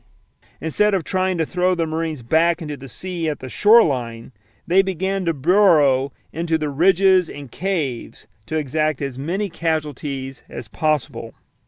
Hirohito exhorted his men, "Although the frontline officers and troops are fighting splendidly, if Saipan is lost, air raids on Tokyo will take place often. Therefore, you will hold Saipan." For the common soldier, this was powerful. The emperor told his men Japan's safety depended on them, and they would do their best to rise to the occasion. For example, on the night of the 16th of June, the Japanese launched the largest tank battle in the Pacific War, hitting the American lines with 30 armored vehicles, hoping to destroy the Yanks on their beachhead. After hours of fighting, the Americans, however, destroyed almost all of them. The Japanese tankettes could inflict harm on infantry, but when going against the Sherman tanks, which had 75mm cannons, they were outgunned using their 37mm, 47mm, and 57mm guns, and weakly protected, sporting only thin armor plating. Japanese fought with resolve, inflicting more casualties than U.S. commanders imagined they would, but the Leathernecks still held their beachhead. Even though they took heavy casualties doing so, Woody's reserve division was still not required. While war raged on Saipan, Woody and his Marines conducted calisthenics, jumping jacks, windmills, and muscle-building exercises like push-ups, sit-ups, and leg squats on their ship's deck. Afterwards, they broke down weapons, cleaned and reassembled them, and waited. Saipan's invasion showed the U.S. fleet's location to the Japanese, so they sent a large naval force to attack the American Fifth Fleet. Many U.S. ships were idle, and Japan hoped that with the proper weather, element of surprise, and resolve, they could inflict massive losses on the U.S. Navy and send the Americans in retreat, reversing the tide of war. Saito believed his navy would deliver a heavy blow against the Americans as his men battled Marines on the shore and held the support vessels hostage off the coast. Maybe the Tojo line would hold together after all. Suddenly, the U.S. Navy found itself supporting one of the largest invasions of the war, while also fighting one of its biggest sea battles in history. It was unclear if they could pull off a victory. Chapter 13. Philippine Sea Battle. The Great Marianas Turkey Shoot. War, once declared, must be waged offensively, aggressively. The enemy must not be fended off, but smitten down. You may then spare him every exaction, relinquish every gain, but until then he must be struck incessantly and remorselessly. Rear Admiral Alfred Thayer Mahan. Since the Pacific War's beginning, Hirohito and the Imperial Japanese Navy had been intent on staging one decisive battle to destroy the Americans in order to force the U.S. to sue for peace. They believed they could recreate their stunning 1905 victory at Tsushima. By 1944, Japan had the two most powerful battleships in the world, Yamato and Musashi, and could assemble a large force with fleet carriers and supporting ships. As the war dragged on, it faced a constant shortage of fuel, limiting its ability to maneuver its fleet far from the occupied Dutch East Indies, where the bulk of its oil was. Thanks to American submarines, mines, and planes, the Japanese lacked tankers to run both their economy and fleet. Moreover, the U.S. Navy sank troop ships carrying around 100,000 soldiers headed for the islands the Americans assaulted. To put this in perspective, a little over 100,000 garrisoned the islands from Iwo Jima down to Tarawa. In other words, the U.S. Navy prevented the garrisons that the U.S. forces attacked throughout 1943 to 1945 from being twice as large as they ended up being. As a result, the U.S. troops fighting the Japanese on Saipan were lucky they only faced 30,000, as the U.S. Navy now steamed away to meet the Japanese naval threat. At that time, the Imperial Japanese Navy assembled the first mobile fleet under the command of Vice Admiral Jishiburo Ozawa. It sailed to the Central Pacific to seek the American fleet for a surprise attack that, according to the Japanese High Command, would change the war. It was an awesome naval force with 5 fleet aircraft carriers, 4 light carriers, and most of its major surface ships, including battleships and cruisers.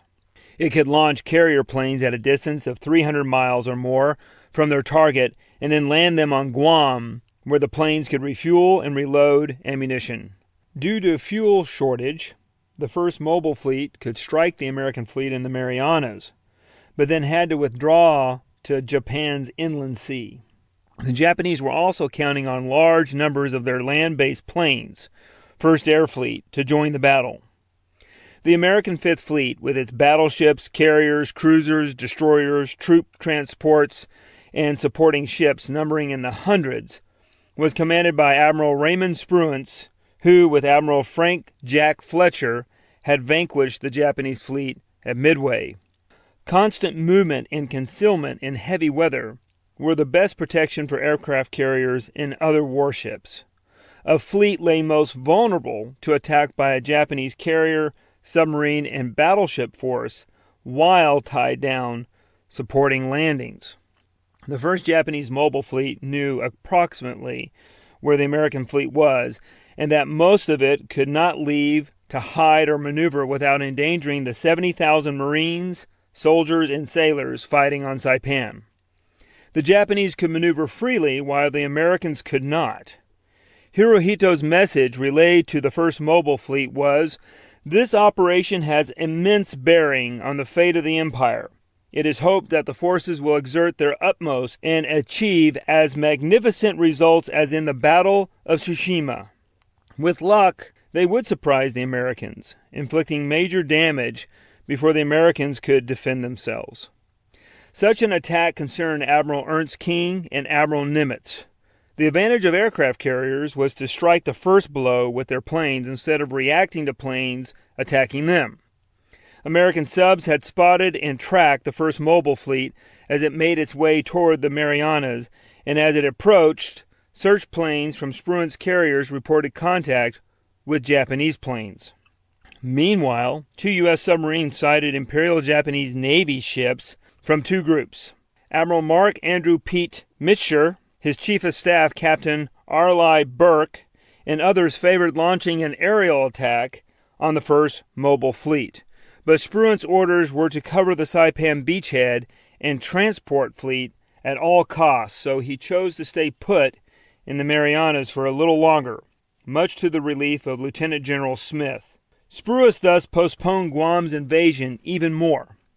But in the end, to meet the attack, some ships were diverted from Saipan to confront the force bearing down on them. Smith, who was in charge of Saipan, wrote, "It must have been amazing and cheering to the Japanese to see the American fleet disappear over the horizon.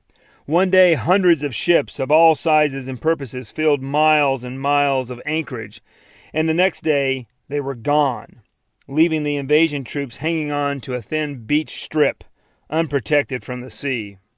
Saito must have smiled as he gazed out of his command post as the Imperial Japanese Navy worked its magic, and gave his troops a needed break from the naval bombardment.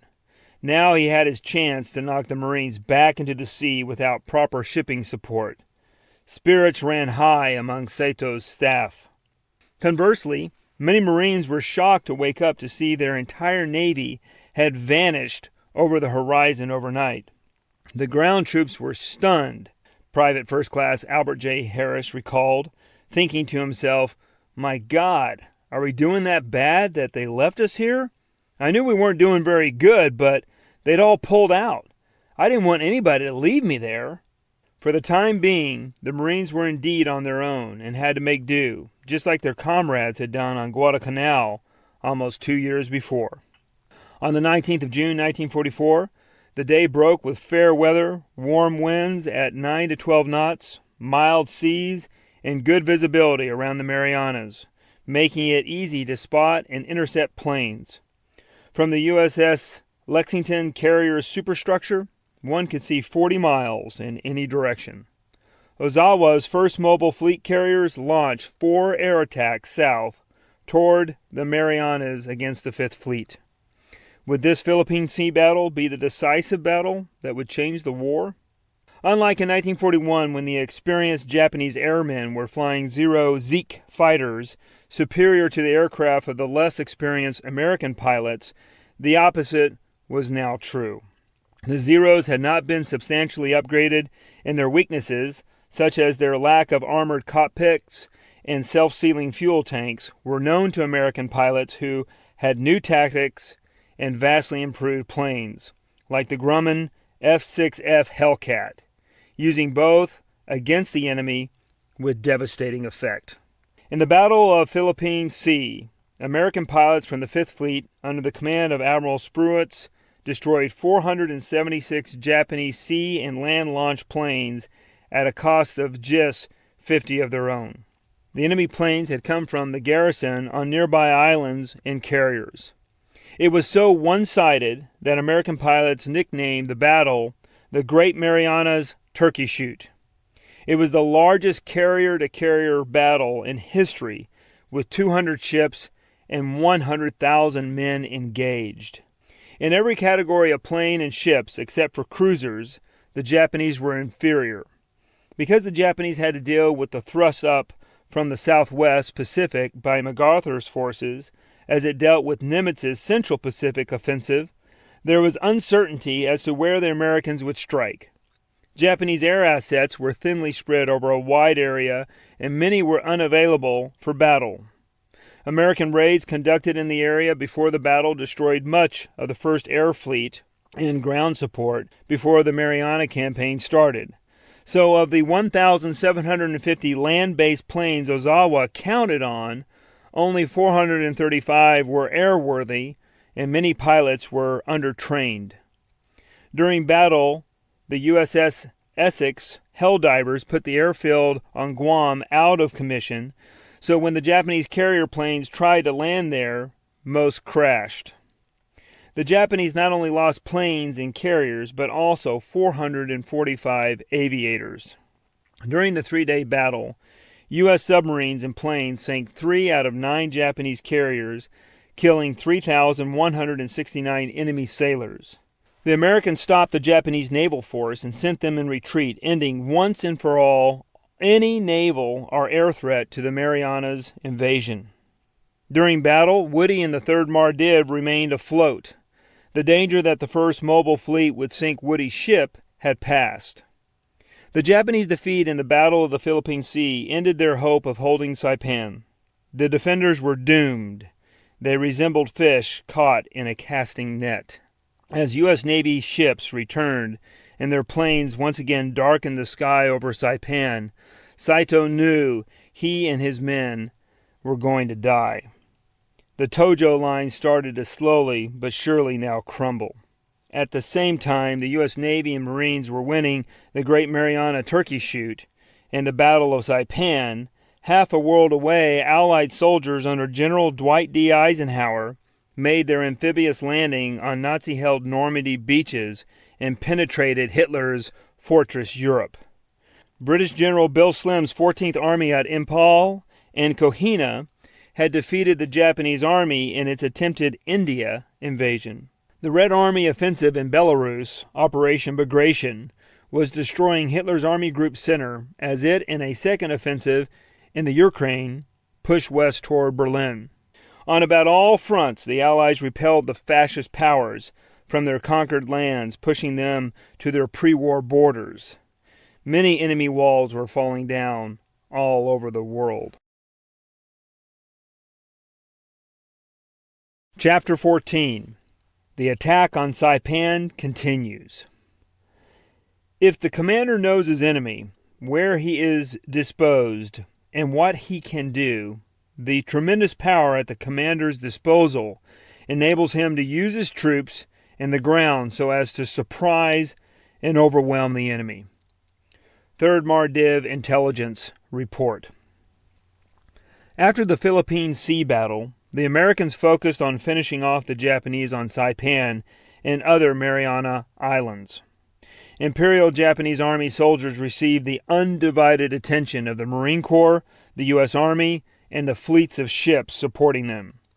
The defenders' lifespan was no longer measured in years, but days. Lieutenant General Saito reported to Tokyo on the 25th of June, "Please apologize deeply to the Emperor that we cannot do better than we are. There is no hope for victory in places where we do not have control of the air, and we are still hoping here for aerial reinforcements. Praying for the good health of the Emperor, we all cry Banzai!" The support for which he hoped would never come. On the 6th of July, over 2 weeks after the Japanese defeat in the Battle of the Philippine Sea, Saito ordered a Gyokusei, an honorable defeat or death. Whether we attack or stay where we are, there is only death. However, in death there is life. I will advance with you to deliver another blow to the American devils and leave my bones on Saipan as a fortress of the Pacific. He was correct in that they were all going to perish. However, even in defeat, he characterized it as a victory, claiming that by fighting on the gods' side, they would gain eternal life, especially since they fought evil Americans. Japanese troops tenaciously brawled with U.S. forces, hoping to win the spiritual battle, because in the physical world, they were losing everywhere. U.S. forces had corralled them to the isles far north. The enemy was now crowded around 100-foot cliffs that plummeted from a plateau surrounding Mount Marpai. This mountain was bolstered on almost all sides by imposing precipices dotted with caves and the shell blasts from U.S. warships. It was an onerous place for the Japanese to offer effective defense. Many Japanese hid in caves and fought from places of concealment. The Marines used flamethrowers and demolition charges, burning opposition forces alive and/or sealing them forever in caves by blowing them shut with explosives. The Marines continued to adapt and improvise during the battle, reacting to problems in real time and bringing the battle relentlessly to the enemy. The main person behind changing tactics in order to defeat the enemy as quickly and effectively as possible on Saipan was Lieutenant General Smith's Chief of Staff, Brigadier General Erskine, who was the neck of the funnel of information about the battle, picking which information to act on and which not to. He shaped the whole campaign and its success. In a last-ditch effort to kill Marines, many Japanese died in bonsais, the last of which happened on the 7th of July, when over 3,000, some reports claim 4,300 if one includes the second wave, charged screaming out of Paradise Valley at American lines, shattering 2 Army battalions along the west coast south of Marpai Point. Japanese medics killed soldiers too sick to participate. One soldier who joined this charge wrote a diary entry after bowing north to the Emperor, saying a silent goodbye to his family, writing, "I, with my sacrificed body, will become the Whitecaps of the Pacific and will stay on this island until the friendly forces come to reclaim the soil of the Emperor." He joined the ranks, shouted "Banzai!" and rushed toward the Americans. The men looked like spiritless sheep being led to the slaughter, with their officers taking on the roles of being guides to the gates of hell. The mass of men coming down the hills at the Americans resembled a stampede staged in the old Wild West movies. Eventually, after running over the initial lines of the Americans, Marine and Army gunfire mowed them down, killing almost all of them. They had done their best to obey the Emperor, fighting without regard for their lives. But their tactics proved ineffective against the well-armed, trained, and disciplined Marines and soldiers. The carnage was beyond belief. Burial parties needed days to deal with the great number of dead, a Marine wrote. Behind the Banzai, civilians moved north with retreating troops, stopping at the shore with no place to escape. Fearing the Marines, Japanese citizens started to take their own lives. Many Marines did all they could to help civilians. Even after experiencing enemy cruelty and fanaticism, American servicemen displayed kindness and did all they could to prevent the people from harming themselves. As soon as the Marines ascertained what was occurring at Marpai Point, when civilians started killing themselves, they brought up interpreters on megaphones and loudspeakers, telling them they would not hurt them. Scout planes dropped flyers notifying civilians of U.S. servicemen's good intentions. Marine Jim Reed witnessed a father throw his children, wife, and then himself off a cliff.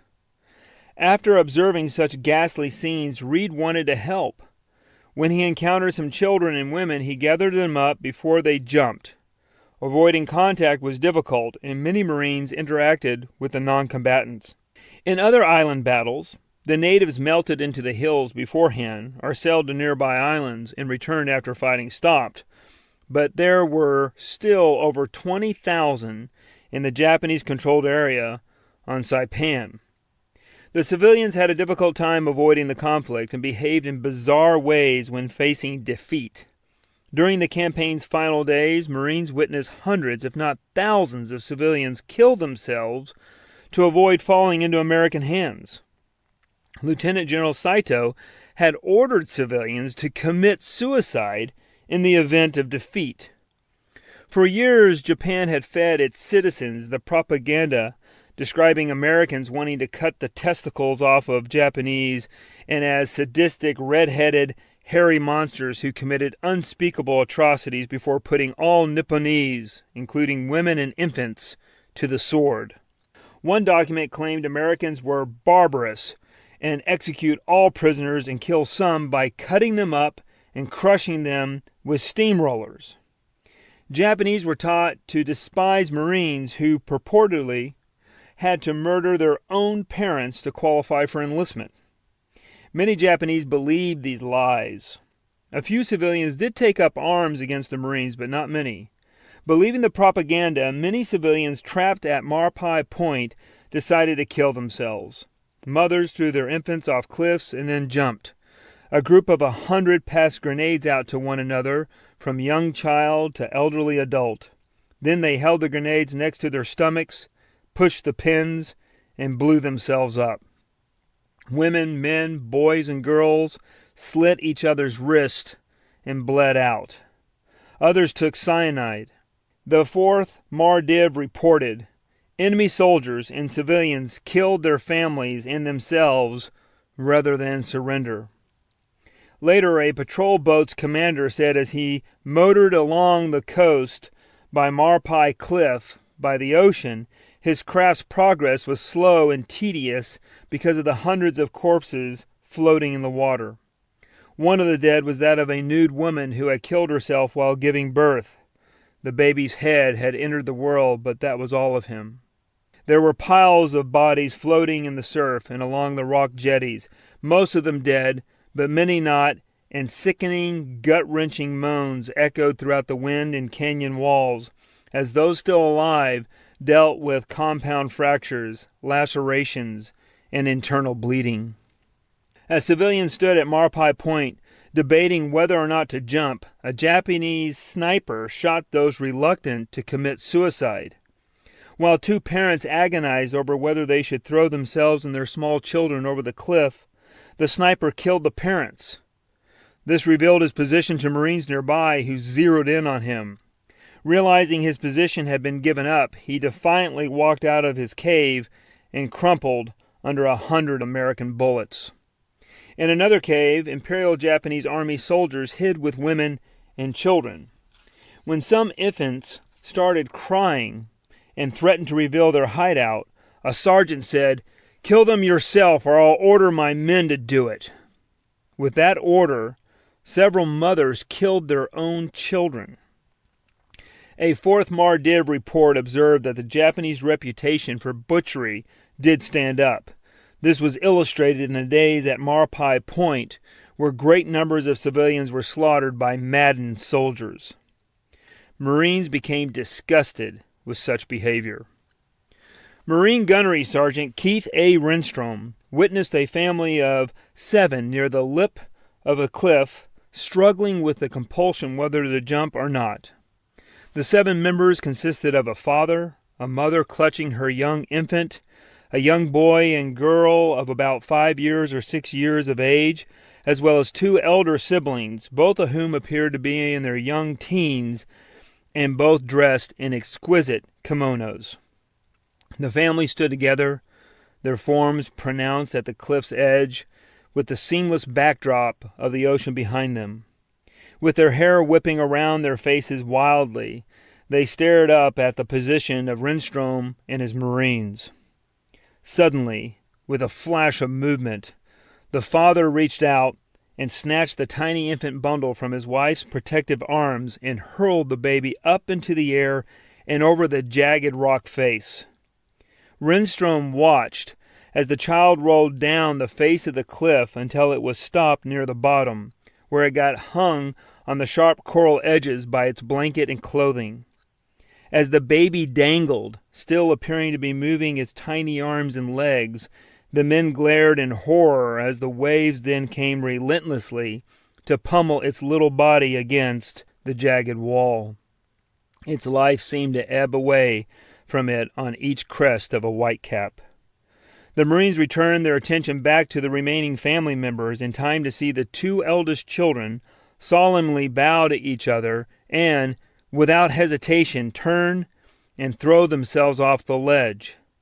The father then grabbed the young son and attempted to throw him over the ledge, but the little boy, having just bore witness to the horrifying death of his siblings, fought against his father with all the fierce determination his small body could wage against the size of a determined adult.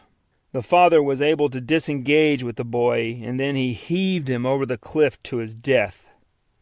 The Marines could hear the boy yelling and witness him fighting at the air, but gravity tore at him and brought him to a crunching thud when he hit the rocks below. Then the father swiftly and mechanically did the same with his little girl, throwing her mercilessly to her death. He then turned to his wife. High on the cliff with the shattered bodies of their children below, they began to argue. Running out of patience with his wife as he hesitated in the face of her own death, he leaped forward and shoved her over the jagged ledge to join her dead children. Taking in the scene of his family now below him, he turned to Renstrom and his Marines and yelled out, "Banzai! Banzai!" and then followed his declaration up with his own jump. As the men watched his descent, much to their chagrin, they saw that instead of falling directly onto the rocks below like the others, in a dark twist of comedic fate, he was instead caught and spared his intended show of Japanese stoicism and landed in an embarrassment of failure, cradled by the crest of an untimely wave. Thus he did not die instantly like his wife and at least 4 of his children. The Marine stood transfixed, watching as the man writhed in pain, bobbing along the surface of the turbulent, breaking waves of the rocky ocean landing, having only injured himself. Obviously in extreme agony, but clearly still alive, they watched as the current began carrying him further away out to sea. After a short internal debate, Renstrom raised his Tommy gun, Thompson's submachine gun, and fired 3 shots, all of them missing his intended bobbing target. Quietly, a Marine nearby, visibly impacted as they all were by the senseless and nauseating scene that had just played out in front of them, spoke, "Gunny, let me take care of this." Slowly he raised his M1 rifle and shot the father in the head. As the blood rushed out of the father's skull, the body slowly disappeared into the deep blue sea. This was all to become Renstrom's biggest regret that followed him throughout the rest of his life, and that he had not recognized what these people were about to do to themselves in order to stop the pointless slaughtering of themselves. The shock of what he was witnessing had paralyzed him. Government-controlled news reports in Japan glorified this suicidal fanaticism. One newspaper extolled mothers who killed their children and themselves as the flowers of womanhood. This was obviously crude propaganda, but to its underlying purpose was chilling to convince civilians that they too were expected to fight to the bitter end to protect the homeland. The Army had imposed its standard of no surrender onto the civilian population to legitimize the notion of death before dishonor and collective suicide for all Japanese. This carnival of death and frenzied extinction at Marpai Point shocked battle-hardened Marines. Woody said, "The thought that my mother would kill me and my siblings to prevent us from falling into enemy hands was an absolutely foreign idea, and that she would kill us and herself together in an orgy of death was stupid. What culture creates mothers who think of their nation and children in such terms? That Japan had mothers who would send off her sons to commit mass slaughter and then slaughter their children, siblings, in defeat bespeaks of a failed culture. Thank God we brought them morals and democracy." 5th Amphibious Corps reported after the campaign that 27,000 Japanese and Korean citizens lived on the island when the Marines landed. After the conflict, only 9,091 Japanese and 1,158 Koreans were found. This leaves 16,751 who killed themselves, were murdered by other Japanese, or were caught in the battle's maelstrom. Historian Haruko and Theodore Cook write, "Japanese women, children, and other non-combatants were driven into the northern corner of the island where most committed suicide. The commandant of Hong Kong camps, Colonel Isao Tokunaga, under General Kuribayashi's command, explained after the war, according to a Japanese, not only military personnel but women and children will think it better to die than to become a POW. This principle was strongly taught to women and children, and in this war, in the Pacific area, Many women and children died rather than become prisoners of war. Unfortunately, Tokunaga knew his fellow citizens all too well, and often the citizens were to be exploited for military goals. The 4th Mardiv also reported numerous Japanese soldiers had used civilians as human shields, disregarding their citizens' welfare and killing innocent women and children. The report noticed a peculiar trait when the soldiers knew civilians were surrendering. They set up snipers to hit the roads coming and going to the evacuation points, putting their own citizens in harm's way and killing any Americans who were helping civilians. As just mentioned, due to suicide, enemy disregard for the safety of their own citizens, and combat, 16,000 Japanese and Korean citizens died on Saipan. Most of the 16,000, of course, were Japanese. As in many campaigns, almost all Japanese troops fought to the death. The 4th Mardiv concluded, "No quarter can be given to the Jap soldier. He will employ every trick or ruse possible that will profitably yield several American lives for the sacrifice of his own." Japanese behavior perplexed Americans. One Marine labeled it, "These nips are nuts." Another Marine wrote, "The Japs were plain crazy, sick in the head, that's all." Marines witnessing this fanaticism started calling one another Asiatic if one acted oddly, meaning they were behaving like the wacky nips. Japan had created a collective death cult. Suicide became ritualized and formally institutionalized in the Army's ethos as a laudable goal and a testament to the unique Japanese spirit. But there were cases where some of Saipan's citizens started to realize Americans would not hurt, but help them. Reed showed he had water and chocolate for them. He drank a little from his canteen and then shared it. He then took a little bite from his candy bar and handed some to kids. Before he knew it, he had a crowd around him. They gathered the kids and adults in a truck and drove them to an area away from Marpai Point where Marines took care of all of them. As they drove between the suicide cliffs and the beachhead, rogue Japanese units fired on them. Marines did their best to protect themselves, counterattack, and kill these Imperial Japanese soldiers. Reed remembered one girl of about 4 years old with a little teapot. At first she was terrified, but slowly, through acts of kindness, she started to trust him. Before you knew it, he was teaching her how to play patty cake and giving her water and candy. When it came time for him to save more civilians, she jumped into his arms. When he tried to disengage, she refused to let go. Finally, he freed himself from her embrace and with tears in his eyes, said goodbye. She stood waving as he drove away. He told his buddy, "I wish I could take her home with me." Gunny Renstrom also took care of a little girl.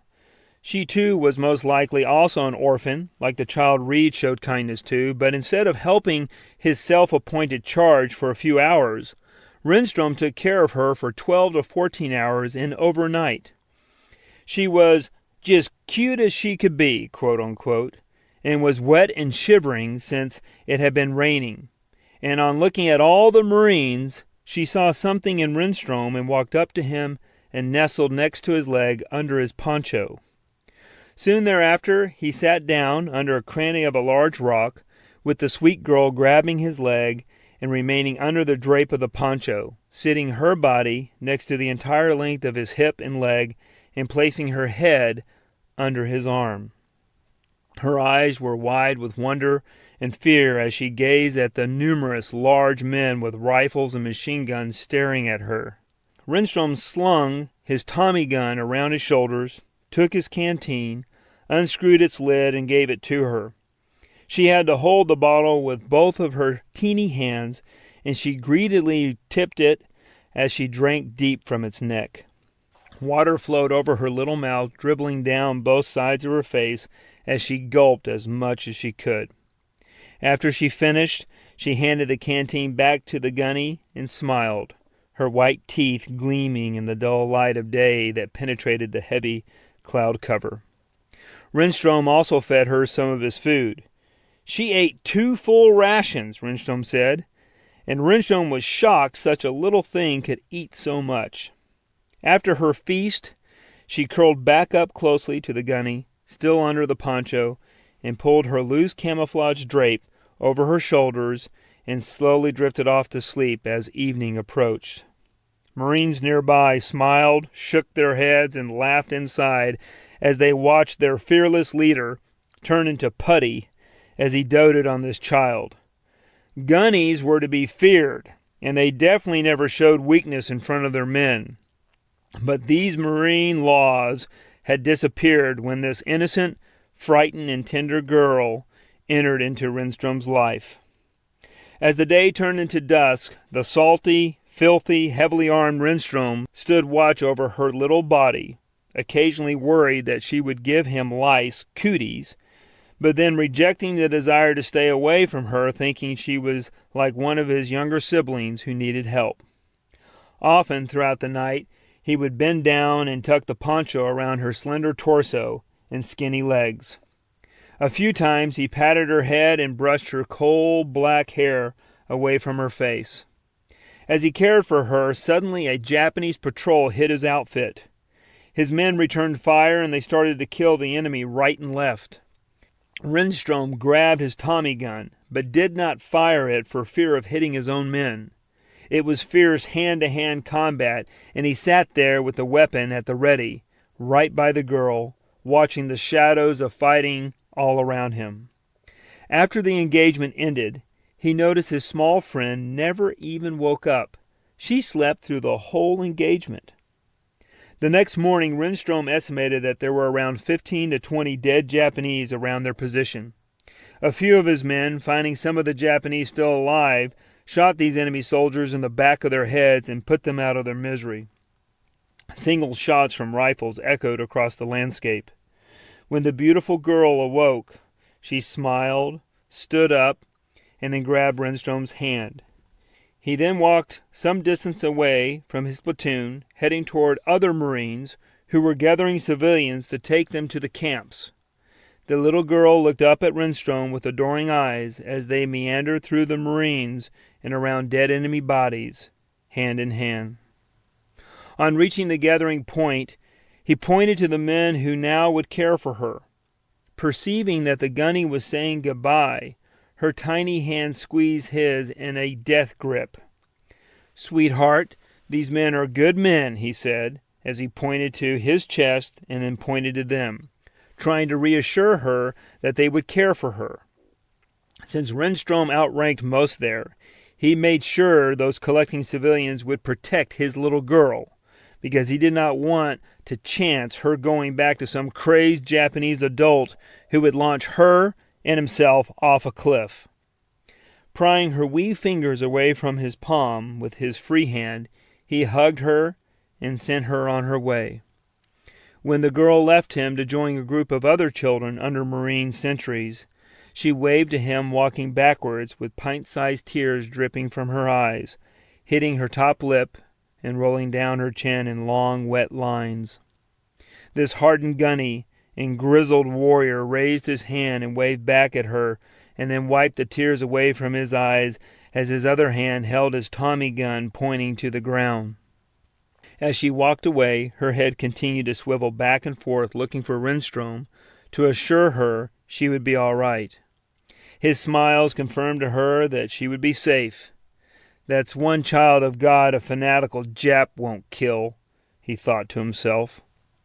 For this devout Mormon, the carnage of war and destruction of Saipan's society were events his conservative, religious upbringing in Utah had not prepared him for, and he sat there and cried for several minutes as the girl disappeared in the distance, skipping along with the other children into her unknown future. After a few minutes, Renstrom checked his grenades hanging on his webbing, his ammunition, and his machine gun, and then returned to his men. He immediately started to bark orders and make sure his leathernecks were sharp and ready for the next patrol they were about to conduct. The men moved quickly under his instructions. the gunny had returned. The actions of Saipan's civilians was a harbinger of things to come as the U.S. inched its way toward the empire's heart. According to journalist Robert Sherrod, the Japanese civilians' behavior in the Saipan garrison's fight to the death had been glorified in Japan and were intended to make the U.S. think it would be that way all across Japan. Events on Saipan did register in U.S. leaders' minds. As American forces neared Japan, the enemy had much larger armies to bring to the war zone willing to fight to the death.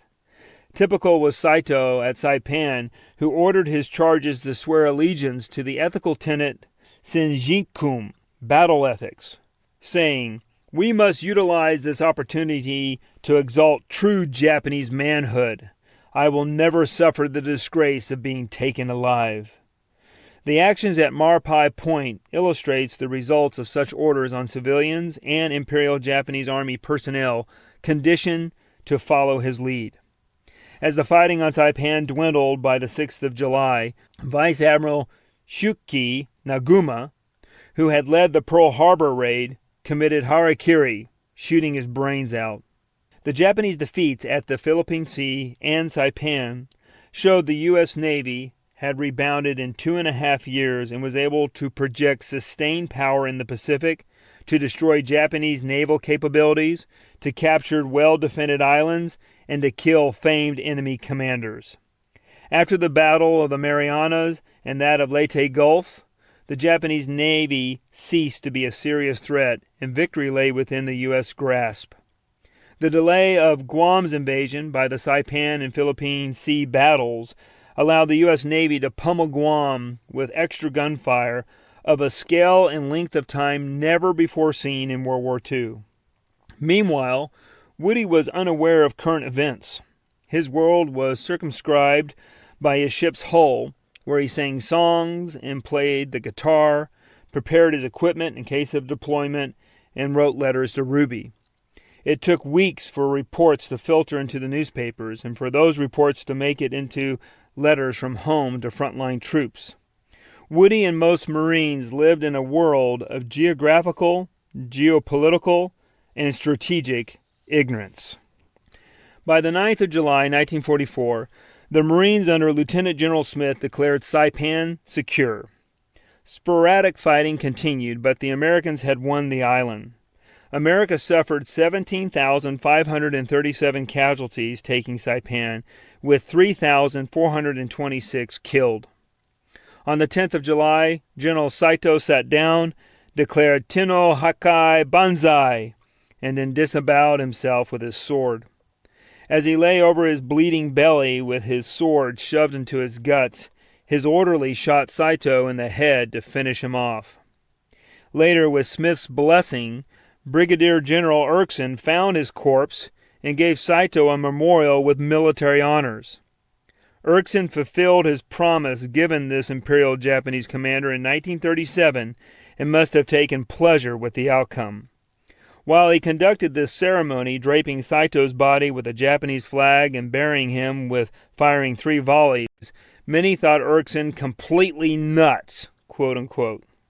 Little did they know the background that while Erskine rendered the courtesies Saito's rank deserved, he also did this as a snub to Saito in consideration of the way that Erskine had been treated by this arrogant man in 1937. Many Japanese admirals, generals, and politicians, as well as the emperor, knew that once Saipan fell, the homeland lay open to attack. They understood precisely what American control of Saipan, Tinian, and Guam meant: unmitigated disaster. Not only would the U.S. have key naval bases and staging areas, but also hundreds of new B-29s would soon rain destruction onto the homeland itself. On the 19th of July, after Saipan fell, Tojo and his entire cabinet resigned. One of the biggest war hawks had failed miserably. While this was a step toward ending the war, Hirohito held out for a crushing blow on the enemy someplace, so he could negotiate an acceptable peace. He inquired about retaking Saipan, but his advisors counseled against it. Only with Saipan's fall did Japanese with insight know that Japan had to prepare for the worst. As the government shakeup was happening, the Japanese continued to fight unceasingly on the islands they still defended, and in China and Burma. The Allies, meanwhile, turned Saipan into a major bomber base. By November, hundreds of sorties had flown from this island alone against Japan. General Curtis LeMay said, "Taking Saipan was perhaps the most critical decision made at that time, and it was the right one. That island was needed for the bombers and also required as a direct interdiction location to interrupt Japanese naval traffic should there be any attempt to reinforce other islands in the chain." LeMay further stated, "Once we took Saipan, those bastards knew the shit was going to hit the fan. They knew that we were going to bomb the goddamn hell out of them and then invade." LeMay, as well as millions of Americans, took pleasure in the vengeance America was dishing out. The U.S. decided it must not only punish, but punish with impunity. A wrong is unredressed when retribution overtakes its redresser. It is equally unredressed when the avenger fails to make himself felt as such to him who has done the wrong. The U.S. was repaying the devastating blow at Pearl Harbor with punishment akin to a boxer's body blows left and right to the face, ribs, and stomach. Japan was starting to wobble, and there was no referee to blow the whistle. By July 1945, 1,200 bombing sorties from the Marianas would attack Japan weekly. After securing the island, the Marines cared for civilians. In contrast to how the Japanese treated conquered peoples, the U.S. collected non-combatants and provided them food, water, first aid, and transportation to internment camps where shelter was given. Women were respected and not raped. When the Americans discovered at the enemy camp that the Japanese did not care for orphan babies, allowing 21 to die, they intervened. Interestingly enough, Chamorros had been caring for these orphans for days before without incident, an amazing testament to how they treated enemies. But the children were neglected when turned over to their own countrymen. In fact, one woman was witnessed taking an orphan to the edge of the camp where she deposited the child over the fence and then wandered away. Shocked and disgusted, the Marines set up an orphanage and cared for the children themselves. The Americans set up 3 different groups. They established one camp with 9,091 Japanese, one with 1,158 Koreans, and another with 2,258 Chamorros and 782 Carolinians.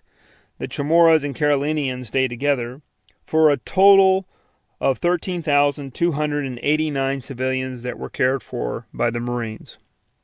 All were cared for equally, both enemy and friend. The Chamorros stated to U.S. authorities that they were glad the Americans were there and that they hoped the Japanese would never return to govern them. The Marines had made sure this wish would probably come true. After hostilities ceased, Gunny Renstrom wrote his father on the 17th of July, 1944, summing up the situation for the Marines who had just fought at Saipan. "There is no glory in war, Dad. The only thing that you want is your life. When you see some of your best men die at the hands of the enemy, it makes you wonder just why do we have war anyway.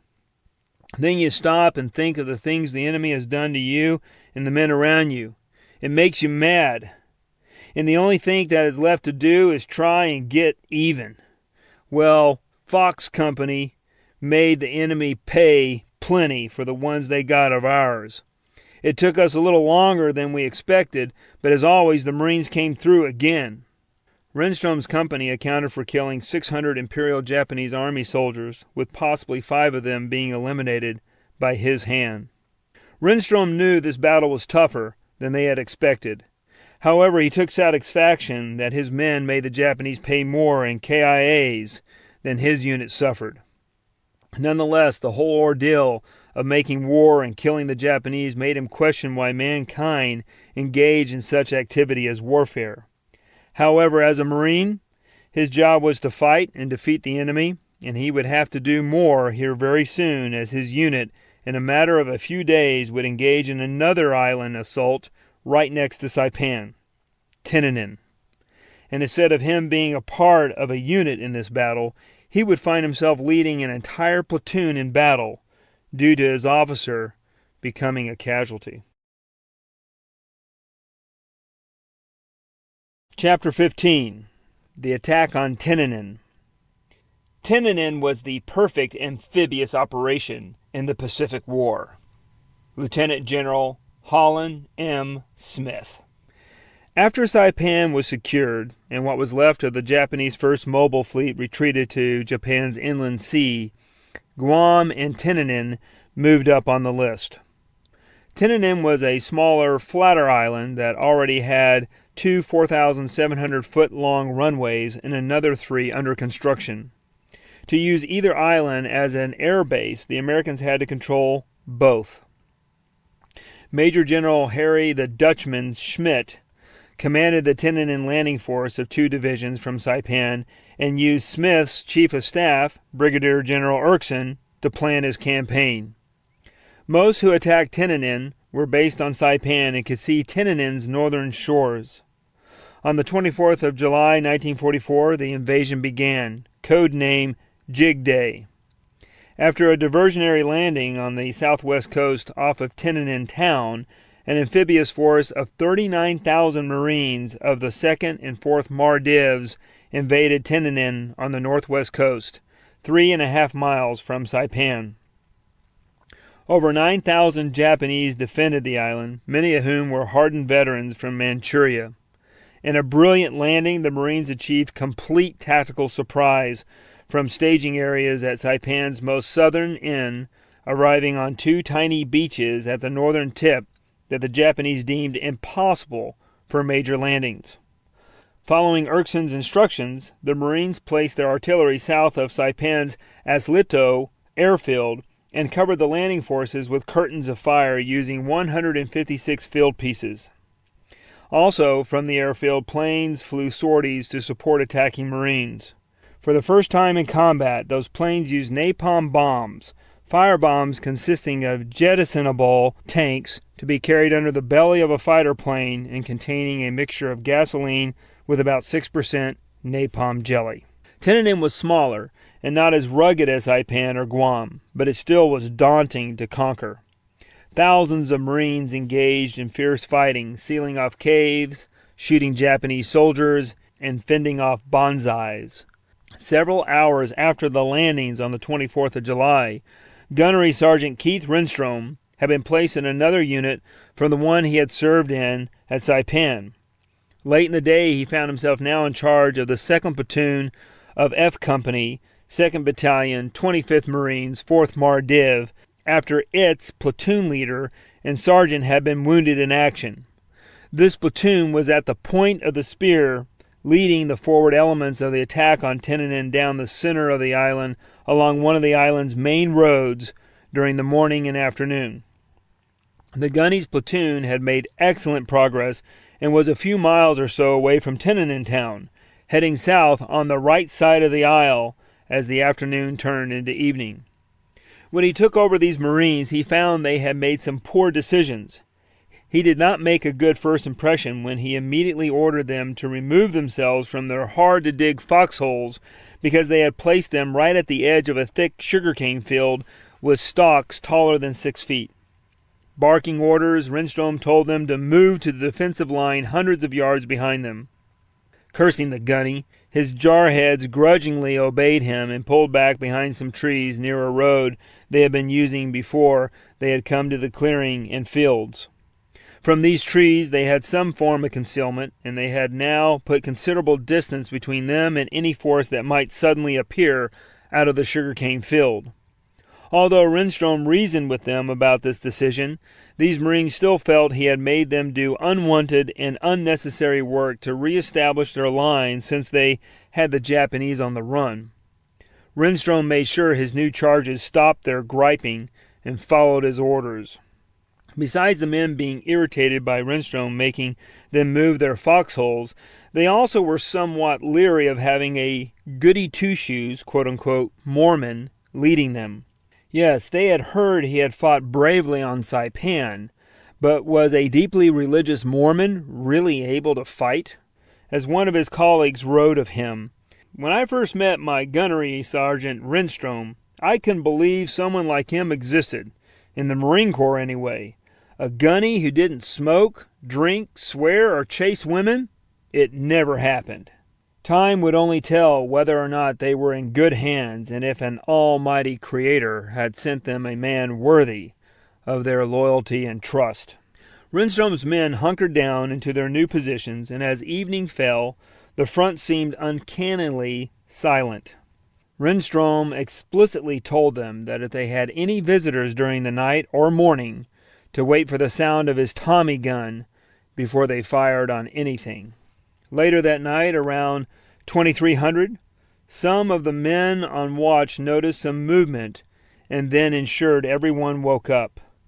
From their hidden positions, they saw a small squad of 6 Japanese appear suddenly walking down the road. His men listened for the gunny's Tommy gun for guidance. The gunny did not fire upon the enemy yet. He knew these Imperial Japanese Army soldiers were forward elements only and were part of a larger unit. The 6th enemy walked right up to Renstrom's platoon's position, but they did not see any of his men, and they continued down the road toward another platoon in the rear.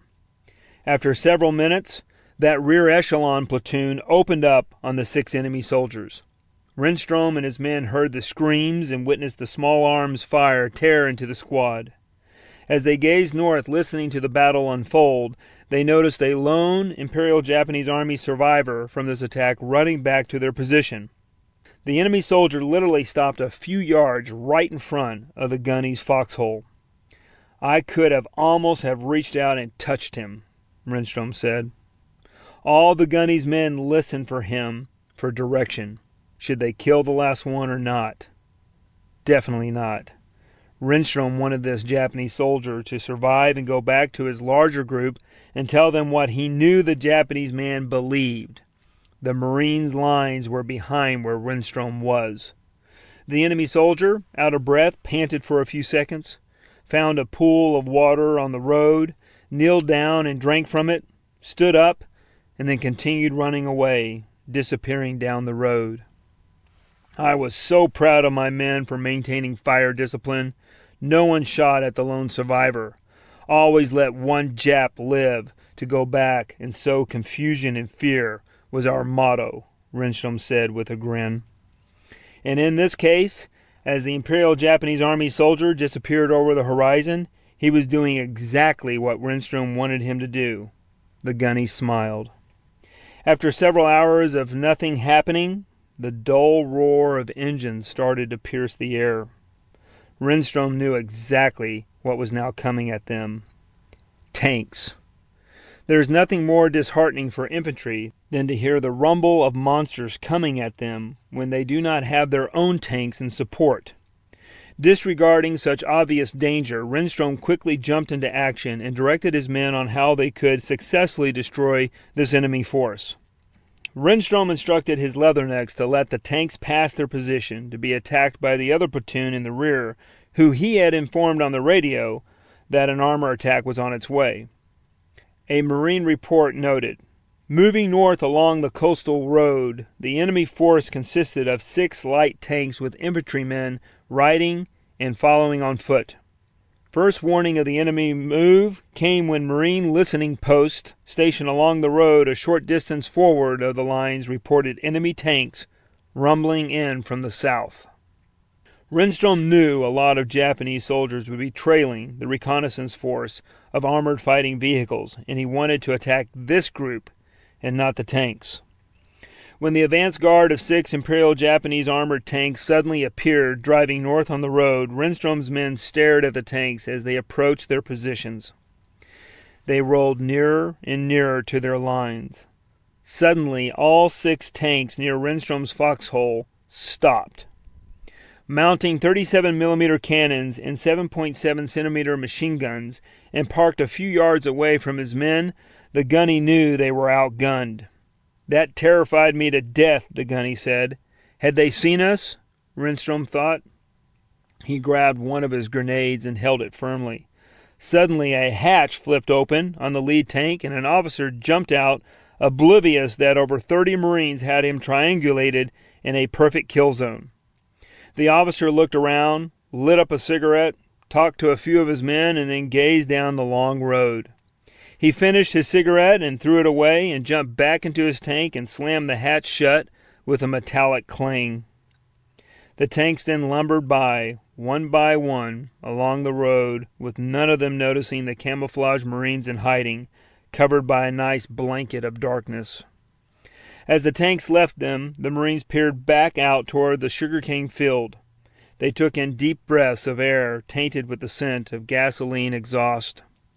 They could hear the reeds at the plant slowly rustle as the wind blew through the land. For now, things seemed quiet, but everyone knew that would not last long. After several minutes of uneasy quiet, from down the road, they gradually saw a column of Imperial Japanese Army soldiers coming toward them.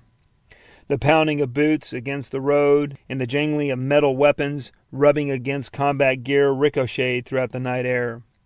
3-man machine gun teams carried their heavy weapons, surrounded by numerous men armed with rifles, bayonets, knee-fired grenade launchers, and grenades.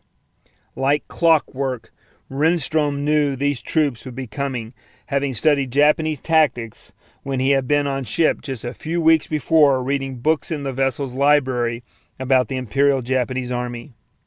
Renstrom guessed there were around 35 men approaching them. Yard by yard they came closer and closer. Men thought to themselves, why is the gunny waiting so long?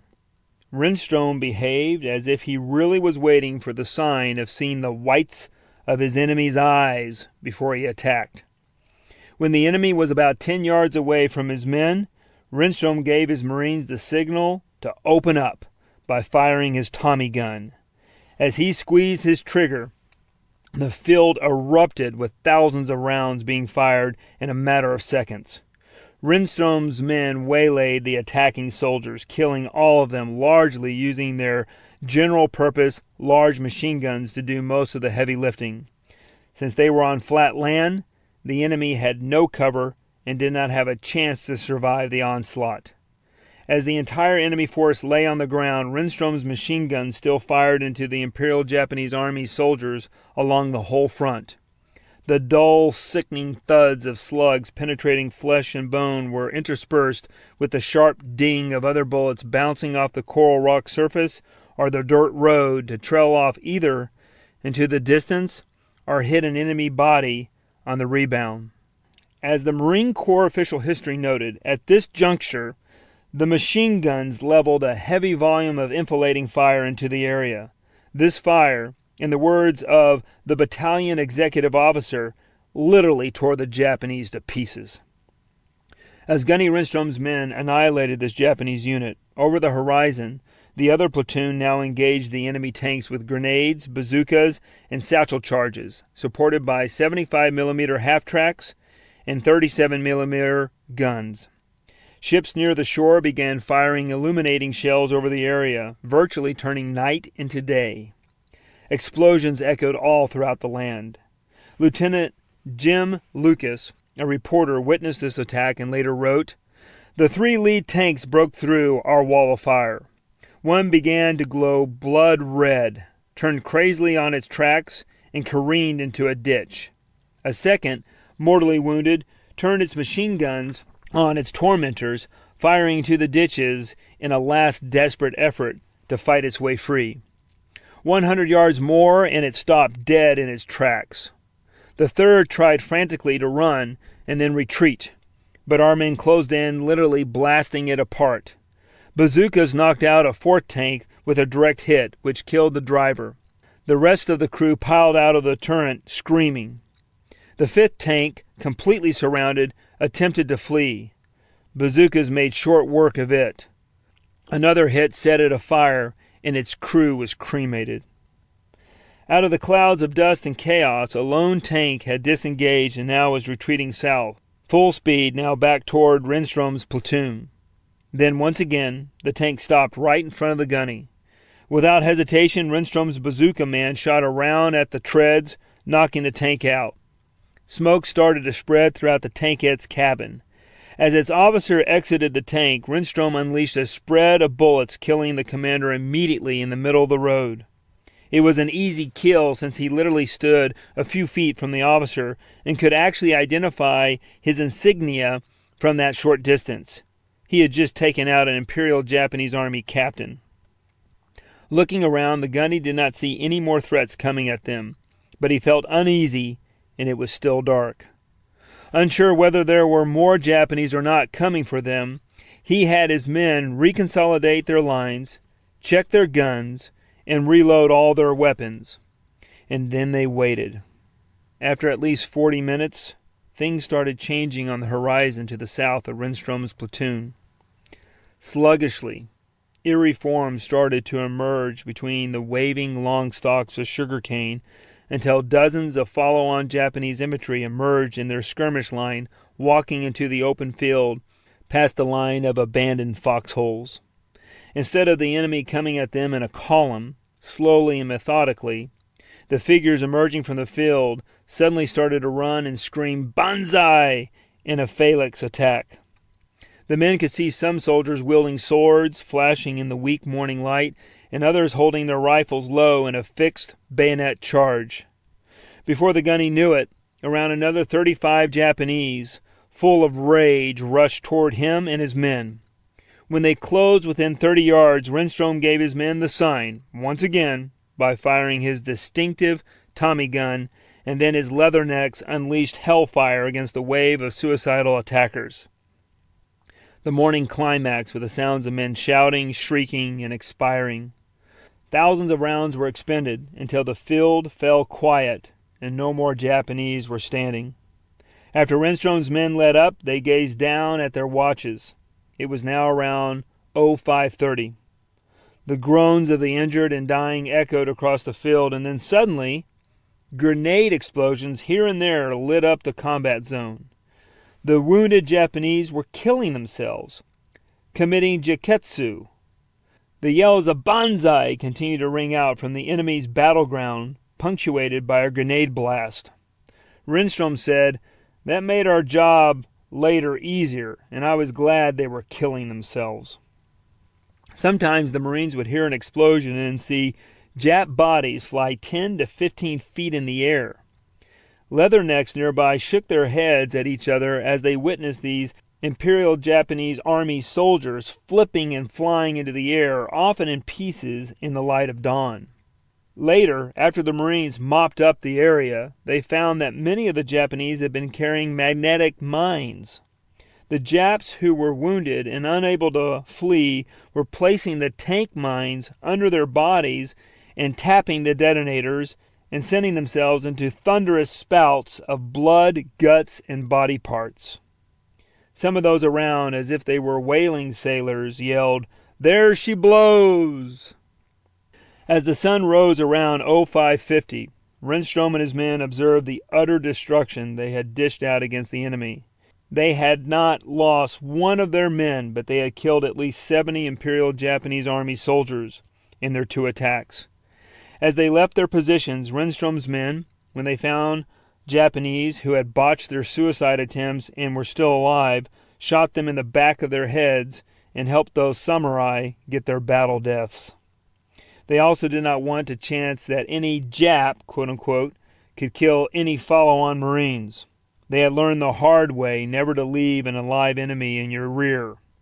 After they made sure all the Imperial Japanese Army soldiers were dead, Renstrom's men then slowly but surely gathered the dead for burial, and the Japanese weapons for the logistic groups behind the lines to either destroy or use. This one gunny had just organized the total destruction of an armored reinforced infantry company comprising of 6 tanks and 267 enemy soldiers. Now, all of his men, after witnessing his leadership and intelligence in action and experiencing this incredible victory, would never question him again if he asked them to move their foxholes or make fun of him for his conservative religious Mormon behavior. They would follow him to hell and back, and as he walked amongst them, one could see they believed in him. In the Corps, most superiors got respect, but few would get reverence, and Renstrom had that too from his jarheads. Although put in for a Navy Cross, it was downgraded, and Renstrom would receive the Bronze Star with V for his actions this day, eventually, in 1949. After thwarting these Japanese attacks and cleaning up the rear, the Gunny had his Marines continue forward to engage the enemy. All these Marines looked to Gunny now as a prophet and warrior without parallel. He had absolute control over them, and everyone knew he was in charge, both in rank and in spirit. Unfortunately, though, Renstrom would shortly thereafter be shot through the right leg between the knee and hip and removed from combat late in the day on the 25th of July. He only lasted 2 days during this battle, but had produced one of the best examples of superior small unit tactics on the island, and many others would display such actions for several more days until the island was conquered. A few days later, the Marines slaughtered a mass banzai on the 31st of July, taking out a large percentage of the Japanese garrison, prompting an officer to say, "You don't need tanks, you need undertakers. I never saw so many dead Japs." In 8 days, the Marines killed almost all the Japanese, but suffered few casualties. 290 killed, 1,515 wounded, and 24 missing in action. The kill ratio was 13-1 in favor of the Marines. Admiral Spruance described this operation as probably the most brilliantly conceived and executed amphibious operation in World War II. Similar to Saipan, many of the 13,000 Japanese civilians and 2,700 Korean laborers on Tinanin committed suicide or were murdered by their own soldiers. Once again, Imperial Japanese Army soldiers not only took their creed of never surrender to heart, but made their civilians do so by convincing them to kill themselves as well. Like at Marapai Point on Saipan, 2,500 adults threw small children and themselves off a Marpo Point at the southeastern coast of Tinanin. The 23rd Marines issued the following report on the 3rd of August. Several freak incidents occurred during the day. 1. Jap children thrown by their parents over cliffs into oceans. 2. Japanese military grouped civilians in numbers of 15 and 20 and attached explosive charges to them, blowing them to bits. 3. Both military and civilians lined up on the cliff and hurled themselves into the ocean. 4. Many civilians pushed over cliff by Japanese soldiers. Between the mass suicides, murders by their own military personnel, and deaths due to getting caught in the crossfire, it was estimated that a total of 4,000 citizens out of the original 13,000 died in this battle. And like at Saipan, the Tinanin commanders, Imperial Japanese Navy Captain Goichi Oya and Imperial Japanese Army Colonel Kiyoshi Ogata, committed suicide. Furthermore, Imperial servicemen, often having helped citizens take their own lives, killed themselves by either jumping off cliffs or shooting themselves in the head. Trying to make sense of it, Woody said, "Think about it. If the most horrible thing you can do in your culture is surrender, and the most honorable thing you can do for your country and family is commit suicide, most often, if this is how you were brought up, you're naturally going to kill yourself. It all comes down to how you were raised." The battle officially came to an end on the 1st of August 1944. The Seabees completed some of their most impressive work on Tinanin, moving more than 11 million cubic yards of mud, rock, and coral to build the world's largest bomber base, which boasted 6 runways, each 1.5 miles long. It would prove an ideal place to launch sorties of B-29s carrying atomic bombs. The Seabees, many being from New York City, gridded out the island as if it were Manhattan, with the same street names and popular landmarks like Broadway and Central Park. The island is the same form and slightly bigger than Manhattan, actually. An island that has only around 2,500 citizens today ballooned out to supporting 75,000 servicemen after the U.S. seized it.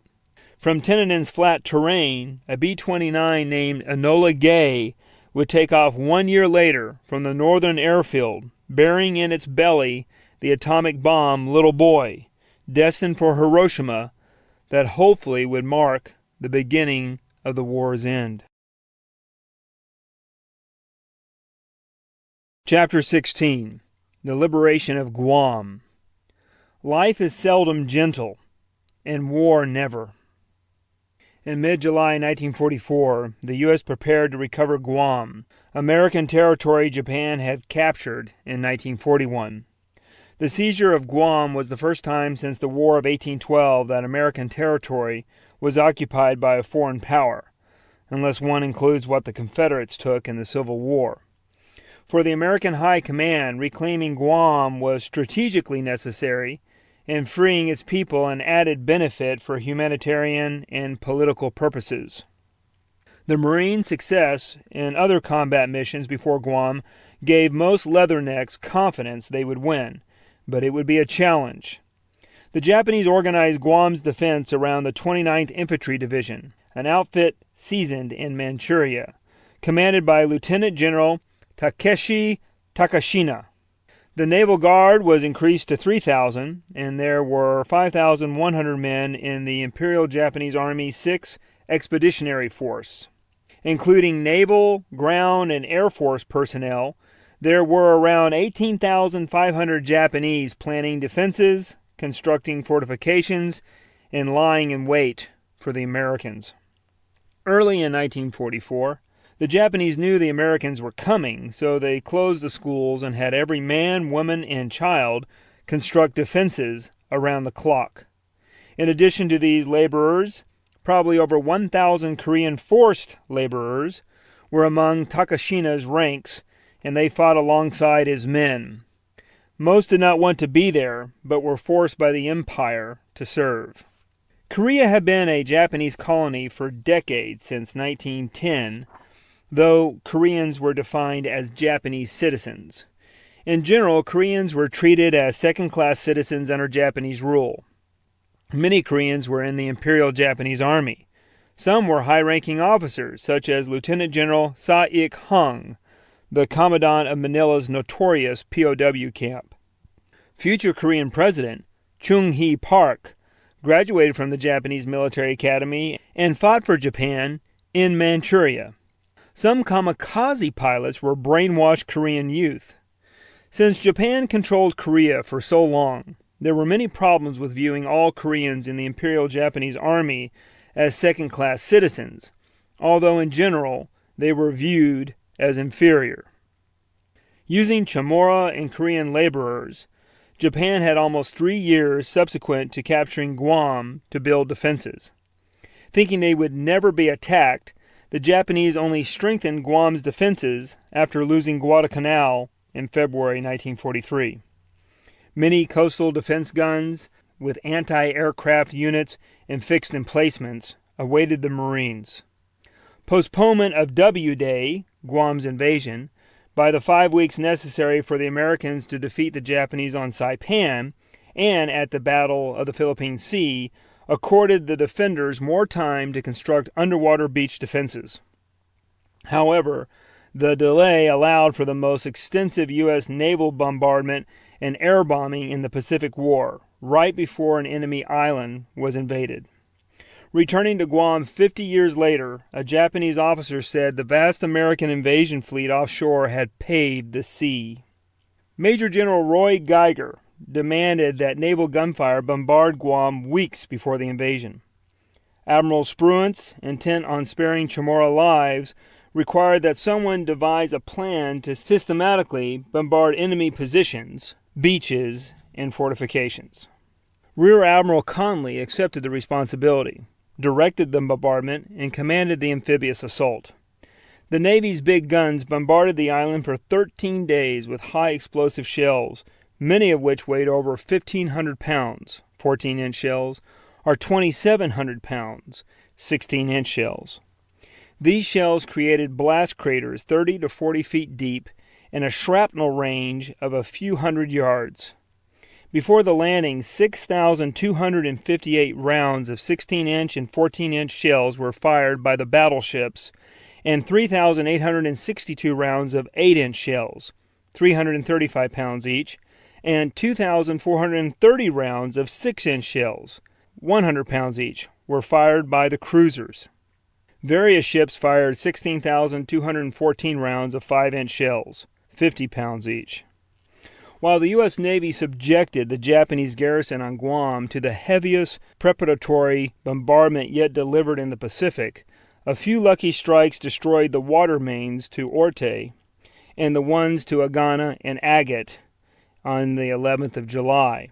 From that day until the landings on the 21st of July, the vast majority of the Japanese soldiers were without water, except for the little rainwater they could collect, which barely sufficed for drinking purposes. Consequently, many Imperial Japanese troops had to drink from mud puddles. Tortured by parching thirst, these men threw away logic and drank water that would ensure sickness.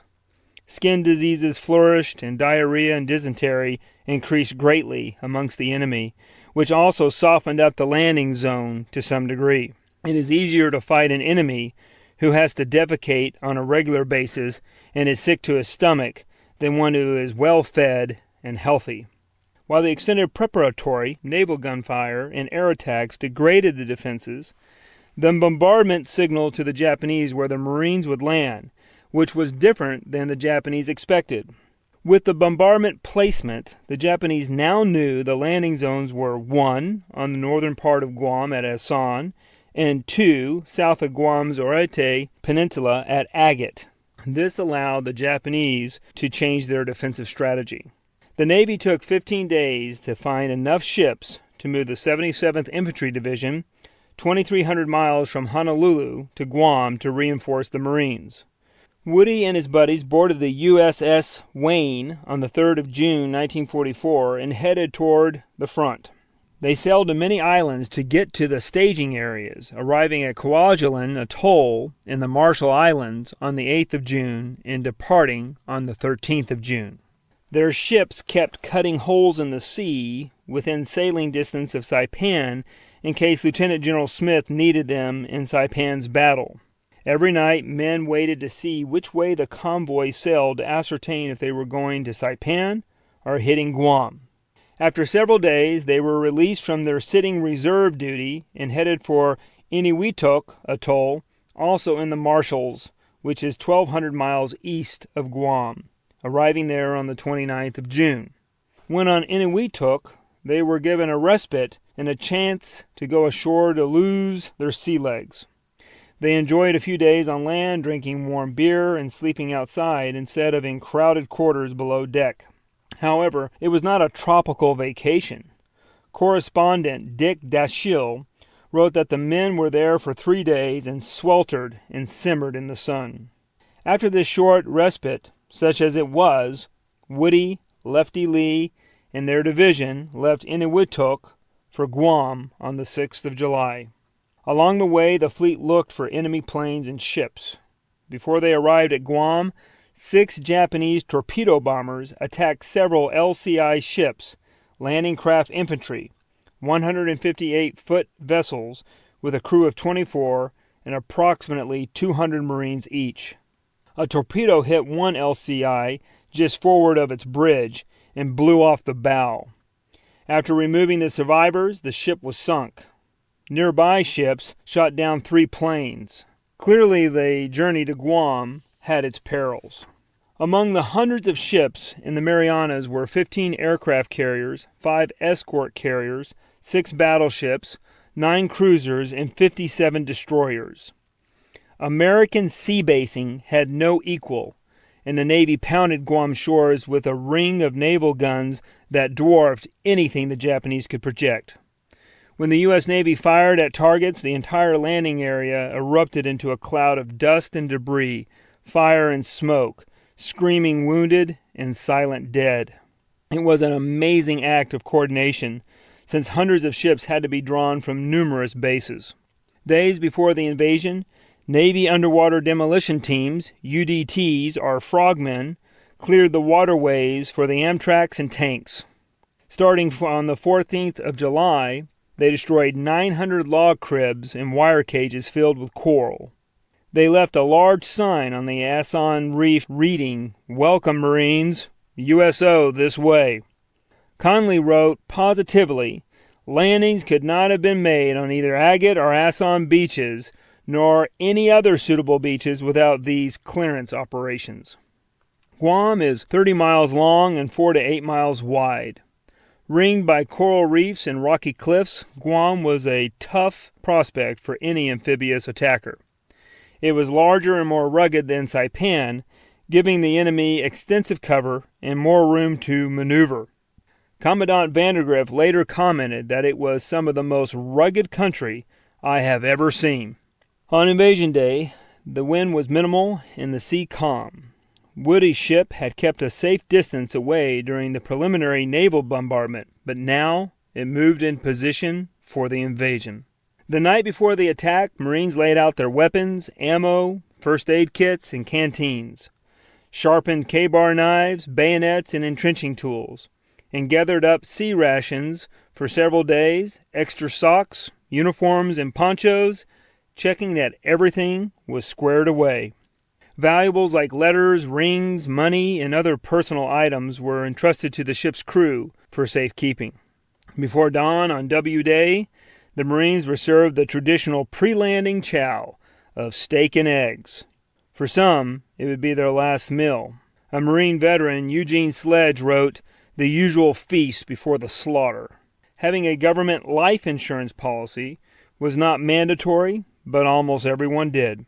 On the 21st of July at 0600 hours, assault ships reached assigned areas. A typhoon threatened the landing, but it veered off and its heavy rain would not strike Guam until the 29th of July. W Day dawned clear with slight overcast, light wind, and calm sea. Perfect for landing. Rear Admiral Conley gave the order that launched an amphibious assault. "Land the landing force!"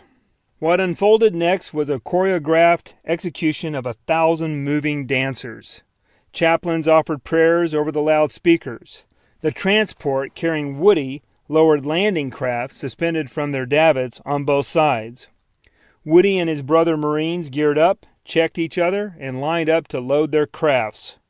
Clicking gear of metal against metal echoed throughout the passageways as the men moved in unison like a long line of ants to get into their vessels. Woody's reserve battalion used mostly Higgins boats. After the boats filled, the coxswains circled next to the ship until other landing craft were loaded with their Marines. This slow hold pattern was dramatically changed when the boats rushed to the shore and delivered their warriors in a phalanx formation. The boats lined up according to their colored flags denoting their beach designations. They powered through the sea with their Marines, landing them quickly. Empty boats returned to the ships to ferry more Marines and supplies to the growing combat zone. 2 hours before the Marines hit the beach, the fleet pounded Japanese positions. Following the naval bombardment, planes sortied out and conducted grass-cutting, strafing, and bombing sweeps along the beaches. Naval gunfire support did not end with the landing. Every battalion had a fire control party to call in gunfire to support it, but some radios became soaked going ashore and casualties were heavy. Ship support fire came, but not as regularly as the Marines desired due to the lack of communications caused by casualties and radio damage. The success of pre-landing bombardment was difficult to assess after battle, but the Marines got an evaluation from Japanese Colonel Hideyuki Takeda after the war, one of the few Japanese officers who did not die in battle or kill himself. He said coast defense emplacements in the open and about half under cover were completely demolished before the landings, including many 200mm guns on points that overlook beaches and half of the pillboxes in the inshore area of the landing beaches. Power plants concealed in caves and communications equipment remained undamaged, and anti-aircraft guns were operational until the last. Even so, the Japanese suffered more damage than they thought possible. Before the invasion started in earnest, Takeda's troops' morale suffered due to the naval gunfire, as it not only took out many targets, but also sounded the beginning of the death knell for the last major island left in Tojo's line. When the Marines hit the beach on the 21st of July, one Japanese officer, amazed by the material and number of enemy ships, thought, "This is the day I will die." Many Imperial Japanese Army soldiers looked at each other and shouted, "We'll meet at Yasukuni!" Chamorro teenagers in an outrigger canoe slipped out to the fleet to help the Navy pinpoint Japanese strongpoints. Many Chamorros would find the Marines during the battle and provide intel. Some stayed as scouts. As more were liberated, volunteers received uniforms and weapons and were placed in units working with the Marines to hunt down the remaining Japanese after their line of defense was broken and they had retreated from the beachhead. When the Marines climbed down the cargo nets into their landing craft, they looked at each other in silence. A quiet fear shone in their eyes, and after hearing about Saipan's carnage, they knew taking Guam would be no cakewalk. Captain Beck wrote, "Marines certainly took a terrific loss at Saipan. There were almost 3,000 killed and several thousand wounded, and the fighting still goes on, although they now have the Japs where they want them. I'm glad I wasn't there." Beck knew he was about to deliver to the Japanese forces on Guam what his brother Marines had just delivered to Saipan. Most were not pessimistic about their futures, though. If asked, most would say they would survive. And the majority would say it would be some of their comrades, not them, who would die taking the island, or, in slang, the ones who buy the farm, a reference to life insurance benefits going to the deceased family. Most maintained this mentality or they would not go to war. Marine Private and correspondent Alan R. Matthews said he could picture himself grieving over the death of a friend, never a friend grieving over him. When Woody got into the landing craft that would transport him to combat, he, like most Marines, felt unsure of what would happen when he landed, or what his response would be. But he did not think he would die. He had talked with others about warfare, but had not seen any war movies or photos of battles. On the ship, eating his traditional steak and eggs breakfast, or waiting for the landing craft to reach the shore, he was more afraid of letting his buddies down than he was of death. He did not want to die, though he knew he might, and that thought prevented him from getting much sleep the night before. He did not take religion seriously, but with W Day so close, he felt he should pray. In the face of death, Marines seemed to have a delusion of reprieve, that entering this battle would not result in their deaths, when all that surrounded them seemed to foretell something different. Woody was nervous at first, but once the bullets started to fly, you don't care anymore. You don't give a darn whether you get hit or not. You just focus on doing your job and fight. There are times when you are so exhausted your self-instinct becomes lesser and you take more chances, Woody said. But Woody had to wait to hit the beach before these emotions kicked in. Woody and fellow Marines were about to do one of the most hazardous things any military could: assault a strongly defended beach from the sea against a dangerous, well-equipped, and determined enemy. Young and healthy, these men willingly went into harm's way to be the vanguard of those taking the fight to the enemy. Unlike their enemy, these Americans came not to subjugate, rape, pillage, and plunder. They were there to liberate and defend their country. They would not let fascist aggressors rule the world. They were Marines, and there to fight. As Woody descended the rope nets into his craft, Major General Roy Geiger, commanding the 3rd Amphibious Corps, said over a loudspeaker, "The eyes of the nation watch you as you go into battle to liberate this former American bastion from the enemy. The honor which has been bestowed upon you is a single one. Make no mistake, it will be a tough, bitter fight against a wily, stubborn foe who will doggedly defend Guam against this invasion.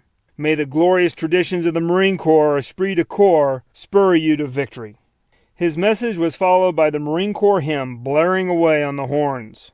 Ahead of them, LCI-Gs, landing craft infantry, rocket-armed gunboats, followed by LVT-As, landing vehicle tracked armor, aka Amtracs, firing 37mm guns launched to clean up the beach. LCIs carried up to 7 platoons, and LVTs carried 20 men. Troop-carrying LVTs were 26 feet long and often carried 2 pintle-mounted 50-caliber Browning machine guns. Armored LVT variants mounted 37mm guns or 75mm howitzers. Some of them had a flamethrower cannon that could spray flame 150 yards. Woody's boat was one of 360 troop-carrying landing craft. His platoon used a Higgins boat, and hundreds of them ferried the Marines to shore. He moved into his assigned position as the rest of his squad made their way into the craft. Lowered into the water, the Higgins boat circled lazily on the ocean, bobbing up and down out of range of the shore guns, waiting for the other boats so they could all head to battle. Seeing some looking green, Woody's gunnery sergeant threatened to do bodily harm to anyone who did not spew their stomach contents overboard because so many sat on the floorboard of the boat, and this would have been unpleasant for all. But due to anxiety or seasickness, some vomited into the bottom of the boats or on unlucky comrades. Most pulled themselves over the boat's gunwales and heaved into the ocean, but not all were so lucky. Others lost control of their bowels and bladders and soiled their pants. Some thought about the coming battle, their loved ones or God, and others, numb, gazed at the distant beach they were about to hit. All would do their best to kill as many Japs as they could. The Japanese commander had ordered his men to kill at least 7 Americans before meeting their deaths. Murderous thoughts dominated men's minds this day. American commanders had chosen 2 landing sites. The first was Asson Beach between Adelup Point and Asson Point, north of Apra Harbor and south of Agana, the island's capital. The second was Agate, south of the Orte Peninsula, with its major airstrip located between the north and south landing areas. Woody's landing beach was 2,000 yards long between Asson Point to the south and Adelup Point to the north. The third Mardiv described the landing beach as lying between a pair of devil's horns.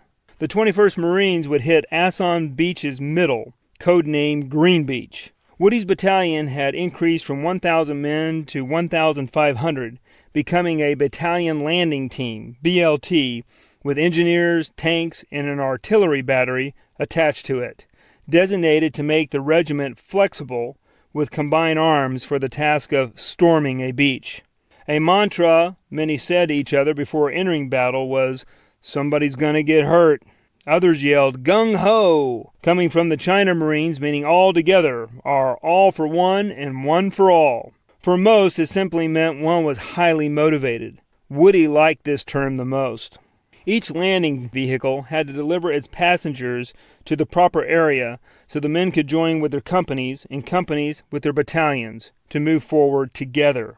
In Operation Stevedore, between every pair of beaches, a patrol craft marked the boundary, and between waves 1 and 2, there were ramp landing craft for salvage. Landing craft flew large flags with color combinations and symbols like stripes and balls indicating the beach to which it was assigned. 5 minutes before H hour, when the first wave of Higgins boats left the line of departure, a meatball signal pennant was hoisted on each ship's yardarm, directing the craft.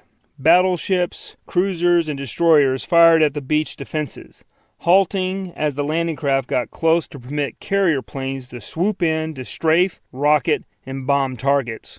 When the Marines' boats stopped circling and started for the island, they would all turn straight for the beach and gain speed to 12 knots, evidenced by their bows kicking up foam seawater that trailed back along their hulls. The craft's engines roared as they headed to the thunder of battle that awaited before the shoreline. As they went into range of enemy guns, they followed behind the first wave of LVTs, Amtraks, that had drawn much fire.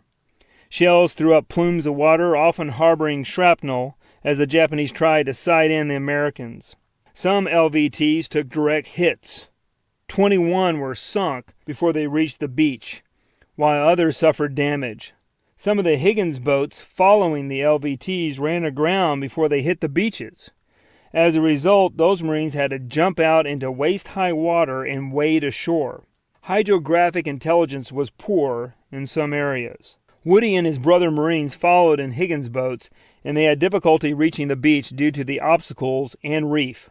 Lefty Lee and some of his unit had to trudge 300 yards in the shallow ocean to get to the beach with snipers shooting at them and mortars dropping down. Moving through the ocean without any cover made them easy targets. Several dropped into the water, turning it red as Marines were hit and bled out.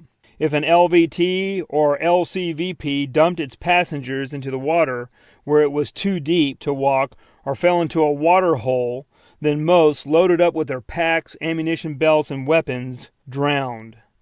Such a death was terrifying, quick, and cruel. Sharks prowled everywhere, feasting on cadavers abandoned to the sea's depths.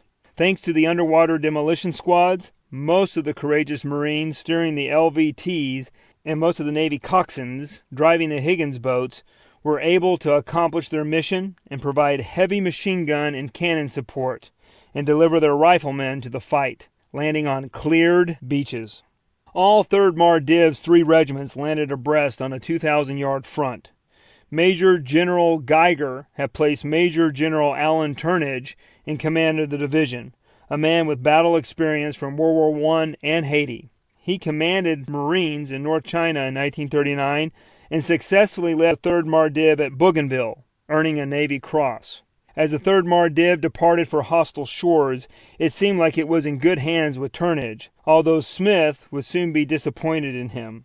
As the Higgins boats rushed toward the island, the air observer flying over Aswan Beach radioed back to his command, "First wave headed for beach. The rockets are landing and giving the Japanese hell. Good effect on beach." The first LVT wave landed at 08:29 hours. The second wave of Higgins boats about 15 minutes later, and by early afternoon, 20,000 men with weapons and vehicles were on land. The beachhead was concave, semicircle, about 1,200 yards deep, heavily cratered, and almost completely covered in dry rice paddies. Beyond stood an arc of steep hills covered with razor-sharp kuni grass or dense jungle, ending on the left with Chonito Cliff reaching to the sea. In the center were the 2 branches of the Aswan River flowing through narrow, steep gorges.